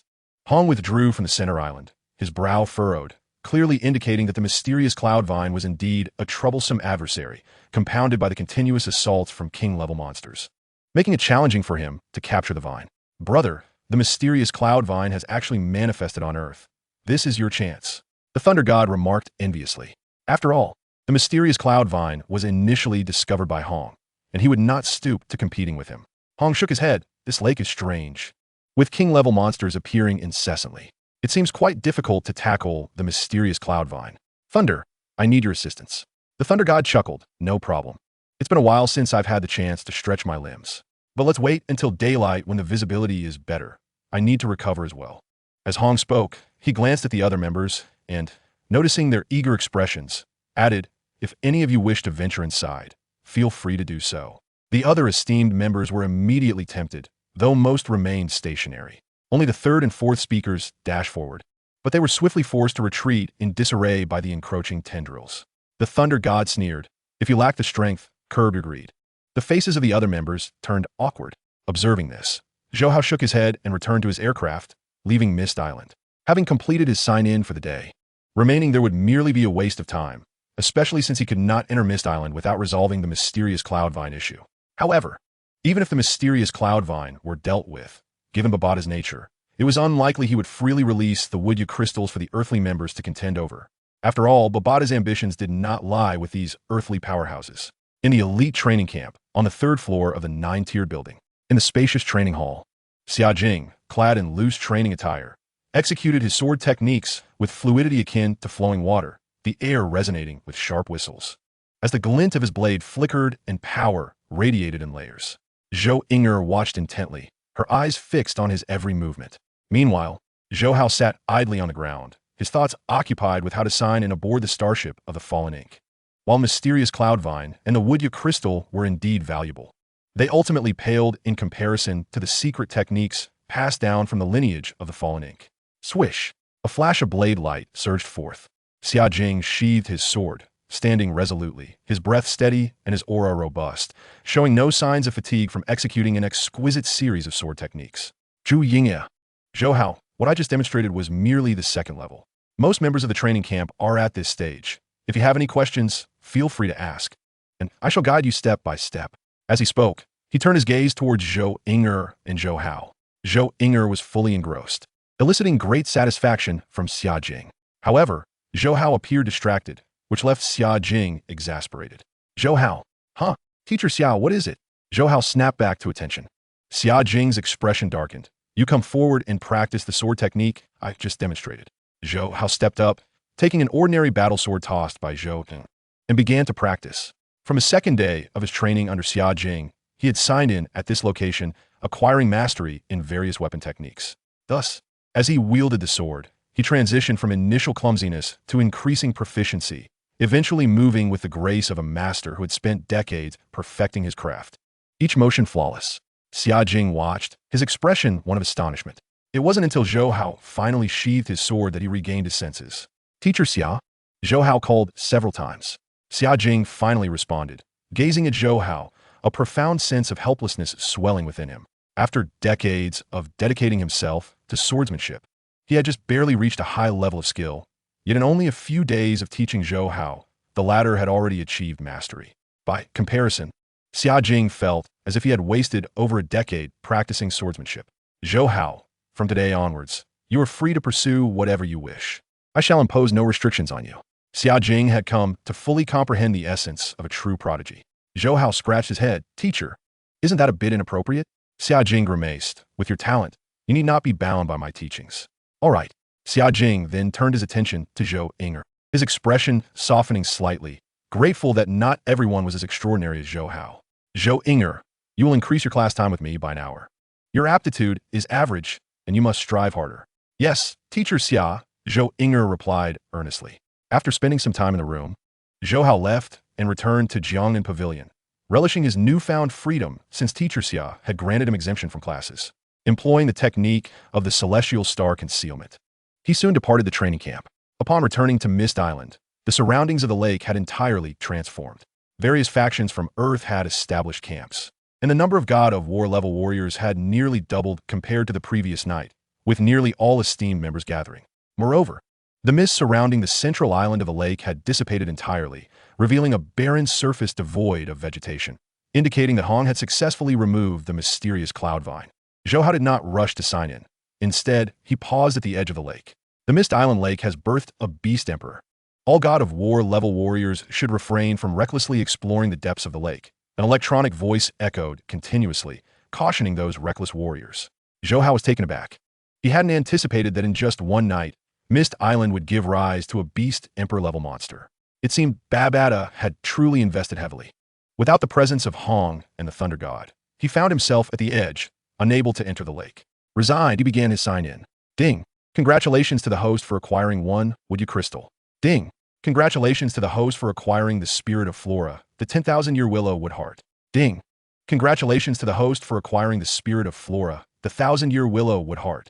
A trifole d'explosion.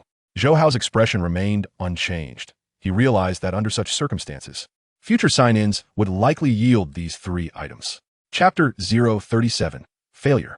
Deep within the bowels of Mist Island, inside the fallen ink spaceship, which had simulated the thick, solid rock environment, the intelligent life form, the demon Babata, gazed at the three-dimensional holographic representation of Mist Island surroundings with fervent excitement glimmering in his crimson eyes. After 50,000 years, at long last, I have discovered a suitable spiritual telepath for my master here on Earth. At merely 4 years old, his brain capacity measures 35. Even in the vast cosmos, he could be considered a prodigy of the spiritual telepath. He must become the disciple of my master. The revival of the fallen star lineage in the cosmos rests solely upon him. Elated, Babata unleashed a barrage of wooden crystals from the spacecraft of the fallen star, allowing them to slowly ascend through the subterranean dark river. The aquatic beasts lurking in the depths caught a whiff of the enticing aroma of rice and became frenzied. One after another, these creatures engaged in brutal combat, vying for the precious wooden crystals. Even the metamorphosed beast monarchs plunged from the lakes into the depths. Yet their sheer size hindered their success, as they were swiftly outmaneuvered by other superior lord-class beasts. With a thunderous roar, Babata spared no expense to continuously release wooden crystals in a bid to attract geniuses like Zhou Hao, inciting madness among countless aquatic beasts of Mist Island. Meanwhile, various factions, diligently scanning the island with their instruments, quickly noted a surge in the life signs of several aquatic beasts. Reports soon followed, indicating the emergence of 3 royal-class beasts beneath Mist Island. The number of royal-class beasts was on the rise, with one ominously poised to transform into a beast monarch. Heaven forbid, the beast that was already undergoing transformation engaged in fierce battles with the others. It was evident that treasures lay hidden beneath Mist Island, as the beasts seemed to be engaged in a fierce competition for these coveted riches. The Extreme Martial Arts Academy, Thunderbolt Martial Arts Academy, and the HR Alliance promptly sensed the changes on Mist Island, relaying urgent messages. Hong, who had just signed a contract with the Vine of the Mo, was unable to remain still and, alongside Thor, made his way back to Mist Island. The lakes churned violently, waves crashing skyward. Numerous esteemed members floated above the island, their gazes greedily fixated on the waters below. Within a mere half-day, 3 or 4 royal-class beasts had emerged, and it was clear to all that Mist Island harbored unfathomable treasures, likely remnants of an undiscovered ancient civilization. The strength of Hong and Thor stemmed from their discovery of several ancient civilization relics during the Great Nirvana, with Hong notably acquiring a cosmic starship capable of manufacturing intelligent war machines, propelling his martial academy to the forefront of global power.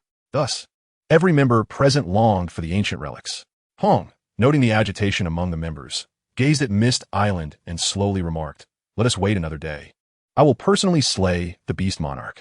2 days would suffice for him to familiarize himself with the Mo Vine. Many members, including the third counselor, the Ice Emperor Hamaderson, exchanged glances, understanding this as a reminder from Hong not to act recklessly. In truth, had both Hong and Thor chosen not to intervene, none among them would dare to enter the lake and confront the beast monarch, for only Hong possessed the capability to suppress such a formidable foe. Zhou Hao, standing at the edge of the lake, regarded the floating members above and couldn't help but chuckle. Babata's impatience to lure him to discover the fallen star spacecraft mirrored his own desire to sign and abort it. The night swiftly passed, and as dawn broke, nearly 30 esteemed members surged forth from the encampments surrounding the lake, including Thor and Hong. "Brother, do you have confidence?" Thor asked, concern etched on his face. The beast monarch was not merely a royal-class beast. It held the advantage of its territorial environment, making it exceedingly difficult to slay. The 2 beast monarchs lurking in the ocean remained elusive, and Hong had no means to confront them. Hong shook his head gently. "No, while I have acquired the Mo Vine, time is too short. I have yet to fully acclimate to its attack patterns. My combat prowess may not only fail to enhance, but could be adversely affected." Upon hearing this, Thor hastily suggested, "Then let us wait. We are not in a rush. It is the 5 great powers and the HR Alliance that are anxious. We must at least attempt it. I fear that if we delay too long, the number of royal-class beasts beneath the lake may increase further, potentially birthing a second beast monarch. At that point, infiltrating the depths to seek treasures will become exceedingly challenging." Hong, his arm entwined with the vine, felt a flicker of helplessness in his eyes. "Thunder, I may require your assistance if necessary." Thor nodded solemnly, "I understand." With a beast monarch and several royal-class beasts lurking below, the stakes were high. Even the world's strongest, Hong, harbored no certainty of success. "Everyone, step back," Thor commanded coldly.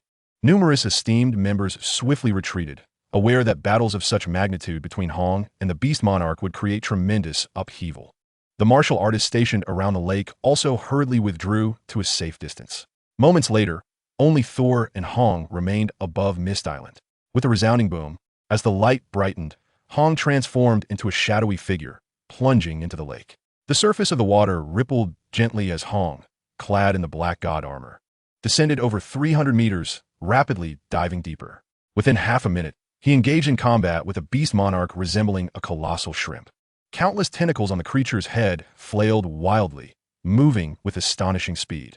Despite dwelling 2,000 meters deep in the dark river, its tentacles caused the lake to churn violently. Hong moved with equal swiftness, sometimes clinging to the surface of the tentacles, other times landing on the rocky edges of the dark river, targeting the beast monarch's hardened skull. All the esteemed members fixated on their screens, tracking the two luminous points representing Hong and the beast monarch as they moved swiftly. The ground surrounding the lake trembled violently. Zhou Hao floated in mid-air, patiently awaiting the outcome. A moment later, a disheveled Hong burst forth from the lake's surface, closely pursued by several white tentacles. Observing this from above, Thor dashed forward, his battle blade transforming into a flurry of phantoms, severing the tentacles that pursued Hong, and subsequently followed him away from the lake. They had failed. The life signature of the beast monarch had diminished significantly, yet Hong had sustained injuries. Regrettably, the depths had severely hampered his performance. Esteemed members shook their heads in disappointment. Without the death of the beast monarch, they could not venture into the depths to seek treasures. However, only Hong possessed the power to slay the beast monarch. Zhou Hao furrowed his brow but quickly found solace. It was merely the year 2042, and Hong was still in the first realm of his domain. Given his incomplete adaptation to the Mo Yun Vine, it was entirely reasonable that he could not defeat the beast monarch. Thor, witnessing Hong's disheveled state, promptly inquired, "Brother, how are you? Are you seriously injured?" Hong waved his hand dismissively. "It's not severe. I will recover in a few days. This encounter allowed me to gauge the beast monarch's strength. I shall return after a while. That is the only course of action. You should rest. If necessary, I will join forces with you later," Thor sighed. "Very well." Onuded. Within the fallen star spacecraft, Babata seethed with frustration. "This is utterly pathetic. You can't even handle a single beast." In its anger, it regretted having catalyzed the beast monarch too soon. Chapter 038. Ranking of the Black Dragon List. Training Camp, Jiangnan Pavilion. In the basement, Zhou Hao had long since placed the ancient civilization gravity chamber here. Upon returning from Mist Island, he dedicated himself to cultivating with the wooden crystals. As long as the beast monarch remained alive, he could not board the fallen star spacecraft to sign in. Moreover, it seemed that the ancient civilization site number 9 had yet to reach its activation time. Even if he ventured into the Amazon region of South America, he would find nothing. Thus, he could only continue to wait. Boom! The pure life energy of the wooden crystals was swiftly absorbed by his body's thirsty cells, continuously enhancing his genetic makeup. With his physical prowess already reaching the level of a high-tier battle god, he surged toward the limits of his potential. Compared to the spirit of the flora, the efficiency at which his body absorbed the wooden crystals was undeniably superior. Some high-tier battle gods could leverage the wooden crystals to reach planetary level, with a remarkably high success rate. Zhou Hao's martial talent had already attained the initial realm of mental prowess through continuous sign-ins, and with the amplification of the gravity chamber, his absorption efficiency was dozens of times that of other warriors. Within just a couple of hours, he noticeably felt his physical attributes improving. He ceased his cultivation only when his cells reached saturation. At this pace, it would take less than a month for his physical prowess to break through to the planetary level. Joyeuse petit visage beau à placide expression. Although a planetary-level martial artist could not quite rival a psychic master, their prowess still offered substantial assistance to his overall capabilities. Most notably, his explosive speed would be markedly enhanced. After waiting for several months, he was hardly perturbed by the prospect of waiting a few more. He possessed an admirable patience. After all, the spaceship to Yuma Star was not going anywhere. Consequently, in the days that followed, he would sign in at Mist Island every other day. He was indifferent to rewards such as the spirit of grass and wood or the heart of the Millennium Willow, yet the Muya crystal was undeniably precious. However, since both martial and psychic talents were equally vital, he alternated between checking in at the headquarters of the Extreme Martial Arts Institute in Mist Island. As April first approached, Zhou Inger found herself ranked 183rd at the end of last month. Thus, in April, she was required to join the other students in hunting monsters within the designated city of the training camp to earn points and strive for a place on the Black Dragon ranking. Sister, the number of primary beast generals in City 1001 is abundant, and mid-level beast generals are also commonplace. You must remain cautious and do your utmost. Do not concern yourself with your ranking. Even if you place last, you will still enjoy the same resource benefits as I do, Zhou Hao earnestly advised. Zhou Inger patted her chest confidently. "Fear not. Your sister is no weakling. Moreover, I am clad in SS-grade combat protective gear, so danger is virtually non-existent. Battling beast generals in the wild is the best way to hone my swordsmanship and agility." after studying under teacher Xia for over 10 days. It's time for me to put my skills to the test. Zhou Hao sighed in resignation. Very well, but you must promise me to avoid taking unnecessary risks. Understood. As Zhou Ying'er departed, Xia Jing appeared beside Zhou Hao. Your sister may have average talent, but she is truly diligent, and her tenacious spirit will serve her well. Let her carve her own path, he remarked. Zhou Hao was momentarily taken aback, looking up at Xia Jing. You cannot protect her forever, Xia Jing added with a smile. Teacher Xia, I cannot grasp such profound wisdom, Zhou Hao retorted, turning back towards Jiangnan Pavilion.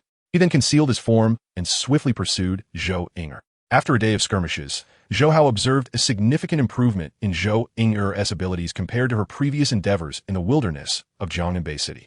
The spirit of grass, in which he had consumed over the past 10 days, had indeed borne fruit, as her physical prowess had reached the level of a primary battle general. Teacher Xia certainly possesses some skill, Zhou Hao mused, hovering in midair as he watched Zhou Ying'er efficiently dispatch a primary battle general. He silently nodded in approval. The difference between being taught by a god of war and self-learning was immense. While he was undeniably strong, he doubted he could teach Zhou Ying'er as effectively as Xia Jing could at this stage. Having shadowed her throughout the day without encountering any unwelcome disruptions, Zhou Hao felt a sense of relief. By 6 o'clock in the evening, he returned to the training camp and then visited the 9-tiered tower. Later that night, around 11 o'clock, Zhou Ying'er returned, weary but eager to check the Black Dragon ranking. To her delight, she had improved her position by 1 spot compared to March. Zhou Hao approached her with a smile. Sister, how does it feel to surpass me? He had not yet hunted any monsters, naturally placing him at the bottom of the rankings. Quite exhilarating. My genius brother is now beneath me, Zhou Ying'er replied with pride, tilting her head. Gome, tonight I shall treat you to a feast. On April 2nd, it was Zhou Hao's turn to hunt monsters. Many students from the elite training camp secretly observed him, eager to see how this prodigious talent would fare on his first attempt to break into the rankings. Zhou Ying'er, aware of her brother's exceptional abilities, remained anxious. In her mind, this was his inaugural experience battling monsters in the wild. Zhou Hao, your swordplay is formidable, and your agility is commendable. However, facing monsters in reality is far different from training within the trial tower. Remember not to be reckless. Prioritize your safety, she cautioned. Beside her, Xia Jing echoed. Your sister speaks wisely. Do not take it lightly. Zhou Hao waved his hand dismissively. Sister, teacher Xia, worry not. In City 1001, the highest monsters are only primary lords. As long as I don't provoke them, I should be fine. With that, he turned and joined the other students. Observing Zhou Hao's diminutive figure, Xia Jing couldn't help but lament, I have never encountered a genius like your brother. His swordsmanship flows effortlessly, and his agility surpasses that of the vast majority of students. In terms of comprehension, he truly is extraordinary. Zhou Ying'er, buoyed by Xia Jing's words, inquired, Teacher Xia, what ranking do you believe my brother can achieve? It's difficult to say. He will undoubtedly break into the top 100, but cracking the top 50 seems unlikely, considering his relatively low level in the trial tower. Xia Jing replied, shaking his head. Zhou Ying'er nodded gently, sharing his perspective. The points on the Black Dragon ranking were calculated based on the number of monsters hunted multiplied by their combat power amplification. Students in the top 50 typically possess combat power amplifications exceeding 6, with all boasting physical qualities that reach the level of high battle generals. For her brother, merely entering the top 100 would be a remarkable achievement. As time passed, the evening wore on, and students began to return around 11 o'clock. Given that the Black Dragon ranking directly influenced the allocation of resources, every student endeavored to hunt monsters, rarely returning early. Witnessing many odd-numbered day, students gathered around the Black Dragon statue. Those returning from the hunting grounds, too fatigued to rest, rushed over. Another one has broken through. Indeed, in just 20 minutes since 11, this young lad has surpassed 10 students. Zhou Hao's ranking had remained unchanged since the morning, indicating he had rested throughout the day. As the students surrounding the statue exchanged excited murmurs, those returning from the hunting zone, including Zhu Xian, who ranked 4th last month, and Chang Zicheng, who ranked 10th, hurriedly squeezed to the front. Chapter 39, All Want to Take Disciples. The scales of the Black Dragon statue were adorned with intricate electronic screens displaying each student's ID and ranking. Typically, at the beginning of the month, students paid little heed to their rankings, only to congregate around the statue at the month's end when scores were tallied. This time, however, the atmosphere was palpably different. The astonishing trial results of 4-year-old Zhou Hao piqued the curiosity of numerous students regarding his efficiency in hunting monsters, leading to the current throng around the Black Dragon statue. Zhu Xian and Chang Zicheng finally managed to reach the front, but before they could glimpse Zhou Hao's ranking, an astonished voice from a European Union student exclaimed, "My goodness! He is already in the top 3 on his first day of hunting monsters. How is that even possible? Top 3? Zhu Xian and Chang Zicheng exchanged incredulous glances, each reflecting a shared astonishment. They quickly scanned the tail end of the Black Dragon statue as scales. There, the electronic screen displaying Zhou Hao's information read, Zhou Hao. Number 2, ID 317200. Zhou Hao had only reached the second level of the trial tower, classified as a C-level test, implying his trial score was 26. His punching power could at most reach 3 times, meaning his combat power amplification was merely the trial score multiplied by the power level, capping at 8. How could he possibly rank in the top 3? A student who had just returned from hunting raised a question of doubt. In truth, Zhu Xian, Chang Zicheng, and others in the top 20 also found themselves baffled. To enter the top 20, one typically needed a combat power amplification exceeding 12, and both of them were nearing 16. The scores from hunting monsters were generally comparable, with the maximum variance being between 3 to 4 mid-level beast generals or just 1 or 2 high-level beast generals. As for the elementary, lord-level monsters, slaying more than 2 of them qualifies one for the title of war god. According to the rules of the training camp, achieving the status of war god necessitates departure, which is why no one is foolish enough to hunt lord-level monsters. Consequently, many students were astonished yet perplexed upon witnessing Zhou Hao's ranking. Brother, that is ancient history. We, the odd-numbered students, have been scrutinizing the leaderboard. Upon noticing the irregularity in Zhou Hao's ranking, some inquired with the teachers, and guess what? Zhou Hao entered the 9-tiered tower last night for a trial assessment, advancing directly from the C-level challenge of the 2nd tier to the B-level challenge of the 5th tier. Upon hearing this, a gasp of disbelief echoed before the Black Dragon sculpture. The students who had previously been stunned by the odd-numbered rankings now exchanged wry smiles upon witnessing the reactions of their even-numbered peers. Each of them, being a prodigy accepted into the global elite training camp, felt a sense of rivalry despite their lower ranks. However, this time, they were thoroughly impressed by Zhou Hao, the 4-year-old prodigy. In less than half a month since entering the camp, he had breached the 5th tier of the trial tower, an unprecedented feat. Even during Hong's inaugural attempt at the trial tower, he had not progressed this swiftly. This was no longer mere eccentricity, it was monstrosity. Faced with such a genius, how could they not be in awe? Zhou Hao had surpassed the American genius Jonas, claiming the top rank. Jonas, who had held the first place for 7 consecutive months, was merely 2 victories away from acquiring a dragon blood worth 80 billion and the option to choose either Thor or Hong as his mentor, only to be outshone by the meteoric rise of Zhou Hao. It was only natural. Jonas' trial tower results stagnated at the C-level challenge of the 4th tier. Had it not been for Zhou Hao's leisurely morning, starting his hunts in the afternoon, he would have surpassed Jonas long ago. Achieving a score above 5 in the trial tower grants won the position of inspector at the Extreme Martial Arts School, along with rewards such as dragon blood. Given Zhou Hao's performance, such resources were trivial. The crucial aspect was that his sister, Zhou Inger, would also be entitled to the same cultivation resources due to his first-place ranking. When Zhou Hao's score advanced once more, securing the top position, many students sighed in admiration. However, upon hearing mention of Zhou Inger, a hush fell over the crowd before the Black Dragon sculpture. They were well aware of her circumstances. Having entered the training camp for over 10 days, she had yet to pass even the A-level challenge of the 1st tier. Yet, despite her ordinary talent, her presence in the training camp meant that if Zhou Hao maintained his ranking until the end of the month, she would undoubtedly enjoy all the benefits associated with scoring first. She could spend 90 hours in both the gravity chamber and the trial tower. The thought alone evoked a profound sense of envy and jealousy among the students. On April 3rd, as dawn broke with the first light of day, several odd-numbered students began departing their dormitories, heading toward the training camp's entrance, ready to hunt monsters in City 1001. Although Zhou Hao's ascension to the 1st rank had left a significant impact, no one was truly affected. They resumed their usual activities the following day. Boom! Boom! Boom! A series of intelligent warplanes descended from the sky, hovering above the training camp. Soon, a cadre of powerful lawmakers emerged from the hatches. It was Jia, a member of the military from Huaxia. Good heavens, it's the president of the HR Alliance. The 3rd congressman from America, the Ice Emperor. The students, upon witnessing such illustrious figures arriving at the camp, were left dumbfounded. However, it wasn't long before another aircraft bearing the insignia of the Thunder Martial Arts School arrived, and a bald, mixed-race warrior stepped out. Yes, it was the second Congressman, Thor. The students stood in a daze, scarcely able to believe their eyes at the gathering of so many powerful lawmakers within the training camp. Ah, you've all arrived quite early, Thor quipped, materializing before the entrance and teasingly addressing Jia, Isadora, and the Ice Emperor. Hammerson smiled gently, but isn't the Thundermaster here quite early as well? Thor shrugged nonchalantly. There's only one Zhou Hao. If everyone wishes to take him as a disciple, may the best man win. The expressions of lawmakers like Jia, Isadora, and the Ice Emperor shifted slightly. Chapter 40. You can't teach me.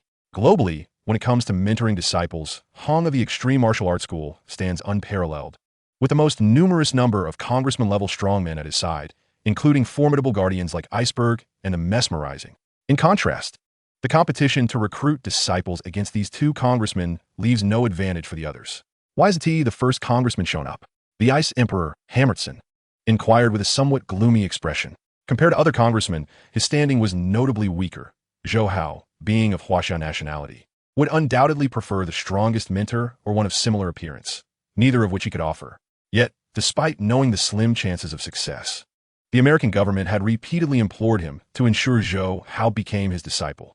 Thus, even with low odds, the Ice Emperor still made the journey. Thor chuckled. If the first congressman were here, you'd all be completely out of luck. Upon hearing this, the group of lawmakers fell silent, fully aware that Thor's words rang true. Given Hong's strength and assertiveness, his presence would undoubtedly secure Zhou Hao as his disciple. The title of the world's best was immensely attractive to these prodigies. Furthermore, the Extreme Martial Arts School possessed the most abundant cultivation resources globally, including ancient gravity chambers, trial towers, and challenge rooms, all artifacts salvaged by Hong during the Great Nirvana from ancient ruins. Any sensible genius would choose Hong as their mentor. Even the core heirs of major corporations within the HR Alliance would make the same choice. The Ice Emperor discerned another implication in Thor's words. Did this mean the first congressman had no intention of coming? Thor paid no heed to Hammerson and strode directly toward the training camp's entrance. At that moment, many students gathered at the entrance were buzzing with excitement. The world's strongest figures, Hong and Thor, were idols to every student, and witnessing them in person was almost overwhelming. Had there not been so many powerful lawmakers present, they would have erupted in jubilation. Bazita Zhou Hao, Zhu Ying was equally exhilarated. Xiao Hao, Thor's coming over to us. As she noticed Thor's gaze shifting in their direction, her nerves spiked, and she gripped Zhou Hao's hand, her palms damp with sweat. Zhou Hao rolled his eyes, unable to comprehend her reaction. After all, he was merely a planetary-level warrior. What was there to be so excited about? Thor's pace was unhurried, yet he covered 100 meters in mere seconds, standing before Zhou Hao and Zhou Ying. A gentle smile graced his mixed-race face. Zhou Hao, would you be willing to become my disciple? The other lawmakers, including Jia, Isadora, and the Ice Emperor, could only watch in silence. The God of Thunder proclaimed that each should vie for Zhou Hao based on their own merits. Yet they were all acutely aware that their chances were exceedingly slim, unless Zhou Hao were to decline. However, such a possibility was unfathomable. Zhou Hao's unexpected declaration left not only the council members like Jia Yi in shock, but even the God of Thunder himself stood momentarily dumbfounded. The trainees around them widened their eyes in disbelief, unable to comprehend that Zhou Hao had not only rejected the opportunity to become the God of Thunder's disciple, but had also uttered such audacious words. The God of Thunder was the second strongest being in the world, with a physical genetic strength reportedly surpassing that of Hong. How could such a figure possibly be incapable of mentoring a mere 4-year-old? All the trainees deemed Zhou Hao insane. Yet before long, Zhou Hao spoke again. You can teach my sister. The God of Thunder chuckled heartily. Your sister possesses mediocre talent and currently holds insufficient strength to become my disciple. However, if you were to accept me as your master, I could take your sister as my named disciple. He gazed at Zhou Hao, presenting what he believed to be his most generous offer. Zhou Ying's expression dimmed, her lips pressed together. Yet, she was aware of her own limitations and felt no overwhelming disappointment. After all, even setting her aside, the number of geniuses worldwide who could become the God of Thunder's disciple was exceedingly rare. Zhou Hao shook his head firmly. I will not become your disciple. Seeing Zhou Hao's unwavering resolve, the God of Thunder recalled Hong's earlier words about how a prodigy like Zhou Hao must have inherited the legacy of ancient civilizations. Although he had an inkling this was the likely reason, he could not help but ask, why? Zhou Hao's youthful voice replied, "This is not the place to discuss it. Take me to the wilderness area." "Very well." The god of thunder immediately grasped Zhou Hao's shoulder and soared into the sky. Once they departed, chaos erupted among the trainees. Zhou Hao is far too arrogant. He dares to look down on even the god of thunder. Some argued. I believe Zhou Hao speaks the truth. The god of thunder's trial tower is merely at the 5th level, roughly on par with Zhou Hao. The only difference lies in their physical genetic makeup.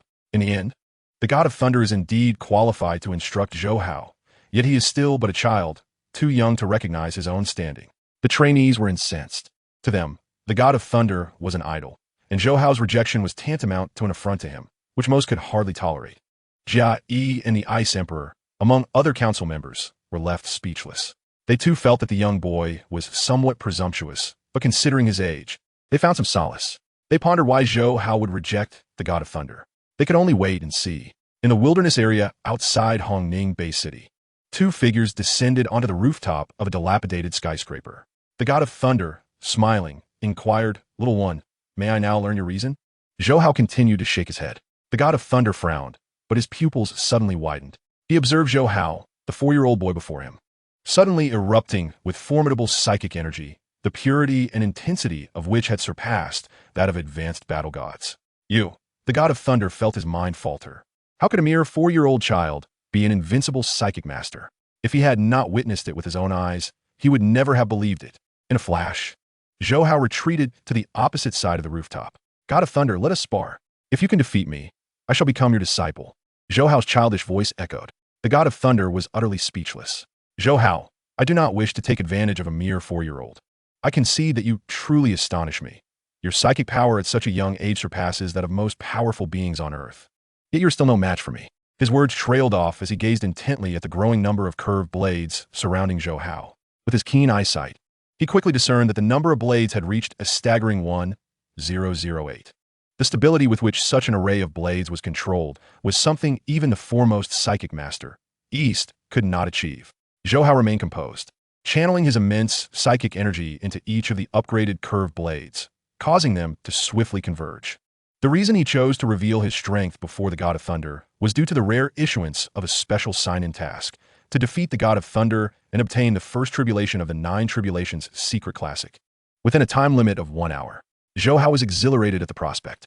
The 9 tribulations secret classic was an unparalleled genetic cultivation technique left behind by the god king, one that even defied the laws of the universe.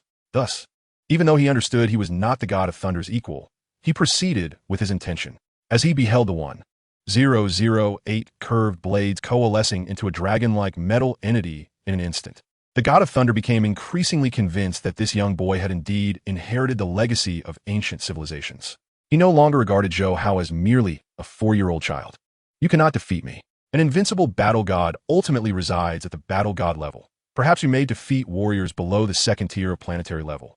But my physical genetic makeup has reached the 6th tier of planetary level, which means you are destined to fail." As he spoke, the original energy within the god of thunder began to circulate slowly, the surrounding air even affected by it. His eyes gleamed with a hint of purple as he gradually conjured a purple-black battle blade in his hand. Zhou Hao's small face suddenly broke into a smile.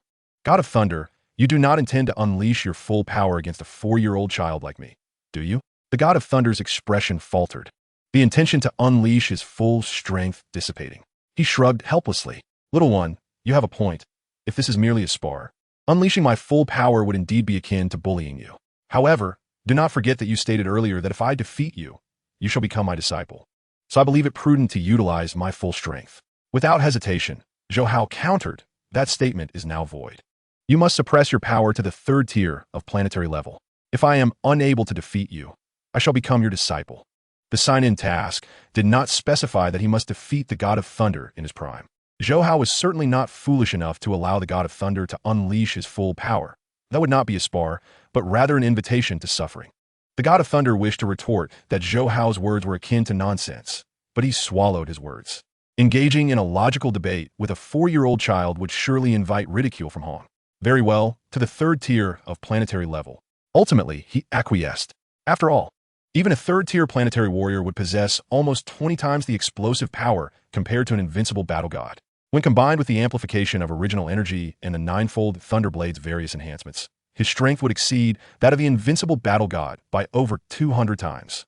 With such a significant advantage, should he still lose, he would indeed be unworthy to mentor Zhou Hao. Zhou Hao's heart surged with excitement as he looked at the god of thunder and declared, "Be careful," as his voice resonated. 21 strands of pure psychic energy rapidly extended along the surface of the dragon form, causing the complex secret patterns on the 1,008 curved blades to illuminate and connect as one. Boom! The dragon form of the upgraded curved blades began to spin wildly, creating a sharp, howling wind in the surrounding air.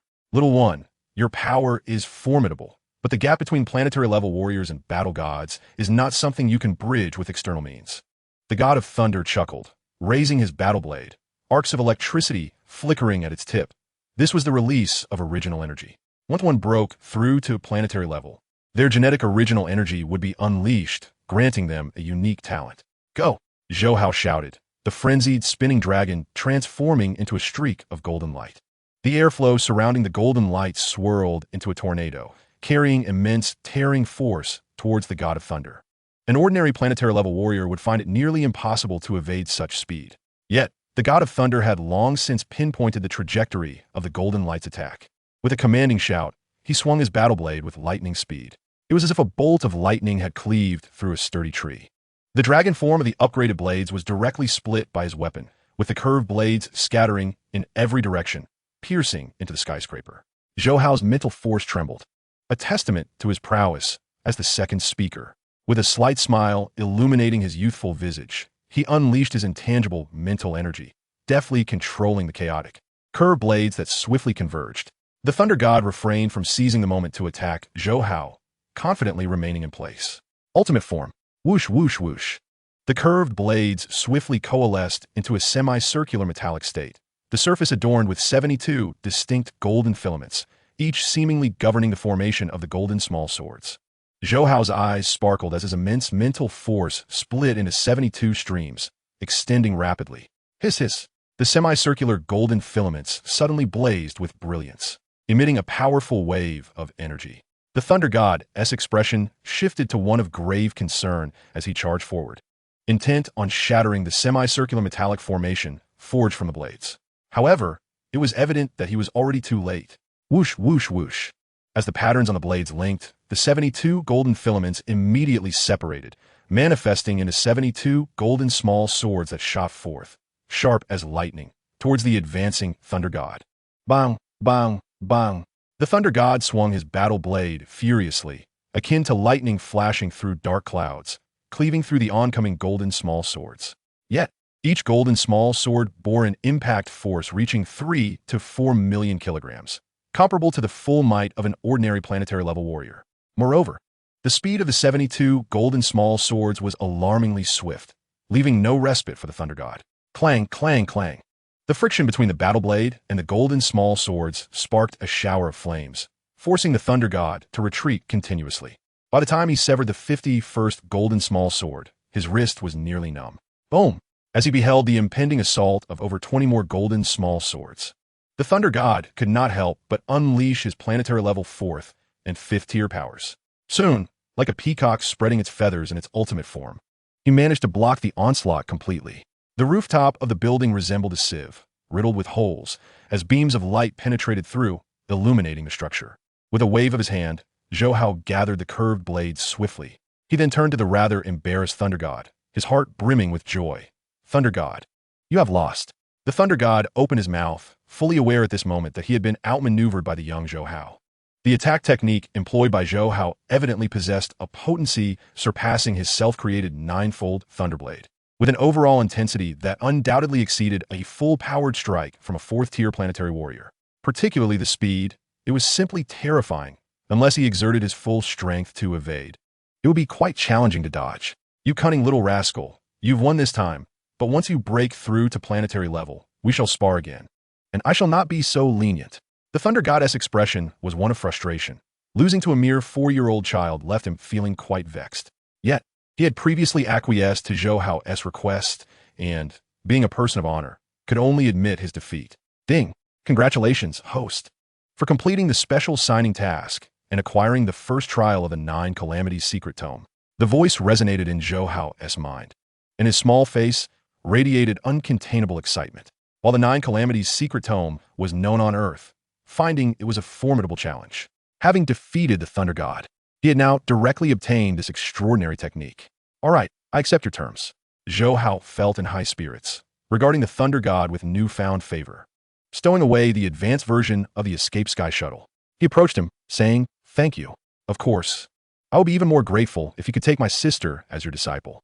The Thunder God replied with exasperation, "You little rascal are too cunning.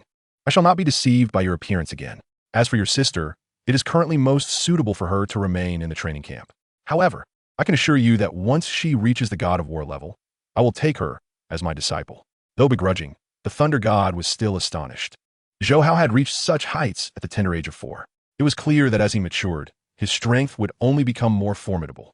Furthermore, it was evident that he had obtained the legacy of ancient civilization ruins. With such resources at his disposal, his future potential would surely eclipse that of Hong. Having encountered the remnants of ancient civilization, the Thunder God understood well that countless powerful beings roamed the universe, and if Earth were to be discovered in the future, their fate might not lie in their own hands.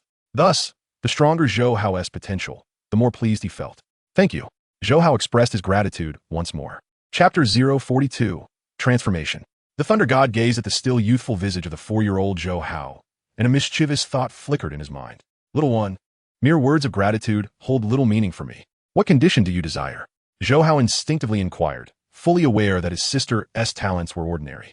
Under normal circumstances, reaching the rank of a high-level warrior would be her limit.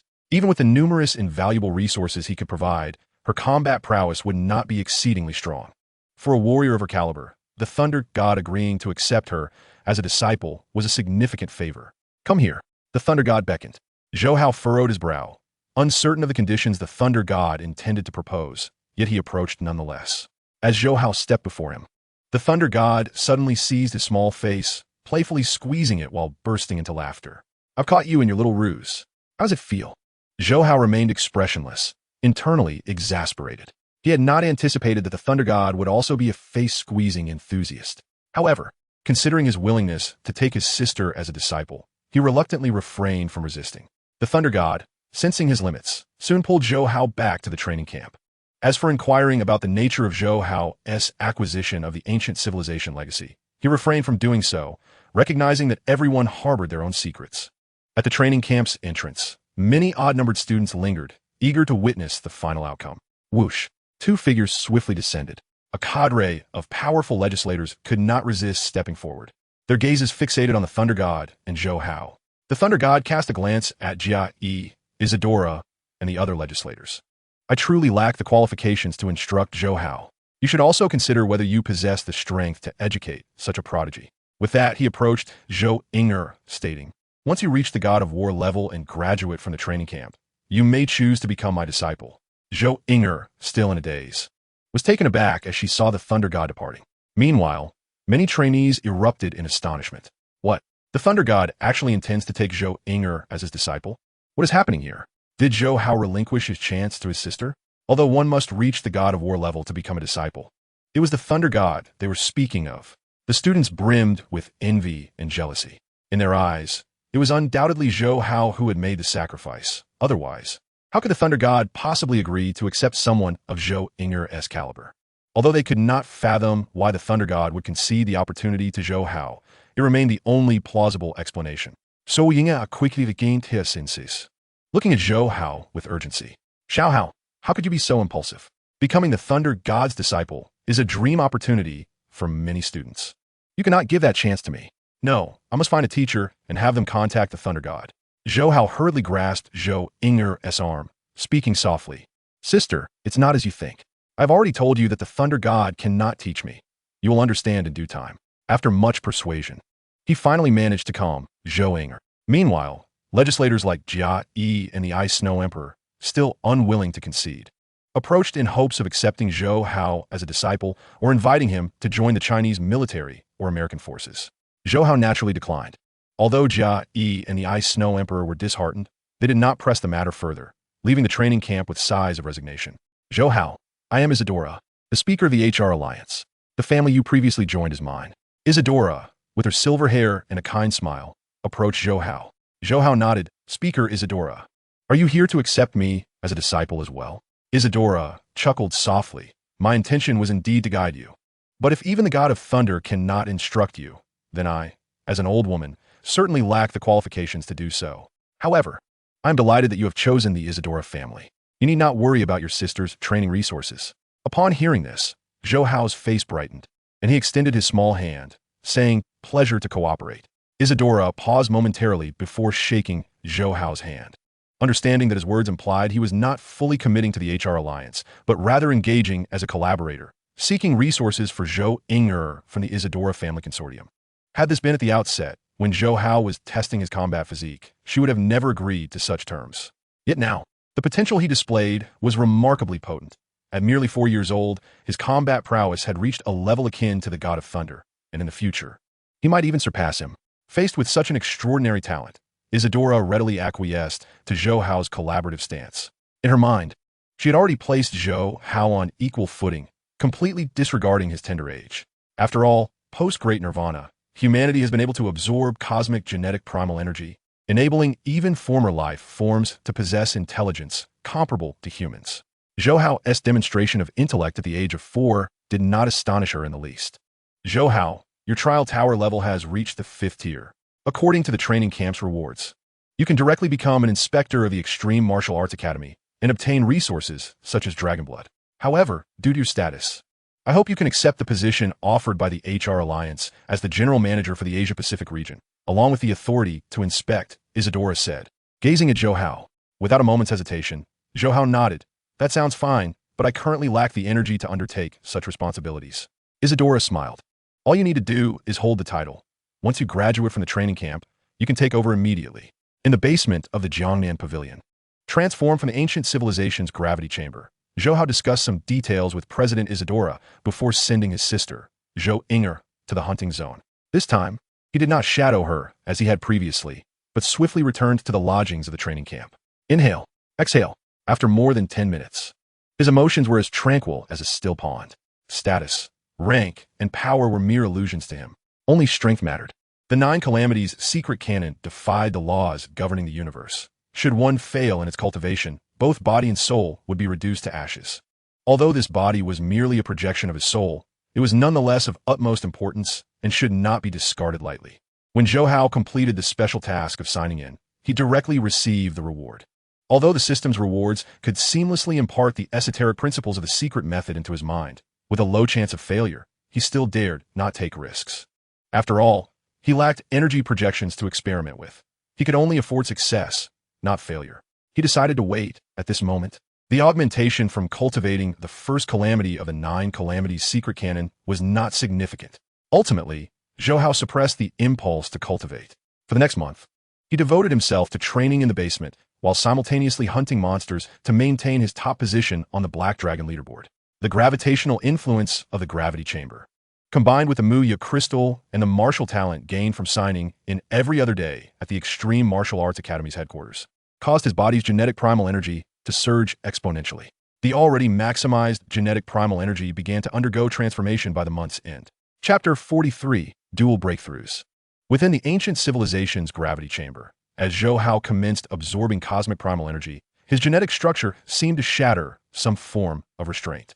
Countless cells erupted in fervor, and the surplus cosmic primal energy within his genes coalesced like droplets of water, ultimately transforming into surging currents of warmth coursing through his cellular pathways.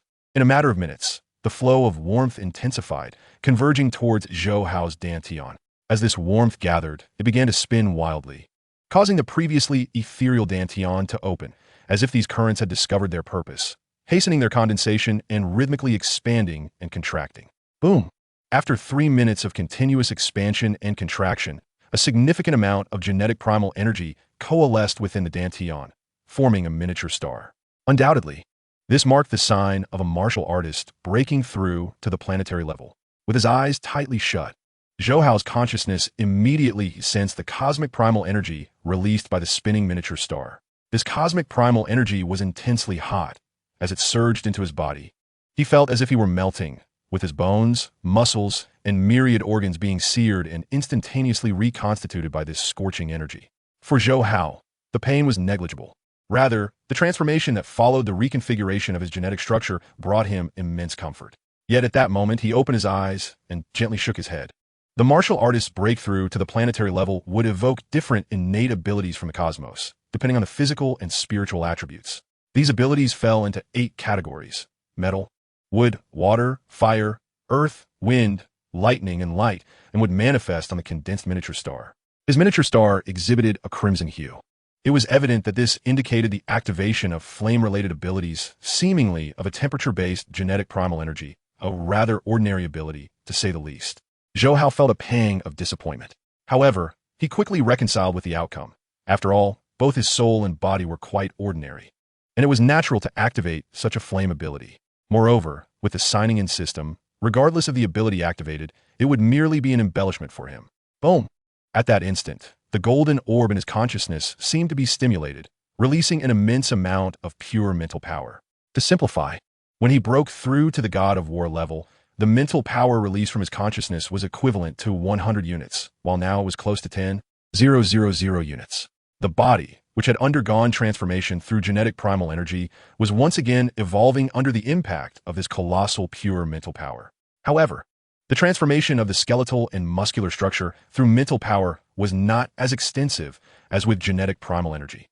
The crimson miniature star in the Dantian merely reached fullness without forming a second one. Simultaneously, the mental power in his consciousness, which had reached the limit of the God of War level and had not changed for quite some time, began to compress and expand with this release. Zhou Hao observed this with a hint of astonishment. Could it be that a breakthrough was imminent? This thought flared in his mind, prompting him to focus and concentrate. The rate of expansion and contraction of the mental power accelerated rapidly until, with a resounding boom, it coalesced into a transparent miniature star within his consciousness, orbiting the golden orb. As it rotated, the mental power released from the golden orb increased, as if the miniature star were a black hole, voraciously absorbing the energy from the golden orb. A significant amount of pure mental power converged towards the miniature star in his consciousness. In less than half an hour, the mental power within the miniature star reached its saturation point. The surplus pure mental power began to compress and expand once more, gradually forming a second miniature star, albeit at a much slower pace than the first. 3 hours later, the transformation within his consciousness gradually settled after the second miniature star was completely formed. Zhou Hao's expression turned to one of astonishment.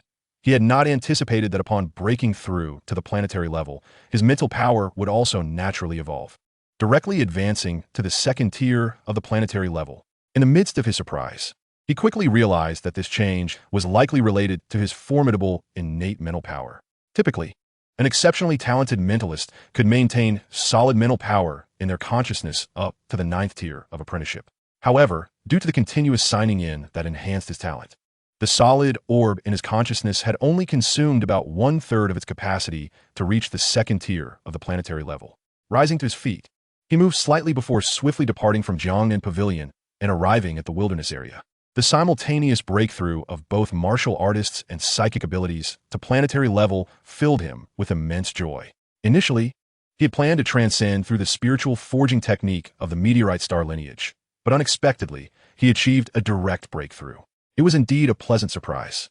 Without the aid of the sky-escaping shuttle, Zhou Hao levitated effortlessly in mid-air, gazing down at the desolate city below. With a flick of his hand, 1,008 curved blades of the sky-escaping shuttle swiftly suspended around him. Under his psychic control, the blades occasionally coalesced into the form of a magical dragon, at times molded into a shield, and then transformed into the display of a peacock's feathers.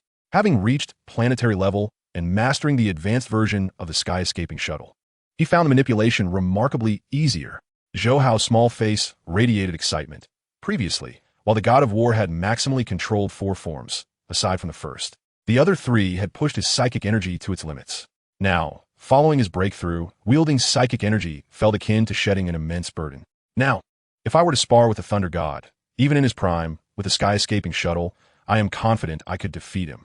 However, in a contest with Hong, I fear I may not be his match. He pondered silently, recalling that the Thunder God currently lacked a domain, and his combat prowess relied entirely on the enhancement of the 9-fold Thunderblade and experience. Even at his peak, his explosive power could at most augment his strength 8-fold compared to a planetary level tier 4. In contrast, Zhou Hao's recent breakthrough had enhanced his psychic attack capabilities by nearly tenfold. Thus he felt assured in overcoming the Thunder God. Yet Hong was different. Possessing the light domain, he was nearly invincible at the planetary level. Shaking his head, he dismissed his wandering thoughts and turned his gaze toward the ruins, landing upon a high-tier, Lord-level beast. With a flash of his body, he charged forward. In no time, this unfortunate high-tier, Lord-level beast lay lifeless. At the headquarters of the Extreme Martial Arts Academy, aboard the colossal starship, the second speaker, upon the Thunder God's arrival, the guards at the entrance hurriedly saluted with utmost respect. The Ice Mountain and the enchanting guards who had just emerged also promptly bowed. Is the first speaker in the meditation room? He casually inquired. Yes, the Ice Mountain nodded. The Thunder God waved his hand. You may attend to your duties. I will seek him out. Shortly thereafter, he arrived outside the meditation room and called Hong. Click. The meditation room opened. Hong, looking puzzled, asked Thunder, weren't you at the training camp recruiting disciples? Why have you come here in person? The Thunder God entered the meditation room, exclaiming helplessly, don't mention it. That little brat tricked me into sparring, and then I lost. Hong, Chapter 044. Actually, I'm a powerful council member. Hong approached the Thunder God with a serious expression, lightly patting his shoulder and earnestly stating, Thunder, there is something I have not told you. What is it? The Thunder God asked, astonished. You actually do not possess a joking talent. Hong sighed, trying to soften the blow, and slowly continued. Those jokes you made previously, I merely pretended to laugh. Of course. It's not your fault. My sense of humor is rather high. As you know, I am an assassin, and it comes with the territory. The Thunder God's face instantly flushed. Big brother, why didn't you say this sooner? Hong's voice grew somber. I thought you were aware. So when you mentioned being defeated by Zhou Hao, that joke really wasn't funny at all. Big brother, perhaps I used to enjoy joking around, but this time, I am truly not jesting. The Thunder God hurriedly defended himself. That little brat's strength is not merely that of a junior battle general, but rather at the pinnacle of the God of War. Moreover, he is a psychic master at that peak. Hong stared at the Thunder God. 4 years old? Pinnacle of the God of War? The Thunder God nodded solemnly. A psychic master at the pinnacle of the God of War, and you sparred with him? Only to be defeated? Hong inquired further. Yes, the Thunder God nodded again. A standard forced smile crept onto Hong's face. All right, Thunder, I'm laughing now. Let us put this aside and discuss how to deal with the Beast Emperor of Mist Island. With that, his expression turned serious. I still need a month to fully recover from my injuries. During this time, the Moya Vine can accompany me in growth. I estimate that in no more than 6 months, its enhancement will surpass 30%, and by then, with your assistance seeing this. The Thunder God decided to activate the recording function of his wristwatch, projecting it within the meditation room. This wristwatch, a precious artifact he had obtained from ancient civilization ruins, not only recorded, but also had a virtual reality projection feature. Instantly, the meditation room displayed the scene of Zhou Hao manipulating the advanced version of the sky-escaping shuttle while sparring with the Thunder God. As Hong was speaking, his voice was abruptly cut off as his gaze fixated on the virtual image.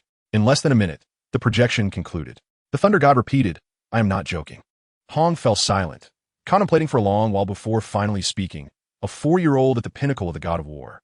And you were suppressing your strength to around planetary level tier 3, and yet you were still defeated. It seems my previous suspicions were correct. Zhou Hao indeed acquired the legacy of the ancient civilization. As an assassin, Hong rarely displayed emotions, but this time he was genuinely taken aback. The power of cosmic civilizations is indeed formidable, capable of cultivating a 4-year-old Zhou Hao to such an extent. The Thunder God sighed. Indeed, strictly speaking, big brother, you and I have both received part of the legacy from the ancient civilization ruins, which is why during the Great Nirvana period, we experienced the fastest growth. Hong's tone suddenly turned grave. The more powerful the cosmic civilization, the greater the crisis for our Earth.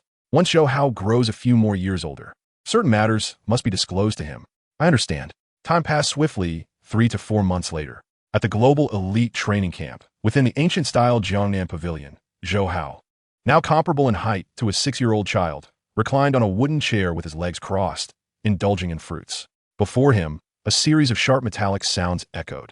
Sister, not bad. It's been over 4 months since you entered the training camp, and your swordsmanship has improved rapidly. Teacher Xia is indeed a master of sword techniques, and his teaching methods are exceptional, Zhou Hao praised. Whoosh. Zhou clad in black form-fitting attire that accentuated her curves, sheathed her sword and stood tall. Beads of sweat glistened on her smooth forehead. Upon hearing Zhou Hao's words, she habitually rolled her eyes and sat beside him, sipping cool water. You should say that in front of Teacher Xia. He would surely be delighted. Zhou Hao pouted, but we can't let Teacher Xia get too proud. By the way, in a few days, the training camp will conduct a life and death adventure. Did you wear that black protective suit I gave you last time? No. Zhou Ying-er gazed earnestly at Zhou Hao. That's the black god suit. Even Teacher Xia, a mid-level god of war, doesn't possess one. I specifically inquired. Each god of war can only have one set of the black god suit. Even as a reward, it must be obtained from a number 9 ancient civilization ruins. Zhou Hao, you have already given me enough. This black god suit is a precious protective gear, and I cannot accept it. Zhou Hao couldn't help but display a look of helplessness. He had sensed she would refuse. Sister, I have my own black god suit. That one awarded by the Martial Arts Academy is redundant. Not wearing it would be a waste. Smack. A precise sound echoed. Zhu Ying huffed. Don't try to deceive your sister. The HR Alliance may provide you with precious resources like the spirit of grass and wood, but they wouldn't casually grant you a black god suit. This item is exclusive to the Extreme Martial Arts Academy, and if the HR Alliance applies for you, the Extreme Martial Arts Academy will not reward you with another set. Zhou Hao understood that it was now quite challenging to deceive Zhou Ying-er. She was no longer the naive martial artist who roamed Jiang and Bay City. Clearing his throat, he focused his thoughts, and his body was suddenly enveloped in a layer of black. Sister, do you believe me now? Zhou Ying-er's lips parted slightly. Zhou Hao. How did you? Zhou Hao interrupted. Don't worry about how I got it. Just wear that black god suit. In a few days, when you go to the wilderness area for the life and death adventure, I will be at ease. Zhu Ying fell silent. During her 4-month stay at the training camp, she encountered a plethora of information and gained a profound understanding of various matters, including the medicinal liquor her brother gifted their mother, which was highly likely infused with the essence of flora and fauna. Furthermore, her remarkable surge in physical prowess, escalating from an advanced warrior to a high-ranking battle general, could undoubtedly be attributed to her brother's influence. At this moment, as she articulated, neither the HR Alliance nor the Extreme Martial Arts School could provide Zhou Hao with 2 sets of the Black God gear, implying that the set her brother possessed was acquired through his own means. All these circumstances undeniably hinted at the secrets concealed within her brother. Noticing Zhou Ying-er's silence, Zhou Hao hesitated momentarily before deciding to divulge a fraction of the truth. Sister, actually, all right, Zhou Hao, I promise you. I will don the Black God gear shortly. You need not elaborate on your matters. Zhou Ying-er interrupted with a smile, playfully delivering a light slap to Zhou Hao's head. After all, you are my brother. Having said that, she swiftly departed the living room. Zhou Hao, slightly exasperated, shouted after her, Sister, why are you running so fast?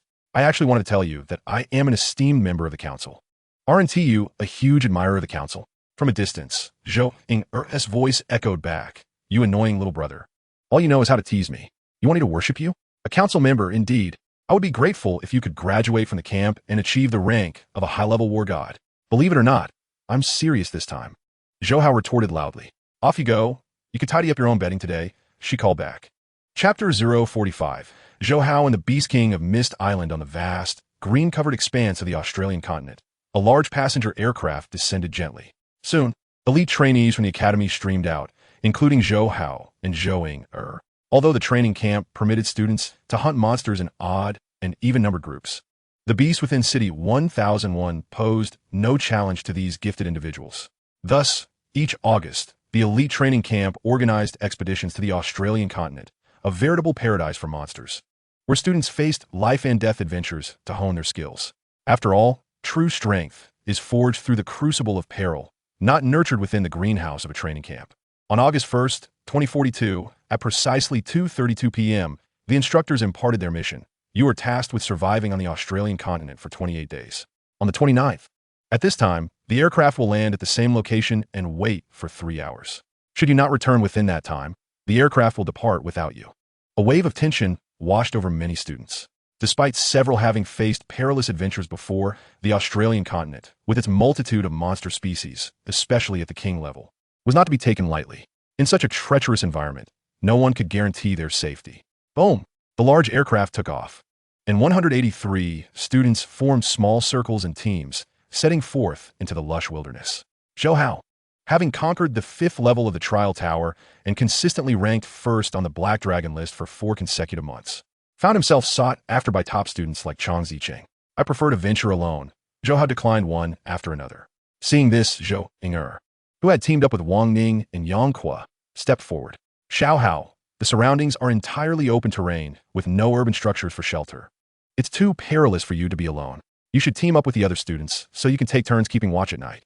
Indeed, Zhou Hao. Don't underestimate the danger, Wang Ning and Yang Kuo chimed in. Zhou Hao waved his hand dismissively. No need, I can manage on my own. Thank you for looking out for my sister. He felt reassured about Zhou Ying, who donned the black god gear. Even a king-level monster would struggle to eliminate her instantly. As long as she could buy time to send a distress signal, he would arrive swiftly. Sister, contact me if needed. With that, he propelled himself into the air, moving swiftly away. Wang Ning, noticing Zhou Ying's worried expression, comforted her, don't fret. Your brother possesses the black god gear. Even if he encounters danger, he won't fall into a life-threatening situation. Yes, I understand. Let us go, she replied. In a low mountain range far from Mist Island, Zhou Hao, clad in the black god gear, came to a gradual stop. Enhanced by the support of the wood spirit crystal and gravity chamber in his training, coupled with the continuous augmentation of his mental and martial talents. In just 4 months, his strength had skyrocketed. In the realm of consciousness, the number of transparent micro-celestial bodies had increased to 4. Meanwhile, the crimson celestial body within his dantian had expanded to 3. Compared to a third-tier planetary-level warrior, his mental prowess had undoubtedly advanced at a rapid pace, thanks largely to that colossal golden sphere. Roar! A leader-level monster from the low mountain range detected Zhou Hao suspended in the air and began to stir restlessly. Emitting a series of roars, Zhou Hao paid it no heed, activating the sky shuttle once more and transforming into a streak of light as he soared towards Mist Island. With a 4th-tier planetary mental force, he unleashed the advanced version of the sky shuttle in its ultimate form, achieving an attack power nearing 100 million tons, far surpassing that of a fully unleashed Thunder God. In terms of offensive strength, he could even rival Hong in his explosive state. However, aside from the attack enhancement, the realm provided numerous other amplifications, and if Zhou Hao were to spar with Hong, he might not necessarily prevail. Nevertheless, compared to the recently ascended Beast King of Mist Island, he believed he could maintain dominance, for the controller held a significant advantage in combat over mere warriors. At this moment on Mist Island, the crustacean Beast King remained nestled at the lake's depths. But no new king-level monsters had emerged from the aquatic creatures in the area for months. The situation had long since quieted down. Nevertheless, various factions continued to dispatch personnel to maintain vigilance over Mist Island's activities. Whoosh! A figure streaked from afar, plunging directly into the center of the lake. Who was this formidable being? Uncertain, the observer stationed around Mist Island pondered. Is that a mental practitioner? What could be his intent? Immediately, they took notice of Zhou Hao, their faces displaying a mixture of confusion, some promptly reporting the incident. Boom! Without hesitation, Zhou Hao plunged into the lake. This action left the stationed personnel in shock. After all, Mist Island was home to a Beast King, and globally, aside from Hong and the Thunder God, even the third counselor, the Ice Emperor, would hesitate to enter the lake recklessly. This unfamiliar powerhouse, was he truly so impulsive? Did he not value his life? The station personnel quickly reported to their superiors. Upon receiving the news, Hong, the Thunder God, and other council members hastily made their way to Mist Island. Beneath Mist Island's lake, an intricate network of underground passages sprawled like a spider's web. Over the past 4 months, the crustacean Beast King had transformed this area into its exclusive lair, driving out the original king-level monsters from the subterranean waterways, though they were not expelled too far from the lake. As Zhou Hao swiftly approached, the icy gaze of the crustacean Beast King snapped open. Another human, innately intelligent, it instinctively harbored disdain for humanity. Sensing the formidable aura approaching, it unfurled its spiraled tentacles, crafting a vast net of appendages stretching for thousands of meters, launching a frenzied assault toward Zhou Hao.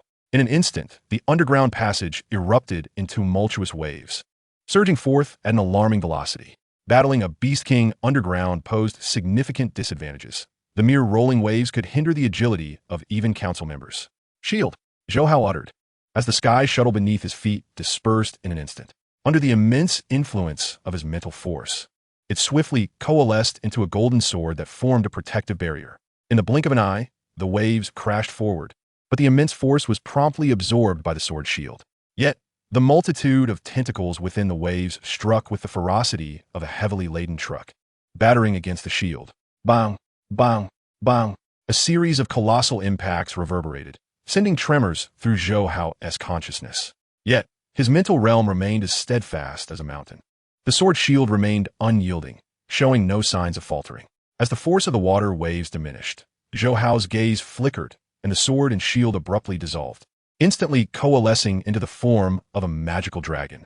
The wind swirled around the magical dragon as it spun, causing the subterranean river to whirl madly. Whoosh, whoosh, whoosh. The golden light, imbued with a formidable tearing force, surged forth with the swiftness of lightning, shredding the tentacles before it as if they were mere tofu.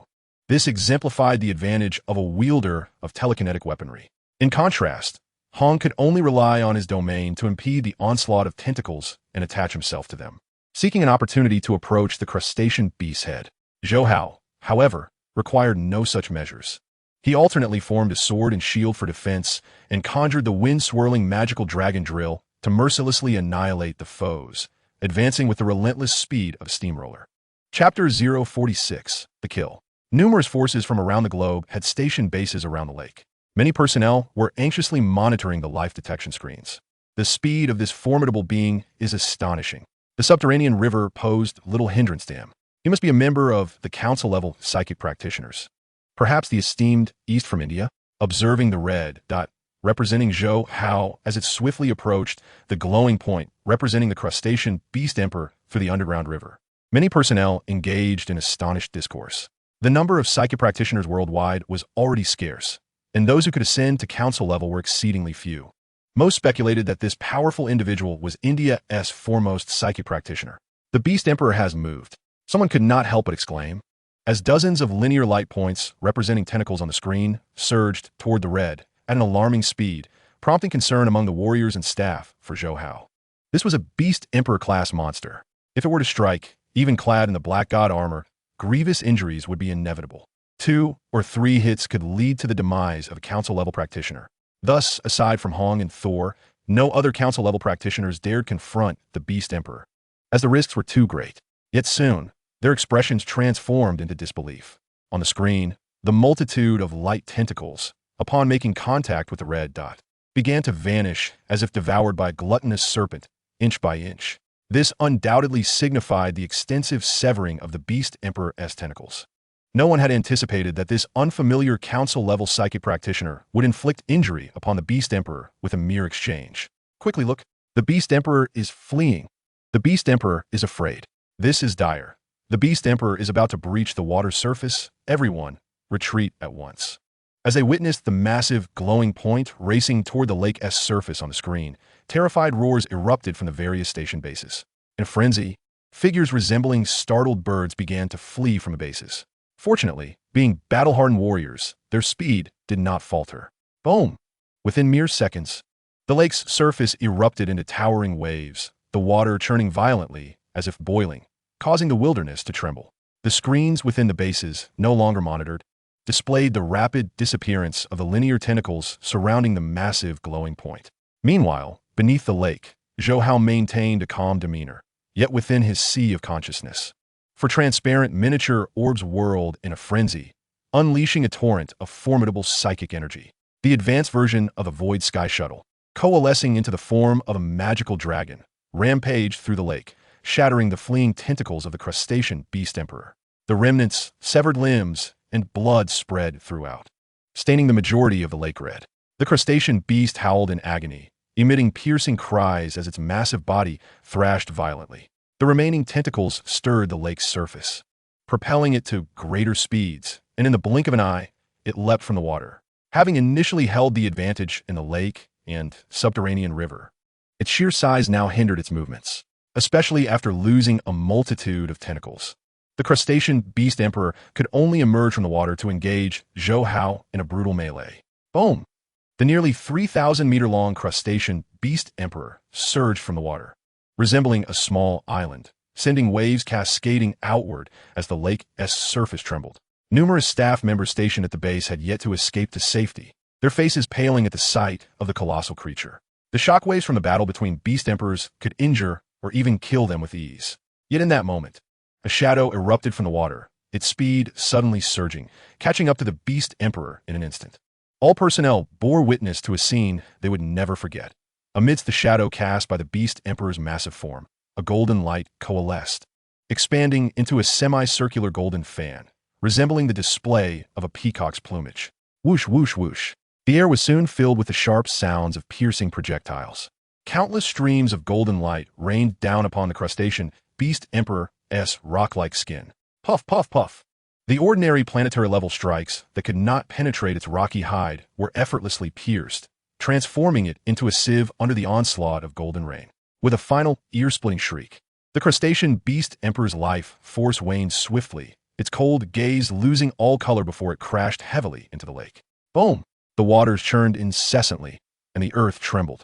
All the fleeing personnel exhaled in relief, knowing their lives were spared, yet as they regained composure, they stared in astonishment at the figure clad in the black god armor hovering above the lake. This was the beast emperor. Even the world's strongest Hong had been unable to subdue it, only managing to injure its tentacles. Yet now, this unfamiliar psychic practitioner had succeeded in slaying it. A profound shock resonated within everyone's hearts. Simultaneously, they comprehended that the world's first council-level practitioner to have successfully slain a beast emperor had emerged. On the intelligent warplanes heading toward Mist Island, the council-level practitioners from various global forces appeared considerably composed, for they understood that slaying a beast emperor was no simple feat. This audacious newcomer who had ventured into the lake would likely find himself in dire straits within minutes, either fleeing in disarray or, in the worst-case scenario, provoking the beast emperor and ultimately succumbing to its wrath. Within the intelligent warplane of the Extreme Martial Arts Hall, Hong and his guards, including Ice Mountain, sat in silence. How long until we arrive? Hong's voice resonated with a low timbre. The intelligence system quickly responded. There are 23 minutes remaining until we reach Mist Island. Hong's brow furrowed, and he urged for increased speed. Understood. The warplane quivered slightly as it accelerated. Hong turned to Ice Mountain, who is the head of the station base. Ice Mountain promptly replied, "It is the recently appointed Supervisor Shui from the Northeast Base City. Contact him and inquire about the situation." "Yes, Master." Ice Mountain promptly dialed the number on his wristwatch. Beep, beep. The call was swiftly connected. Before he could even utter a greeting, Supervisor Shui's voice erupted on the other end, filled with exhilaration and astonishment. Ice Mountain Counselor, the Beast Emperor is dead." Swiftly, gazes converged upon Ice Mountain. Ice Mountain hastily inquired, "Supervisor Shui, what did you say? The Beast Emperor is dead?" "Yes. The Beast Emperor was slain by this unfamiliar psychic practitioner. We've just dragged the Beast Emperor's corpse ashore. The news will likely spread to other forces soon. Counselor Ice Mountain, please inform the Grand Master immediately to claim the Beast Emperor's remains." Supervisor Shui's voice resonated through the wristwatch within the warplane. On replied in a grave tone. Understood. Silence enveloped the warplane once more, yet every breath became erratic. Hong was no exception. He had a hunch about the identity of this unfamiliar powerhouse, but his heart was engulfed in shock. He had personally faced the crustacean beast emperor and was acutely aware of its might. To put it plainly, even with the synergistic enhancement of the Yuan Vine, he would have scarcely a 30% chance of slaying the beast emperor. Chapter 047, The Excited Babada. Deep within the lake's depths, over 10,000 meters down, inside the meteorite starship, unlike the astonished Hong and others, the demon Babada was filled with exhilaration. Haha. To master a fourth-tier telekinetic weapon at the tender age of 4, his mental amplitude undoubtedly surpasses that of a controller with a talent level of 56, truly a prodigy in the cosmos. After safeguarding Earth for 50,000 years, the lineage of the young star is finally poised to welcome its successor. With his blood-red eyes fixated on the screen, Babada manipulated the spacecraft to hurl wooden crystals into the void. "Little one, come forth. Once you join the young star lineage, you shall understand that only we can cultivate you into a formidable force in the universe." His excitement was barely containable. Meanwhile, the esteemed representatives of various global factions were left astounded upon learning of Zhou Hao's victory over the crustacean beast emperor. In their shock, they hastily made their way to Mist Island, fully aware that it was likely to harbor treasures, perhaps even remnants of ancient civilizations. Arriving there first would afford them a greater opportunity. Both Hong and Thunder God commanded their intelligent warplanes to accelerate. At the edge of Mist Island, Zhou Hao dragged the massive carcass of the crustacean beast emperor to the shore. Ignoring the station-based leaders who surrounded him, he plunged directly into the lake. Though he was oblivious to the precise location of the young star spacecraft, he knew it lay more than 10,000 meters beneath the lake surface. Nevertheless, his expression remained relaxed. After all, he was in no hurry. Babada was the one who was anxious. Swoosh, swoosh. Swoosh! Many battle-hardened warriors from the station base understood that entering the lake bed ahead of others would confer a significant advantage. Thus, even without the urging of their faction's representatives, they closely followed Zhou Hao into the depths of the lake. 3,000 meters below the lake, a labyrinth of underground dark river passages awaited. As Zhou Hao strolled leisurely through the winding channels, appearing to search for treasures, in reality, he was anticipating the emergence of wooden crystals. 1 minute passed, then 5, and after 7 minutes, he turned into a narrower, dark river passage, catching a whiff of a rich rice fragrance. He darted toward the source of the aroma, and soon beheld 7 floating wooden crystals suspended above the dark river. A wide grin spread across Zhou Hao's face. To acquire 7 wooden crystals right from the start was indeed a testament to Babada's commitment to securing him as a disciple. Roar! The Lord-level monsters dwelling within the underground river also caught wind of the rice aroma, and they surged toward the wooden crystals in a frenzy. The foremost aquatic beast lunged recklessly to devour the crystals. Observing this, Zhou Hao could not allow the monsters to consume the precious crystals. Boom! A golden light swept through the area, annihilating the several Lord-level aquatic monsters surrounding the wooden crystals. Zhou Hao rushed forward and collected the 7 wooden crystals into his spatial wristwatch, with over 60 crystals already amassed within. A result of his relentless sign-ins over the past 4 months, he was eager for more. A smile illuminated his face, his eyes brimming with anticipation. While the wooden crystals were indeed valuable, the vast repository of secret techniques and controller legacies gathered by the young star was what he truly needed. Another 10 minutes elapsed. Boom! Boom! Boom! The roar of warplanes echoed from above. Hong and Thunder God were the first to arrive, and as the doors of their aircraft swung open, representatives from the Extreme Martial Arts School and the Thunder Martial Arts School poured out. They were immediately struck by the sight of the enormous carcass of the crustacean beast emperor, its hundreds of tentacles reduced to mere stubs, and its body riddled with sword-shaped gashes, presenting a gruesome spectacle. The representatives from the 2 martial arts schools gasped in astonishment. They could hardly fathom the extent of the attack unleashed by the unfamiliar mentalist who had so brutally ravaged a powerful beast emperor. Hong, having never witnessed Zhou Hao's prowess, turned to Thunder God. Thunder God, initially taken aback, quickly regained his composure, a mix of shock and wry amusement flickering across his face as he nodded. Indeed, it is his doing. Hong could not help but inhale deeply, marveling in just 4 months. Thunder God echoed, yes, for months. Come, let us hasten to the lake's depths. If we delay, we might be left with naught but the dregs. Hong's demeanor regained its calm, and he smiled. Swoosh! Swoosh! The 2 of them were the first to plunge into the lake, with the remaining representatives and patrol officers quickly following suit. Before long, members of the HR Alliance, the 5 great powers, and representatives from various base cities arrived, their reactions to the Beast Emperor's carcass mirroring those of the 2 martial arts schools, before they too rapidly entered the lake. At this moment, Zhou Hao had already collected 17 wooden crystals, but his location had been compromised. After all, several battle-hardened warriors who had initially followed him had caught up, some even detecting the enticing rice aroma. Yet, these warriors were well aware of Zhou Hao's formidable strength, and upon spotting him from a distance, they promptly retreated. Zhou Hao was unconcerned. He had never intended to conceal his position, and even without the warriors' inadvertent revelations, the representatives from various factions could detect him through their instruments. As a multitude of representatives and high-ranking warriors entered, the commotion within the underground dark river intensified. Zhou Hao furrowed his brow, not out of fear of the crowd, but because the wooden crystal's appearance lacked a clear direction. Sometimes they would emerge in the dark river passages, other times within the rocky layers. Should the throngs of people seize some of the crystals, he would lose the ability to ascertain the approximate location of the young star spacecraft. Never mind, I am not in a rush, he thought, shaking his head as he continued to wander aimlessly through the underground river.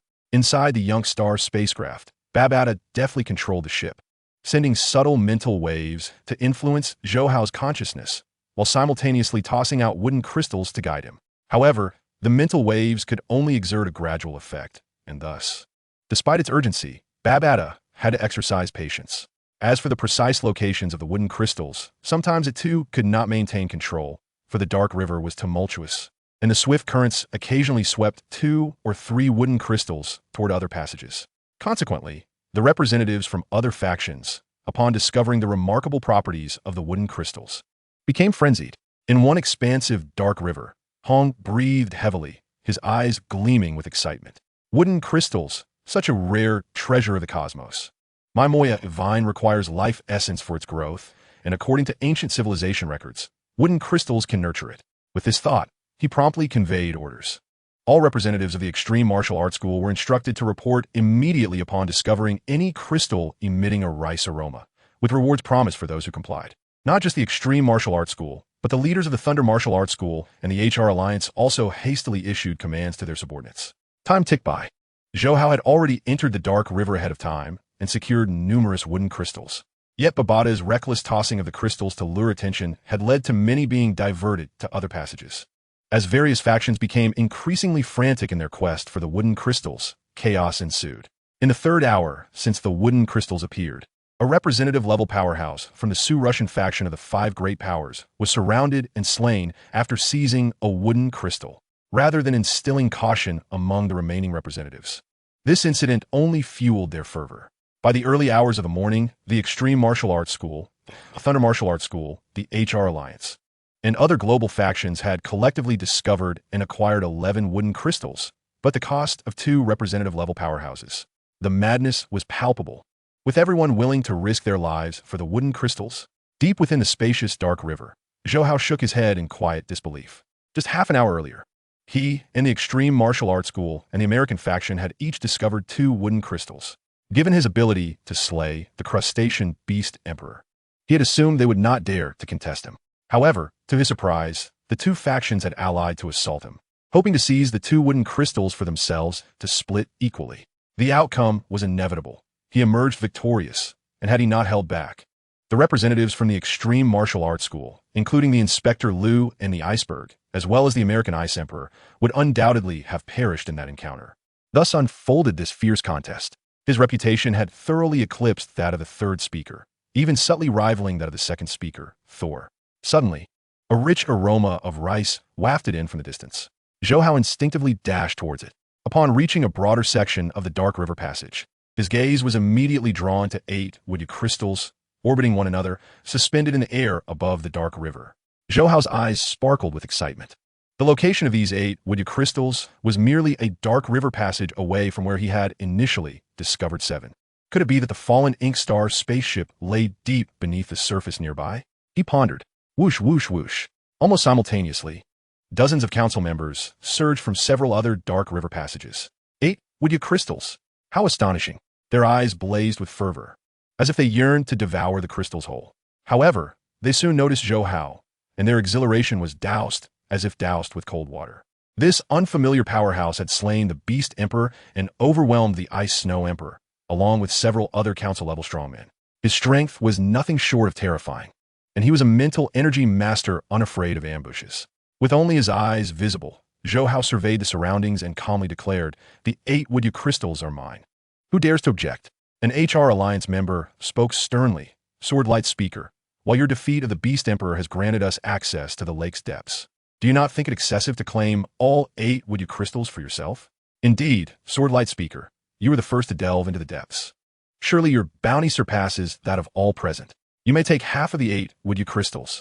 The other council members chimed in. Zhou Hao was momentarily taken aback. "Me? Sword-light speaker?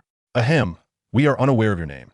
Hence we refer to you by the sword light that emerged upon your vanquishing of the Beast Emperor." One member chuckled awkwardly. Zhou Hao shook his head. It was hardly flattering. While he was open to camaraderie, the 8 woody crystals would not be relinquished. Whoever desires to seize them may step forward. The members of several major factions hesitated. Had it been a third or fourth speaker, they would have rushed to contest. Yet, Zhou Hao's overwhelming prowess as a mental energy master left them wary of making a move. "Since no one dares to act, I shall not hold back." Zhou Hao smiled faintly and moved beside the woody crystals. At that moment, the surrounding space trembled violently, as if time had halted. A surge of dark energy swiftly enveloped everything within hundreds of meters of the woody crystals, creating an aura akin to a divine realm that rendered every council member, including Zhou Hao, breathless, as if burdened by an immense weight. It was Hong. The first speaker of the Extreme Martial Arts Guild had arrived. The council members turned their gaze toward the shadowy figure hovering above the dark river. He bore a long spear and effortlessly crossed over to the vicinity of the woody crystals. Zhou Hao stared at Hong, whispering to himself, "Is this what a domain feels like?" Even he, at this moment, found his movements severely constrained, as his mental energy manipulation of the Escape Sky shuttle faced substantial hindrance. Yet, being a fourth-tier planetary mental energy master, coupled with his formidable talent and mental energy amplification, he summoned forth his full might. Curved blades rapidly coalesced into a dragon-like form. Hong, however, did not touch the wood crystals. Instead, he turned to Zhou Hao, a smile gracing his face. Interesting. It seems you wish to engage with me? Ding. A special sign-in task was activated. Engage in battle with the planetary domain Master Hong for 2 minutes. Reward. Level 1 Flame Domain. Defeating Hong grants the Flame Law talent. Zhou Hao, eager to engage, felt a surge of excitement upon hearing the system's voice in his mind. The wood crystals shall go to the capable, he declared loudly. Hong laughed heartily. Well said. I too am eager to see just how strong the one who felled the Beast Emperor truly is. Boom! The two disregarded the 8 wood crystals and immediately clashed. The remaining council members hurriedly retreated to a safe distance. After all, the aftermath of a battle between two powerful speakers was nothing short of terrifying. Buzz buzz. As the dragon-shaped form spun wildly, Zhou Hao immediately sensed the domain's pressure diminishing slightly, yet moving felt akin to traversing through mire. Nevertheless, he remained the master. As long as he could manipulate his mental energy weapon, he was undeterred. Hong did not lag, especially bolstered by the domain. He almost instantaneously appeared before Zhou Hao, thrusting his spear like a radiant sun, leaving nothing in the dark river passage but that spear. Other mental energy masters would have found themselves in dire straits, forced to contend with the spear using the dragon form. Yet, Zhou Hao was different. He had mastered the Escape Sky shuttle so well that, an instant before Hong's thrust, he shattered the dragon form and swiftly coalesced it into a sword shield before him. Bang! The tremendous force from the spear's tip reverberated through the shield, shattering it. Yet simultaneously, the shield absorbed nearly all of the attack's power. Zhou Hao felt his consciousness reverberate, his body hurtling backward and crashing into the rocky layers of the dark river passage. For the first time, he experienced the might of a domain master. Whoosh, whoosh, whoosh. The shattered curved blades quickly reassembled into the dragon form, spiraling towards the advancing Hong. Though Hong had not witnessed the full extent of Zhou Hao's mental energy weapon's power, he could sense the perilous aura emanating from the dragon's rotation. He immediately commanded the domain to erect layers of defense while transitioning between offensive and defensive maneuvers with his spear. Boom! The wind-enshrouded dragon collided with the rotating spear in a flash of lightning. Even after the domain's significant attenuation, Hong was still propelled backward for 100 meters before barely stabilizing himself. Zhou Hao burst forth from the rocks, hovering above the dark river passage. Gazing at Hong 100 meters away, a smile creeping onto his face. Under the domain's constraints, I am indeed not your match, but I am a mental energy master. Once I escape this domain's shroud, it shall be my territory. Boom, boom, boom. A surging torrent of mental energy erupted forth. The dragon form, radiant with golden light, relentlessly assaulted Hong, while Zhou Hao also quickly retreated, ensuring he remained outside the domain's influence. However, Hong, being a planetary genius, gradually adapted after a few encounters with the dragon form and the Escape Sky shuttle. His defensive posture shifted instantly. The spear flashed out like lightning, clashing with the oncoming wind-enshrouded dragon. The dragon form shattered instantaneously. Seizing the opportunity presented by Zhou Hao's momentary focus on coalescing the Escape Sky shuttle, Hong rapidly closed in on him. Chapter 049. The First Speaker. The more formidable the combatants, the shorter the time required to determine the victor. However, Zhou Hao, intent on completing the special sign-in task, did not hasten to unleash the ultimate form of the advanced Escape Sky shuttle. Meanwhile, although Hong possessed a domain, his experience battling against fellow planetary mental energy masters was scant. Thus, encountering such a formidable mental energy master as Zhou Hao piqued his interest, and he too refrained from fully unleashing his power. Consequently, the two engaged in a dance of pursuit and evasion, their weapons clashing fiercely. While the skirmish appeared intense, neither was exerting their full strength. The clash between them drew a multitude of council members eager to witness the spectacle, for such a scene was a rare occurrence. Despite knowing that the 8 wood crystals floating above the dark river would ultimately belong to either Zhou Hao or Hong, none chose to depart. Bang, bang, bang. The brief exchanges of their weapons sent resonant thunder through the air, the dark river roiling with waves, while numerous rocks shattered and fell into the depths below. Hong's arms felt slightly numb, yet a look of exhilaration illuminated his face. Since the Great Nirvana, he had not engaged in such spirited combat for quite some time. Zhou Hao's head buzzed. With each of Hong's attacks, The recoil from the escape sky shuttle reverberated through his consciousness. Accumulating dozens of such impacts caused his head to throb, and his speed in manipulating the mental energy weapon began to decline. Yet, he kept a close watch on the time. It was close. Only a few dozen seconds remained until the 2-minute mark. Zhou Hao gritted his teeth, enduring the pain in his head. With a resounding boom, as the form of the escape heavenly shuttle disintegrated, Hong did not seize the opportunity to approach Zhou Hao. Instead, he smiled and remarked, "Our sparring has progressed sufficiently. It is time for me to experience the full force of your sword light attack. After all, it was this very move that led to Lei Zi's defeat, and I am keen to test its might." As he spoke, his gaze fixated on the gradually coalescing psychic weapon. Upon hearing his words, the other council members exchanged astonished glances at the Thunder God. The Thunder God touched his bald head and glared back at them, as if to say, "What are you looking at?" Even the Beast Emperor fell to this fellow. Why should it be surprising that I lost to him? The Ice and Snow Emperor, who had previously felt somewhat frustrated, was suddenly relieved. If even the Thunder God had been defeated, then his own thorough defeat was hardly remarkable. Likewise, the other council members, such as the Ice Mountain and Luo Feng, felt a sense of ease wash over them. Floating the broader passageway, Zhou Hao chuckled. "Very well. Since you wish to witness it, I shall oblige." With a series of resonant clangs, the metallic blades of the curved daggers collided, and the turbulent waters of the dark river swiftly formed a fan-shaped escape heavenly shuttle. 72 golden lines stood out prominently in the dimly lit passage. Hong's expression turned grave. He was aware that the Beast Emperor had perished under the might of this very attack. Gripping his long spear tightly, he felt the black field around him constrict, his pupils flashing with frenzy. Come on. During the Great Nirvana, Hong's rapid rise was not solely due to ancient civilization ruins. His fervent pursuit of martial arts was equally significant. "Be careful," Zhou Hao called out, and in an instant, 72 streams of mental energy surged forth, extending towards the golden lines. As the golden lines gleamed, the intricate secret patterns on the 1008 curved blades instantly merged into a singular entity.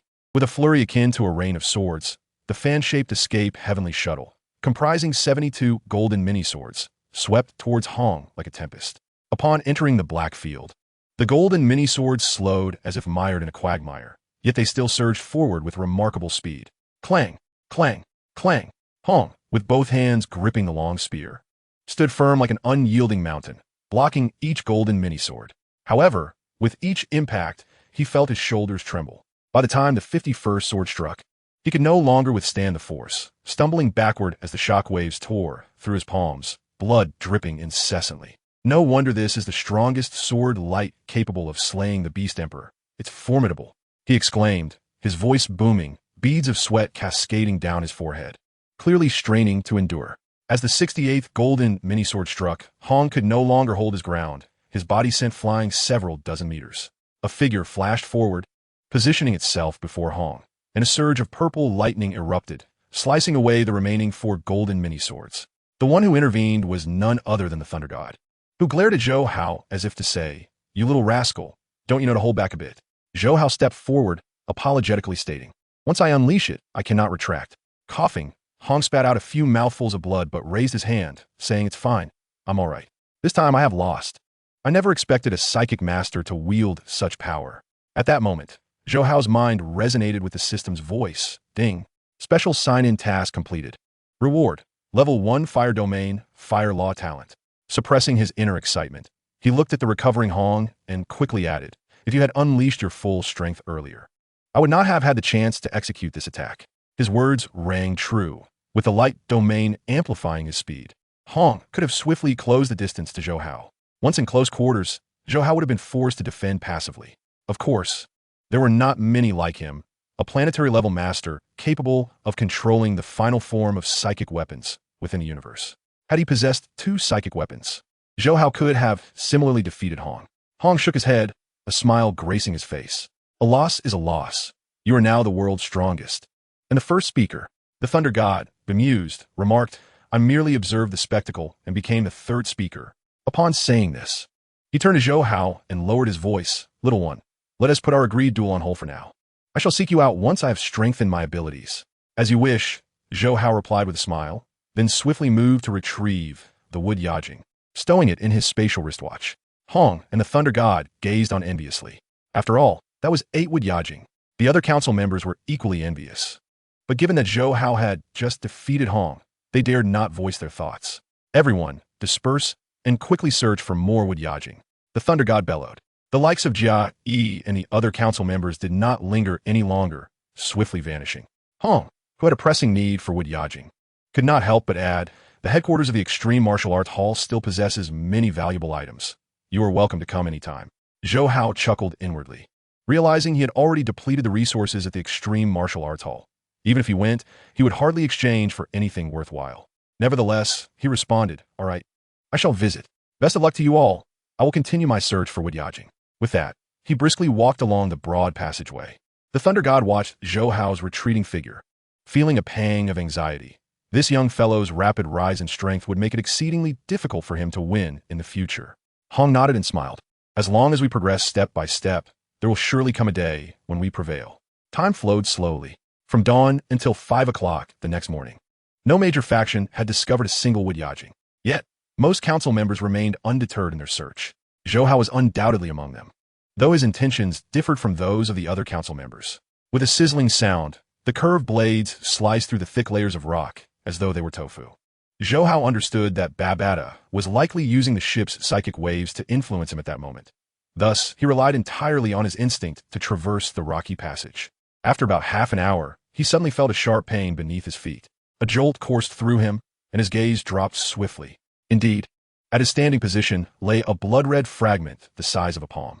Chapter 50. Sign in at the Meteor Star Spaceship. The fragment of the Meteor Star Spaceship was truly remarkable, its material density astonishing. This palm-sized piece weighed around a ton. As Zhou Hao exerted his psychic energy on the fragment, even picking it up felt somewhat strenuous, yet a smile spread across his face.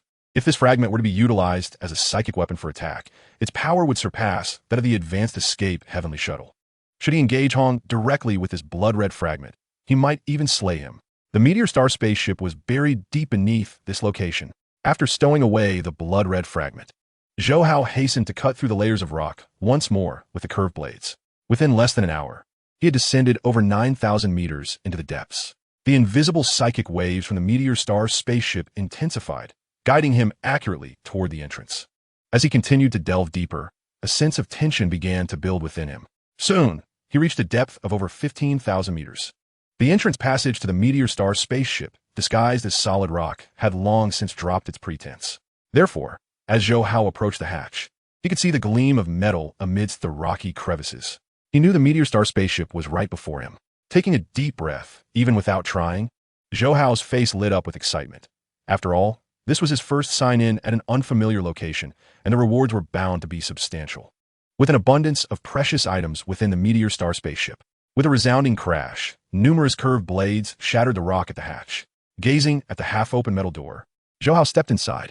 Babata within the spaceship was equally exhilarated, exclaiming, "It's here.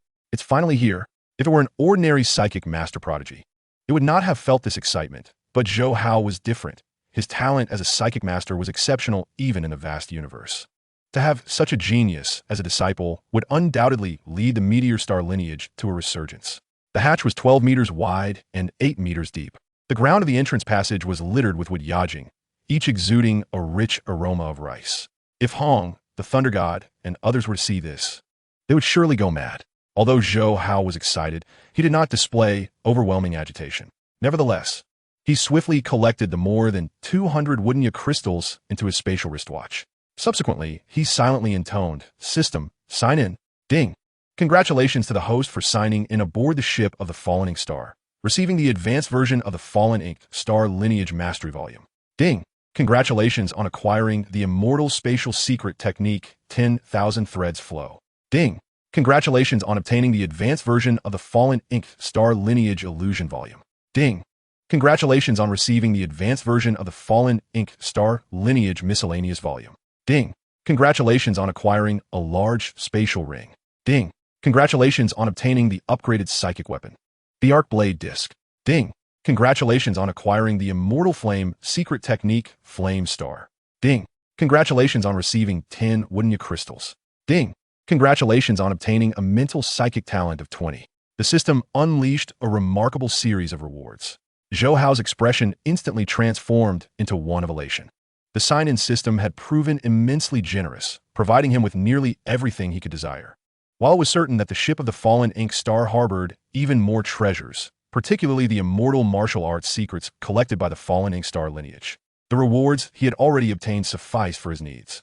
He suppressed his excitement and proceeded along the entrance passage. Upon reaching the end of the passage, his gaze fell upon the extensions to the left and right, where he noticed numerous fist marks engraved on the metallic walls, along with a colossal corpse slumped against the wall of the passage. The ominous aura emanating from the corpse was daunting, and he pondered whether danger lurked ahead. Nonetheless, he decided that the gains from this venture were substantial enough to warrant a return in a few days for exploration. Fightening Akazo al-Muta, he lingered for half a minute before abruptly turning on his heel and swiftly exiting along the entrance passage. He had acquired everything he needed. Seeking to apprentice under Babata seemed utterly pointless now. However, Zhou Hao remained vigilant, intent on returning multiple times to thoroughly exploit the treasures aboard the ship of the fallen ink star. Meanwhile, within the confines of the ship of the fallen ink star, Babata, who was contemplating how to impress Zhou Hao and entice him to join the fallen ink star lineage, was left utterly flabbergasted at seeing Zhou Hao depart the ship. Wait, this little rascal is leaving. Its demonic visage was etched with confusion. Babata had intentionally scattered over 200 wooden crystals along the entrance passage to pique Zhou Hao's greed and insatiable curiosity, hoping to lure him into the main hall. Yet, the unexpected occurred. This little fellow took flight upon seeing the corpse. What on earth is happening? Babata was both furious and vexed, hastily transmitting the entire process of Zhou Hao's entry into the ship to the main hall. Thus, it overheard Zhou Hao's murmurs. Babata couldn't help but feel a mixture of amusement and exasperation. This little one was far too cautious, devoid of any spirit of adventure. He seized the benefits and fled. Once he became my disciple, I shall certainly teach him a lesson. Above the lake, the horizon glimmered subtly with light. Zhou Hao emerged from the depths of the earth, inhaling the fresh air with excitement gleaming in his eyes. He had already claimed the rewards of this sign-in, and his initial concern regarding the absence of the fallen ink star lineage's modifications to his psychic abilities was alleviated by the advanced version awarded by the system, perfectly tailored to his mental prowess. The sign-in system was, as always, exceedingly considerate. I shall return in 3 days, he muttered, stepping into the advanced version of the skydrifting shuttle, transforming into a fleeting light before vanishing. For now, the mastery volume was ample for his needs. However, regarding martial art secrets, he had only obtained the 10,000 Threads Flow and Flame Star, both of which were immortal techniques. While the system's rewards could directly impart profound insights, lacking foundational martial art secrets would still consume considerable time if he sought to hasten his cultivation.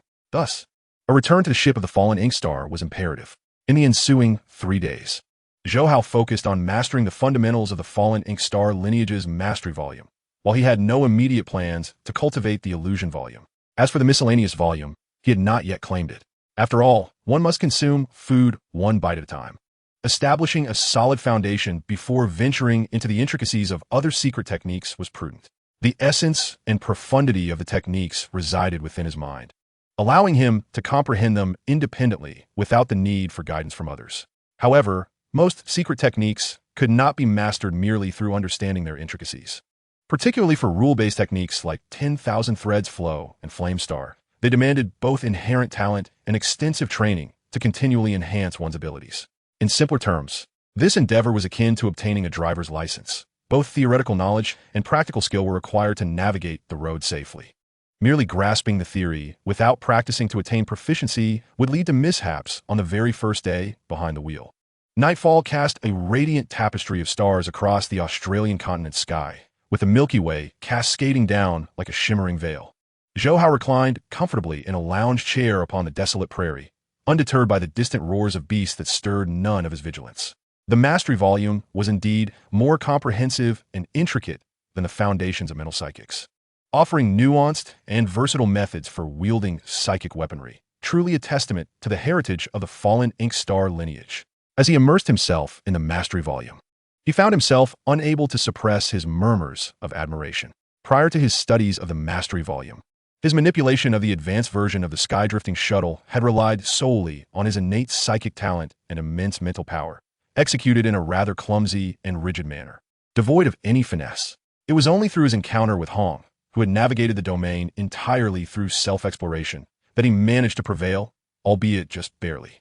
Had he faced other planetary-level geniuses possessing inherited legacies, he would have been defeated within 10 seconds. Suddenly, a series of swift, slender, curved blades manifested before Zhou Hao's eyes, coalescing in rapid succession.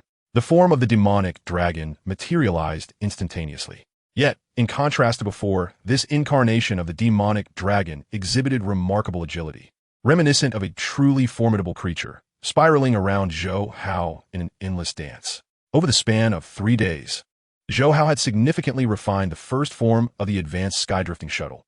However, he was acutely aware that there remained a considerable gap before he could fully master the wind-swirling demonic dragon drill. The subsequent 3 forms would demand even greater dedication and time to master their complexities. Nevertheless, such progress was precisely what Zhou Hao yearned for. He felt confident that if he were to engage in a spar with Thor at this moment, relying solely on this first form, he could corner him into a state of disarray. Suddenly, the wristwatch emitted a sound, interrupting Zhou Hao's thoughts. Noticing it was a call from his sister, he promptly answered.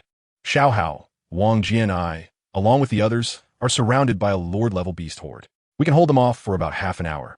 Upon hearing this, Zhou Hao immediately interjected, Sister, activate your radar. I'm coming right away. Minutes later, Zhou Hao arrived at a lakeside basin, where he beheld a sight of over 1,000 beast generals encircling Zhou Ing'er, Wang Ning, and Yang Kuo, driving them toward the edge of the lake. Fortunately, the aquatic beasts were lurking in the depths of the lake and had not launched an attack. Otherwise, Zhou Ing'er and her companions would have surely sustained injuries by now. Ing'er, your brother has arrived. We are saved. Wang Ning exclaimed excitedly upon spotting Zhou Hao, astonished that he was the first to come to their aid. Yang Kuo, drenched in blood and engaged in a fierce battle with the attacking beasts, turned at the sound, his expression revealing he was not as optimistic as Wang Ning. There are far too many beast generals. We're backed against the lake, and our escape route is sealed. It's going to be difficult to break through and join Zhou Hao. He grimaced. Zhou Ing'er furrowed her brow in agreement. Clad in the black god's suit, she betrayed no signs of anxiety. If they truly needed to make a desperate escape, she could still break free, but it would be far more challenging for Wang Ning and Yang Kuo.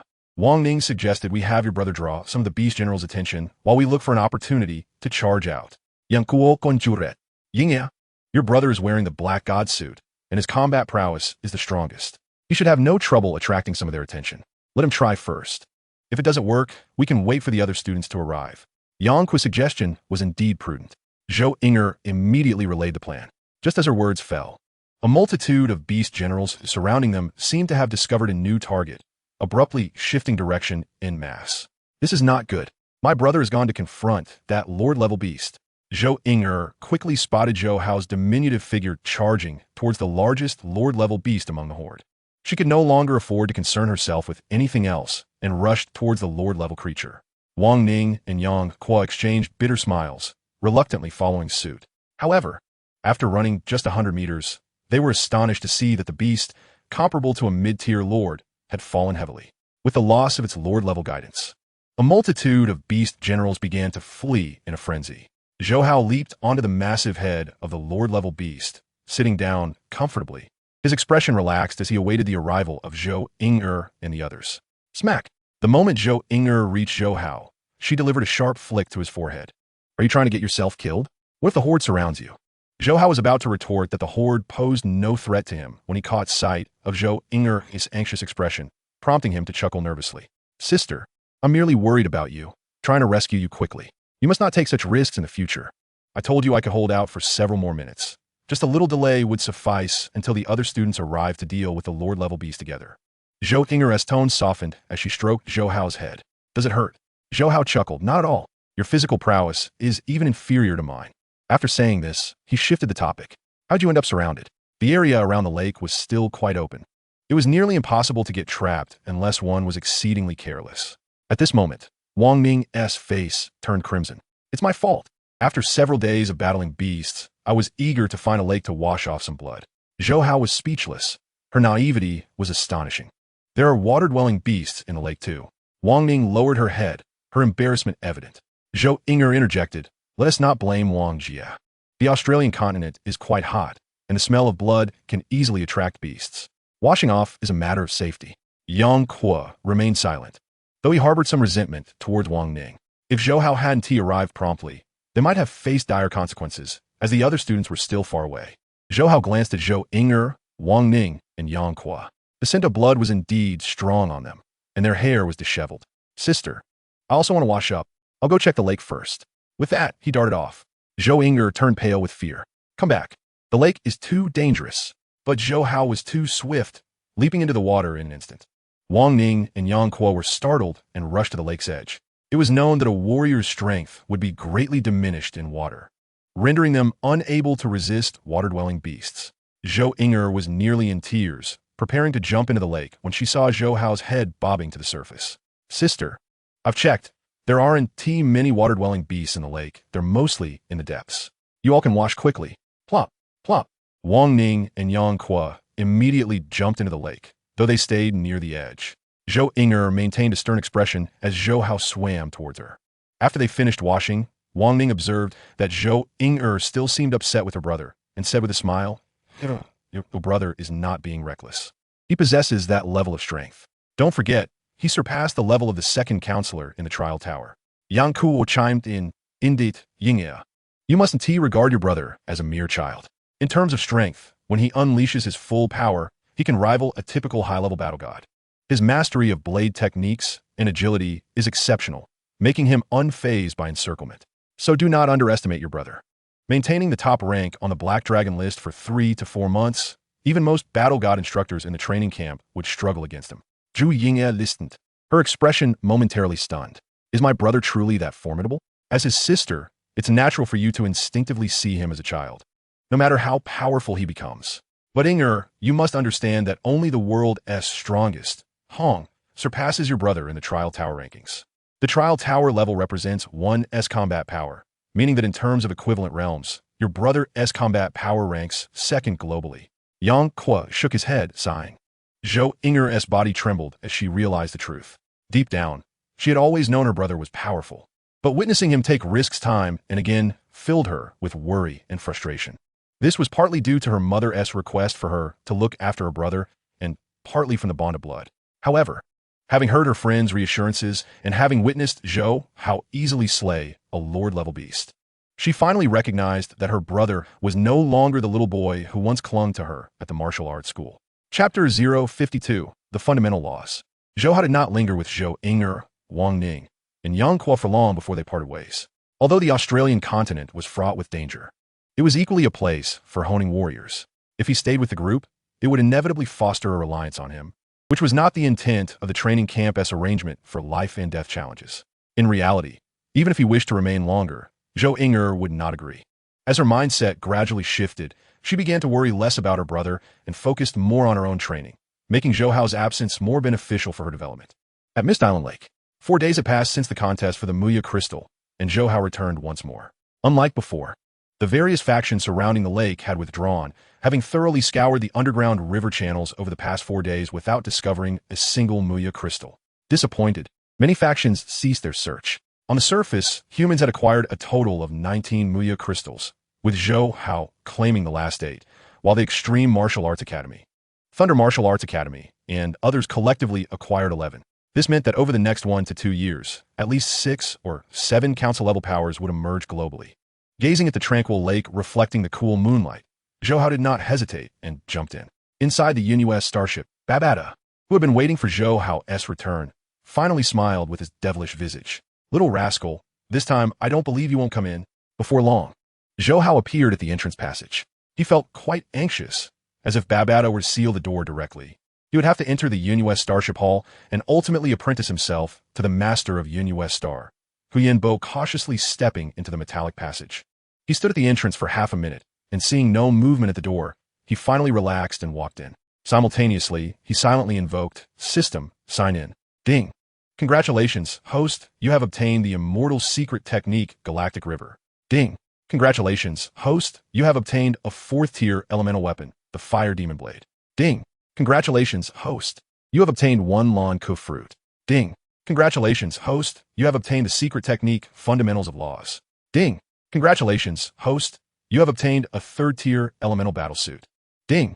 Congratulations, host, you have obtained 10 Muya crystals. Ding. Congratulations, host, you have obtained the mental master talent level 20. 7 consecutive rewards. The second sign-in had resulted in a reduction of 2 types of rewards. Despite being mentally prepared, Zhou Hao couldn't help but smirk. This was the Yin-US Starship, a noble and immortal vessel, a treasure trove of rare items and secret techniques. He did not expect the system to grant him more, but he hoped it wouldn't diminish too quickly. While harboring such thoughts, he did not pause his steps. Reaching the end of the entrance passage, a rich aroma of rice wafted through the air. Zhou Hao looked around and saw the previously occupied passage now strewn with Muya crystals on the ground. Trying to lure me into the hall with Muya crystals? He chuckled to himself, realizing that if it weren't for the sign-in system, he would have fallen for Babada's sweet trap long ago. Collecting without hesitation, he placed half of the Muya crystals from the passage into the large spatial ring obtained during his last sign-in. Looking at the remaining Muya crystals deeper in the passage, Zhou Hao pretended to murmur, "One must not be too greedy. It's best to leave while the going is good. Time to go." Having entered twice without danger, the next time I should be able to explore thoroughly. With that, he concluded. He swiftly turned away and departed. Inside the hall, Babada fixed its gaze on Zhou Hao's movements. Upon witnessing him stow away the wooden crystal, a triumphant expression spread across its face, reflecting a thought that the Earth natives could be easily lured by mere wooden crystals. However, when it observed that Zhou Hao had only collected half of the wooden crystal and subsequently abandoned the rest, the smile on its face froze. Soon, through the spaceship, Zhou Hao's voice echoed unchanged. This insufferable little creature is far too cautious. There's no danger. Can't you just venture a little further? Babada roared in exasperation. The energy of the meteorite starship was nearly depleted, and, as a virtual intelligence, it could not move autonomously, relying solely on the residual energy in the hull to consolidate its form. Consequently, it was unable to manifest in the entrance passage. As soon as Zhou Hao entered the hall, it could present itself and overwhelm this native with the grandeur of cosmic civilization. At that point, accepting Zhou Hao as a disciple would be a natural progression. The crux of the matter was that this little fellow simply refused to step inside the spaceship. There will be another chance and another after that. After all, he is still young. Such caution is understandable. Moreover, having tested the waters twice, his vigilance should significantly diminish by the third attempt. Babada continually reassured itself. It was an arduous task to encounter a disciple so well suited for the legacy of the meteorite star. Patience was essential. Having left the Mist Island Lake, Zhou Hao casually sought refuge in a mountain cave to rest. He estimated that he could take 3 opportunities at most. After all, his excessive caution and indecisiveness would not endear him to Babada, and he feared the hatch might close on him. Of course, even if Babada chose not to close it, he dared not enter again for fear that the hatch would shut behind him once he stepped inside. That was a risk he could not afford to take. He would return in 3 days. By then, 3 check-ins should suffice. Seated cross-legged, he gradually calmed his thoughts. The essence of secret techniques was not in quantity, but in suitability for oneself. As he dispelled distracting thoughts, the surroundings fell silent. After sitting in this meditative state for over an hour, Zhou Hao's consciousness detected cosmic energy, simultaneously capturing a peculiar wave from the universe. In an instant, he felt a burning sensation. The fire law. Now fully alert, he realized he had sensed the primordial laws of the universe. After completing the check-in task and acquiring the fire law talent, he had attempted to attune himself to the primordial laws of the cosmos over the past few days, but had yielded no results. Now, having just completed his second check-in aboard the meteorite starship, he finally perceived the fire law. An involuntary excitement lit up Zhou Hao's face, surpassing even the thrill he felt upon gaining the mentalist talent.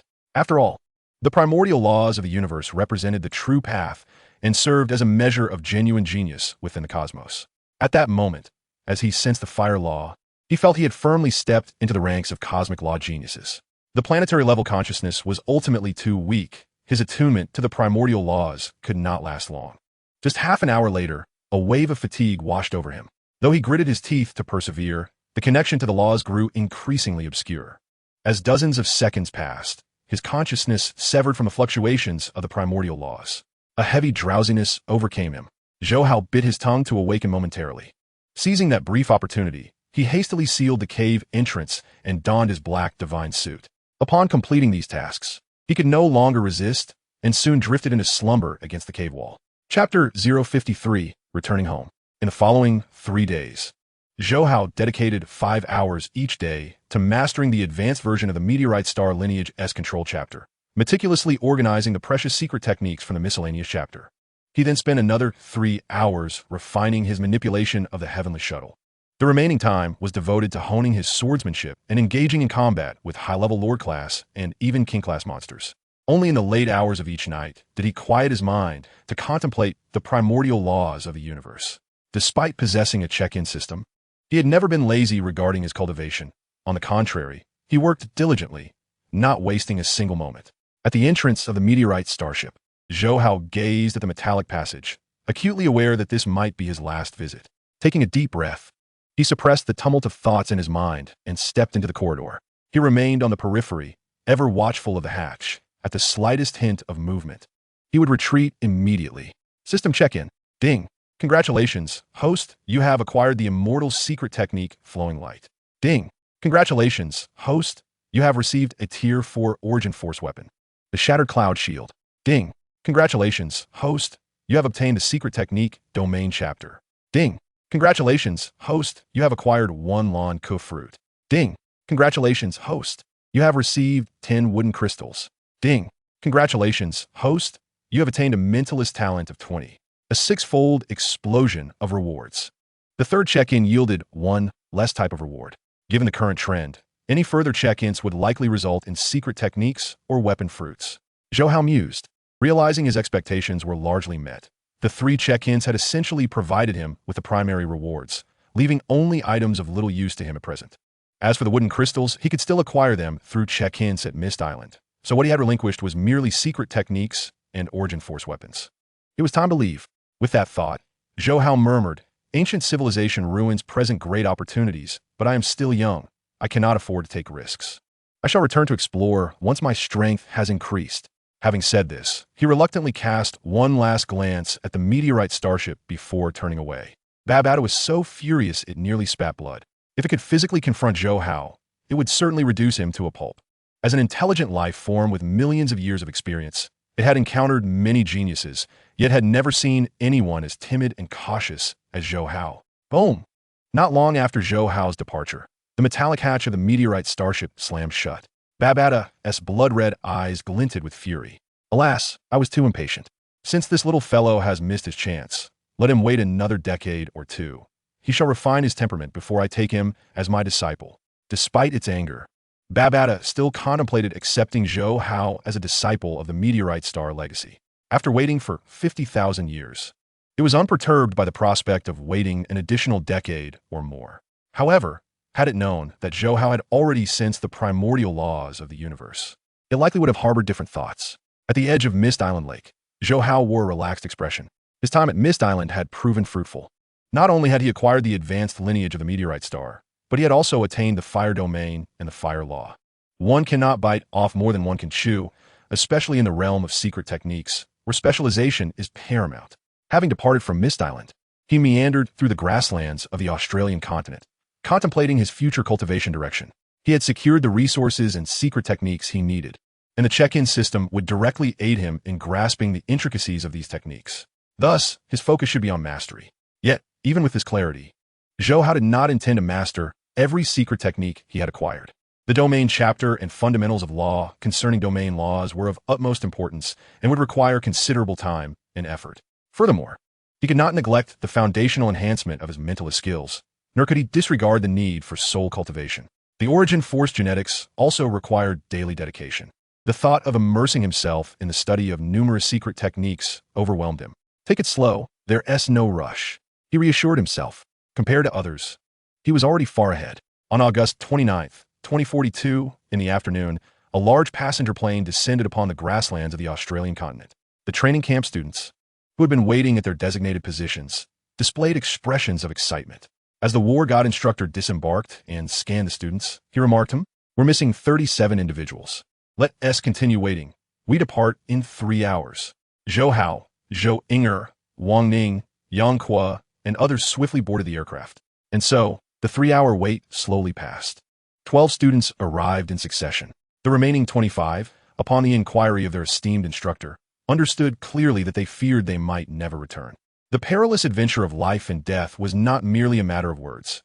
Each year, there were students who permanently remained on the Australian continent. The teacher held the commercial aircraft for an additional half hour, yet still, no one appeared. Let us depart. With a thunderous roar, the large passenger plane ascended, swiftly leaving the continent behind. Upon returning to the elite training camp in Hongning Bay City, Zhou Hao and Zhou Inger stayed for merely 2 days before boarding an HR Alliance fighter jet back to Jiangnan Bay City. Originally, they intended to return monthly. However, after entering the training camp, Zhou Inger altered her decision, wishing to first solidify her training before returning home. Thus, they delayed their return for over 5 months. At the Mingyue community, in front of Villa 117, Wang Rong awaited eagerly on the lawn, occasionally glancing up at the sky. Sister Wang, are Zhou Hao and Inger coming today? Many neighbors, relatives of martial artists, had learned of this news, a detail Wang Rong had inadvertently revealed while shopping for groceries. And it quickly spread throughout the entire community. Consequently, numerous idle neighbors gathered this morning. Wang Rong smiled and replied, "Yes, I spoke with them last night. They should arrive by 10 o'clock. In the blink of an eye, over 5 months had passed. Her son Zhou Hao must have grown considerably. I hear the training camp is quite grueling, but it is indeed a place for personal growth.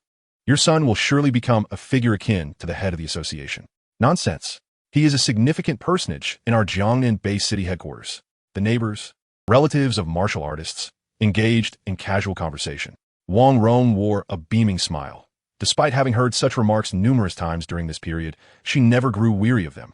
Especially when others praised her son, each compliment brought her joy. As the clock approached 10, members of the Rose Squad arrived as well.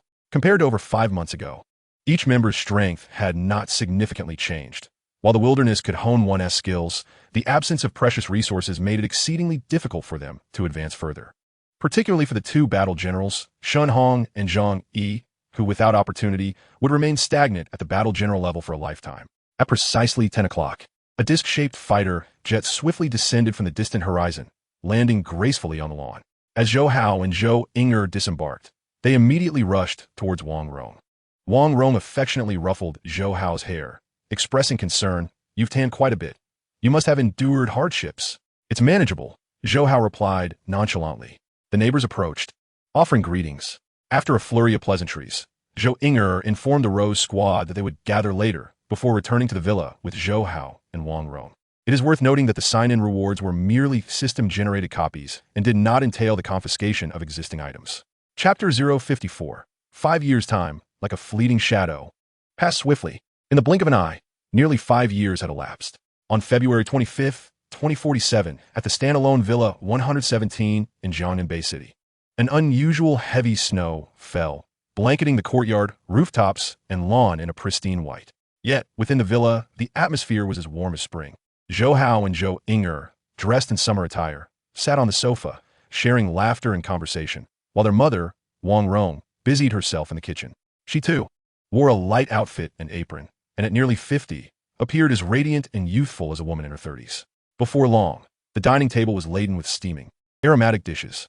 At 9 years old, Zhou Hao had already grown to approximately 175 meters tall, had it not been for the youthful features on his face. He could easily be mistaken for a young man. "Mom, don't forget to drink the medicinal wine," he reminded while reaching for his chopsticks. Wang Rong served 3 bowls of rice and replied, "You, my child, always nagging. You needn't remind me. I won't forget the medicinal wine. Strangely enough, it works wonders. After 5 years of drinking it, my back no longer aches, and I feel much stronger. I can stroll for hours without feeling fatigued." Zhu Yingye stifled a smile, well aware of the contents of that medicinal wine. "Mom, you look much younger. When we walk together, others might think we are sisters." Wang Rong couldn't help but smile in response. She was not oblivious. She knew her transformation was linked to the medicinal wine, which her son insisted she consume. Thus, every time she drank it, her heart swelled with warmth.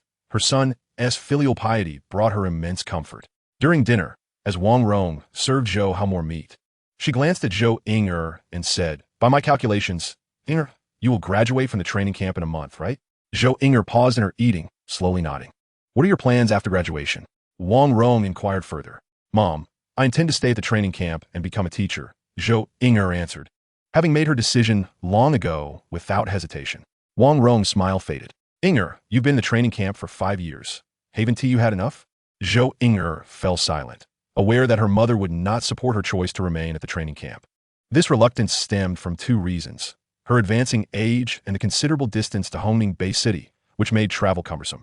Of course, with her current strength, she could easily purchase a disc-shaped fighter jet, allowing her to commute to the training camp in the morning and return home by evening. Still, in her mother's eyes, owning Bay City was simply too far. Seeing Zhou Inger silent, Wang Rong sighed. It's not that I don't support your career aspirations, but my dear, you are already 26. Other girls in our community are having children by 20. When do you plan to get married? Mom. Zhou Inger set down her chopsticks. I do not intend to marry. Wang Rong's expression darkened, her anger surfacing. Nonsense. I understand your pursuit of a career, but marriage is a significant milestone in life. How can you simply dismiss it? Zhou Inger furrowed her brow, calmly replying, Mom, I am grown now. I have the right to make decisions about my own life. Noticing their mother's rising ire, Zhou Hao quickly interjected, Mom, please don't pressure my sister. Perhaps she already has someone in her heart. Besides, you know that with martial artists, as their strength increases, their lifespans supposedly extend. There's no need to rush. Rest assured, there will come a day when you hold your grandchild. This statement struck a chord with Wang Rong, especially the mention of a grandchild, which dissipated her anger. You're quite the wise one, Zhou Hao. Here, eat more meat. Wang Rong smiled again, continuing to serve Zhou Hao. Zhu Ying shot Zhou Hao an exasperated glance, declaring, I'm full. I need to step out for a moment. With that, she quickly left the living room. With such heavy snow outside, where are you going? Wang Rong called after her. To Sister Shun's house, came the distant reply, and she was already 100 meters away. Wang Rong shook her head. This child, Zhou Hao, you must not follow your sister's example. You need to marry early. Zhou Hao exclaimed in disbelief, feeling overwhelmed. Are we starting this already? In the afternoon, on the rooftop of an abandoned building in the wilderness, where thick snow lay piled high, Zhou Hao stood suspended in midair. Swish, swish, swish.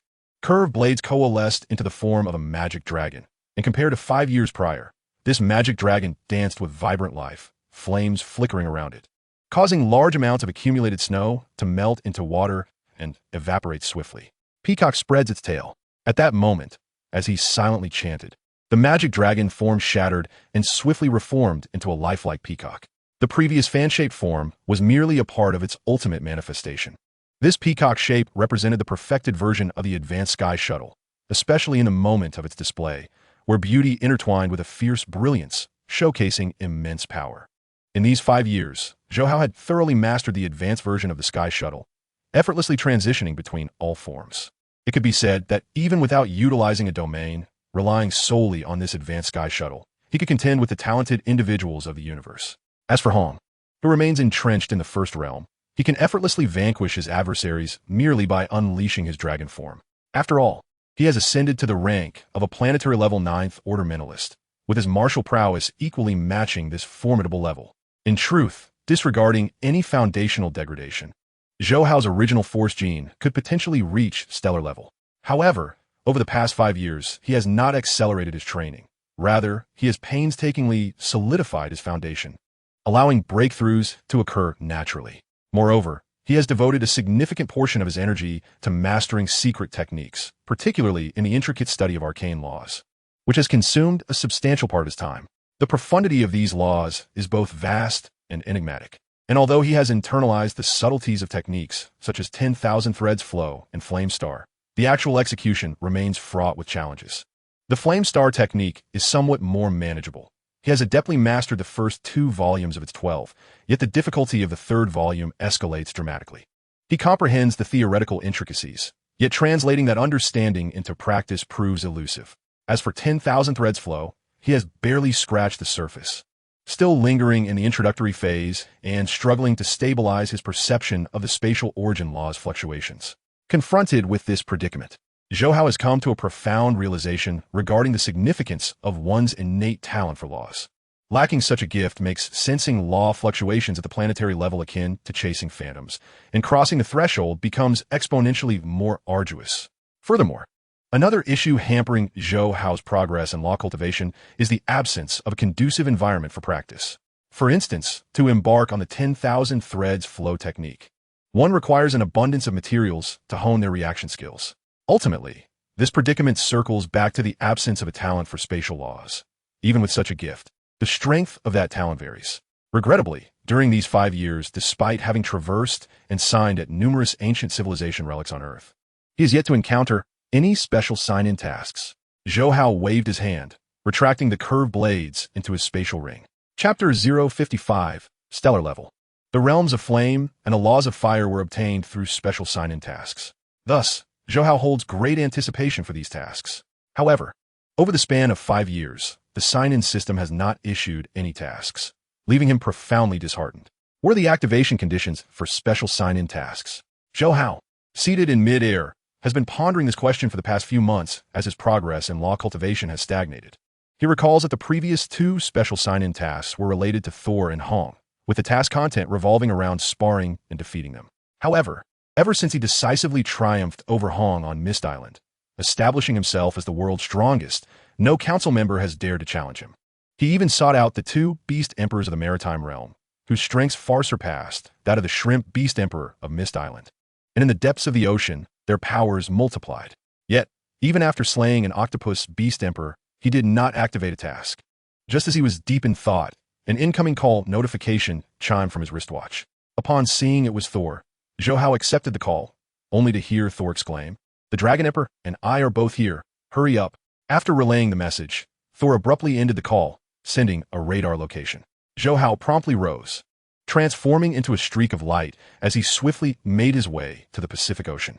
2 years prior, upon slaying the octopus beast emperor, he had sworn brotherhood with Hong and Thor. In the intervening years, both Thor and Hong have been training while searching for traces of the elusive dragon beast emperor. And they finally have news.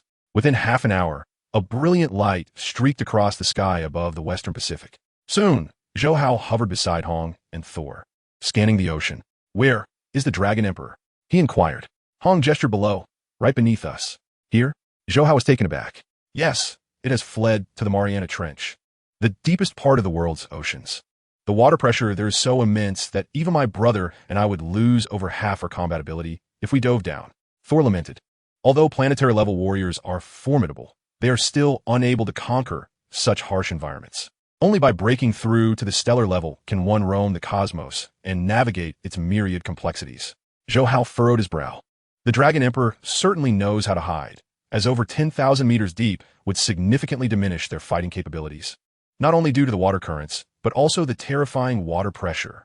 Both Hong and Thor nodded in agreement. Mentalists can manipulate their psychic weapons in the air, considering only air resistance, but in the ocean, they must contend with water pressure. The impact on martial artists is even more pronounced. Both speed and combat power face severe limitations. This is the primary reason Hong and Thor have been unable to deal with the 2 oceanic beast emperors. "Wait a moment. Brothers, you keep an eye on the Dragon Emperor for me. Grant me a month, and once I break through to the stellar level, I shall return to settle the score with this creature," Zhou Hao declared, his brow relaxing.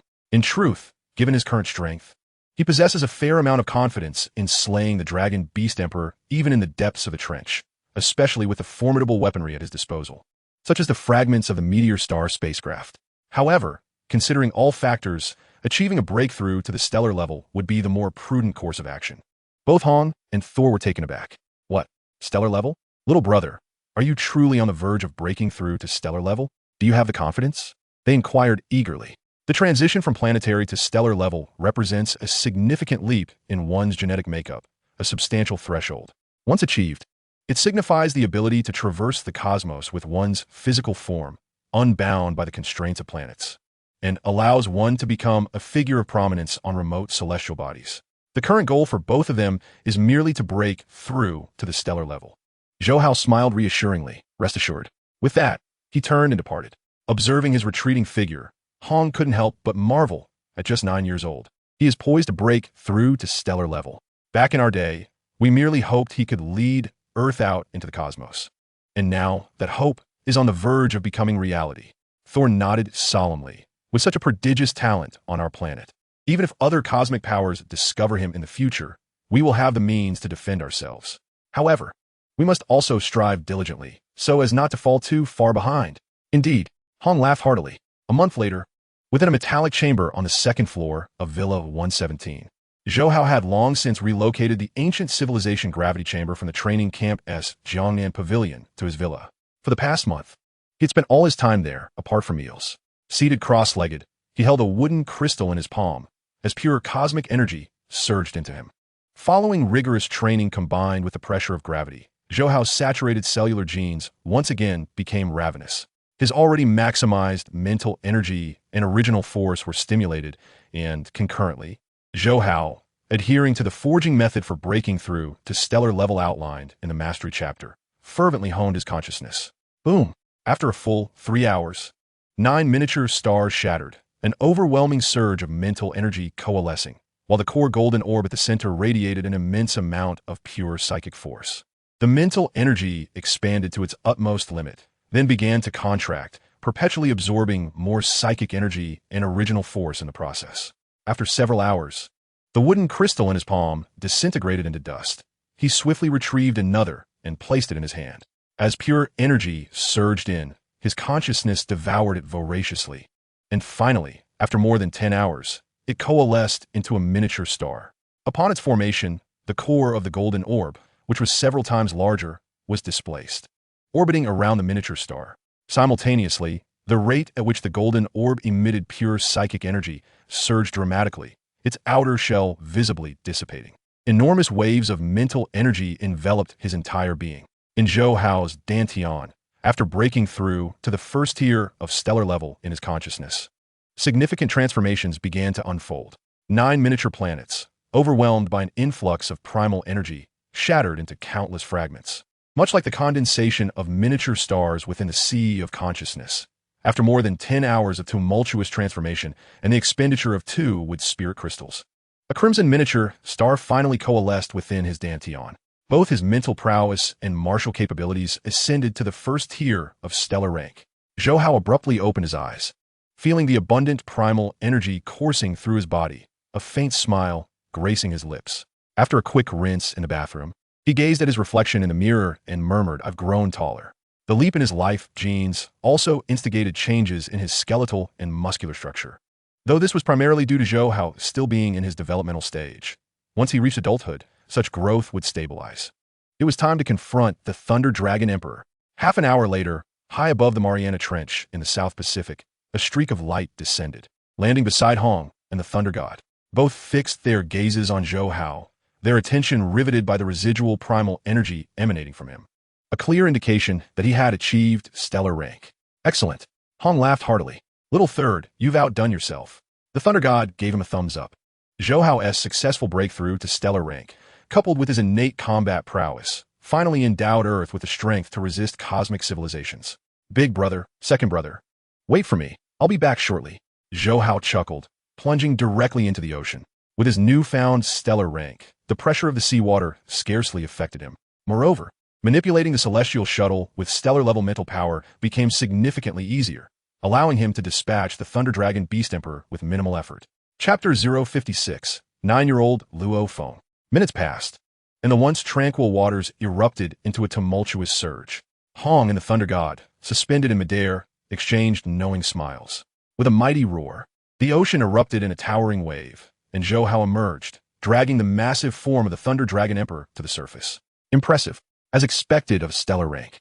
Dispatching the Thunder Dragon Emperor from over 10,000 meters deep in the ocean with such speed. Little third, it seems our anticipated duel will not come to pass. The Thunder God remarked, feigning exaggeration as he looked at the fallen beast. Hong responded with a chuckle. With a stellar rank and being a mental master, little third, you will likely lead us for quite some time. Zhou Hao replied playfully, someone has to set a target for you to chase. Otherwise, you might grow too complacent. You're getting increasingly vain. The Thunder God shot back, then turned to Hong. Big brother, last time the Octopus Emperor was entrusted to your Extreme Martial Arts Hall. Surely the Thunder Dragon Emperor should belong to our Thunder Martial Arts Hall. Hong nodded in agreement. The materials from the Beast Emperor were of immense value, sought after by numerous global factions, and he had no intention of contesting with the Thunder God. Little third, the Shrimp Beast Emperor, the Octopus Emperor, and the Thunder Dragon Emperor were all taken down by you. If another Beast Emperor arises, you mustn't compete with us. The Thunder God made a call to arrange for the transport of the Thunder Dragon Emperor's remains, then turned back to Zhou Hao. Zhou Hao laughed heartily. Rest assured, I want to compete with you. However, you must strive to improve. If another Beast Emperor emerges and you haven't advanced your skills, don't say I didn't warn you. Hong and the Thunder God could only shake their heads in silence. After chatting a while longer, they departed once the personnel from the Thunder Martial Arts Hall arrived to transport the Thunder Dragon Emperor. With all the Beast Emperors on Earth now eradicated, only a few powerful king-level monsters posed a threat to humanity.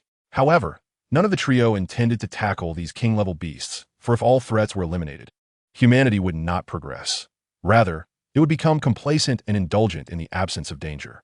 A few days later, at Hongning Base City, the headquarters of the global training camp, Zhou Hao, who had graduated 2 years prior, returned. Teacher Xia. He entered a spacious hall on the 9th floor, where today marked the formal graduation of Zhou Inger. Yet, she was still practicing her sword techniques under Xia Jing's guidance. Upon seeing Zhou Hao, a broad smile broke out on Xia Jing's face. Although he had scarcely instructed Zhou Hao during his 3 years at the training camp, Zhou Hao remained, in name, his student.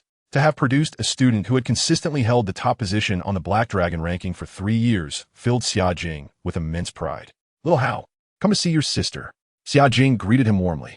Zhou Hao nodded, his gaze landing on Zhou Inger, clad in a loose-fitting white training outfit. Her sword movements were fluid.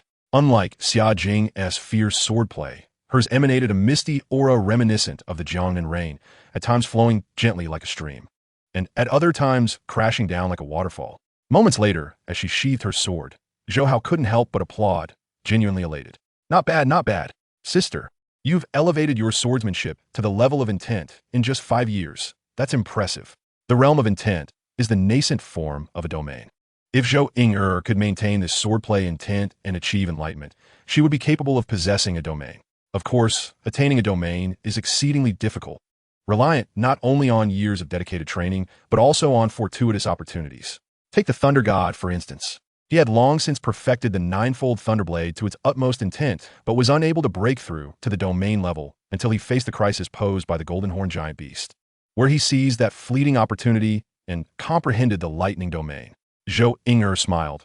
I recently had some insights and finally reached the level of swordplay intent. Sister, if you were to challenge the trial tower now, you could probably reach the 4th level, right? After graduating 2 years ago, although the HR Alliance intended to continue providing resources based on her position on the Black Dragon ranking, Zhou Inger declined, wishing to earn her resources through her own efforts. As of now, she had yet to break into the top 10 of the Black Dragon ranking upon graduating. However, having comprehended her swordplay to the level of intent, she would likely be able to enter the top 10 on this final day of her graduation. Zhou Inger nodded, confident, but added there's no need to rush. I've applied to stay on as a teacher at the training camp, with her physical prowess now surpassing that of most students and teachers at the training camp. Even if her swordsmanship was slightly lacking, she was more than qualified to assume the role of a teacher. Seeing this, Zhou Hao couldn't help but think, sorry mom. His purpose for visiting was actually to persuade Zhou Inger to return to Jiangnan Bay City at their mother's behest, but regrettably, once his sister made a decision, even he found it difficult to sway her. Moreover, remaining at the global elite training camp as a teacher posed minimal danger. Deep down, Zhou Hao wholeheartedly supported Zhou Inger's choice to stay at the training camp. Not lingering at the training camp for long, he soon departed Hongning Bay City. However, instead of returning directly to Mingwei Community, he made his way to the area housing the 3 elementary schools in Ian District. Considering the timeline, Luo Feng should presently be in the 2nd grade, practicing the Celestial Star Concealment Technique. He first entered Ian District 1st Elementary School. The 2 special sign-in tasks have been related to Hong and the Thunder God, which Zhou Hao considered no mere coincidence. Thus, after careful contemplation, he resolved to meet Luo Feng in advance. Harnessing his formidable mental prowess, he swiftly arrived at the school's data room, requesting the staff to display a plethora of student enrollment records on the computer. After checking the 1st elementary school without success, he proceeded to the 2nd elementary school, and again found nothing. Finally, at the 3rd elementary school in Ian District, with his stellar-level mental power, he perused the records in less than half an hour. Found it. 2nd grade, Class 4 Luo Feng. With a flash, he vanished from sight, while the staff in the data room remained blissfully unaware that they had unknowingly assisted a stellar-level powerhouse. In the classroom of Grade 2, Class 4, Zhou Hao's gaze swept across the room, landing on a 9-year-old boy sitting by the window in the 3rd row. So this is Luo Feng. With a smile, he approached, observing Luo Feng up close. In truth, even without employing the star concealment technique, his current strength would have rendered him invisible to others. At the tender age of 9, Luo Feng astonishingly possessed the physical prowess typical of a junior disciple. In the depths of his consciousness, a dark golden sphere subtly rotated, emanating an imperceptible wave of mental energy. Even the most formidable warriors, classified as God of War, found it challenging to perceive. Yet, Zhou Hao sensed it effortlessly. Ding! A special sign-in task was activated, establish a global martial arts academy, and within 5 years, surpass the strength of the Thunder Martial Arts Academy and the Extreme Martial Arts Academy to achieve the pinnacle of global supremacy. The reward was a divine-level, soul, secret technique. The 9 Lives Transmutation Technique. Task 2 required the recruitment of Luo Feng into the academy, cultivating him into a planetary-level warrior within 10 years, with a reward of the space law talent. Task 3 demanded the development of Luo Feng into a stellar-level mentalist within 15 years, offering the time law talent as a reward. Chapter 057. The frantic benefits of the Martial Arts Academy. Here it comes. A special sign-in task. Upon hearing the crisp voice of the system in his mind, Zhou Hao couldn't help but display a smile of excitement. Indeed, his speculation was correct. Engaging with the principal characters of the Devouring Starry Sky world would trigger tasks. This encounter with Luo Feng unexpectedly resulted in 3 tasks being issued, 2 of which offered rewards related to the profound origins of space and time. Acquiring either of these foundational laws would bestow upon one the potential to become a cosmic super genius. The first 2 tasks seemed relatively straightforward. However, the third task posed considerable difficulty, as the dark golden sphere in Luo Feng's consciousness had shattered after his breakthrough to the high god of war level, making it impossible for him to solidify his mental energy as Zhou Hao had after ascending to stellar rank. 15 years? Observing the youthful visage of Luo Feng, Zhou Hao mused before gradually fading from sight. The next day, he made his way directly to the headquarters of the Extreme Martial Arts Academy in Hongning Bay City. "Hong, I'm somewhat surprised," he remarked. "You rarely visit me. What brings you here today? Are you perhaps looking to exchange for something using the Muya crystal?" As he spoke the last words, his eyes gleamed with fervor. The Muya crystal was something he desperately needed, given his possession of the Mo Yun vine. Zhou Hao cleared his throat. "Brother, I do have a matter at hand, and if you can assist, the Muya crystal is negotiable."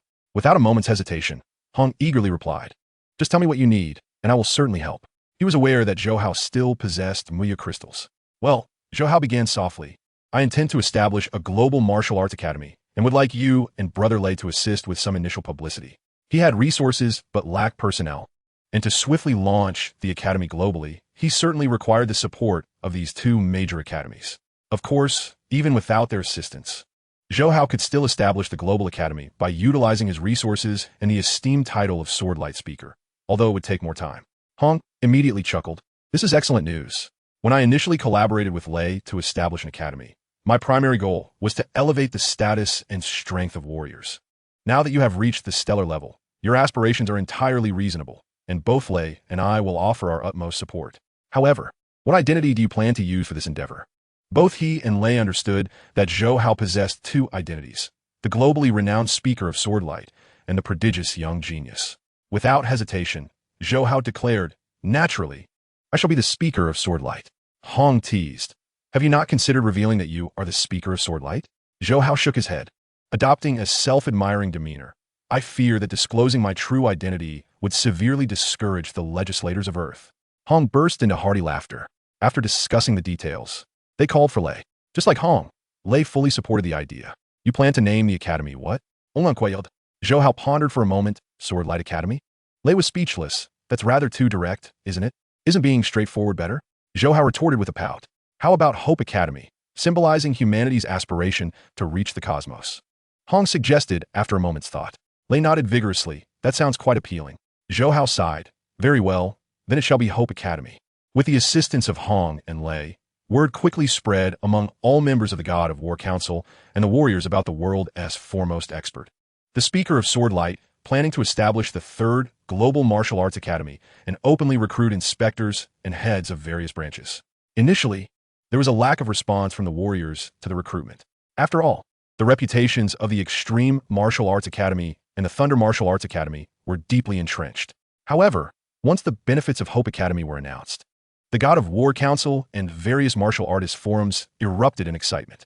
Every inspector who served for 3 years would receive a Muya crystal, allowing them to break through the ranks of legislators. Each head of a branch would receive a spirit herb after 3 years, and after 5 years, a Muya crystal. Any warrior under the age of 35 who joined Hope Academy would receive 10 doses of medicinal wine infused with spirit herb. And those who broke through to God of War by age 30 could compete for the role of head or deputy head of a branch, with successful candidates receiving a spirit herb for free. Warriors aged 25 who achieve the rank of War General would receive a Dragon Blood gift upon joining Hope Academy. Those under 20 who reach the War General rank could directly obtain a Spirit Herb. Any mentalist joining Hope Academy would receive a Spirit Herb. All warriors felt that the Speaker of Sword Light had gone mad, yet many warrior teams frantically sought to verify the accuracy of this information through their channels. It was known that both the Spirit Herb and the Muya Crystal were fiercely contested resources among the major factions, and any faction that acquired them would not easily part with them. Like Hong, who possessed Spirit Herbs, they had to exchange them using a star-based unit he had devised, while Muya Crystals were not even on the exchange list. At the headquarters of the Extreme Martial Arts Academy, Hong and Lei stared at Zhou Hao for a solid half hour. "Little third, are you serious?" Lei could no longer contain himself and broke the silence. Zhou Hao nodded. There's no choice. The special sign-in task requires surpassing the Extreme Martial Arts Academy and the Thunder Martial Arts Academy within 5 years. So I must utilize resources to achieve it. After all, I have accumulated a plethora of Spirit Herbs from sign-ins, along with nearly 1,000 Muya Crystals. I'm not worried about depleting them. Hong joked. "Little third, it seems you truly are a wealthy landowner, daring to offer Muya Crystals to branch heads and inspectors. You must have quite a few on hand. I'm tempted to compete myself." Lei added, "Why not let me serve as an inspector? I don't ask for much. Just 1 Muya Crystal each year." "Really?" Zhou Hao's eyes lit up. "Wow, I was just joking, and you're actually considering it." "No way. Today we must thoroughly investigate this wealthy landowner. I suspect he has dozens of Muya Crystals." Lei exclaimed wide-eyed. Using Muya Crystals to cultivate significantly expedited the process. Having tasted that experience, Lei naturally craved more Muya Crystals. Hong was equally envious, but he understood the immense value of Muya Crystals. Zhou Hao's willingness to provide such benefits surely stemmed from profound considerations. Zhou Hao cleared his throat. "Brothers, at this point, I should reveal something to you. I have actually obtained a relic of an ancient civilization, and while I do have some Muya Crystals, they're barely sufficient for the 3 of us to cultivate." Hong and Lei exchanged glances, their expressions confirming their suspicions. "Little third, we had already guessed as much," Hong said with a smile. Meanwhile, Lei rubbed his hands together eagerly. "Little third, you weren't joking just now, were you?" Zhou Hao's eyes darted playfully. "Oh, if second brother thinks I'm joking, then so be it. Wait, I take that back. I need the Muya Crystals." The excited voice of Lei echoed through the room. Chapter 058, A Grand Momentum. As the benefits of Hope Academy spread, the global martial arts landscape, including the 2 major academies, the HR Alliance, the 5 powerful nations, and various base cities, felt the palpable excitement of their warriors. The allure of the Spirit Herb and Muya Crystal, 2 rare and precious resources, was like fireflies in the night, captivating countless warriors. For many martial artists, secretive weapons are deemed secondary. These are merely commodities that can be procured with sufficient wealth. The true scarcity lies in the cultivation resources that enhance one's bodily genetic potential, which are exceedingly rare and require not only connections but also qualifications to obtain. Thus, upon confirming that this benefit was not mere rumor, countless martial artists erupted in fervor. In an instant, the number of applicants wishing to join the Hope Martial Arts Academy skyrocketed. By the time Zhou Hao returned to the villa at No. 117 Mingwei Community at 7:40 p.m., the number of applicants on various martial arts forums and within the War God Palace had already exceeded tens of thousands. Among them, there were 72 at the War God level, 791 at the War General level, and over 8,000 at the Warrior level. Even some legislators were making inquiries, hoping the Academy was recruiting inspectors. There was no denying the allure of Mu Yajing. After all, even the Thunder God had joked about wanting to join the Hope Martial Arts Academy. What more could be said for the other legislators? "Xiao Sanzi, you're aiming to undermine the foundations of our 2 major martial arts academies. Those little rascals have been treated well, yet they're all secretly applying to join the Hope Martial Arts Academy. It infuriates me." Just as Zhou Hao reached the villa entrance, the Thunder God called, venting his frustrations. "Second brother, enough already. I'm the one suffering the most here. Mu Yajing is hard-earned. Xiao Sanzi, my elder brother is calling me." So I must hang up. Before Zhou Hao could say much, the Thunder God hurriedly ended the call, a hint of guilt in his voice. Zhou Hao smiled and shook his head at this. After dinner, around 9 o'clock, his sister Zhou Inger returned from the training camp, stretching and settling onto the sofa. "Sister, I have something to tell you." Zhou Hao approached her, offering an apple. "Such eagerness must mean it's not good news," Zhou Inger remarked, taking a bite. "Not at all. It's certainly good news. The Speaker of the Sword Light is establishing a global Hope Martial Arts Academy. Did you know? Zhou Hao excitedly declared. Zhou Inger shot him a look. What a silly question. This matter has been widely discussed. How could I not know? Even Teacher Xia is tempted to sign up. Ah, Teacher Xia too? I thought he preferred training at the Extreme Martial Arts Academy. Zhou Hao was taken aback. That involves the spirit of vegetation and Mu Yajing. For someone like Teacher Xia, whose potential has been exhausted, obtaining the spirit of vegetation could lead to further advancement. And if he were to acquire Mu Yajing, he might even break through to the war god level, reaching the ranks of legislators. Who wouldn't he be tempted by such a lure? Zhou Inger replied with a slight pout. Zhou Hao chuckled. So, dear sister, are you tempted? Me? So Yinga Shu Kiahit. Thanks to you, I have advanced from a high-level warrior to a high-level war god in just 5 years. My progress has been swift, so for me, the priority now is to solidify my foundation and fully harness the medicinal power accumulated in my body. Therefore, remaining in the training camp is most suitable for me. At this, she paused. Eyeing Zhou Hao. Xiao Hao, are you suggesting I join the Hope Martial Arts Academy? Zhou Hao nodded. And the reason? Zhou Inger inquired nonchalantly. Zhou Hao's expression turned serious. Sister, I must come clean. I am, in fact, the speaker of the Sword Light. Zhou Inger's eyes widened. The speaker of the Sword Light? Indeed, Zhou Hao replied, sitting up straight with sincerity. Go on, stop joking. The speaker of the Sword Light is the world's foremost psychic master. Zhou Inger began, but as she spoke, an apple she had bitten in suddenly floated in midair, causing her to freeze in astonishment. With a swift motion, Zhou Hao caught the apple as it flew into his hand. Sister, do you believe me now?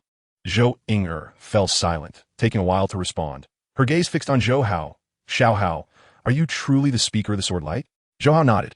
The psychic master who defeated the world's strongest. Hong? Zhu Yingya Plesit. Zhou Hao nodded again. With a resounding slap, Zhou Inger playfully hit his forehead before bursting into laughter. You little rascal, do you think you can fool your sister? Perhaps in your next life. With that, she stood and quickly retreated to her bedroom. I will apply to join the Hope Martial Arts Academy tomorrow. Her voice floated back after a moment. A smile finally graced Zhou Hao's face. Time flew by.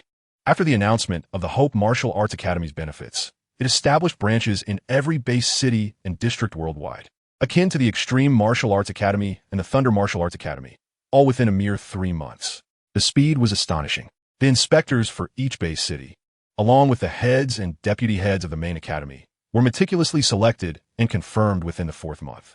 However, due to fierce competition, the positions of the branch heads remained unfilled.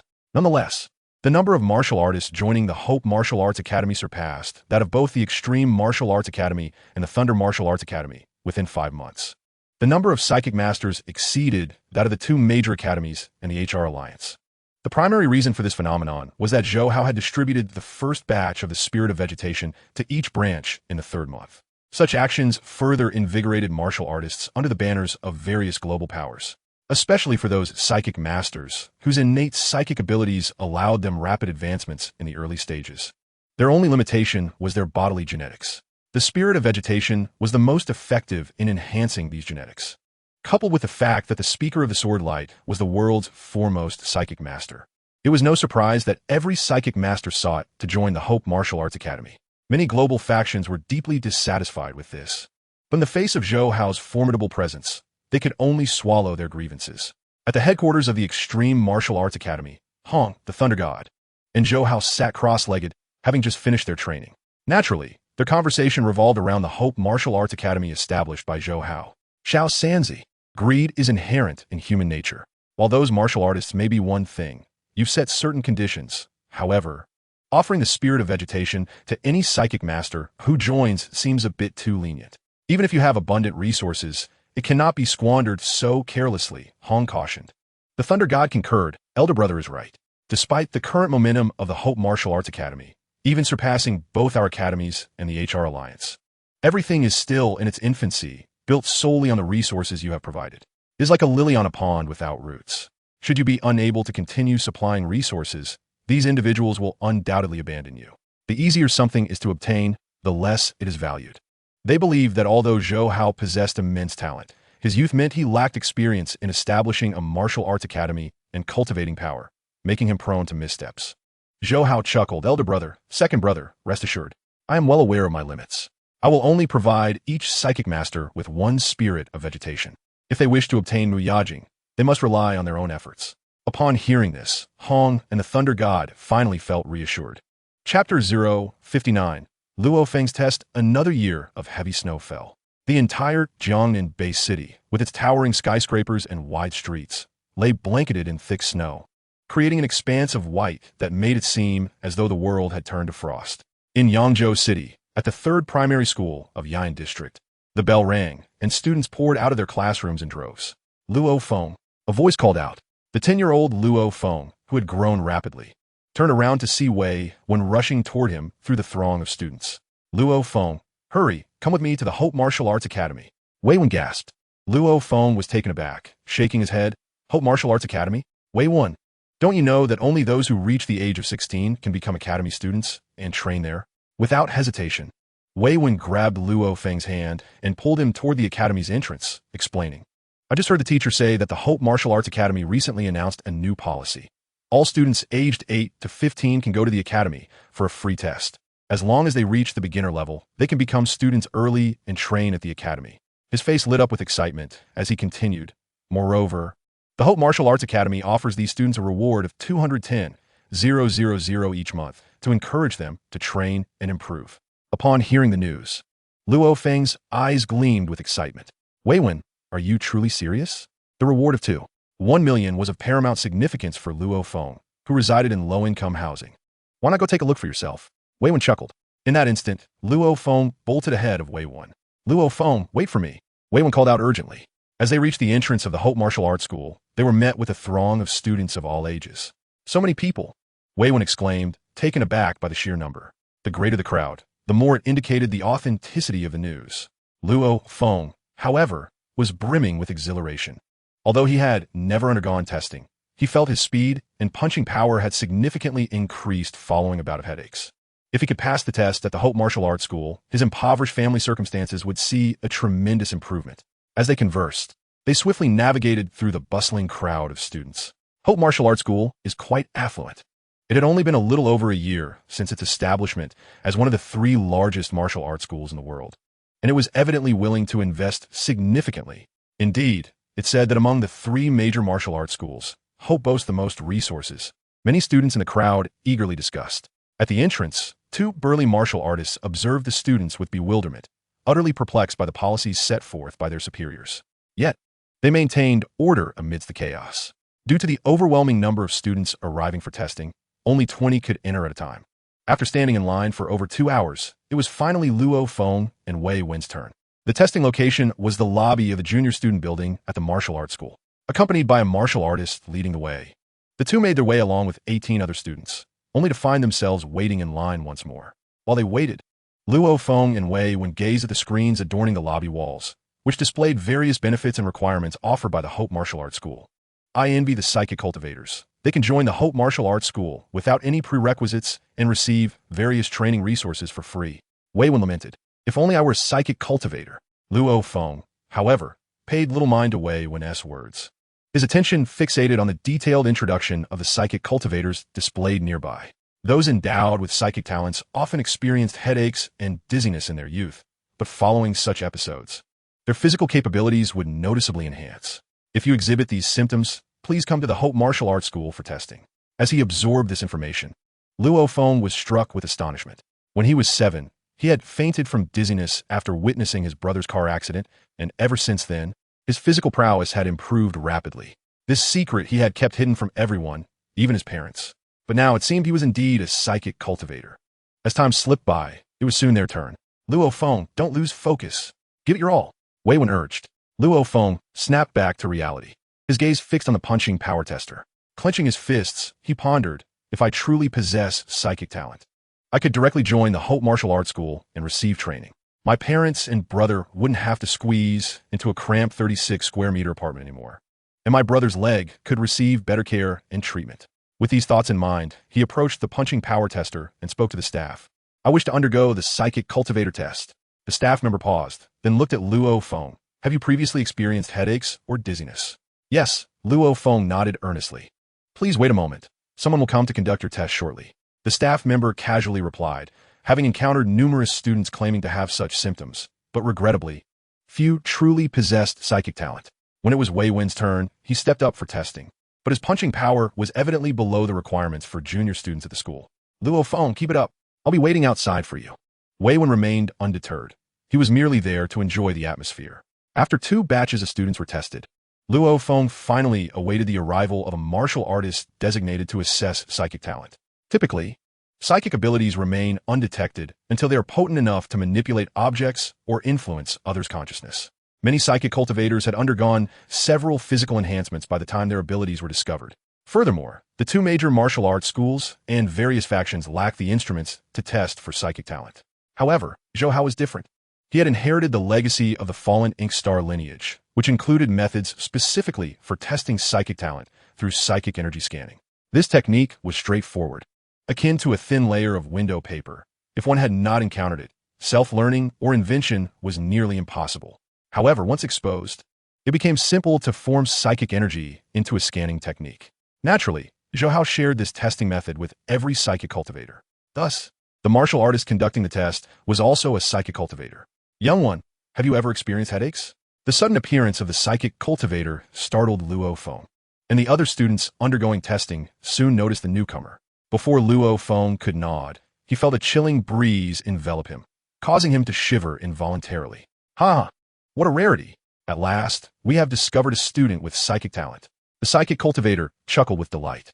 Over the past year, the Hope Martial Arts School had established a comprehensive benefits system corresponding to contributions, moving away from the rudimentary and crude welfare of its inception. Discovering a psychic talent directly awarded one with 10,000 contribution points, redeemable for half a spirit herb. Such generous rewards prompted many psychic cultivators to actively seek out tasks related to testing for psychic talents at various branches. I truly possess psychic talent. Luo Feng's youthful face radiated with joy and excitement. Although he had suspected he might be a psychic cultivator, the lack of a concrete test had left him anxious. Yet, the validation from the testing personnel indicated that from this moment forth, Luo Feng was indeed a psychic cultivator. In a spacious and well-lit office, Luo Feng encountered Wei Bin, the head of the Hope Martial Arts School in Ian District.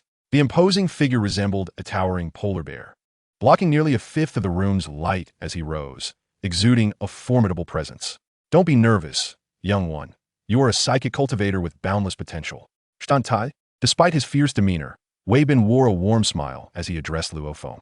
Hearing these words instilled a sense of confidence in Luo Feng, easing the tension that had previously marred his youthful face. Wei Bin gestured for Luo Feng to take a seat. Due to your young age, you are unable to sign a contract, so we have arranged for your parents to be invited here. You can discuss with them whether to join our Hope Martial Arts School. Luo Feng settled into the chair before the desk as Wei Bin's voice resonated. I wish to join the Hope Martial Arts School, Luo Feng declared without a moment's hesitation. Setting aside all else, the prospect of the monthly reward of 1 million was immensely tempting. Wei Bin chuckled heartily. There's no need to rush. Wait for your parents to arrive before making a decision. This is a significant matter concerning your future.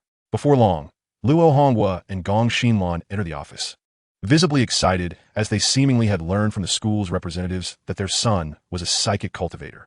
Dad, Mom, Luo Feng exclaimed, rising to greet them. Xiao Feng. Gong Xinlan stepped forward to embrace Luo Feng. Wei Bin smiled. I apologize for troubling you both at such a late hour. Luo Honghua quickly replied, Not at all. Please have a seat. As Wei Bin spoke, he retrieved a contract and handed it over. This outlines the benefits provided by our Hope Martial Arts School. You may review it in detail and discuss it with your son before deciding whether to sign. As Luo Honghua and Gong Xinlan sat down and began to examine the contract closely, their expressions shifted with every passing moment. The astonishment in their eyes deepened as the Mind Master explained that upon joining the Martial Arts Academy, one would not only receive specialized training resources, but also be granted an astonishing startup capital of 1 billion, a luxurious standalone villa in the Hope community, a valuable guiding technique worth 10 billion, and accompanying weaponry valued at 5 billion. They were oblivious to the nuances of the martial world and were unaware of which resources held the greatest value. However, the external benefits presented were undeniably generous. Luo Honghua and Gong Xinlan exchanged glances, and after suppressing his inner joy, Luo Honghua inquired, Master Wei, my son Xiaofeng is still quite young. If we commence his training now, could it potentially harm his foundation? Wei Bin smiled reassuringly. You need not worry about this. Our academy will employ the finest resources and methods to nurture Luo Feng as a student. Moreover, as a Mind Master, Enhancing his physical constitution will not only safeguard his foundation, but will also eliminate the root causes of headaches and dizziness. Additionally, we aspire for the head of our academy to be the world's foremost mind master, and by joining us, he will have the opportunity for personal guidance from the head, a privilege not offered by other academies or factions. He paused for emphasis before continuing. Of course, if you remain apprehensive, I can personally accompany you to the Extreme Martial Arts Academy and the Thunder Martial Arts Academy, where they too will present a contract. You may then compare the conditions offered by each. Luo Hongwa hesitated momentarily before replying. Then I will trouble you, Master Wei. At 10 o'clock that evening, Zhou Hao received the news of Luo Feng's enrollment in the Hope Martial Arts Academy, and he was not the least bit surprised. After all, in terms of resources, benefits, and environment for cultivating mind masters, the Hope Academy far surpassed both the Extreme and Thunder Academies. Any rational individual would comprehend which academy would be more advantageous. Furthermore, mind masters joining the Hope Academy enjoyed unparalleled freedom, as the academy even permitted external investments from other factions. 3 tasks had reached their preliminary stages. Now, all that remained was time. Sitting cross-legged in the ancient civilization gravity chamber, Zhou Hao murmured softly. Whether regarding the first task of surpassing the Extreme and Thunder Academies, or the second and third tasks of training Luo Feng into a planetary-level warrior and a stellar-level mind master, all required considerable time. Fortunately, the sign-in system had granted ample time. Thus, Zhou Hao felt no anxiety. The various systems of the academy had already been established, and as long as resources were sufficient, completing the first 2 tasks was merely a matter of time. As for the third task, it depended not only on resources, but also on Luo Feng's personal diligence. He had no intention of excessively interfering with Luo Feng's growth, preferring to let things unfold naturally. With distractions cast aside, Zhou Hao began to meditate and cultivate. 3 months later, at the 3rd primary school of Ian District, the bell signaling the end of classes rang out. Luo Feng and Wei Wen exited the school. Luo Feng, your parents are truly something else. You're a mind master, yet they still have you studying here. Moreover, your family has moved to the Hope community. Why not attend a closer Hope primary school? I've heard their facilities are top-notch. Wei Wen casually remarked while draping an arm around Luo Feng's shoulder. Luo Feng chuckled. I currently face no pressure regarding academic progression, so it would be the same regardless of where I attend. My parents are mainly concerned that my sudden rise as a mind master, enjoying living conditions better than those of affluent children, might lead to arrogance and complacency. Thus, they entrusted Master Wei to keep this matter discreet and insisted I continue attending school here in Ian District. Wei Wen was speechless. Your parents certainly think ahead. If I tested as a mind master, my parents would want the whole world to know. There's no way they'd be as low-key as yours. All right, I'm off to train at the academy. See you tomorrow. Once I master the basic stance techniques, I'll find time to teach you, Luo Feng said, patting Wei Wen's shoulder as he headed towards the Hope Martial Arts Academy. You better work hard. I'm counting on you. Wei Wen excitedly waved. Moments later, within the Hope Martial Arts Academy, Master Wei personally instructed Luo Feng. As Luo Feng practiced his punches, Wei Bin's voice resonated, even among mind masters. There exist varying levels of talent. Your talent assessment as a mind master is indeed exceptional, yet this necessitates an even greater emphasis on enhancing your physical prowess. Do not allow your status as a mind master to breed complacency. There are many prodigies who surpass you. For instance, the renowned Zhou Hao from the Extreme Martial Arts Academy achieved the rank of Junior Battle General at the tender age of 4. It is said he once resided in a modest apartment in Ian District, and now he has graduated from the global elite training camp of the Extreme Martial Arts Academy, reaching the level of a battle god. Upon hearing Master Wei's words, Luo Feng's expression reflected shock. He was no longer the naive novice he had been 3 months prior. He possessed a clear understanding of the classifications of martial prowess and other pertinent information. Thus, he comprehended the immense difficulty of attaining the battle god level. Master, how old is that prodigy Zhou Hao now? He could not help but ask. He is the same age as you. Bai Bin replied slowly. Luo Feng faltered in his movements. Same age as me? Indeed. Wei Bin's broad hand landed on Luo Feng's arm, correcting his form with a calm demeanor. Zhou Hao, at your age, has already become a battle god warrior, while you are merely an intermediate student. Hence, do not let pride cloud your judgment. Luo Feng's face transformed into one of earnest determination. Yes, master. I will strive to improve. Chapter 061. 3 years and 3 years. September 21st, 2051. In Jiangnan Bay City, Yangzhou City experienced its first torrential downpour following the Great Rebirth. The rain poured down in torrents, cleansing the entirety of Yangzhou City. The sky was shrouded in dark clouds, plunging the city into an almost nocturnal state, with a mist formed by the rainfall enveloping the surroundings. Not only Yangzhou City, but the entire Jiangnan region was drenched in heavy rain. At the West Lake Villa, Zhou Hao, who had moved here 2 years prior, sat cross-legged on the rooftop, surrounded by swirling blades that created a vacuum of rainwater. 3 years had passed without the talent for spatial laws, and attempting to sense the fluctuations of the fundamental spatial laws was proving to be exceedingly challenging. After a long while, Zhou Hao opened his eyes, letting out a soft sigh. Since acquiring the immortal spatial law secret technique, 10,000 threads flow, he had dedicated a portion of his time daily to training according to the method outlined in the secret technique. Furthermore, after resting for a period following the successful sensing and cultivation of the fire's fundamental laws, he would attempt to sense the spatial fundamental laws. Regrettably, the results were minimal. Even after breaking through to stellar level and significantly enhancing his spiritual awareness, the endeavor remained difficult. It seemed that until he acquired the spatial law talent, he would need to forego practicing 10,000 threads flow and concentrate his efforts entirely on the fire's fundamental laws. Zhou Hao murmured to himself. Possessing the talent for the fire's fundamental laws, his progress in cultivating Flame Star had not been too slow. Although he had been stuck at the 3rd layer of Flame Star for several years, he had finally made a complete breakthrough this year. If he devoted himself entirely to the cultivation of Flame Star, he was confident he could reach the 4th layer within a decade. According to the secret technique's description, the 4th layer would be on par with the comprehension level of an average realm lord. Of course, this scenario assumed that all his energy was focused solely on the flame secret technique.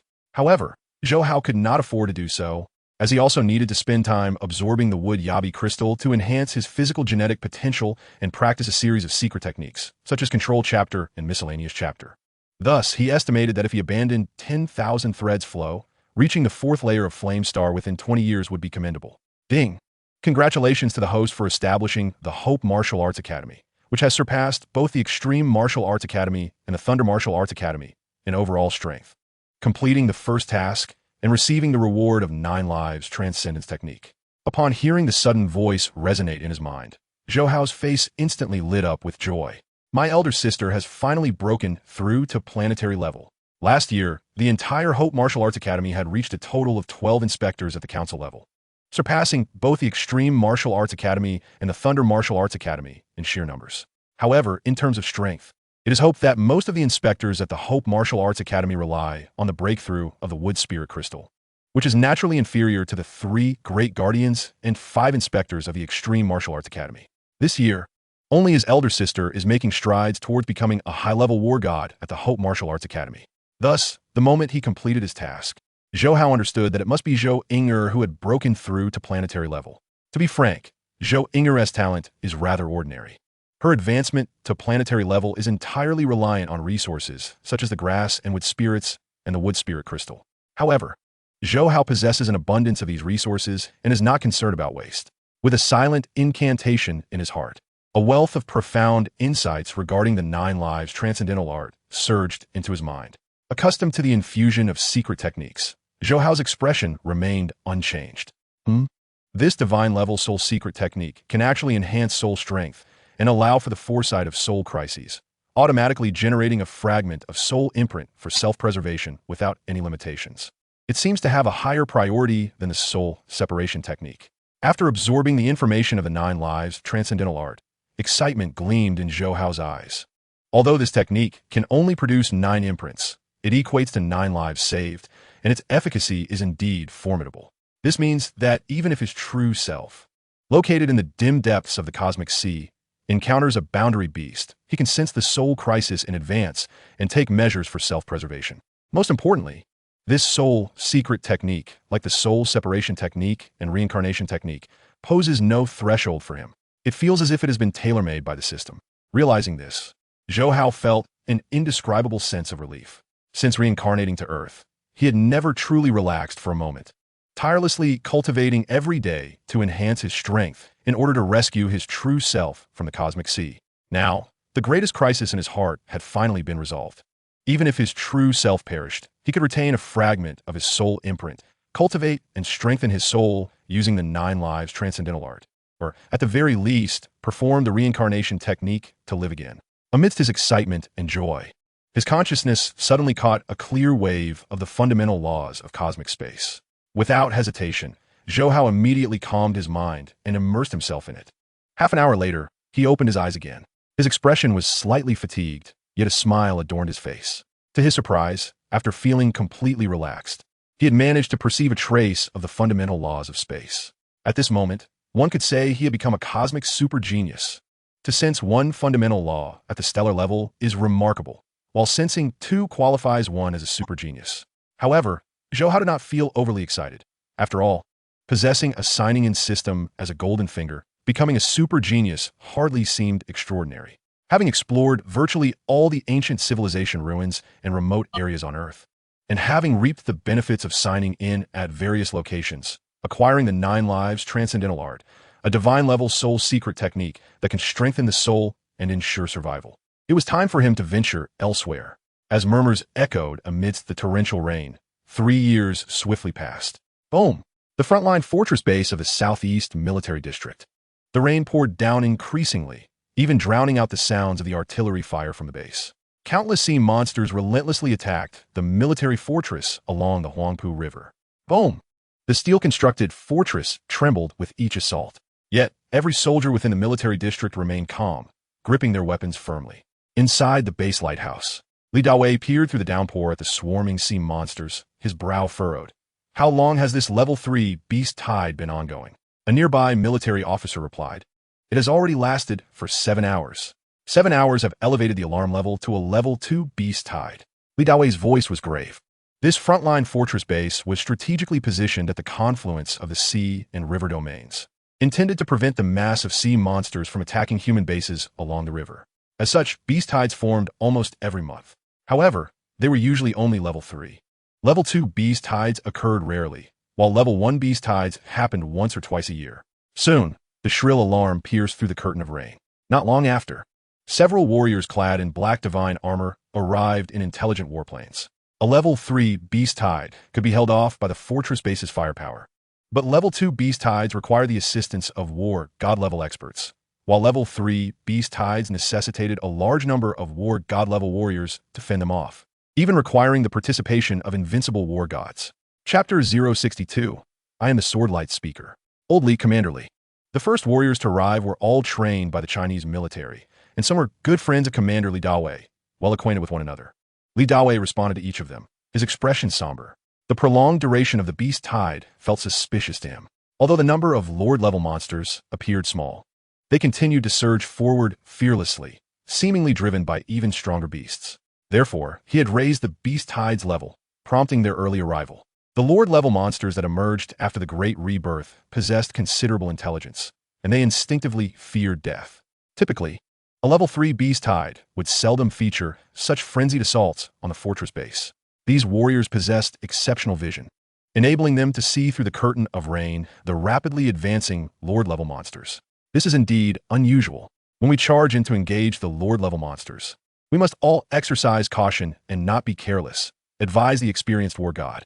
The other warriors nodded in agreement. Although the black divine armor offered strong protection, it did not guarantee they would be unharmed. In the face of a massive tide of monsters, any injury could lead to death. Whoosh! One by one, figures surged forward. The monsters below Lord level could be subdued by the fortress's firepower alone, but the Lord level beasts were cunning. Once ashore, they moved swiftly, evading powerful fire like laser cannons. Thus, it was crucial for war god-level experts to engage.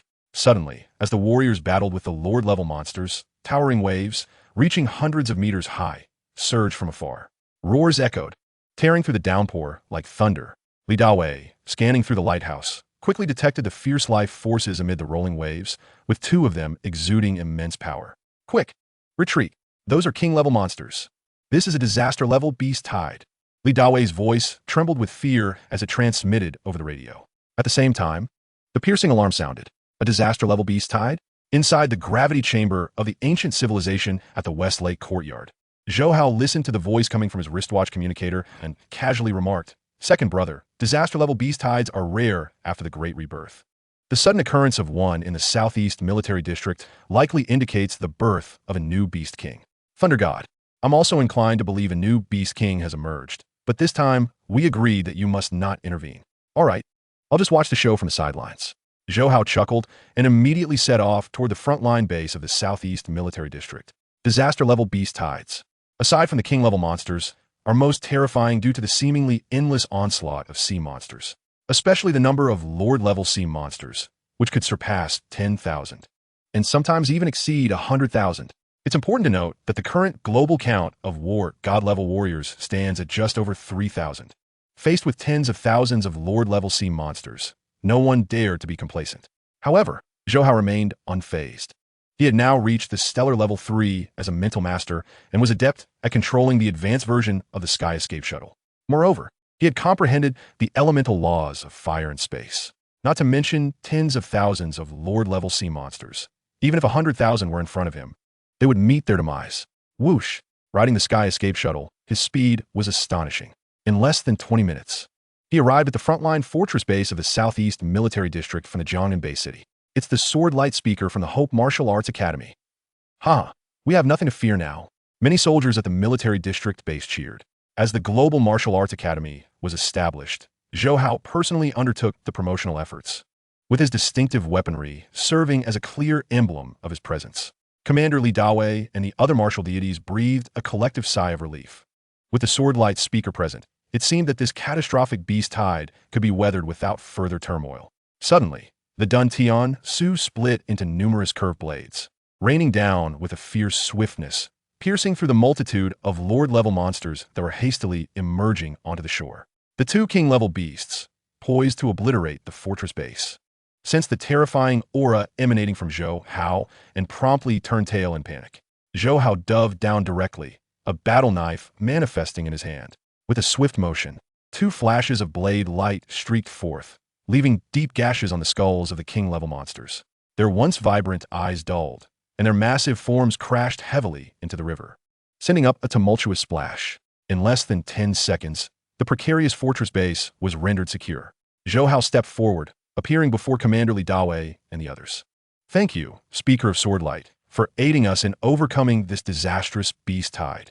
Li Dawei expressed his heartfelt gratitude. Although he had sent distress signals to the heads of the three major martial arts academies, he had not harbored much hope. To his astonishment, the speaker had arrived so swiftly. Zhou Hao smiled commanderly. There's no need for such formality. As a fellow citizen of Huaxia, it is only natural for me to lend my support. Commander Li Dawei was momentarily taken aback. Speaker of Swordlight, you two are from Huaxia? Zhou Hao remained silent, but the black helmet covering his face gradually dissolved, revealing a slightly youthful visage. Zhou Hao, is that you? A formidable warrior immediately recognized him, exclaiming in astonishment. Over the span of more than a decade, Zhou Hao had ascended to the level of a council member. The other martial deities and Commander Li Dawei were left speechless, unable to fathom that the world's foremost speaker of Swordlight was, in fact, the prodigy Zhou Hao from Huaxia. At that moment, two intelligent warplanes soared into the sky.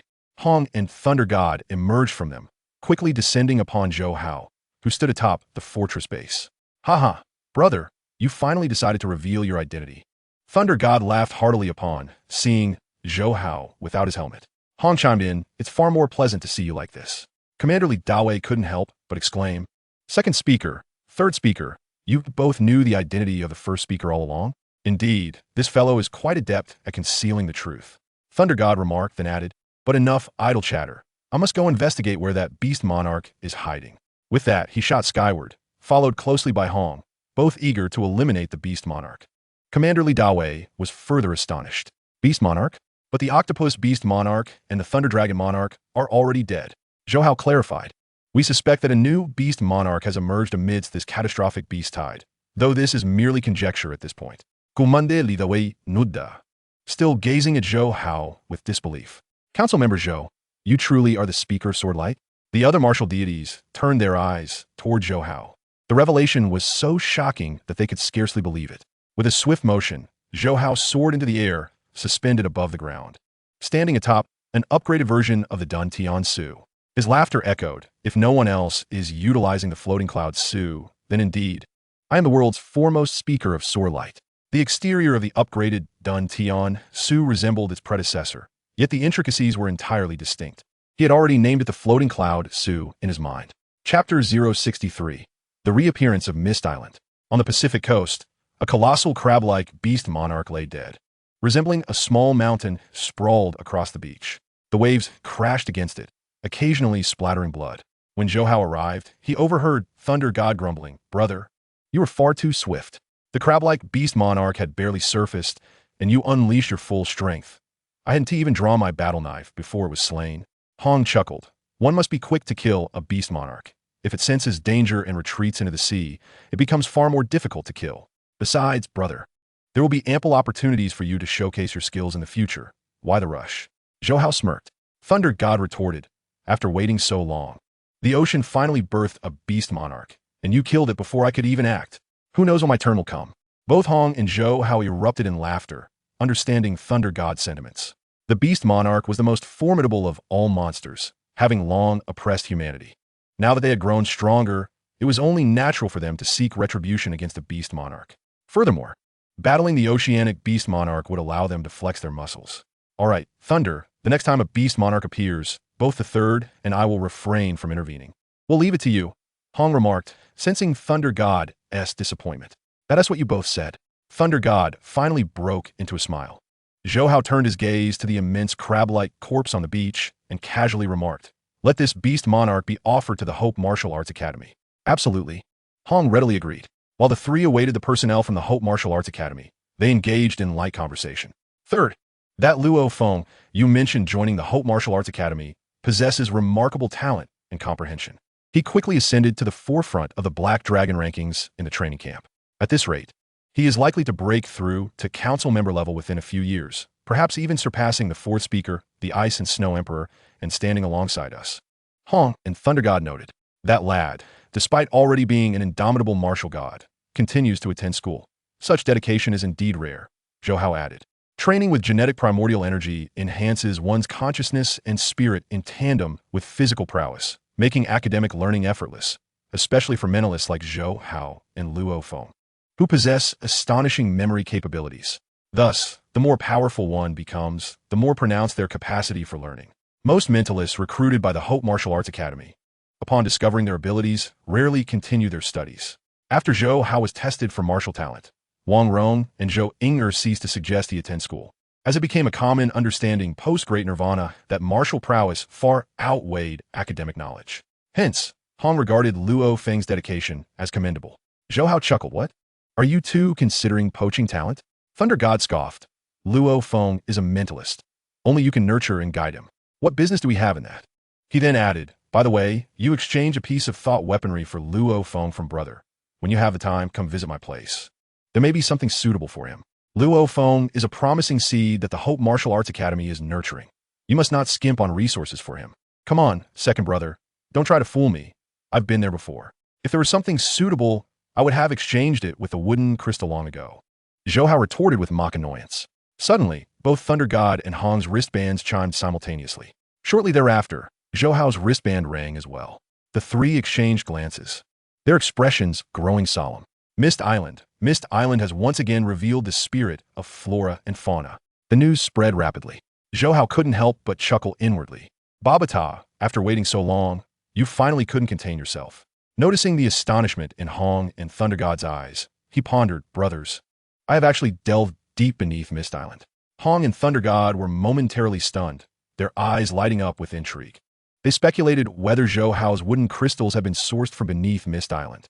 Indeed, Zhou Hao clarified, "The wooden crystals I obtained were from an ancient civilization's ruins deep beneath Mist Island. However, I was too young at the time, and having received the ancient civilization's legacy, I cannot enter." Subsequently, the ruins were sealed. Now that the spirit of flora and fauna has reappeared, it is likely that the ancient civilization's ruins have reopened. Thunder God could not restrain his curiosity. "Third, how many wooden crystals did you retrieve from those ruins?" "Several hundred," Zhou Hao replied. "Wow. So discovering ruins can lead to immense wealth." Thunder God's eyes sparkled with greed. Hong felt similarly enticed. Yet neither spoke up to request Zhou Hao to guide them to the ruins. After all, it was Zhou Hao who first discovered the ruins, indicating a certain affinity between him and this site. Thus, it would be inappropriate for them to covet this opportunity. Zhou Hao smiled and remarked, "As for Wudao Island, I do not intend to go this time. Some opportunities, once missed, are simply lost. If you two wish to explore, you may proceed."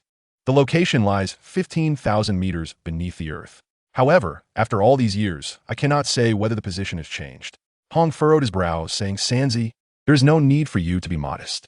Opportunities such as ancient civilization ruins are exceedingly rare. If you relinquish this chance to us, it will weigh heavily on our consciences and impede our mental cultivation. The Thunder God nodded in agreement. Both were masters of mental cultivation, valuing character over mere self-interest and friendship.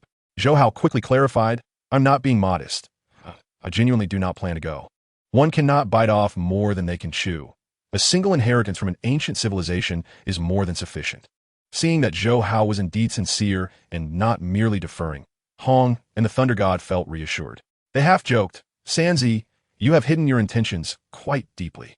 However, the ruins contain Muya crystals, which are undoubtedly perilous. We will explore, but whether we can find them depends on our individual fortunes. Both had previously delved into ancient civilization ruins and understood that such matters cannot be forced. Soon, the three concluded their idle chatter. The Thunder God and Hong promptly set off for Wudao Island. Although Zhou Hao outwardly claimed he would not attend, he dispatched his sister Zhou Inger, Luo Feng, and other inspectors from the martial arts school to join the journey to Wudao Island. He then concealed his presence and followed behind, intending to seize another opportunity with a meteorite starship at Wudao Lake. Compared to 12 years ago, the island at the center of the lake was once again lush with abundant vegetation, while mist hovered above the water, enveloping the island in a shroud. When Luo Feng and Zhou Inger, along with other powerful figures, arrived, they discovered that numerous global factions had already begun to establish their presence along the lake's edge. Let's also set up camp, Zhou Inger instructed. Yes, the accompanying god of war-level warriors responded in unison, swiftly selecting a location to erect a temporary base. Luo Feng floated at the lake's edge, his expression serious. Zhou Inger appeared beside him and softly said, 12 years ago.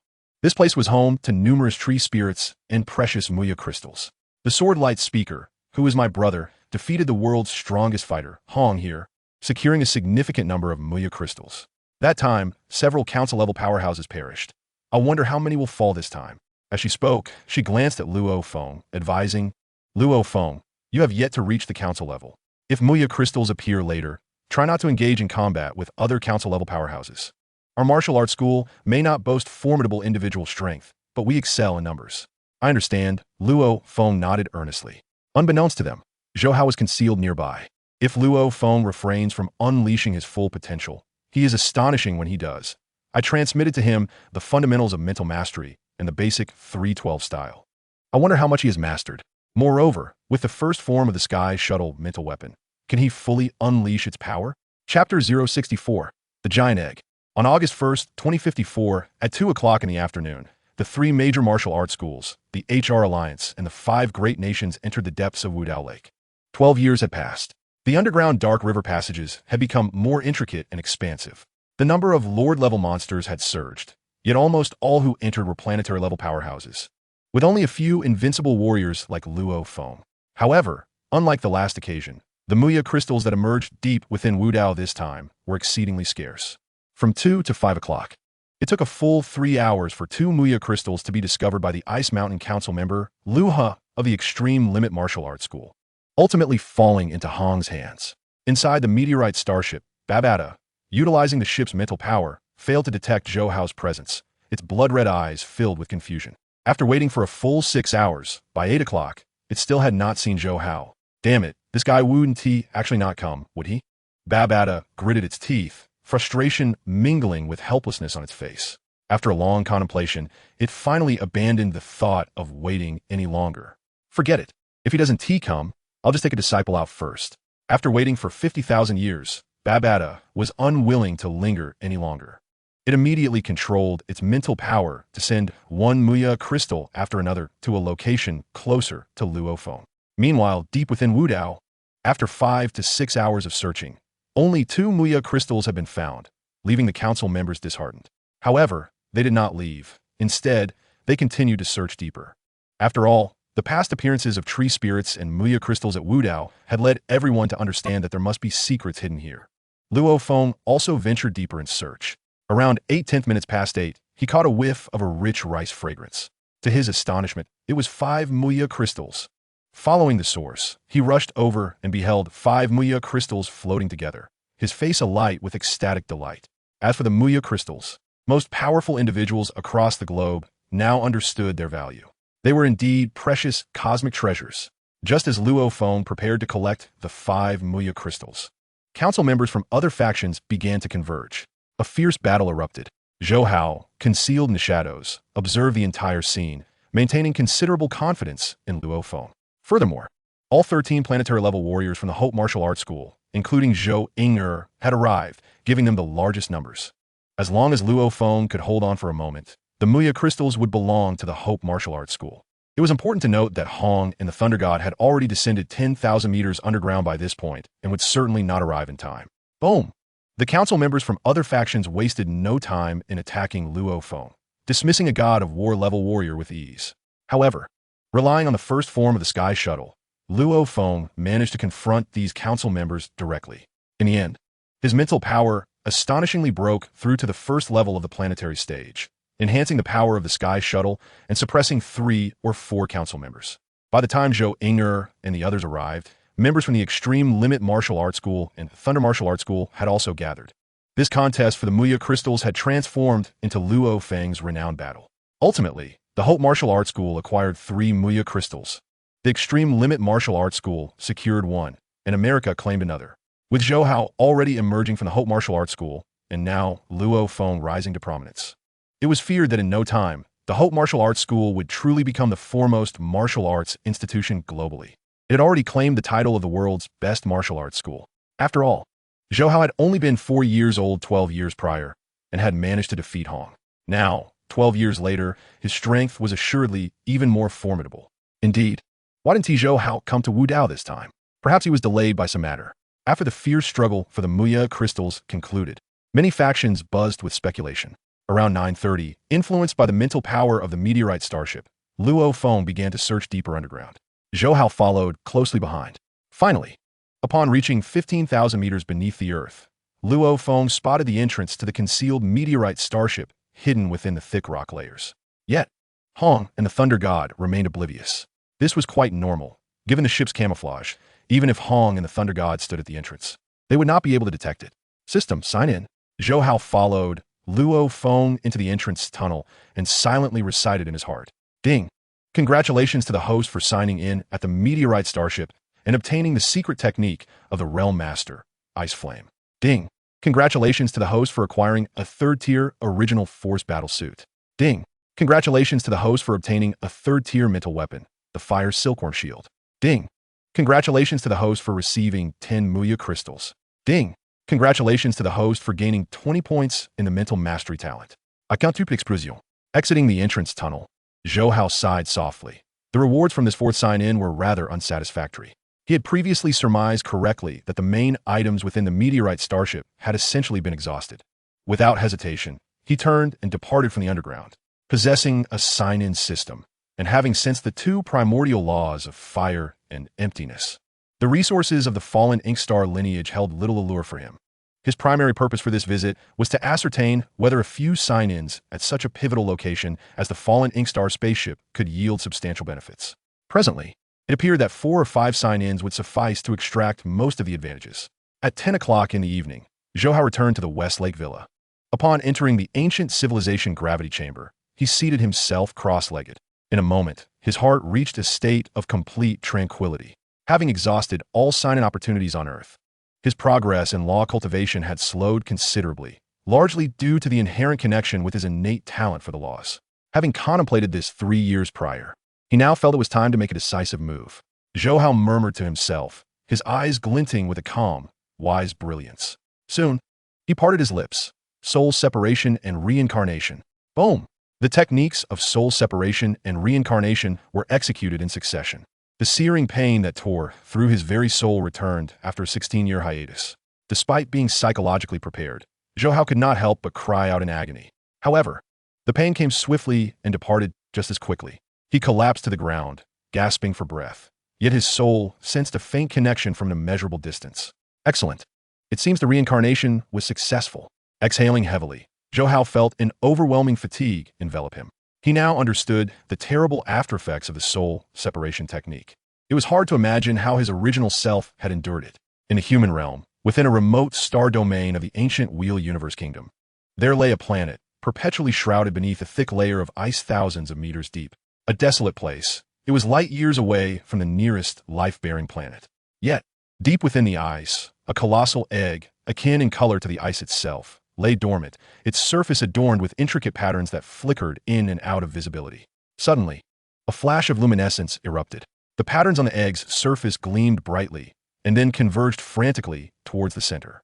After several minutes, the patterns vanished entirely, as if transformed into a solid block of ice.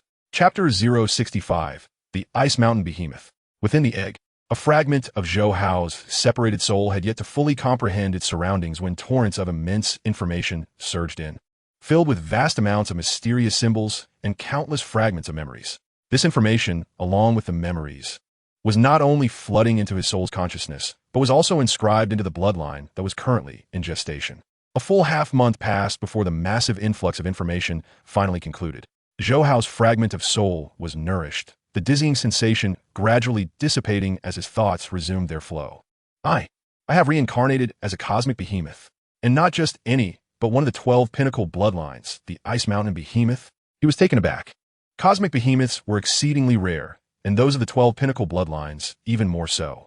The master of the fallen ink star, Huyin Bo, had traversed the cosmos for over 60 million years and had only encountered 3 cosmic behemoths. Yet, he found himself reincarnated as an Ice Mountain Behemoth, rivaling the Golden Horn Behemoth in prestige. Such luck was unparalleled. Regaining his composure, Zhou Hao could not help but burst into laughter. Reincarnation was indeed a fortuitous event. The technique of rebirth was crucial. Fortunately, he had contemplated this 3 years earlier, but had refrained from executing the soul separation. Had he done so, then, it would have been impossible for him to become a cosmic behemoth. System, sign in. Zhou Hao did not rush to organize the inherited talents and secret techniques passed down through generations of the Ice Mountain Behemoth. Instead, he first focused on silently reciting the sign-in. Ding! Congratulations to the host for successfully signing in within the life egg of the Ice Mountain Behemoth, thus obtaining the innate secret technique transformation. Ding! Congratulations to the host for acquiring the innate secret technique healing. Ding! Congratulations to the host for acquiring the innate secret technique assimilation. Ding! Congratulations to the host for obtaining the water primordial law affinity. Ding! Congratulations to the host for attaining a level 10 affinity with the water primordial law. Ding! Congratulations to the host for achieving a level 20 comprehension of the spatial law. Ding! Congratulations to the host for achieving a level 20 comprehension of the water primordial law. The system notifications rang out in rapid succession, nearly rivaling his initial sign-in experience in the dim depths of the cosmic sea, an astonishing 28 consecutive rewards. However, Zhou Hao felt somewhat speechless. Most of the secret techniques acquired from the sign-in were nearly identical to those within his inherited memories. These were techniques he could have accessed without the need for signing in, as they were already embedded in his bloodline memory. The only truly valuable rewards were the last 3. As for the water primordial law affinity, the Ice Mountain Behemoth was inherently favored by the water primordial law. Nonetheless, the increases in law affinity and comprehension would enable Zhou Hao to rapidly cultivate various special and ordinary secret techniques contained within the inheritance. Of course, while the Ice Mountain Behemoth was not a devouring type like the Golden Horn Behemoth, it still possessed an internal world, necessitating the digestion and absorption of vast quantities of water attribute resources for swift growth. Moreover, through this sign-in experience, Zhou Hao thoroughly understood that the sign-in system could indeed bifurcate into subsystems following his soul separation. In other words, his true self in the cosmic sea's dim depths, his earthly avatar, and his very essence as the Ice Mountain Behemoth could all sign in simultaneously. Splendid! Zhou Hao felt a surge of joy. Although the sign-in system had initially nearly overwhelmed him with fear in the bleak environment of the dark depths, it had ultimately proven to be quite reliable. Clearing his mind of distractions, he began to meticulously organize the vast array of secret techniques contained within his inherited memories. After investing 3 full days, he finally completed the task. Among them, the 3 innate secret techniques were transformation, healing, and assimilation. The special techniques passed down through the lineage numbered 16, 2 fewer than those of the Golden Horn Behemoth, while the ordinary techniques totaled 521, exceeding those of the Golden Horn Behemoth by over 300. Indeed, The secret techniques of the 12 pinnacle bloodlines of cosmic behemoths were abundant. However, one must not be greedy. Nearly every cosmic behemoth left behind such warnings within their bloodline memory inheritance. Zhou Hao, as an ice mountain behemoth, was no exception. Lacking the assistance of an experienced, intelligent life form like Babata to help organize and select, Zhou Hao had to rely on his own efforts. He first examined the 3 innate secret techniques. Compared to the brutal and bloodthirsty Golden Horn Behemoth, the Ice Mountain Behemoth was considerably gentler, with its innate secret techniques leaning more towards preservation. For instance, the healing innate secret technique could rapidly restore even the gravest of injuries within a short span of time. Even if its internal world were to collapse, as long as it was not annihilated instantaneously, it could gradually recover. This technique could be deemed extraordinarily formidable. The assimilation innate secret technique served as the primary means for the Ice Mountain Behemoth to enhance its strength. Any living being could be assimilated and absorbed into its internal world. For example, the Golden Horn Behemoth could utilize its assimilation talent to gradually transform its body into a part of the Ice Mountain Behemoth. This innate secret technique was indeed extraordinary, but it came with restrictions. It could not assimilate beings of equal or greater strength. Lastly, the transformation innate secret technique was the most extraordinary gift of the Ice Mountain Behemoth. By mastering the genes of any life form it had come into contact with, it could assume the form of that being. This technique bore similarities to the talent of the Magic Kill Clan's ability to replicate, with the distinction that it could not mimic the essence or soul of the transformed life form.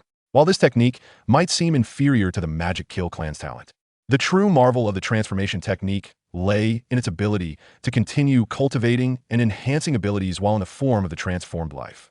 In simple terms, for instance, if the Magic Kill Clan were to replicate the Golden Horn Behemoth, they would not be able to cultivate or utilize the innate secret techniques or inherited methods as the Golden Horn Behemoth could. However, the Ice Mountain Behemoth, having transformed into a Golden Horn Behemoth, could indeed cultivate and enhance its innate secret techniques and abilities, though it could not give rise to a separate avatar. After all, the universe is fair. Although the transformation technique of the Ice Mountain Behemoth was indeed remarkable, it too had its limitations. If the Ice Mountain Behemoth's own strength were at the stellar level, it could not transform into a cosmic-level life form. Secondly, the colossal Ice Mountain Beast is incapable of simulating the breath of changing life and the essence of the soul. After perusing the 3 grand talents and secret arts, Zhou Hao could not help but exclaim, "Indeed, it is worthy of being one of the 12 peak bloodlines, the celestial beast of the cosmos." Merely this talent and secret art render countless life forms in the universe utterly envious. Subsequently, he began to organize the special inheritance secret arts alongside over 3,000 ordinary secret arts. Each of the 16 special inheritance secret arts is extraordinarily potent. Among the multitude of ordinary secret arts, many are formidable as well. However, Zhou Hao was mindful of the adage that one cannot consume more than one can chew. After expending several days in meticulous selection, he chose 2 secret arts suitable for the Ice Mountain Beast cultivation.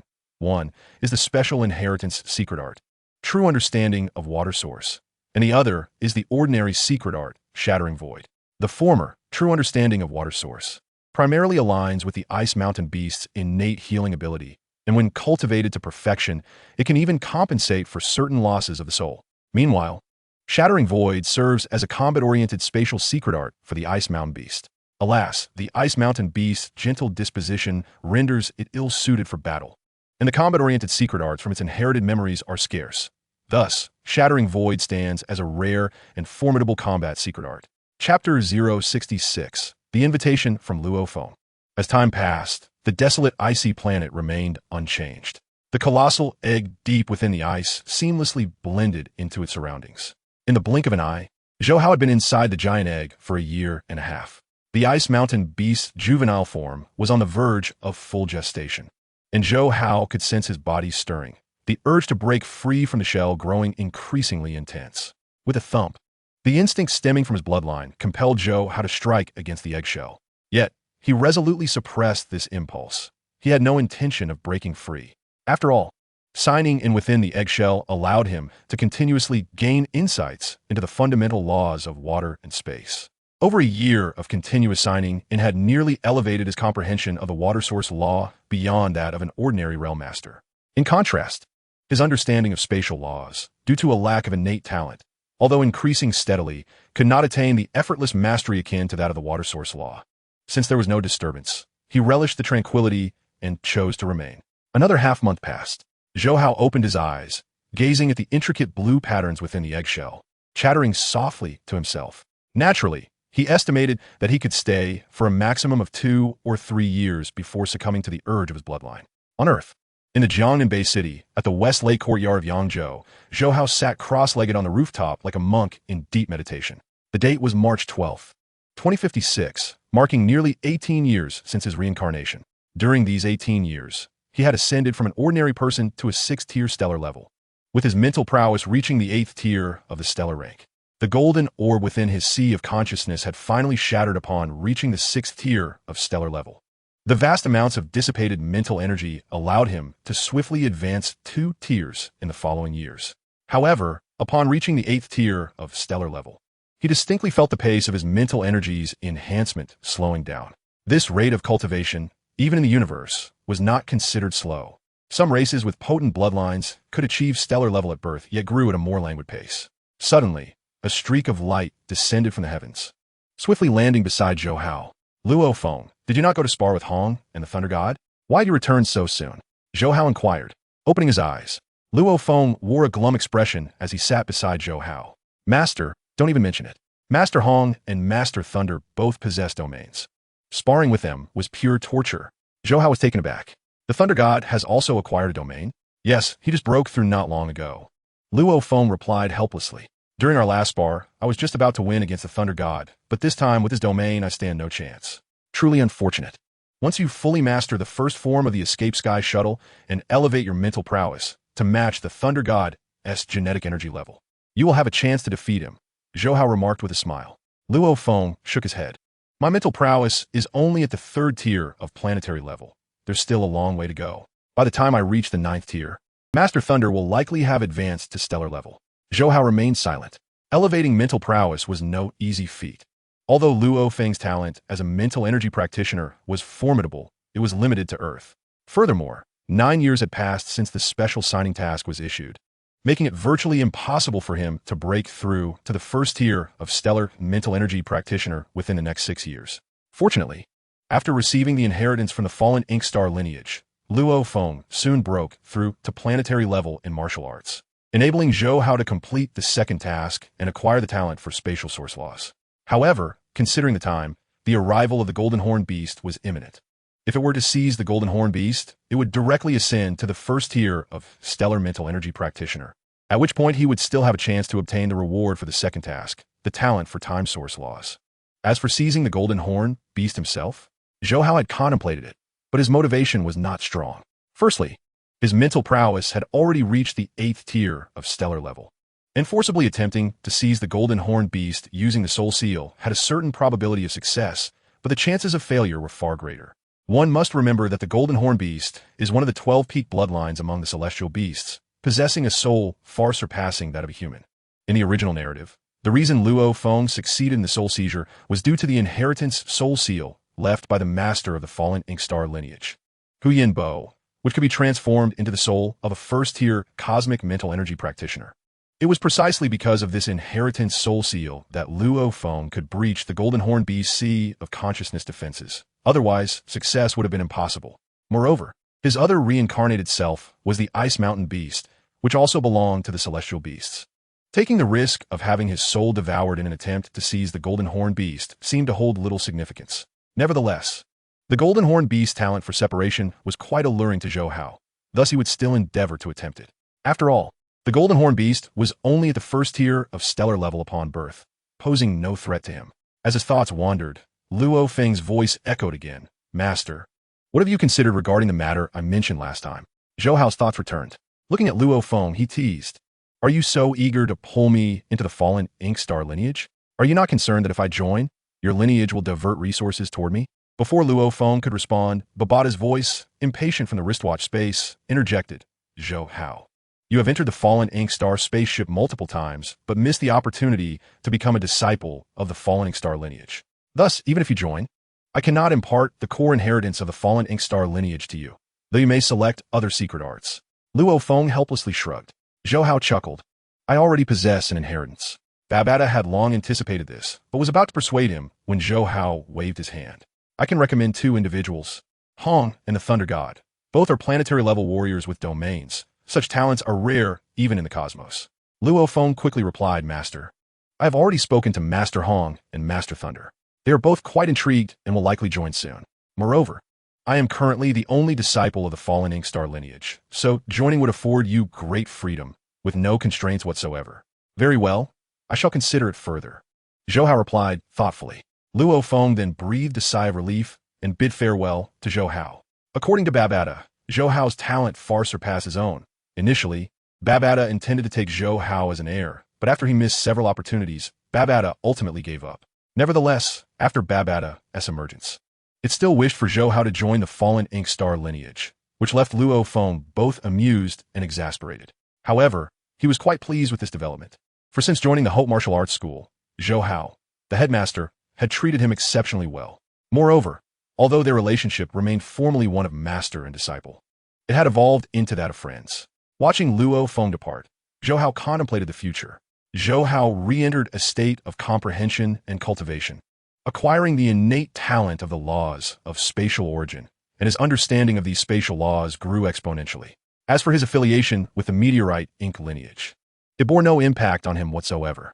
Chapter 67, Traces. On a desolate, snowy planet at the fringes of the obscure star system of the ancient Wheel Kingdom, Zhou Hao resided within the shell of a colossal ice beast egg, marking 3 years since his inception. Ever since the emergence of a hatching impulse from his bloodline a year and a half ago, he had been diligently suppressing this urge daily.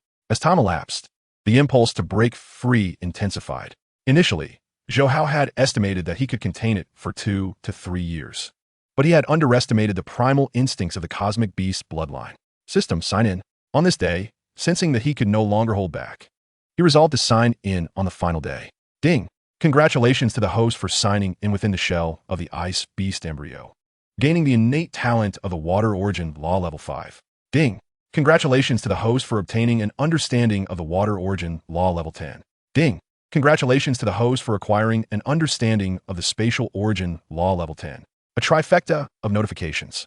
After 3 years of signing in, he had nearly exhausted the resources within the egg shell. However, the secret techniques obtained were predominantly inherited methods. Thus, his primary gains over the past 3 years were actually the enhancements in his comprehension of the water and spatial origin laws. Boom! Another 10 hours passed. The next day, Zhou Hao could no longer suppress the impulse of his bloodline. With a forceful impact of his hardened head against the shell, he effortlessly created a breach.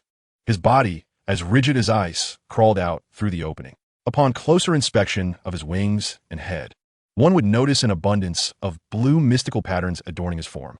Unlike the golden-horned giant beast, the essence of his body was predominantly concentrated in a protruding, keratinous mass on his abdomen.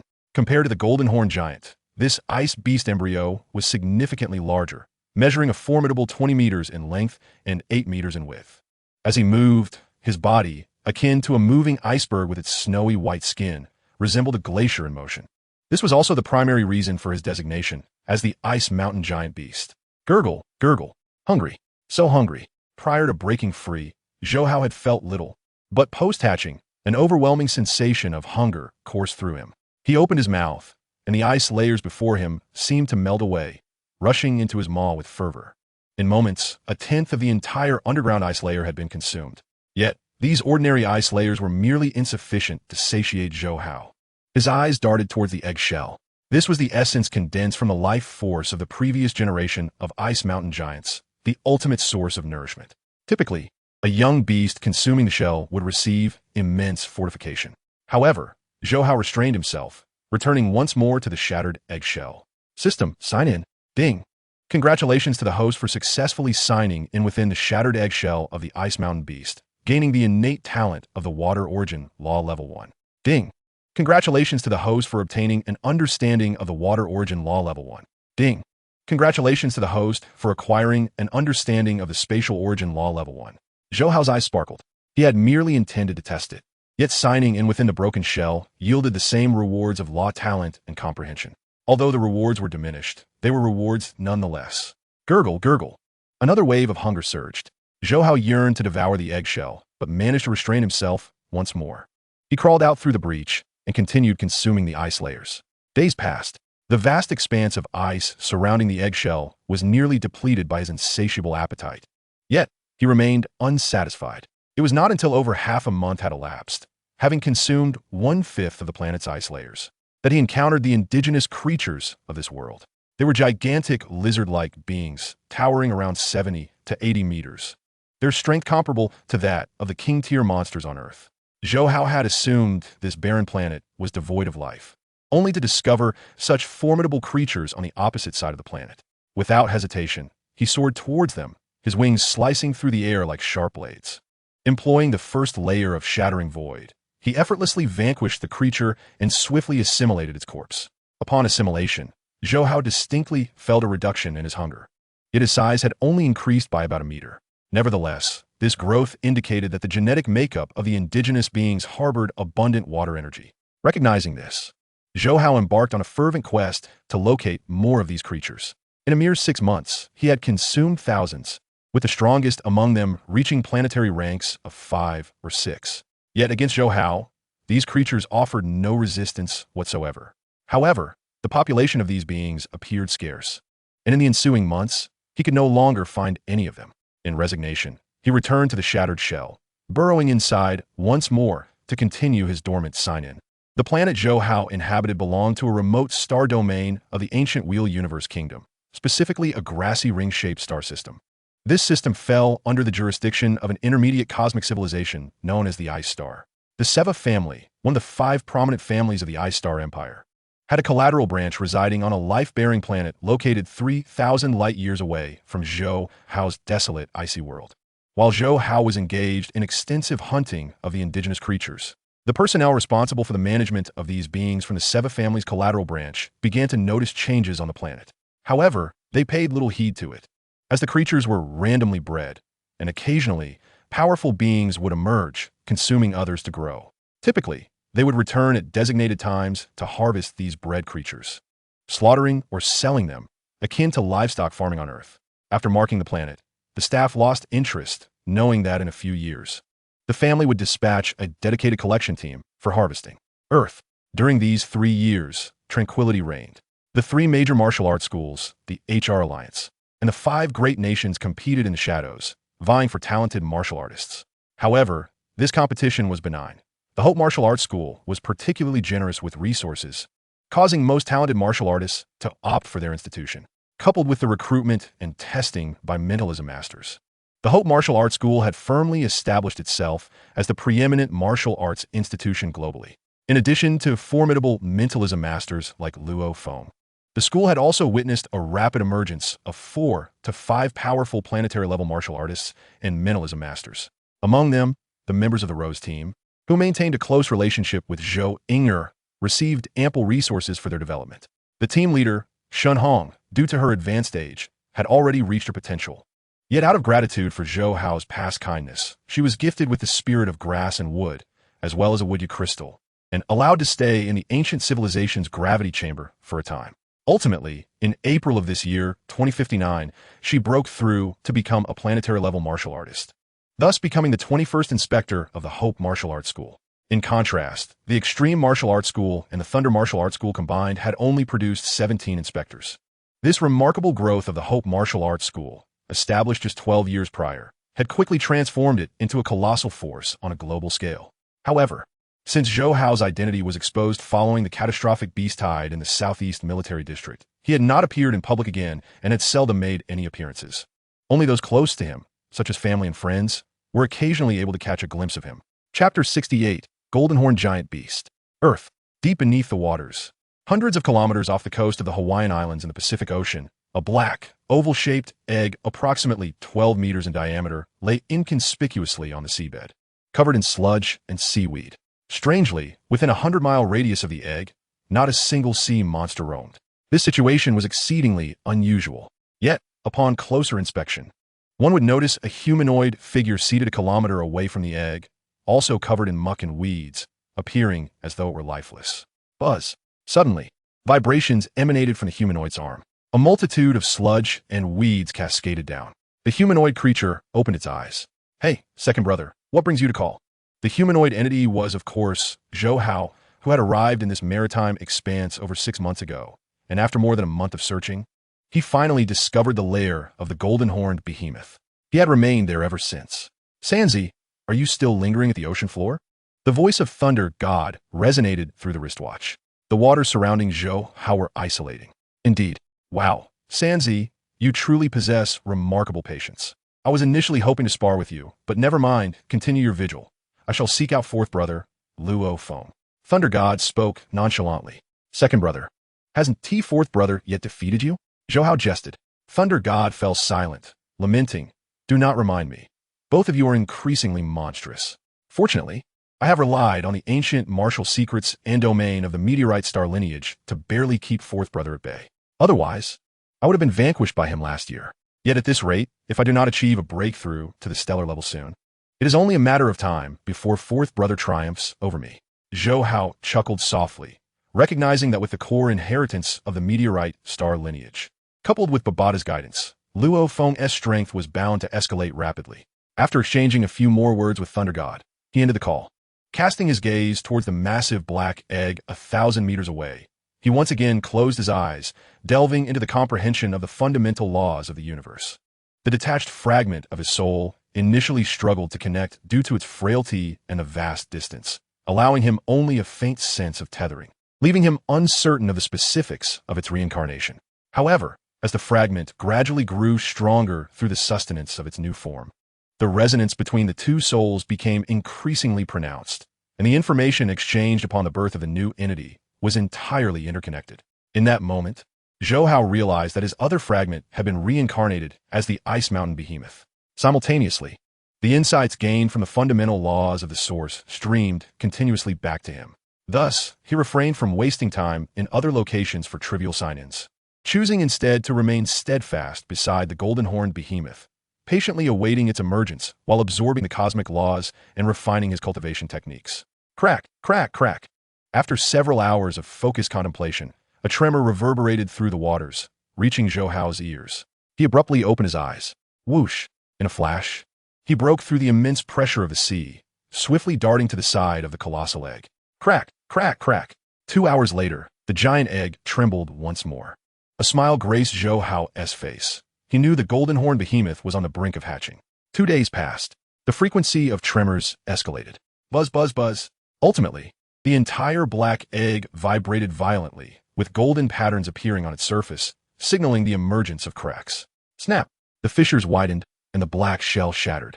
A pitch-black, slime-covered, juvenile golden-horned behemoth emerged. Zhou Hao erupted into laughter, extending his finger as the Moya vine extended wildly, ensnaring the 12-meter-long juvenile behemoth. Roar!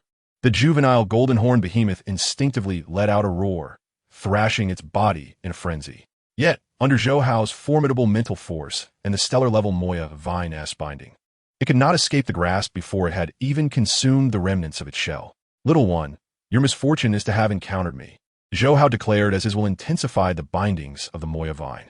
The golden-horned behemoth thrashed violently, its gelatinous skin flickering with golden secret patterns and its singular horn, resembling a piercing skyward spike, shimmered with concentric secret patterns.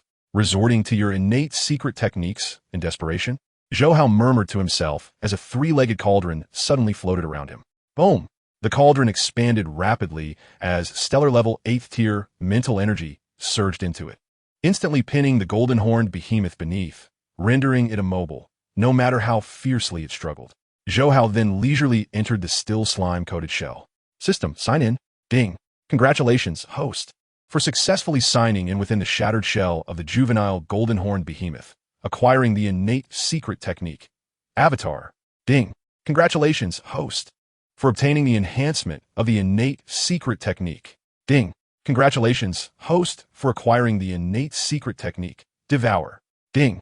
Congratulations, host, for obtaining the special secret technique of inheritance. Whip Shadow. Ding. Congratulations, host, for receiving the innate law of the gold source. Ding. Congratulations, host, for attaining a comprehension level of 10 in the gold source law. Ding. Congratulations, host, for achieving a comprehension level of 10 in the space source law. This was the first time signing in within the shell of the juvenile golden-horned behemoth, resulting in an astonishing 18 rewards. Although it was slightly less than the sign-in for the Ice Mountain Behemoth S fragment, the acquisition of the three vital innate secret techniques was paramount. Zhou Hao was immensely delighted. He had not anticipated that signing in within the shattered shell would yield innate secret techniques. Undoubtedly, the sign-in system was gradually regaining its formidable capabilities from its initial activation in the dim realms of cosmic seas. The three innate secret techniques were exclusively suited for the Golden Horn Behemoth, and with his human form, he pondered whether he could utilize them after receiving them. System, claim rewards. Boom!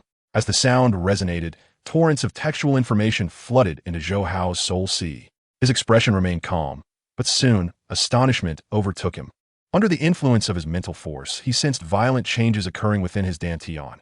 Mysterious energies surged forth, causing the red micro-stellar body to collapse, while simultaneously, the numerous micro-stellar bodies of mental energy within his soul sea also crumbled, releasing their mental force and primordial energy, which rapidly converged in his dantian under the mysterious energy S effect.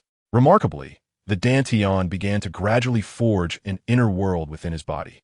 As the energies from his soul sea and dantian merged into this inner world, they unexpectedly coalesced into a transparent crystal sphere akin to that of the golden-horned behemoth. Within a mere span of a dozen minutes, once the core nucleus successfully formed, the inner world continued to undergo dramatic transformations. Vast amounts of gold and fire elemental energy converged from the dantian into the inner world. Concurrently, Zhou Hao's skin exhibited faint red, gold, and gray secret patterns, symbolizing their respective attributes. After a full half-hour, this tumultuous transformation gradually subsided. Zhou Hao was left astounded, exclaiming, "This is truly remarkable, system. I am in awe." He had never anticipated that upon acquiring the three innate secret techniques of the Golden Horn Behemoth, the system would directly establish an inner world within his dantian, distinct from that of the Golden Horn Behemoth. Now, not only could he utilize the three innate secret techniques, but he could also employ the special secret techniques of inheritance from the Golden Horn Behemoth and other ordinary techniques. Observing the struggling, juvenile Golden Horn Behemoth, Zhou Hao found no inclination to seize its essence.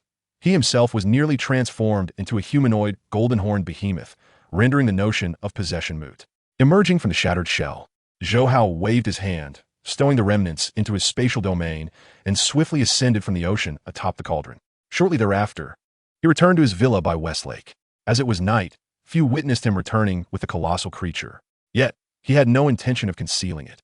The juvenile Golden Horn Behemoth had become utterly inconsequential to him, and it would be more beneficial to allow Luo Feng to seize it, hastening his growth to the stellar level to complete the third task and acquire the law of time. The next day, he directly called Luo Feng, inviting him to the villa by Westlake. Upon Luo Feng's arrival, he beheld the juvenile Golden Horn Behemoth restrained by the cauldron and moya vine. "Third brother, what manner of creature is this?" Luo Feng inquired, astonished. "The Golden Horn Behemoth," Zhou Hao replied casually. Luo Feng was taken aback. "What? The Golden Horn Behemoth?" Zhou Hao chuckled. "Indeed. The Golden Horn Behemoth is one of the 12 apex bloodlines among the cosmic behemoths.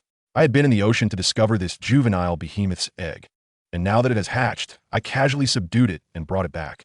Luo Feng appeared somewhat bewildered. The terms Golden Horn Behemoth and Cosmic Behemoth were entirely foreign to him. "Babata," he called out, seeking clarification. "What is it?" "I was busy playing a game," Babata responded. Luo Feng inquired, "What is the Golden Horn Behemoth?" Babata, startled, responded, "What did you say? The Golden Horn Behemoth? Where is it?" "Right here. Third brother has brought back the juvenile Golden Horn Behemoth." Luo Feng reiterated what Zhou Hao had just mentioned. "What incredible luck. You discovered the juvenile Golden Horn Behemoth on Earth, and it's just been born?" Babata exclaimed in astonishment. Luo Feng, bewildered, asked softly, "Babata, is the Golden Horn Behemoth truly precious?" Rolling his eyes, Babata, aware that Luo Feng was a native and thus not to be scorned, suppressed his excitement and replied, "Not just precious, it's exceedingly rare. My master has roamed the universe for 60 million years and has only encountered 3 starry behemoths. The Golden Horn Behemoth is renowned among the starry behemoth race, boasting a noble lineage. It is born at the stellar level and can reach the pinnacle of the Realm Lord stage upon maturity. Even when faced with the great immortal, it can effortlessly escape from its grasp." Luo Feng's eyes widened in shock, realizing the immense significance of the Golden Horn Behemoth. "Babata, third brother has subdued this juvenile Golden Horn Behemoth. Won't that provoke the wrath of the starry behemoth race?" he asked anxiously. "Fear not. The starry behemoth race is exceedingly scarce. If you don't speak of it, who would know? Babata responded, his blood-red eyes gleaming with excitement. This is simply incredible luck. A creature so rare has been born on Earth. Moreover, this juvenile golden horn behemoth is at the 8th tier of the planetary level. This is an extraordinary opportunity. Luo Feng, one that may not present itself for billions of years. Babata shouted enthusiastically within the confines of the wristwatch space. Luo Feng was taken aback by Babata's reaction. He knew that such exuberance was rare for him, even when his elder brothers, both planetary-level geniuses, were mentioned. Yet now, Babata was positively elated. Luo Feng suppressed his astonishment and asked, Babata, what opportunity do you mean? Possession, Babata replied, barely able to contain his excitement. To possess the golden horn behemoth. Luo Feng's pupils dilated, momentarily stunned by the notion of possessing the golden horn behemoth. Indeed, Babata continued, do you remember when you became my disciple? I told you how my master, by chance, once possessed a member of the Lonka clan and soared to great heights thereafter. Luo Feng nodded. Babata elaborated. In the vast universe, countless races exist, and your human lineage is woefully inferior. Without other opportunities, your limit in this lifetime would be planetary level. My master's lineage is also not particularly high, capping at the 9th tier of the stellar level. However, after possessing a Lonka youth, his potential transformed entirely, allowing him to reach the cosmic level, and with some effort and resources, he easily surpassed the Realm Lord stage. Of course, crossing into immortality required considerable effort. At this point, Babata's blood-red eyes shone with brilliance. The golden horn behemoth before you possesses a lineage even more noble than the Lonka clan. Its innate potential far exceeds that of the Manka aliens, and should you successfully possess it, your future accomplishments would be limitless. You must understand, while you have gained the core inheritance of my fallen star lineage, it pales in comparison to the opportunity presented by the golden horn behemoth. Its very birth is at the stellar level. Even if it were to indulge in leisure without training, it could gradually ascend to the Realm Lord stage solely based on its lineage. Yet, under my original cultivation plan, it would take 100,000 years to cultivate you to the Realm Lord stage, and the prospect of achieving immortality would be utterly bleak. Babata continued excitedly. But possessing the golden horn behemoth would be entirely different. With your efforts, reaching the Realm Lord stage would be exceedingly easy, and with the behemoth's innate gifts, you would be a formidable force even at that level, with a significant chance of eventually breaking through to immortality. Hearing this, Luo Feng couldn't help but interject, so Babata, you want me to possess the golden horn behemoth before me? It was brought back by third brother from the depths of the sea. Regardless of whether I can possess it, it should rightfully be third brother's first. Babata was momentarily speechless. Luo Feng continued, the golden horn behemoth may indeed be the monumental opportunity you described, but in the universe, such opportunities often turn friends into foes and loved ones into adversaries, leading to conflict and bloodshed. While Earth has witnessed similar occurrences, you must understand, I, Luo Feng, will not resort to such measures. Babata fell silent.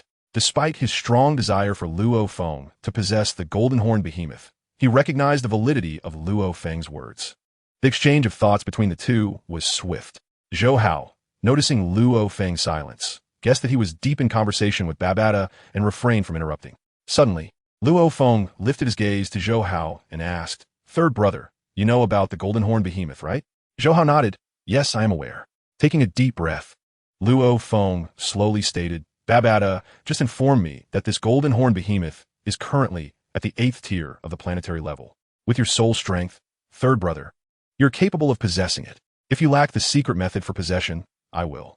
Yet Zhou Hao smiled and interrupted, Luo Feng, I called you here to discuss this very matter. Possessing the golden horn behemoth? Luo Feng was taken aback. Exactly, Zhou Hao nodded. But his next words left Luo Feng in shock. I want you to possess the golden horn behemoth. Babata was equally stunned, but soon erupted with excitement, shouting, Luo Feng, quickly, agree to him. Ignoring Babata, Luo Feng fixed a serious gaze on Zhou Hao.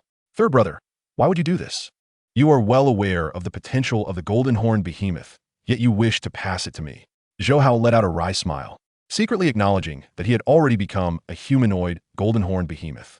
However, he couldn't voice this thought and could only sigh helplessly. Luo Feng, I understand. And I even possess the secret method for possession. However, for me, possessing the golden horn behemoth holds no significance. For now, I cannot explain further. But you must know this. Only you can possess the golden horn behemoth. When we pledged brotherhood, both eldest brother and second brother mentioned that once Earth is discovered by cosmic adventurers, the consequences would be dire. For instance, had I not found the golden horn behemoth in the sea, allowing it to grow unchecked would spell disaster for the entire planet. Therefore, for the future of Earth, I hope you can possess it. After hearing this, Luo Feng felt a twinge of fear. He recognized the truth in Zhou Hao's words. If the golden horn behemoth were to mature, it would be far more terrifying than the beast emperor of the sea. Babata urged Luo Feng, "What are you still hesitating for? If Zhou Hao could possess it, he would have done so long ago, rather than bringing it back for you to see." Luo Feng pondered for a long while before finally saying, "Third brother, I need to think it over." "Of course," Zhou Hao replied with a smile. Luo Feng took a few steps back, then paused, and turned to Zhou Hao. "Thank you, third brother." With that, he soared into the sky, fully aware of the immense favor he was being granted by relinquishing such an incredible opportunity. Had it been anyone else, even if they couldn't possess the golden horn behemoth, they would have likely hidden it away or eliminated it, rather than allowing another to benefit. Yet his third brother chose to pass it on to him. It was clear that this decision was made with the future of Earth in mind. Luo Feng even believed that if it were eldest brother or second brother, they too would likely make the same choice. As he watched Luo Feng depart, Zhou Hao shook his head, realizing the lengths he had gone to acquire the law of time as foundational talents. 5 days passed in contemplation. After careful consideration, Luo Feng returned to Zhou Hao. "Have you made up your mind?" Zhou Hao asked. Luo Feng gazed at the struggling golden horn behemoth and nodded resolutely. For the sake of Earth, for his homeland, he ultimately chose to relinquish his human form. Zhou Hao exhaled a breath of relief, his expression turning solemn.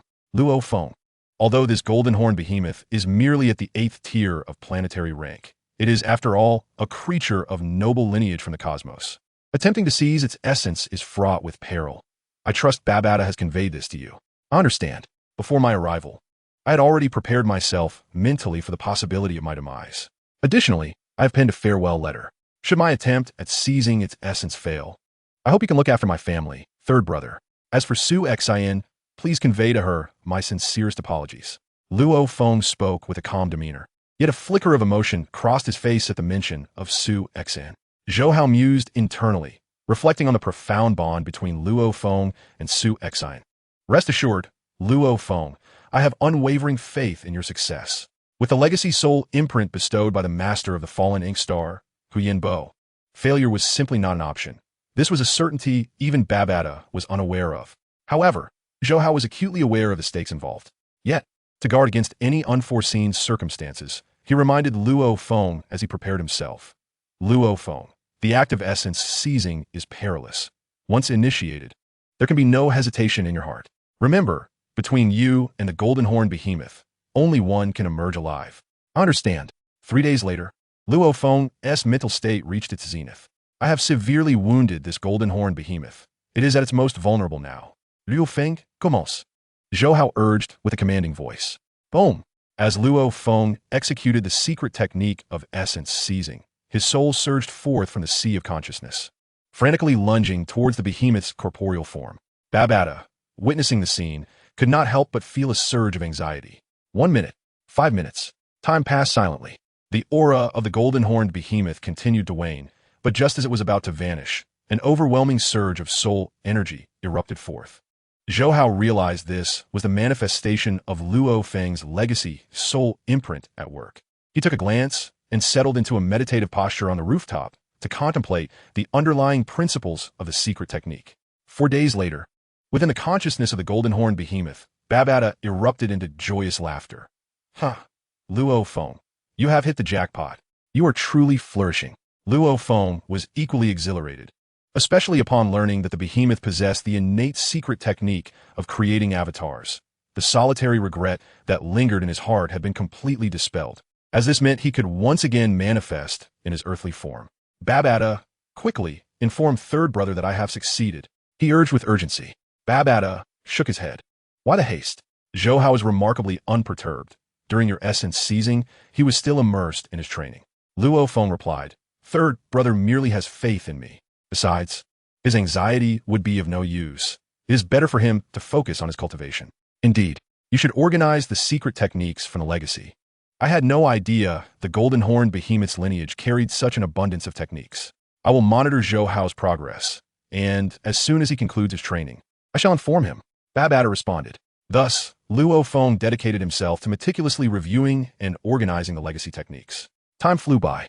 2 years passed in the blink of an eye. In the basement of the West Lake Villa, Zhou Hao remained within the shattered shell of the golden horned behemoth, silently reciting, System, sign in. Ding. Congratulations, host, for obtaining an understanding of the golden source law. Level 1. Ding.